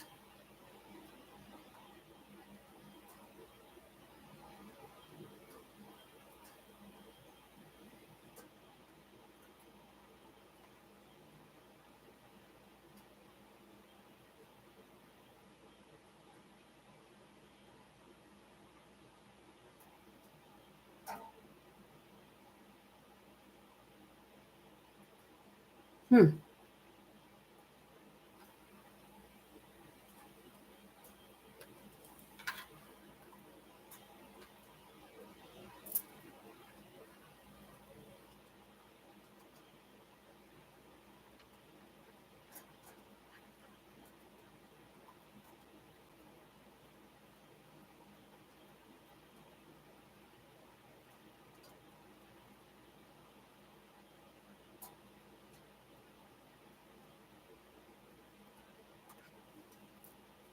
Let's go in here.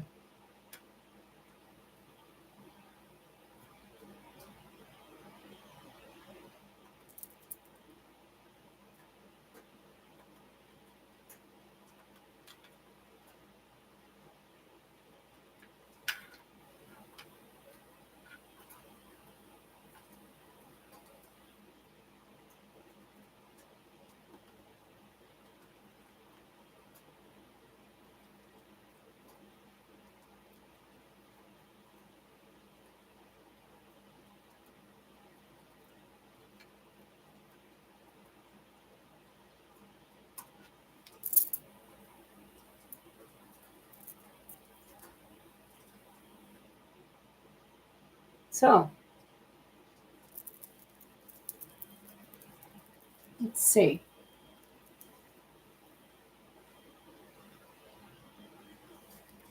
Interesting.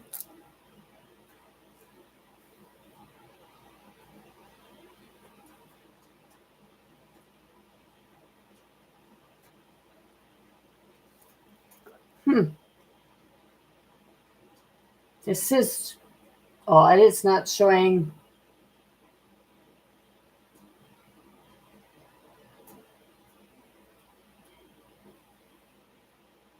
Where she was before and now.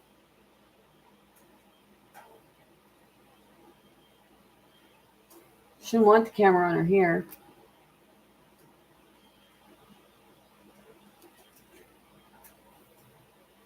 So I say, I swear my ex-husband is a version of Trump sometimes. Well, this ain't showing.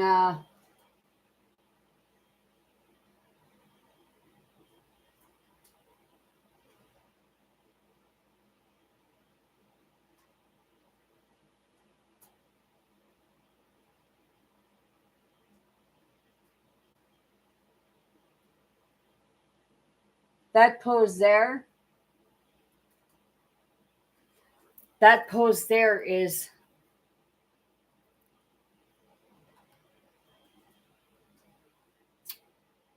more of a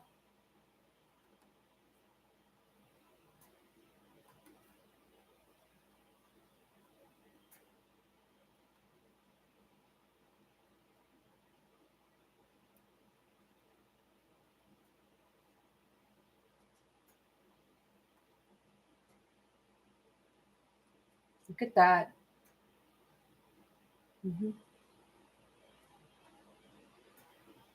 Well, you can see it right here. Where are you? Okay. See his hand gesture? A lot of people, like, they say that, the fingers like that, it represents the sign of what people perceive the devil right here. But with his hand in his shirt,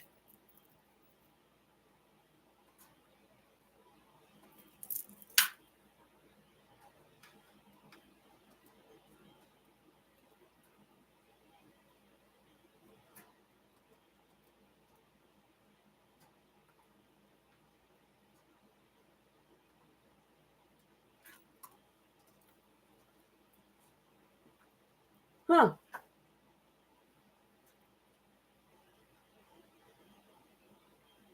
wrist coat. His hand's kind of in the same place, but only he doesn't have the sign of the devil. What's perceived to be the sign of the devil.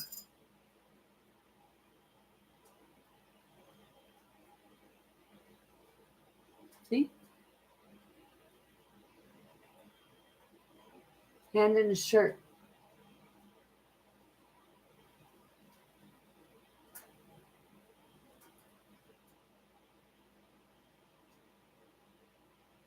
These are all supposed to be images of Napoleon.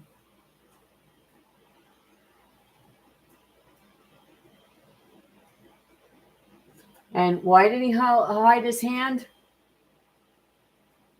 Probably because his hand was all sort of mangled.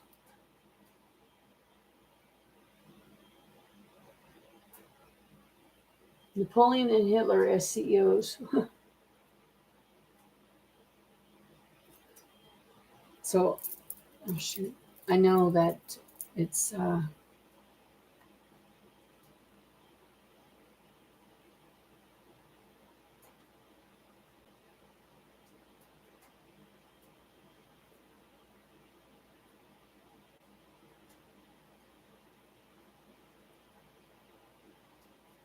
in a lot of Melania's, and I don't know why it's not showing.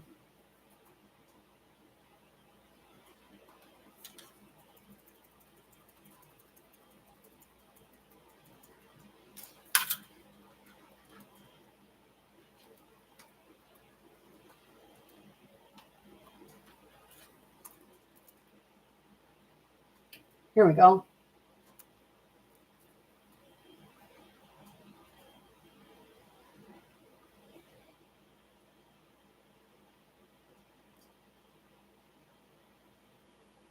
I know she was a model.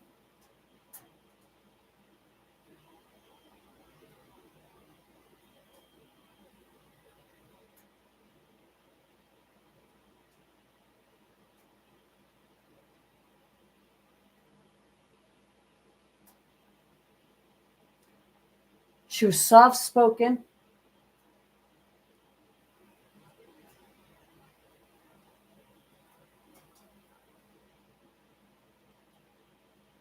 It's not showing the pictures now.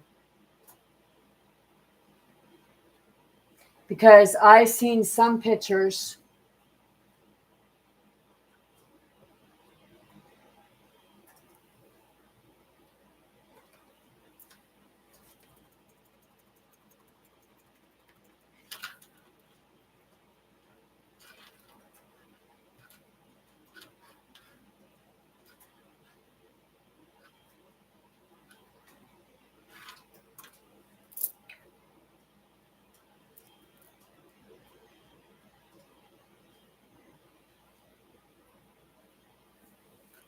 very fancy picture here.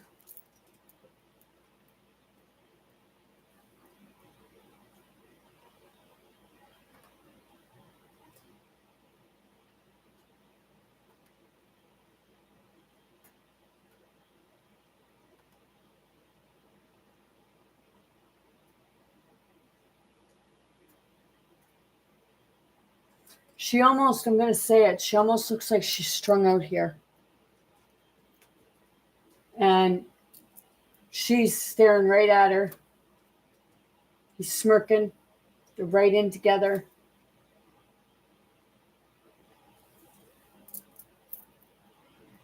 You know, he's like, seriously. Just before Donald Trump gets out of office, Epstein gets killed. Well, supposedly commits suicide.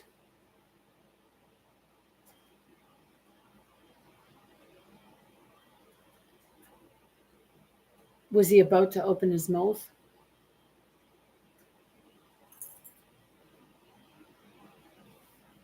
You know, some they'll think that, you know, People can move on from their past.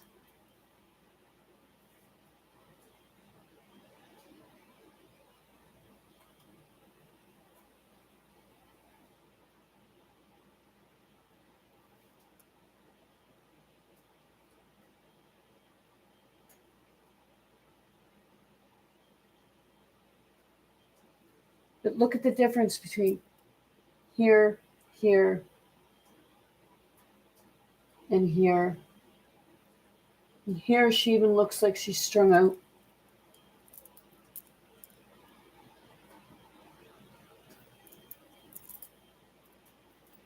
You know, it's that part, you know, I don't, in high powers like that, and with the money that he has, am I jealous of his money? No, because half the time I want to take money and shove it right up people's arses.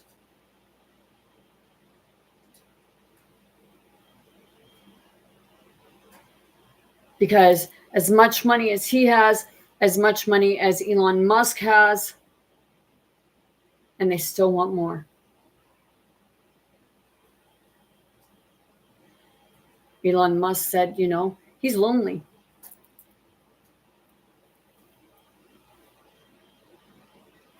It's that part of, you know, Elon Musk, you know, your money or like what have you might help you to build a woman, an AI woman.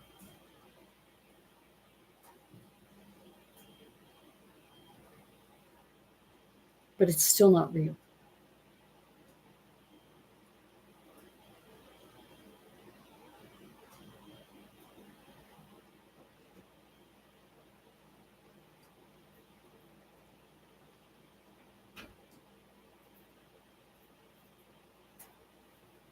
So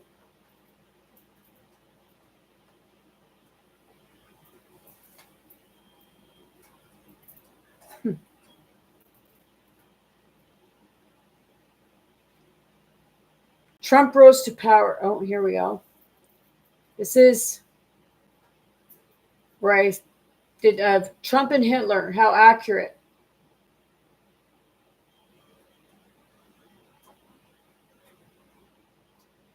Insider versus outsider. Trump rose to power as a celebrity who took over one of the two major political parties in the United States. He was for Democrats, and then he flipped over to Republican.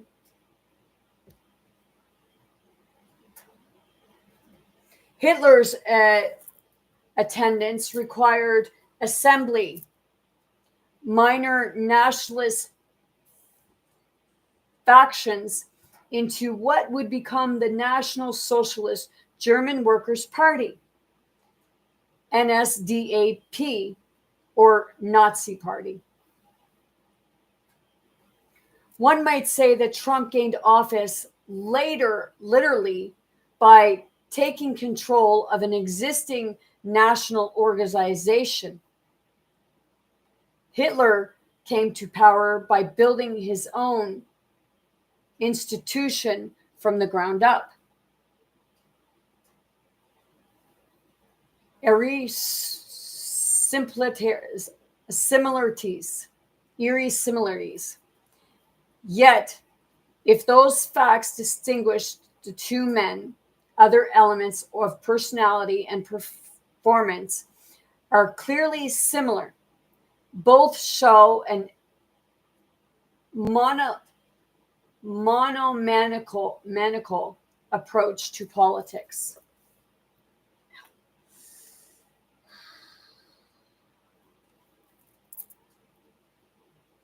See, Donald Trump learned how to be a little more charismatic.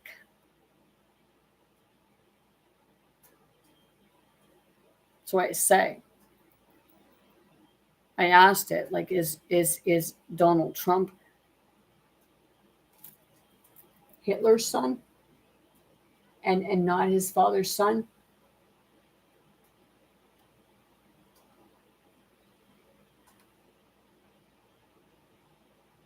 You know, they have the same gestures.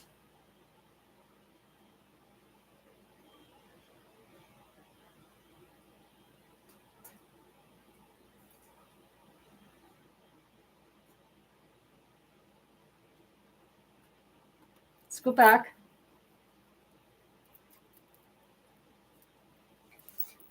Trump's often vulgar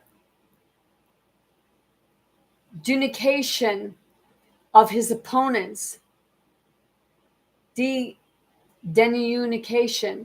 of his opponents' alleged failures constantly highlights the claim that he alone can fix the problems in political policy and society.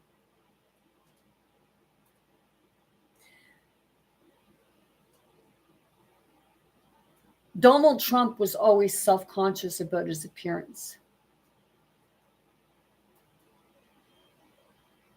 From reading The Last Tycoon, Ivanka had said that, like, you know, it had said in there that Donald Trump, I believe he had like liposuction.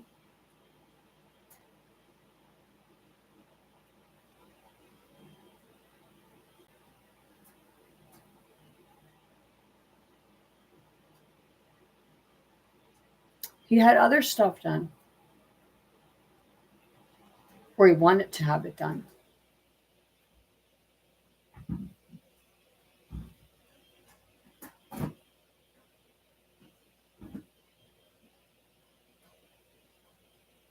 Because it was in the book it said about Marla, his second wife. He wouldn't get in the bed with her naked. He had to have her turn the lights off. And she had to leave the room.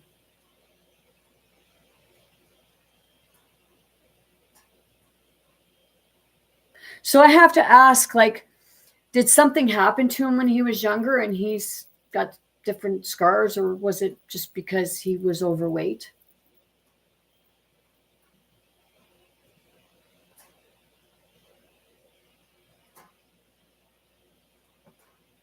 I'm allowed to ask those questions.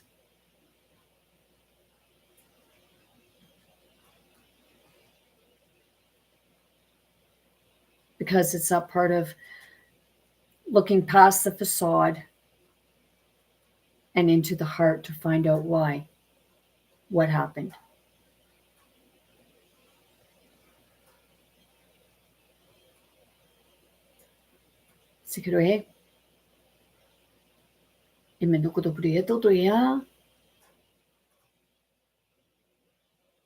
Because it's that part of, you know, we all have that.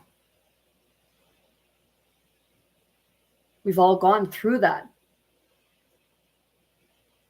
with regards to one thing or another. Did his father bully him about his looks, about his weight?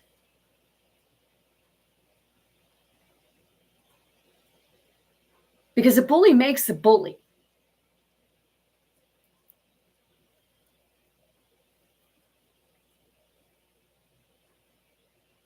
Get your own way.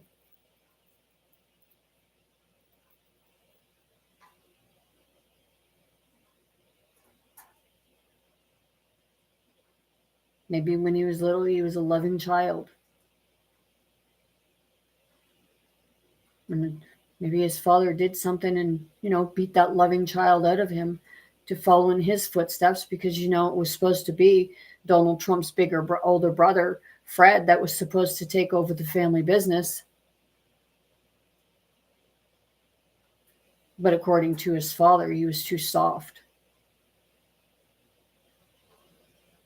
He wanted to help people, not take from people. But because his father ridiculed him all the time, and his father taught Donald Trump how to ridicule him, he became an alcoholic and died.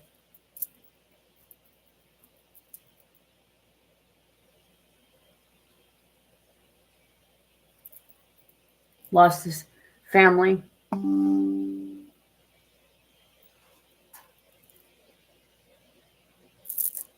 You know, it's a part of, everyone has a story, but some people just don't want to tell their story out of shame, because it might make them look weak, but it doesn't make you weak. you are weak by not looking at it and stronger by doing so.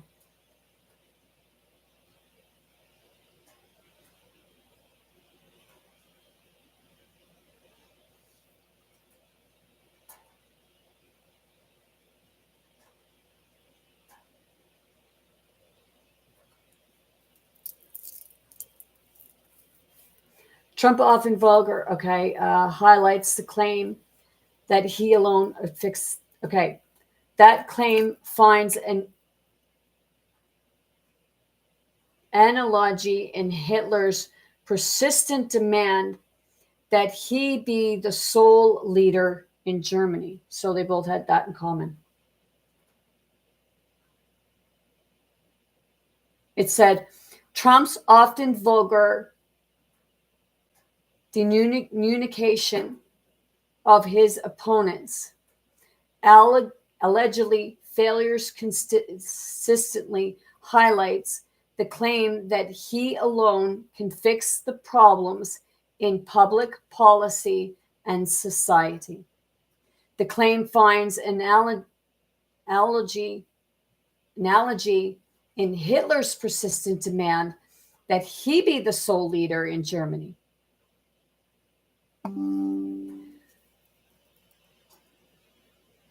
I don't know that word. Shit. I'll spell it. FUEHRERPRIN zip. ZIP. One cannot avoid seeing comparable traits in Trump's singular assertion of his unique abilities and the Nazi leaders' insistence on Führerschafts. Can't pronounce that word.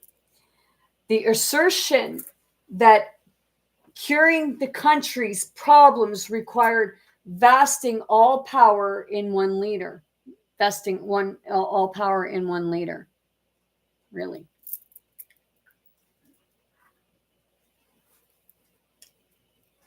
That sounds a lot like my ex-husband telling me that I was the second in command. He told me he was the captain and I was the hand, second hand or something like that. That's what it was.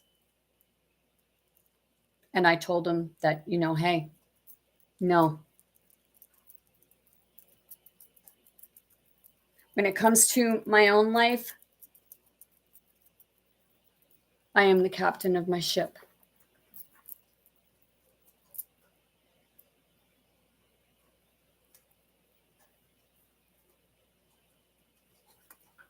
But it's that part, if they say that there's two or what have you.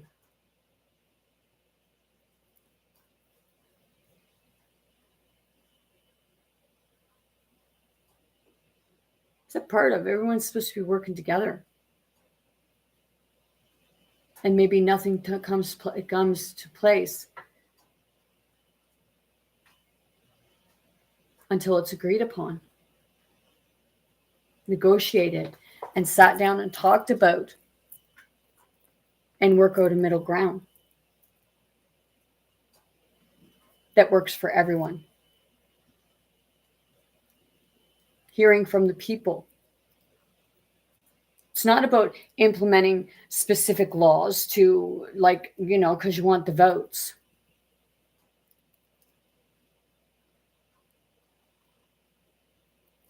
It's about seeing everyone as a human.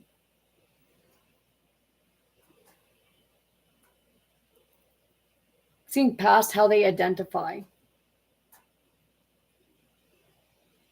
Because that's not what's important.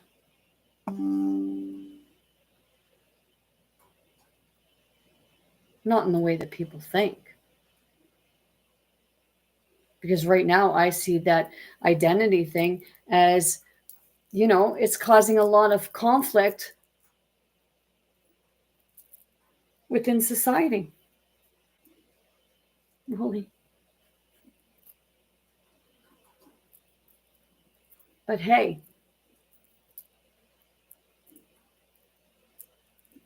what do I know? I just hear people saying about the LGBTQ, what have you, hijacking the rainbow. Well, have you ever looked at a rainbow? The LGBTQ has, I think it's 6 or around about there, and the actual rainbow has more.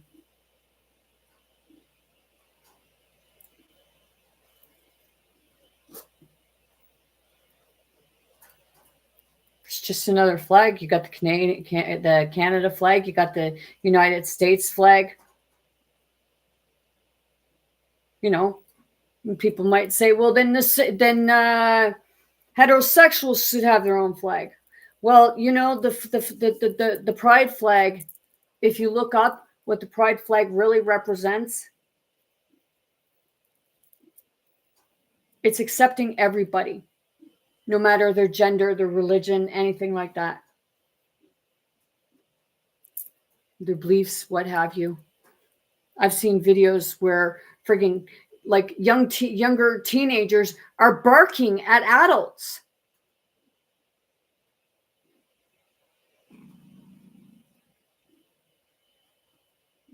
It's like, what are we doing to our children?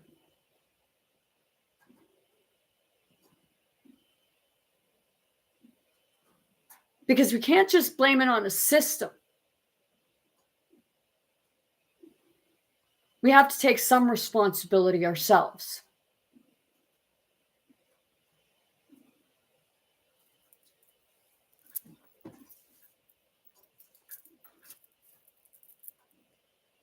So seriously, you know, Donald Trump points at people, 3 fingers are pointing back at him, you point at people, same thing.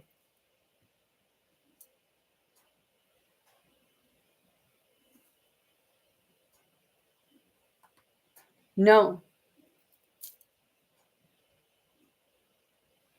The world, it shouldn't be coming to an oligarchy, where only the wealthy are in charge. The wealthy shouldn't be the ones in charge, because it's not a balance.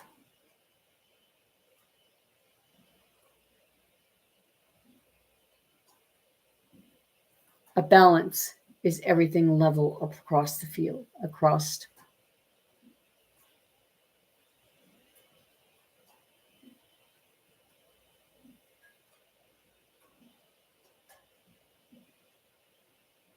The best type of leader is someone who is able to lead themselves and teach others how to lead themselves. Not say, look at me, I'm the only one that can solve your fucking problems.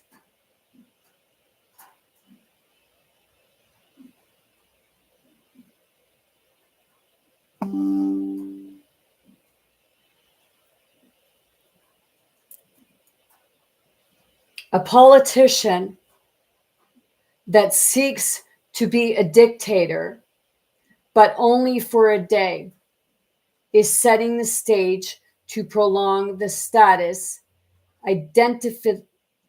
indefinitely. Hitler's dictatorship did not occur instantly when he became German chancellor in January 1933. Consolidation and perpetuation of his political dominance occurred swiftly in the months that followed. Stormtroopers, then and now. The Nazi leader relied heavily on the violent ragtag paramilitary groups that emerged in the wake of Germany's 1918 defeat. Well, and then after 1918, when the war ended Everybody went home, and oh, it just so happens everybody ended up with influenza, the Spanish flu. Think of it this way: 50 million people died in the Spanish flu worldwide.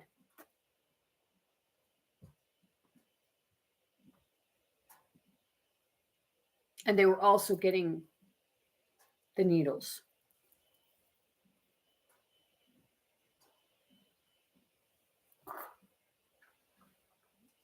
The Nazi leader relied heavily on the violent ragtag, groups emerged in the wake of a defeat, 1918 defeat. He relied especially on the large number of so-called stormtroopers mobilized to support the Nazi Party as it enlisted millions of voters in the 1920s and 30s.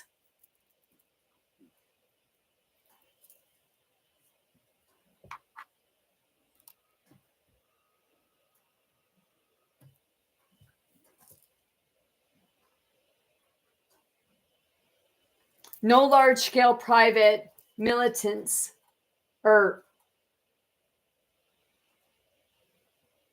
militants existed in the United States.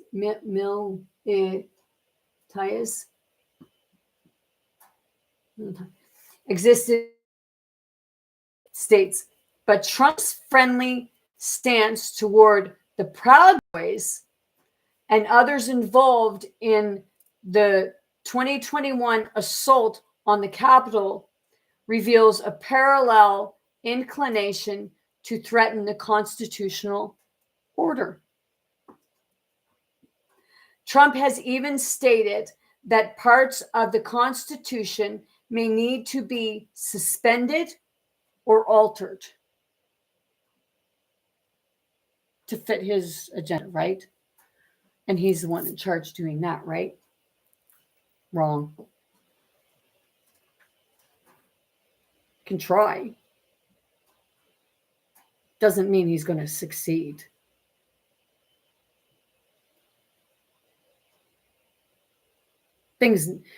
Different things need to change worldwide.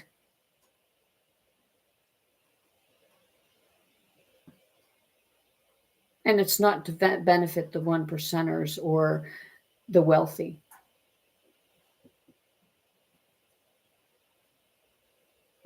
Because in all honesty, the wealthy should not have any loopholes to not have to pay any taxes and then get the government, the taxpayers, to bail them out.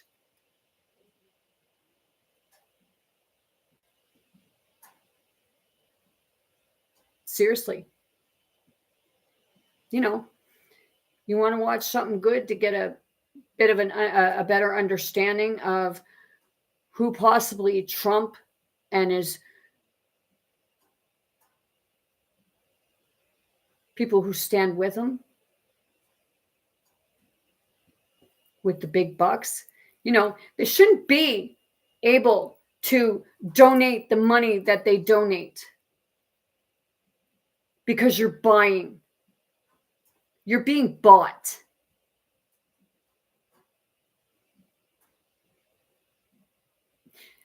That's another show you should watch. Well, go watch In Time. New Greenwich. Hey, in some places, it talks about that in this stuff.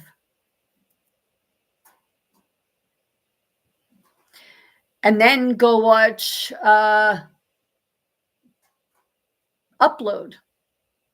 That's on Prime. It's a series. It's more about with regards to AI and transferring your consciousness from if somebody's passing away, catch your consciousness before they die, and then insert it into a cloned body. That's what that series is about.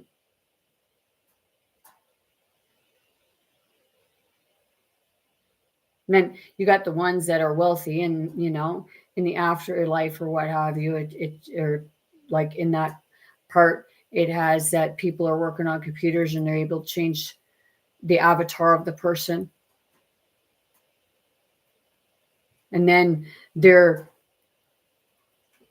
have a really wealthy one, and it come to find out that, you know, he was buying his way. Like they were going to like putting a bunch of stuff into certain states, certain places.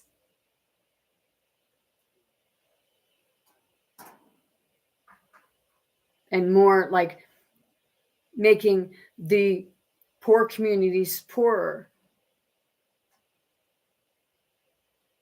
and themselves richer.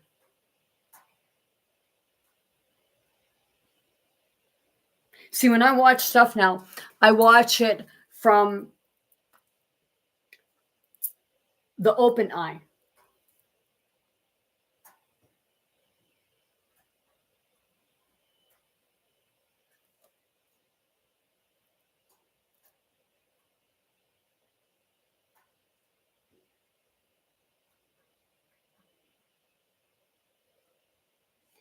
Trump has even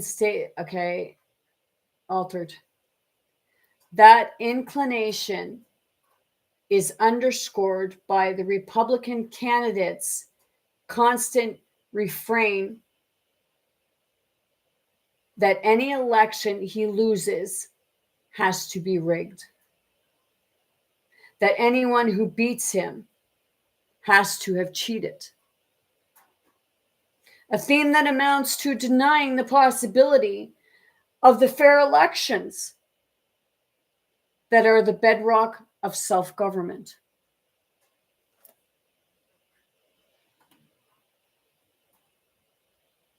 He's always telling everybody else they're cheating. And he's the one that's been caught cheating.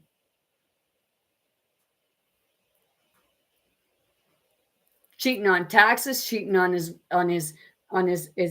partners. And I come forward and I said, I told people that in 2011 I cheated on my ex-husband. And why did I cheat on him?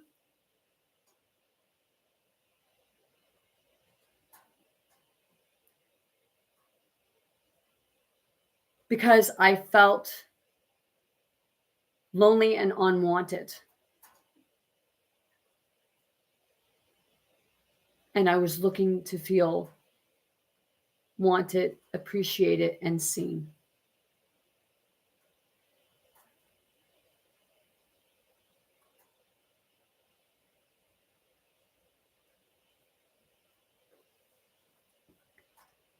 Scorched earth policy. Trump's demonstrated encouragement of the January 2021 uprising against the constitutional change of power bears some resemblance, a belt slight to a bit slight to Hitler's behavior as he was losing the war in April 1945.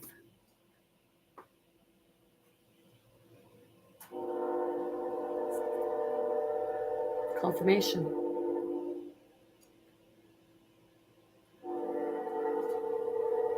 You know, I am asking the question, like, is Donald Trump Hitler?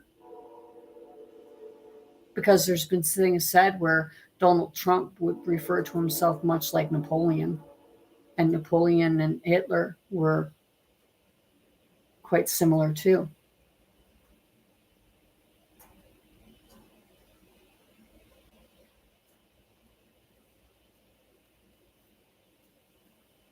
The Nazi dictator ordered a scorched earth policy designed to destroy any remaining economic resources that the victors might use. Destroying evidence, right? Is that what happened in the California fires? Apparently, yep.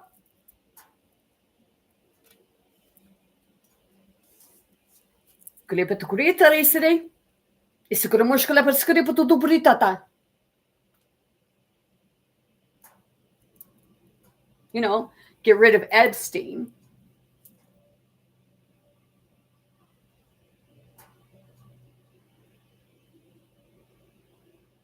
You can't tell. Just like what kind of stuff was Donald Trump trying to get rid of or doctor?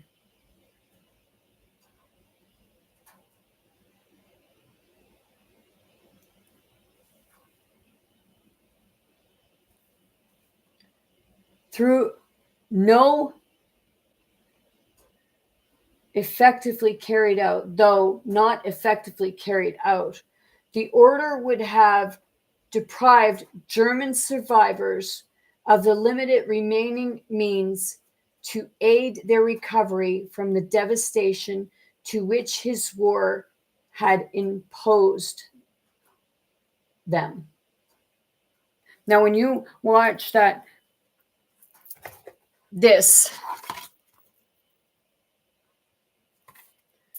documentary, How Hitler Lost the War, well, when you start watching it, they don't even know why the war started. Well, it probably started because, they wanted to be the ones within the technology, and that's why they were going and stealing stuff from people. Because that's what they were doing.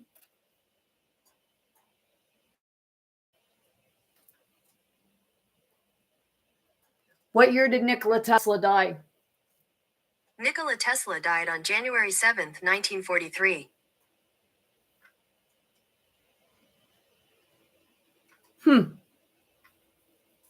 Wow. I must say, 2 years before the war ended.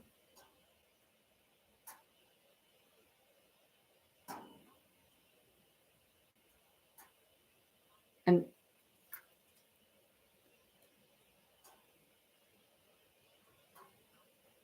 in New York City, he died. Bitch. Corretai. Yeah.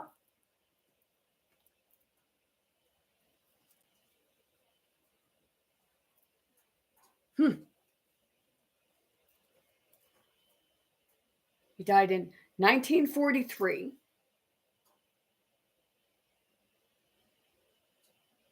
That was the same time that, they were going and taking all people's inventions from them.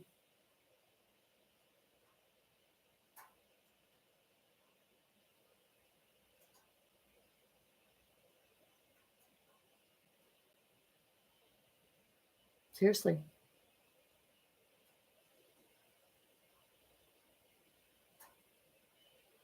I have to ask, is Trump, they asked if Barron was really the heir to the Trump dynasty. But it's that question of, was Trump even the heir to the Trump dynasty?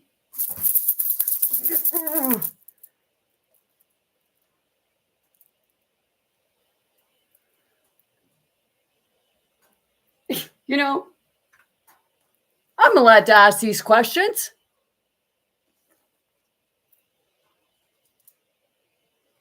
Looking into things, it makes a lot of comments, makes sense. Everybody's accusing, saying about Justin Trudeau being Fidel Castro's son. Isn't it possible that Donald Trump is Hitler's because he's much like him? And everybody says that Justin Trudeau is much like Fidel? Like father, like son?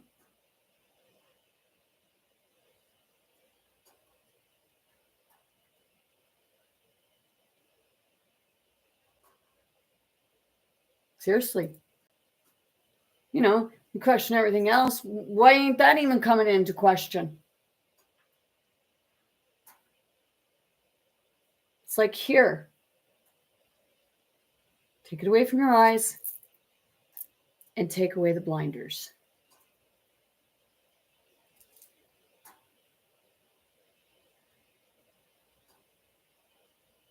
Donald Trump most definitely did a lot of research.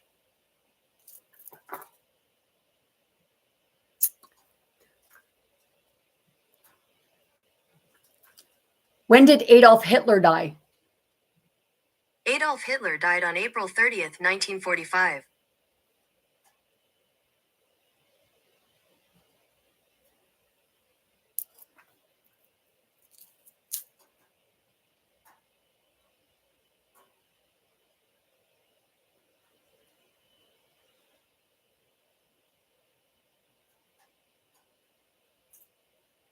If Adolf Hitler died in April 30th, 1845, and the war didn't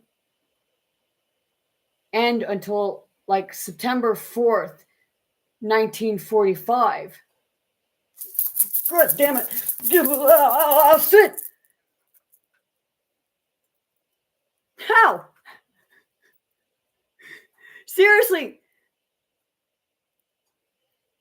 That's my question.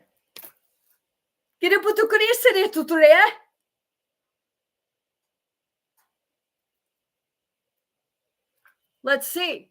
Because last time I checked, it said that the war ended. When did World War II end? Sorry. Okay. When did the World War II end? September 2nd, 1945.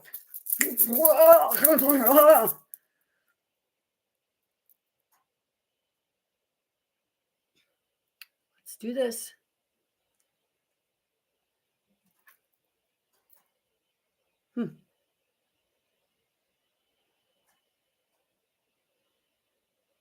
So we'll put it here. Put it there. And we'll go here. And Korita morita nai. Misikuri pare solo koisarai. Selekoto koreana koribare sarai. Salakun eraya. Kalabikini mosharai sara. Solo kerea. Keribadi moria seno korea. Kerepoto koreporiam do kotoria sato totikia. Sikitobre. Isoletum. Nukutu prikiasha la kisiru kiriai. Ekurusata pareta huim. Kitu putukadiai. And do you think I don't know that they already know who I am? Kisutu puri. Let's do this. See? World War II. End date. September 2nd. 1945. Right there.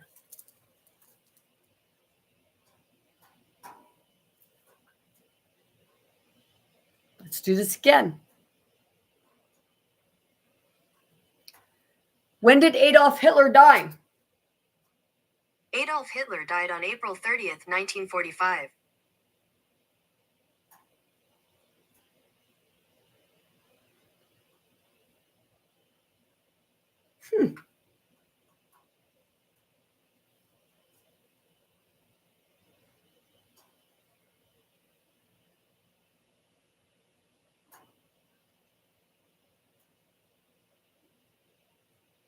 Of the suicide of Adolf Hitler in his bunker below the Chancellery in Berlin. Eyewitness accounts collected by security services following the end of war provided a fascinating sight into Hitler's final days in April 1945.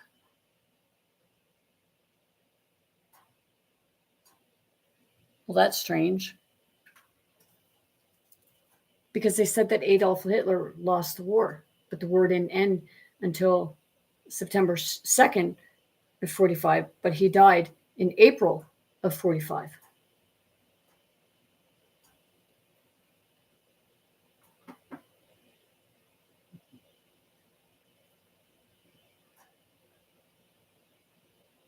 So it's like I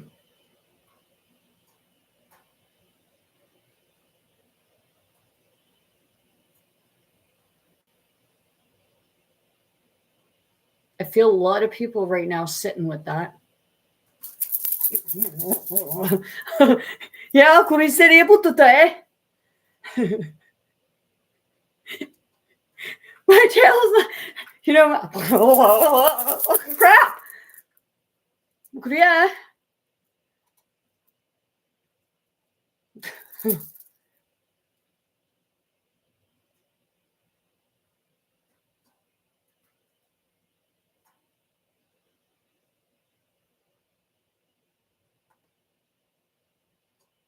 Yeah, so there's that woman, like I said. She looks like that's at the inauguration party.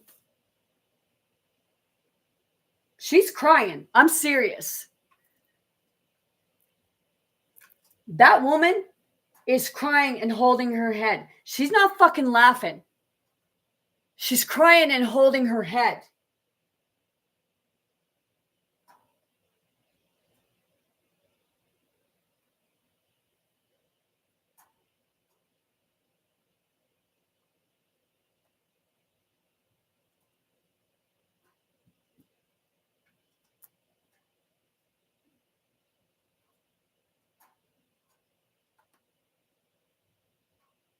Is it the Proud Boys? No.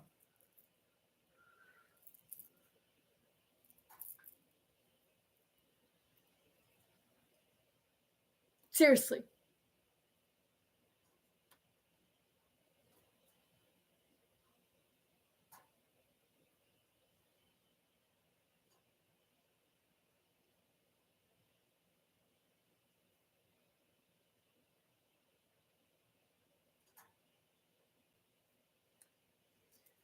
Though not effectively carried out, the order would have deprived German survivors of the limited remaining means to aid their recovery from the devastation to which the war had exposed them.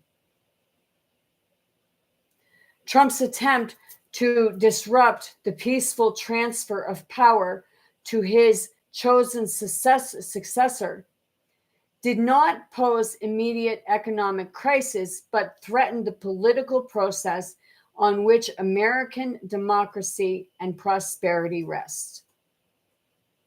He already said in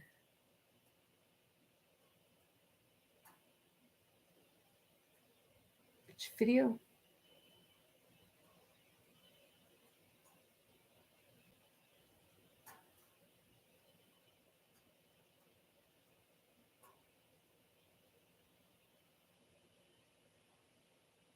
Did I lose it?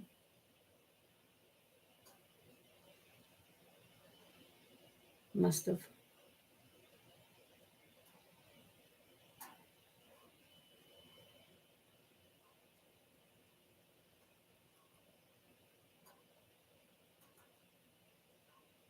The video where he says that about a 21-year-old, something about setting him up on TikTok or something like that.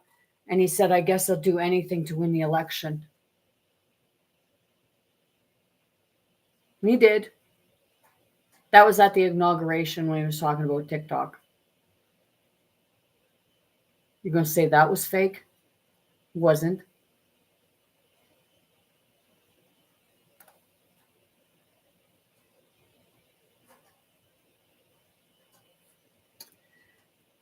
The readiness to lie. Perhaps the most sinister analogy between Trump and Hitler is the readiness to lie. Both leaders have shown remarkable talent to project their declarations with little regard for whether they are true or false.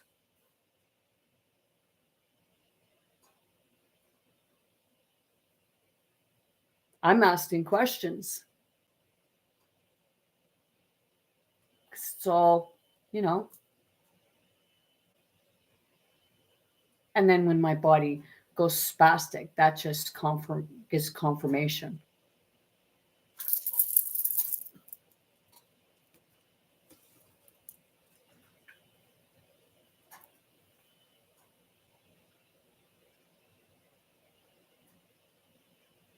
Hitler and his propaganda minister, Joseph Goebbels, Goebbels, Goebbels,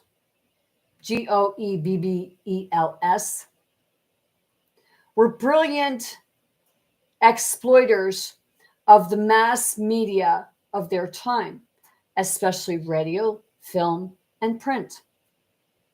When one visits the vast stadium in Nuremberg, where massive Nazi rallies gave Hitler breathtaking opportunities to emanate his followers, the scale is beyond anything in the United States outside of some football arenas.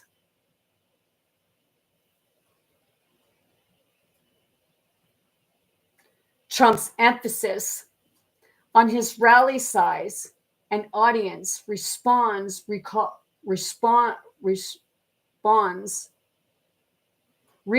Hitler's events. Once in office, the Nazi quickly suppressed any chance for other people or other groups to mount similar rallies. The Harris-Wallace tickets faces no such obstacle through Trump repeatedly complains when his opponents attract media attention. Don't take the spotlight off him. He'll pull a Stewart. Look what I can do.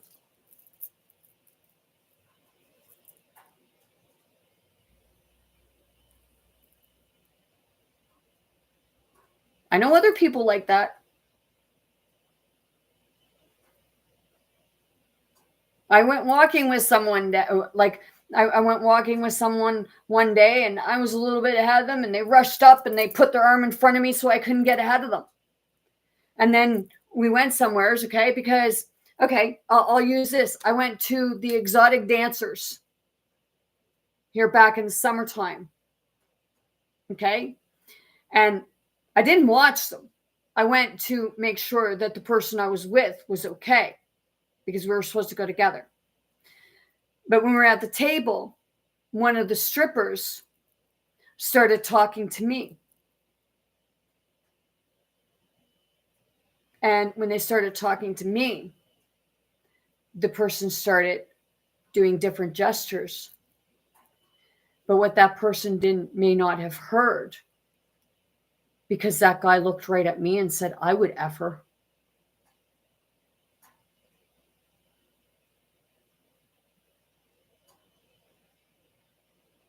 And I felt bad for her.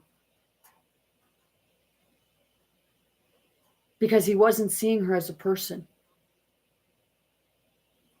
He was looking at her as an object. Someone to objectify and have sex with for the night.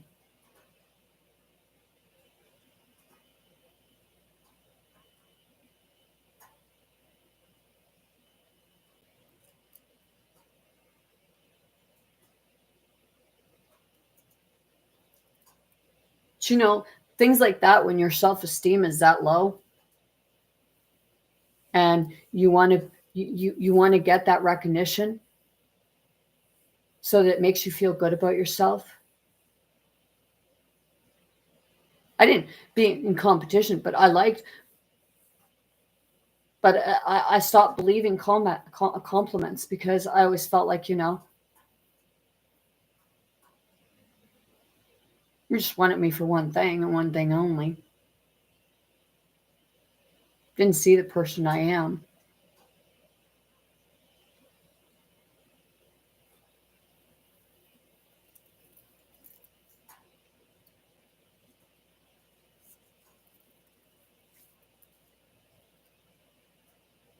It will not compete for attention.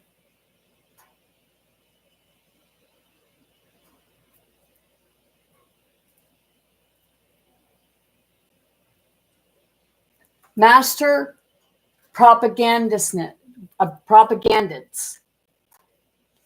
all by himself. A key point is that in amplifying his voice, Trump enjoys even greater potential than Hitler. From his experience as a television showman and on his show, he showed no respect for women at all. And was Melania not one of those contestants? What was it called? The Apprentice? You know, when I went on to try to find the series Apprentice, it's not there. You get little clips of it on YouTube, but The Apprentice,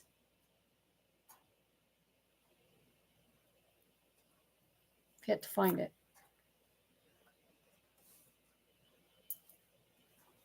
From his experience as a television showman, Trump shows eager interest in gaining courage both in traditional media and in the myriad new channels of social media and other internet platforms.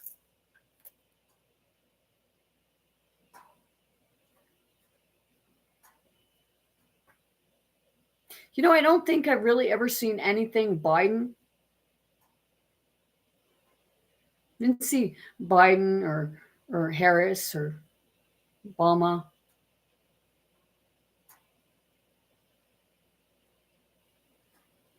But Trump is on Twitter. He's on TikTok. But see, I know that other people go in and they find the stuff and they put it up on TikTok. But isn't it that, like Donald Trump was saying, that he has his own account?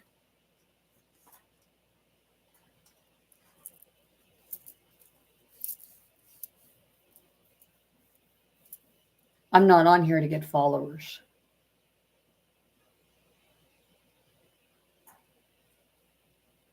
Somebody just said you're on, and I'm not here to get followers. I'm not here to make money.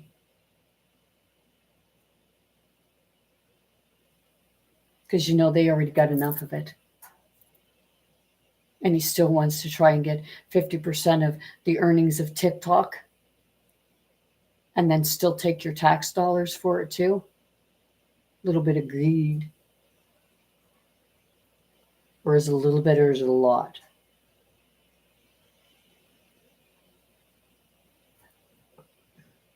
If he lacks Hitler's capacity to deny competitors access to those diverse outlets, he is still able to saturate them himself, mounting the equivalent of a full court press.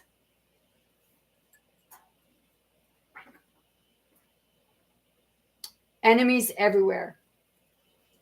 It is thought that his vocal speeches and media presentations that Trump invites a basic comparison to Hitler.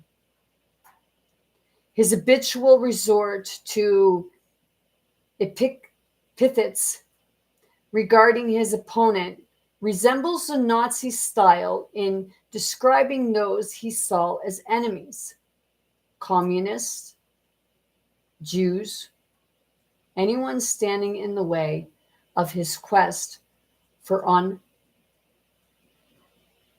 unfettered power. As their core to the two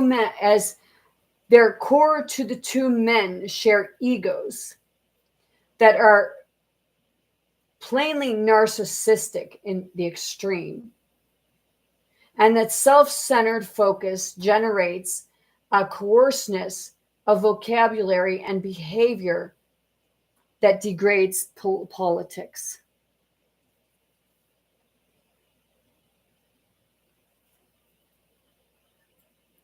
Both men exhibit an intense will to power, a divine to dominate that is incapable with genuine respect for the views and rights of others.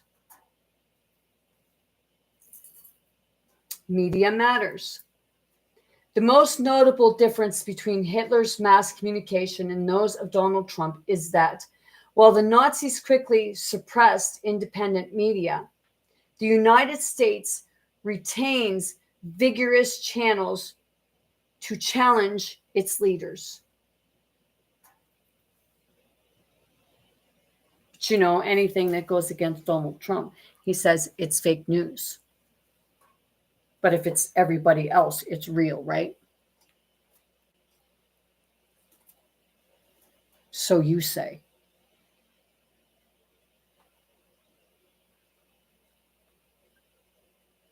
Yet there is a considerable leakage between such stovepipes that others hope for true balance, for true and balanced perceptions eventually to prevail among the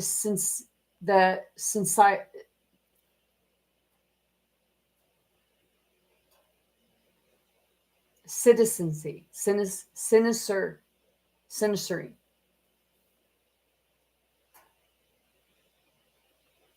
Conclusion. General Mark Milley, who chaired the Joint Chiefs of Staff during the Trump presidency, has voiced his empathetic verdict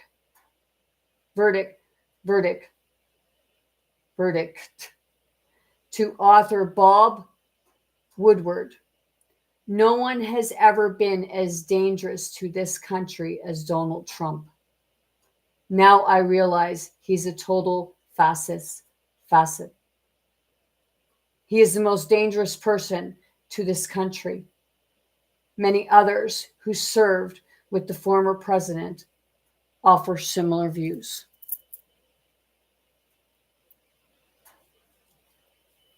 Nevertheless, a net assessment of the Hitler-Trump comparison is instinctively coercive and necessarily tentative.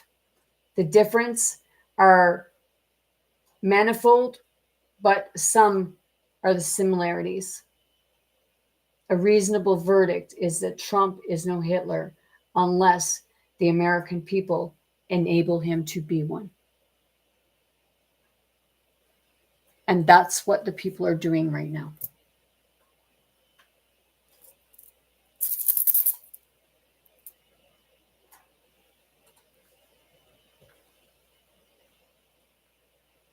You know, people are going to do what they want. But see, when they do what they want, and then when, you know, certain shit hits the fan, you point at the other people, don't you?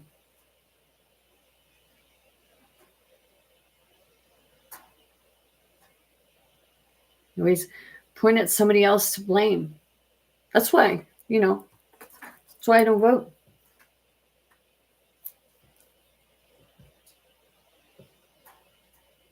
Because I'm not giving up my say to somebody else.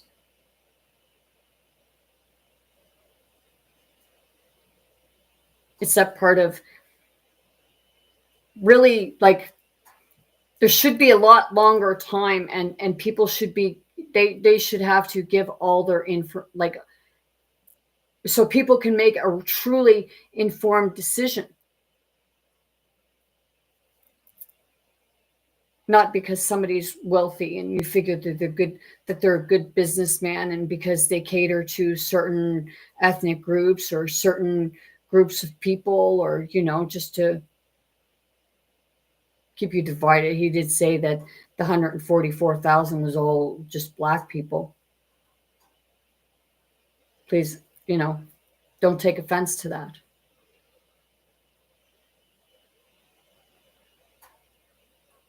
But I've gone through TikTok and I've observed other people. And I've yet to see a Black person say that it was just Black people that were part of the 144,000.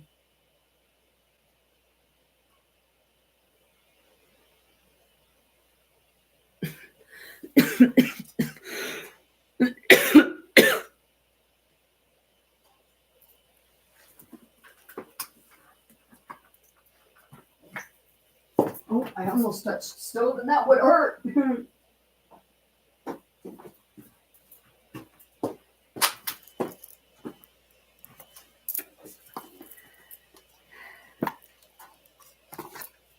Yeah, the universe has been getting me to get these out and tell you what the universe's message is to everyone.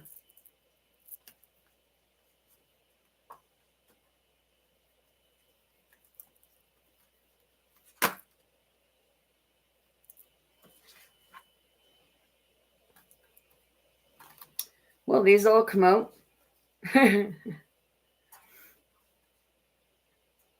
Third eye chakra. That's telling you something. I said the open eye. See things through the open eye. Spiritual union. Patience. Heart chakra. The two aligning. Rejoice in celebration.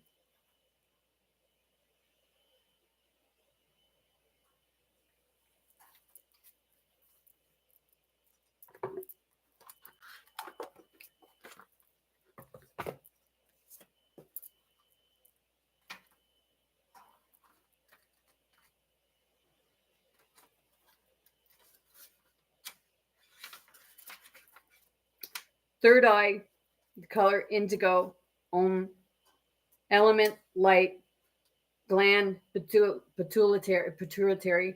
And you know, when they're doing electroshock therapy on people, what they're doing is they're actually causing harm to the pineal gland. I see, because the pineal gland is where you see.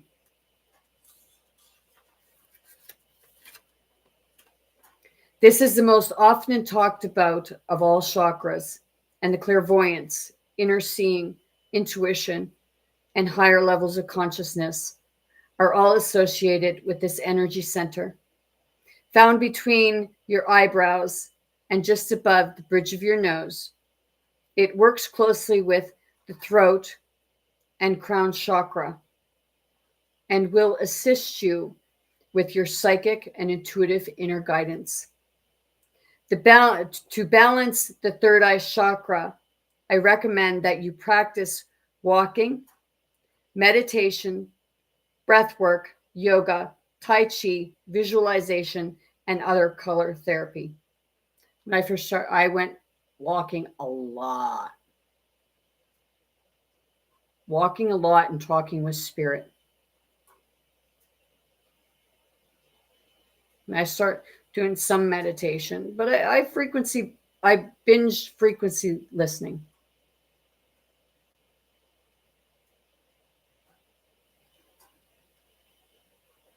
And I do color therapy automatically now. I can close my eyes and it'll tell me what chakra, like I'll see whatever chakra it is that needs aligning.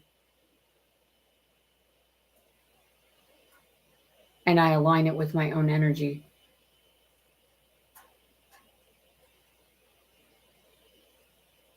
Because the master, like meditation, you become a master of meditation. And when you become the master of meditation, you can be meditating on the go and nobody even know that you're meditating. I meditate by moving, clearing.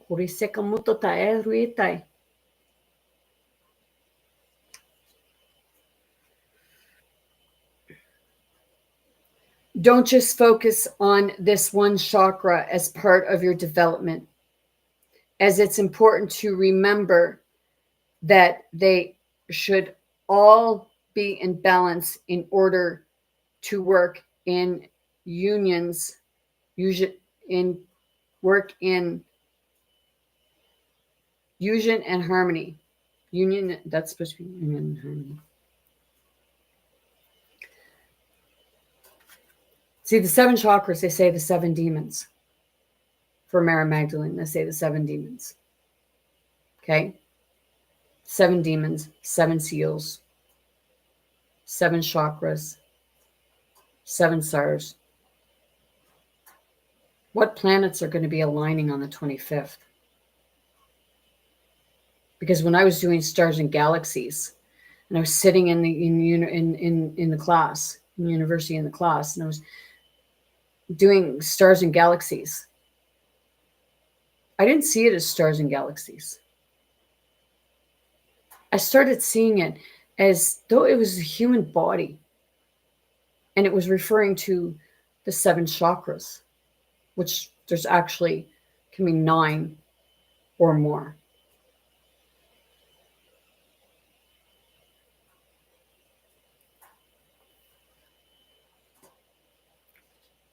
Heart chakra. That's the spiritual union between the third eye and the heart chakra. That's more of the spiritual union, the coming together. Empathy and ego. Ebony and ivory. Masculine, feminine. God, goddess. You know.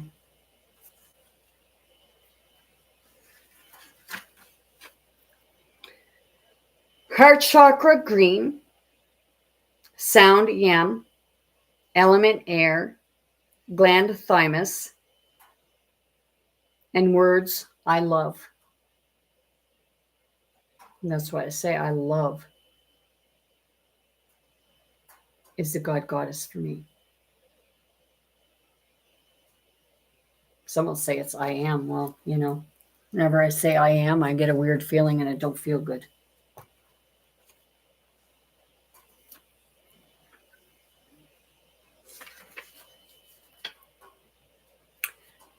Parallel to the heart, this chakra represents unconditional love, compassion, harmony, relationships, and healing. It's believed to be the link between your mind, body, and soul. Balancing this area may take a while, but you should allow all the time that you need to the healing energy so the healing energy can get through and flow freely. By loving yourself and others, as well as learning forgiveness, you'll become more attuned with spirit. Spiritual union. This card deals with relationships involving an emotional bond. It could be between new lovers, kindred souls, family members, friends, business associates, or partners. It could even relate to a project or a specific situation. This would be the perfect time to realize that all relationships are really all about you. Notice when you interact with different people, it's your learning curve. It's what you learn from. It's your learning tool. How would you want others to treat you is how we would treat somebody else. And some will say, well, you come on here and you talk the way you do. Am I mirroring you? You know, am I talking to people the way they would talk to me?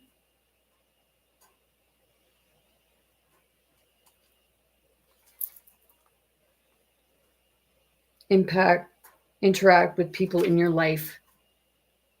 Are they giving you energy or taking it away? Is there an even exchange? There should be an equal balance between giving and receiving energy. Relationships are mirror images of your own life.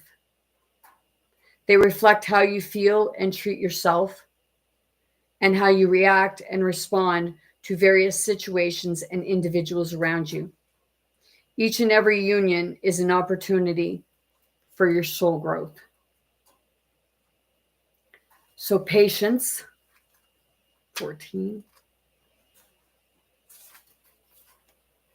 This card signifies the need for patience, self-control, adjustment, moderation, and balance when dealing with others, as well as yourself.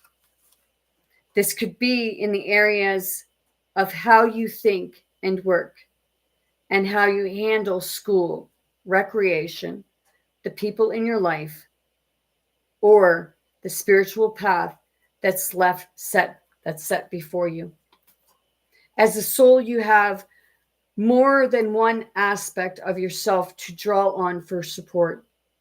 It's all about integration and learning to blend and balance both the physical and the spiritual.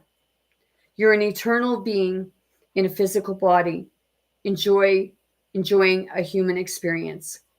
Therefore, since you're both, you should honor all of you. If you go through life denying yourself the joys of combining these aspects, you're missing out on so much of what the world has to offer. Why accept a life that's half lived? The patient card reminds you to open your heart and mind and allow yourself to listen to other people's ideas, thoughts, and perspectives. Blissful harmony can be achieved when everyone learns to work as one. All benefit. Listening, sharing, and reaching out will help you renew your faith in yourself and mankind. You'll become more aware of the miracles around you, as well as the ones you have a hand in creating.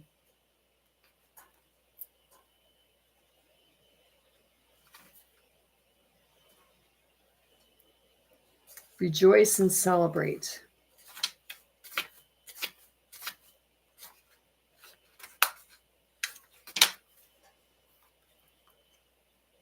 A time of merriment, celebration, birth, success, and victory is at hand. You're doing what you love most and are pursuing your passion. When you follow your heart and intuition with zeal,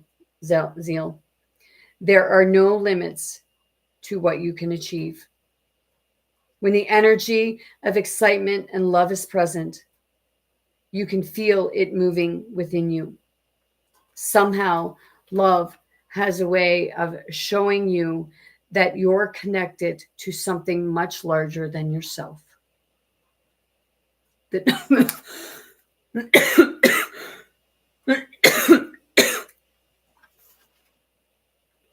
The number 3 symbolizes unity and a time to rejoice in gratitude and sharing, whether it's with family members, friends, or even coworkers. This is the moment of futuring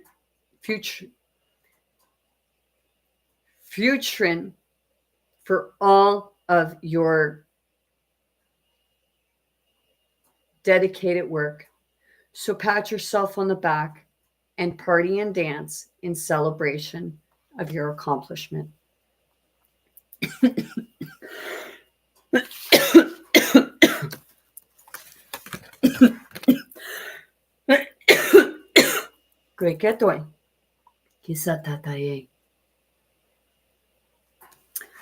A lot of people's throat chakras need to open. Speak up for yourself. Speak your truth. Because it's about self-awareness brings you to spirit awareness. And when you come to self-awareness and spirit awareness, you come to your own empowerment. With that being said, I'm sending you all much love, light, many blessings. Most importantly, very good health to anyone and everyone wanting, willing to receive and accept. I want you all to be big, bold, brave. Most importantly, be yourself, be your authentic self. Be who you are, not who somebody else says you are, you have to be. Be true to yourself and others. Be kind to yourself and others.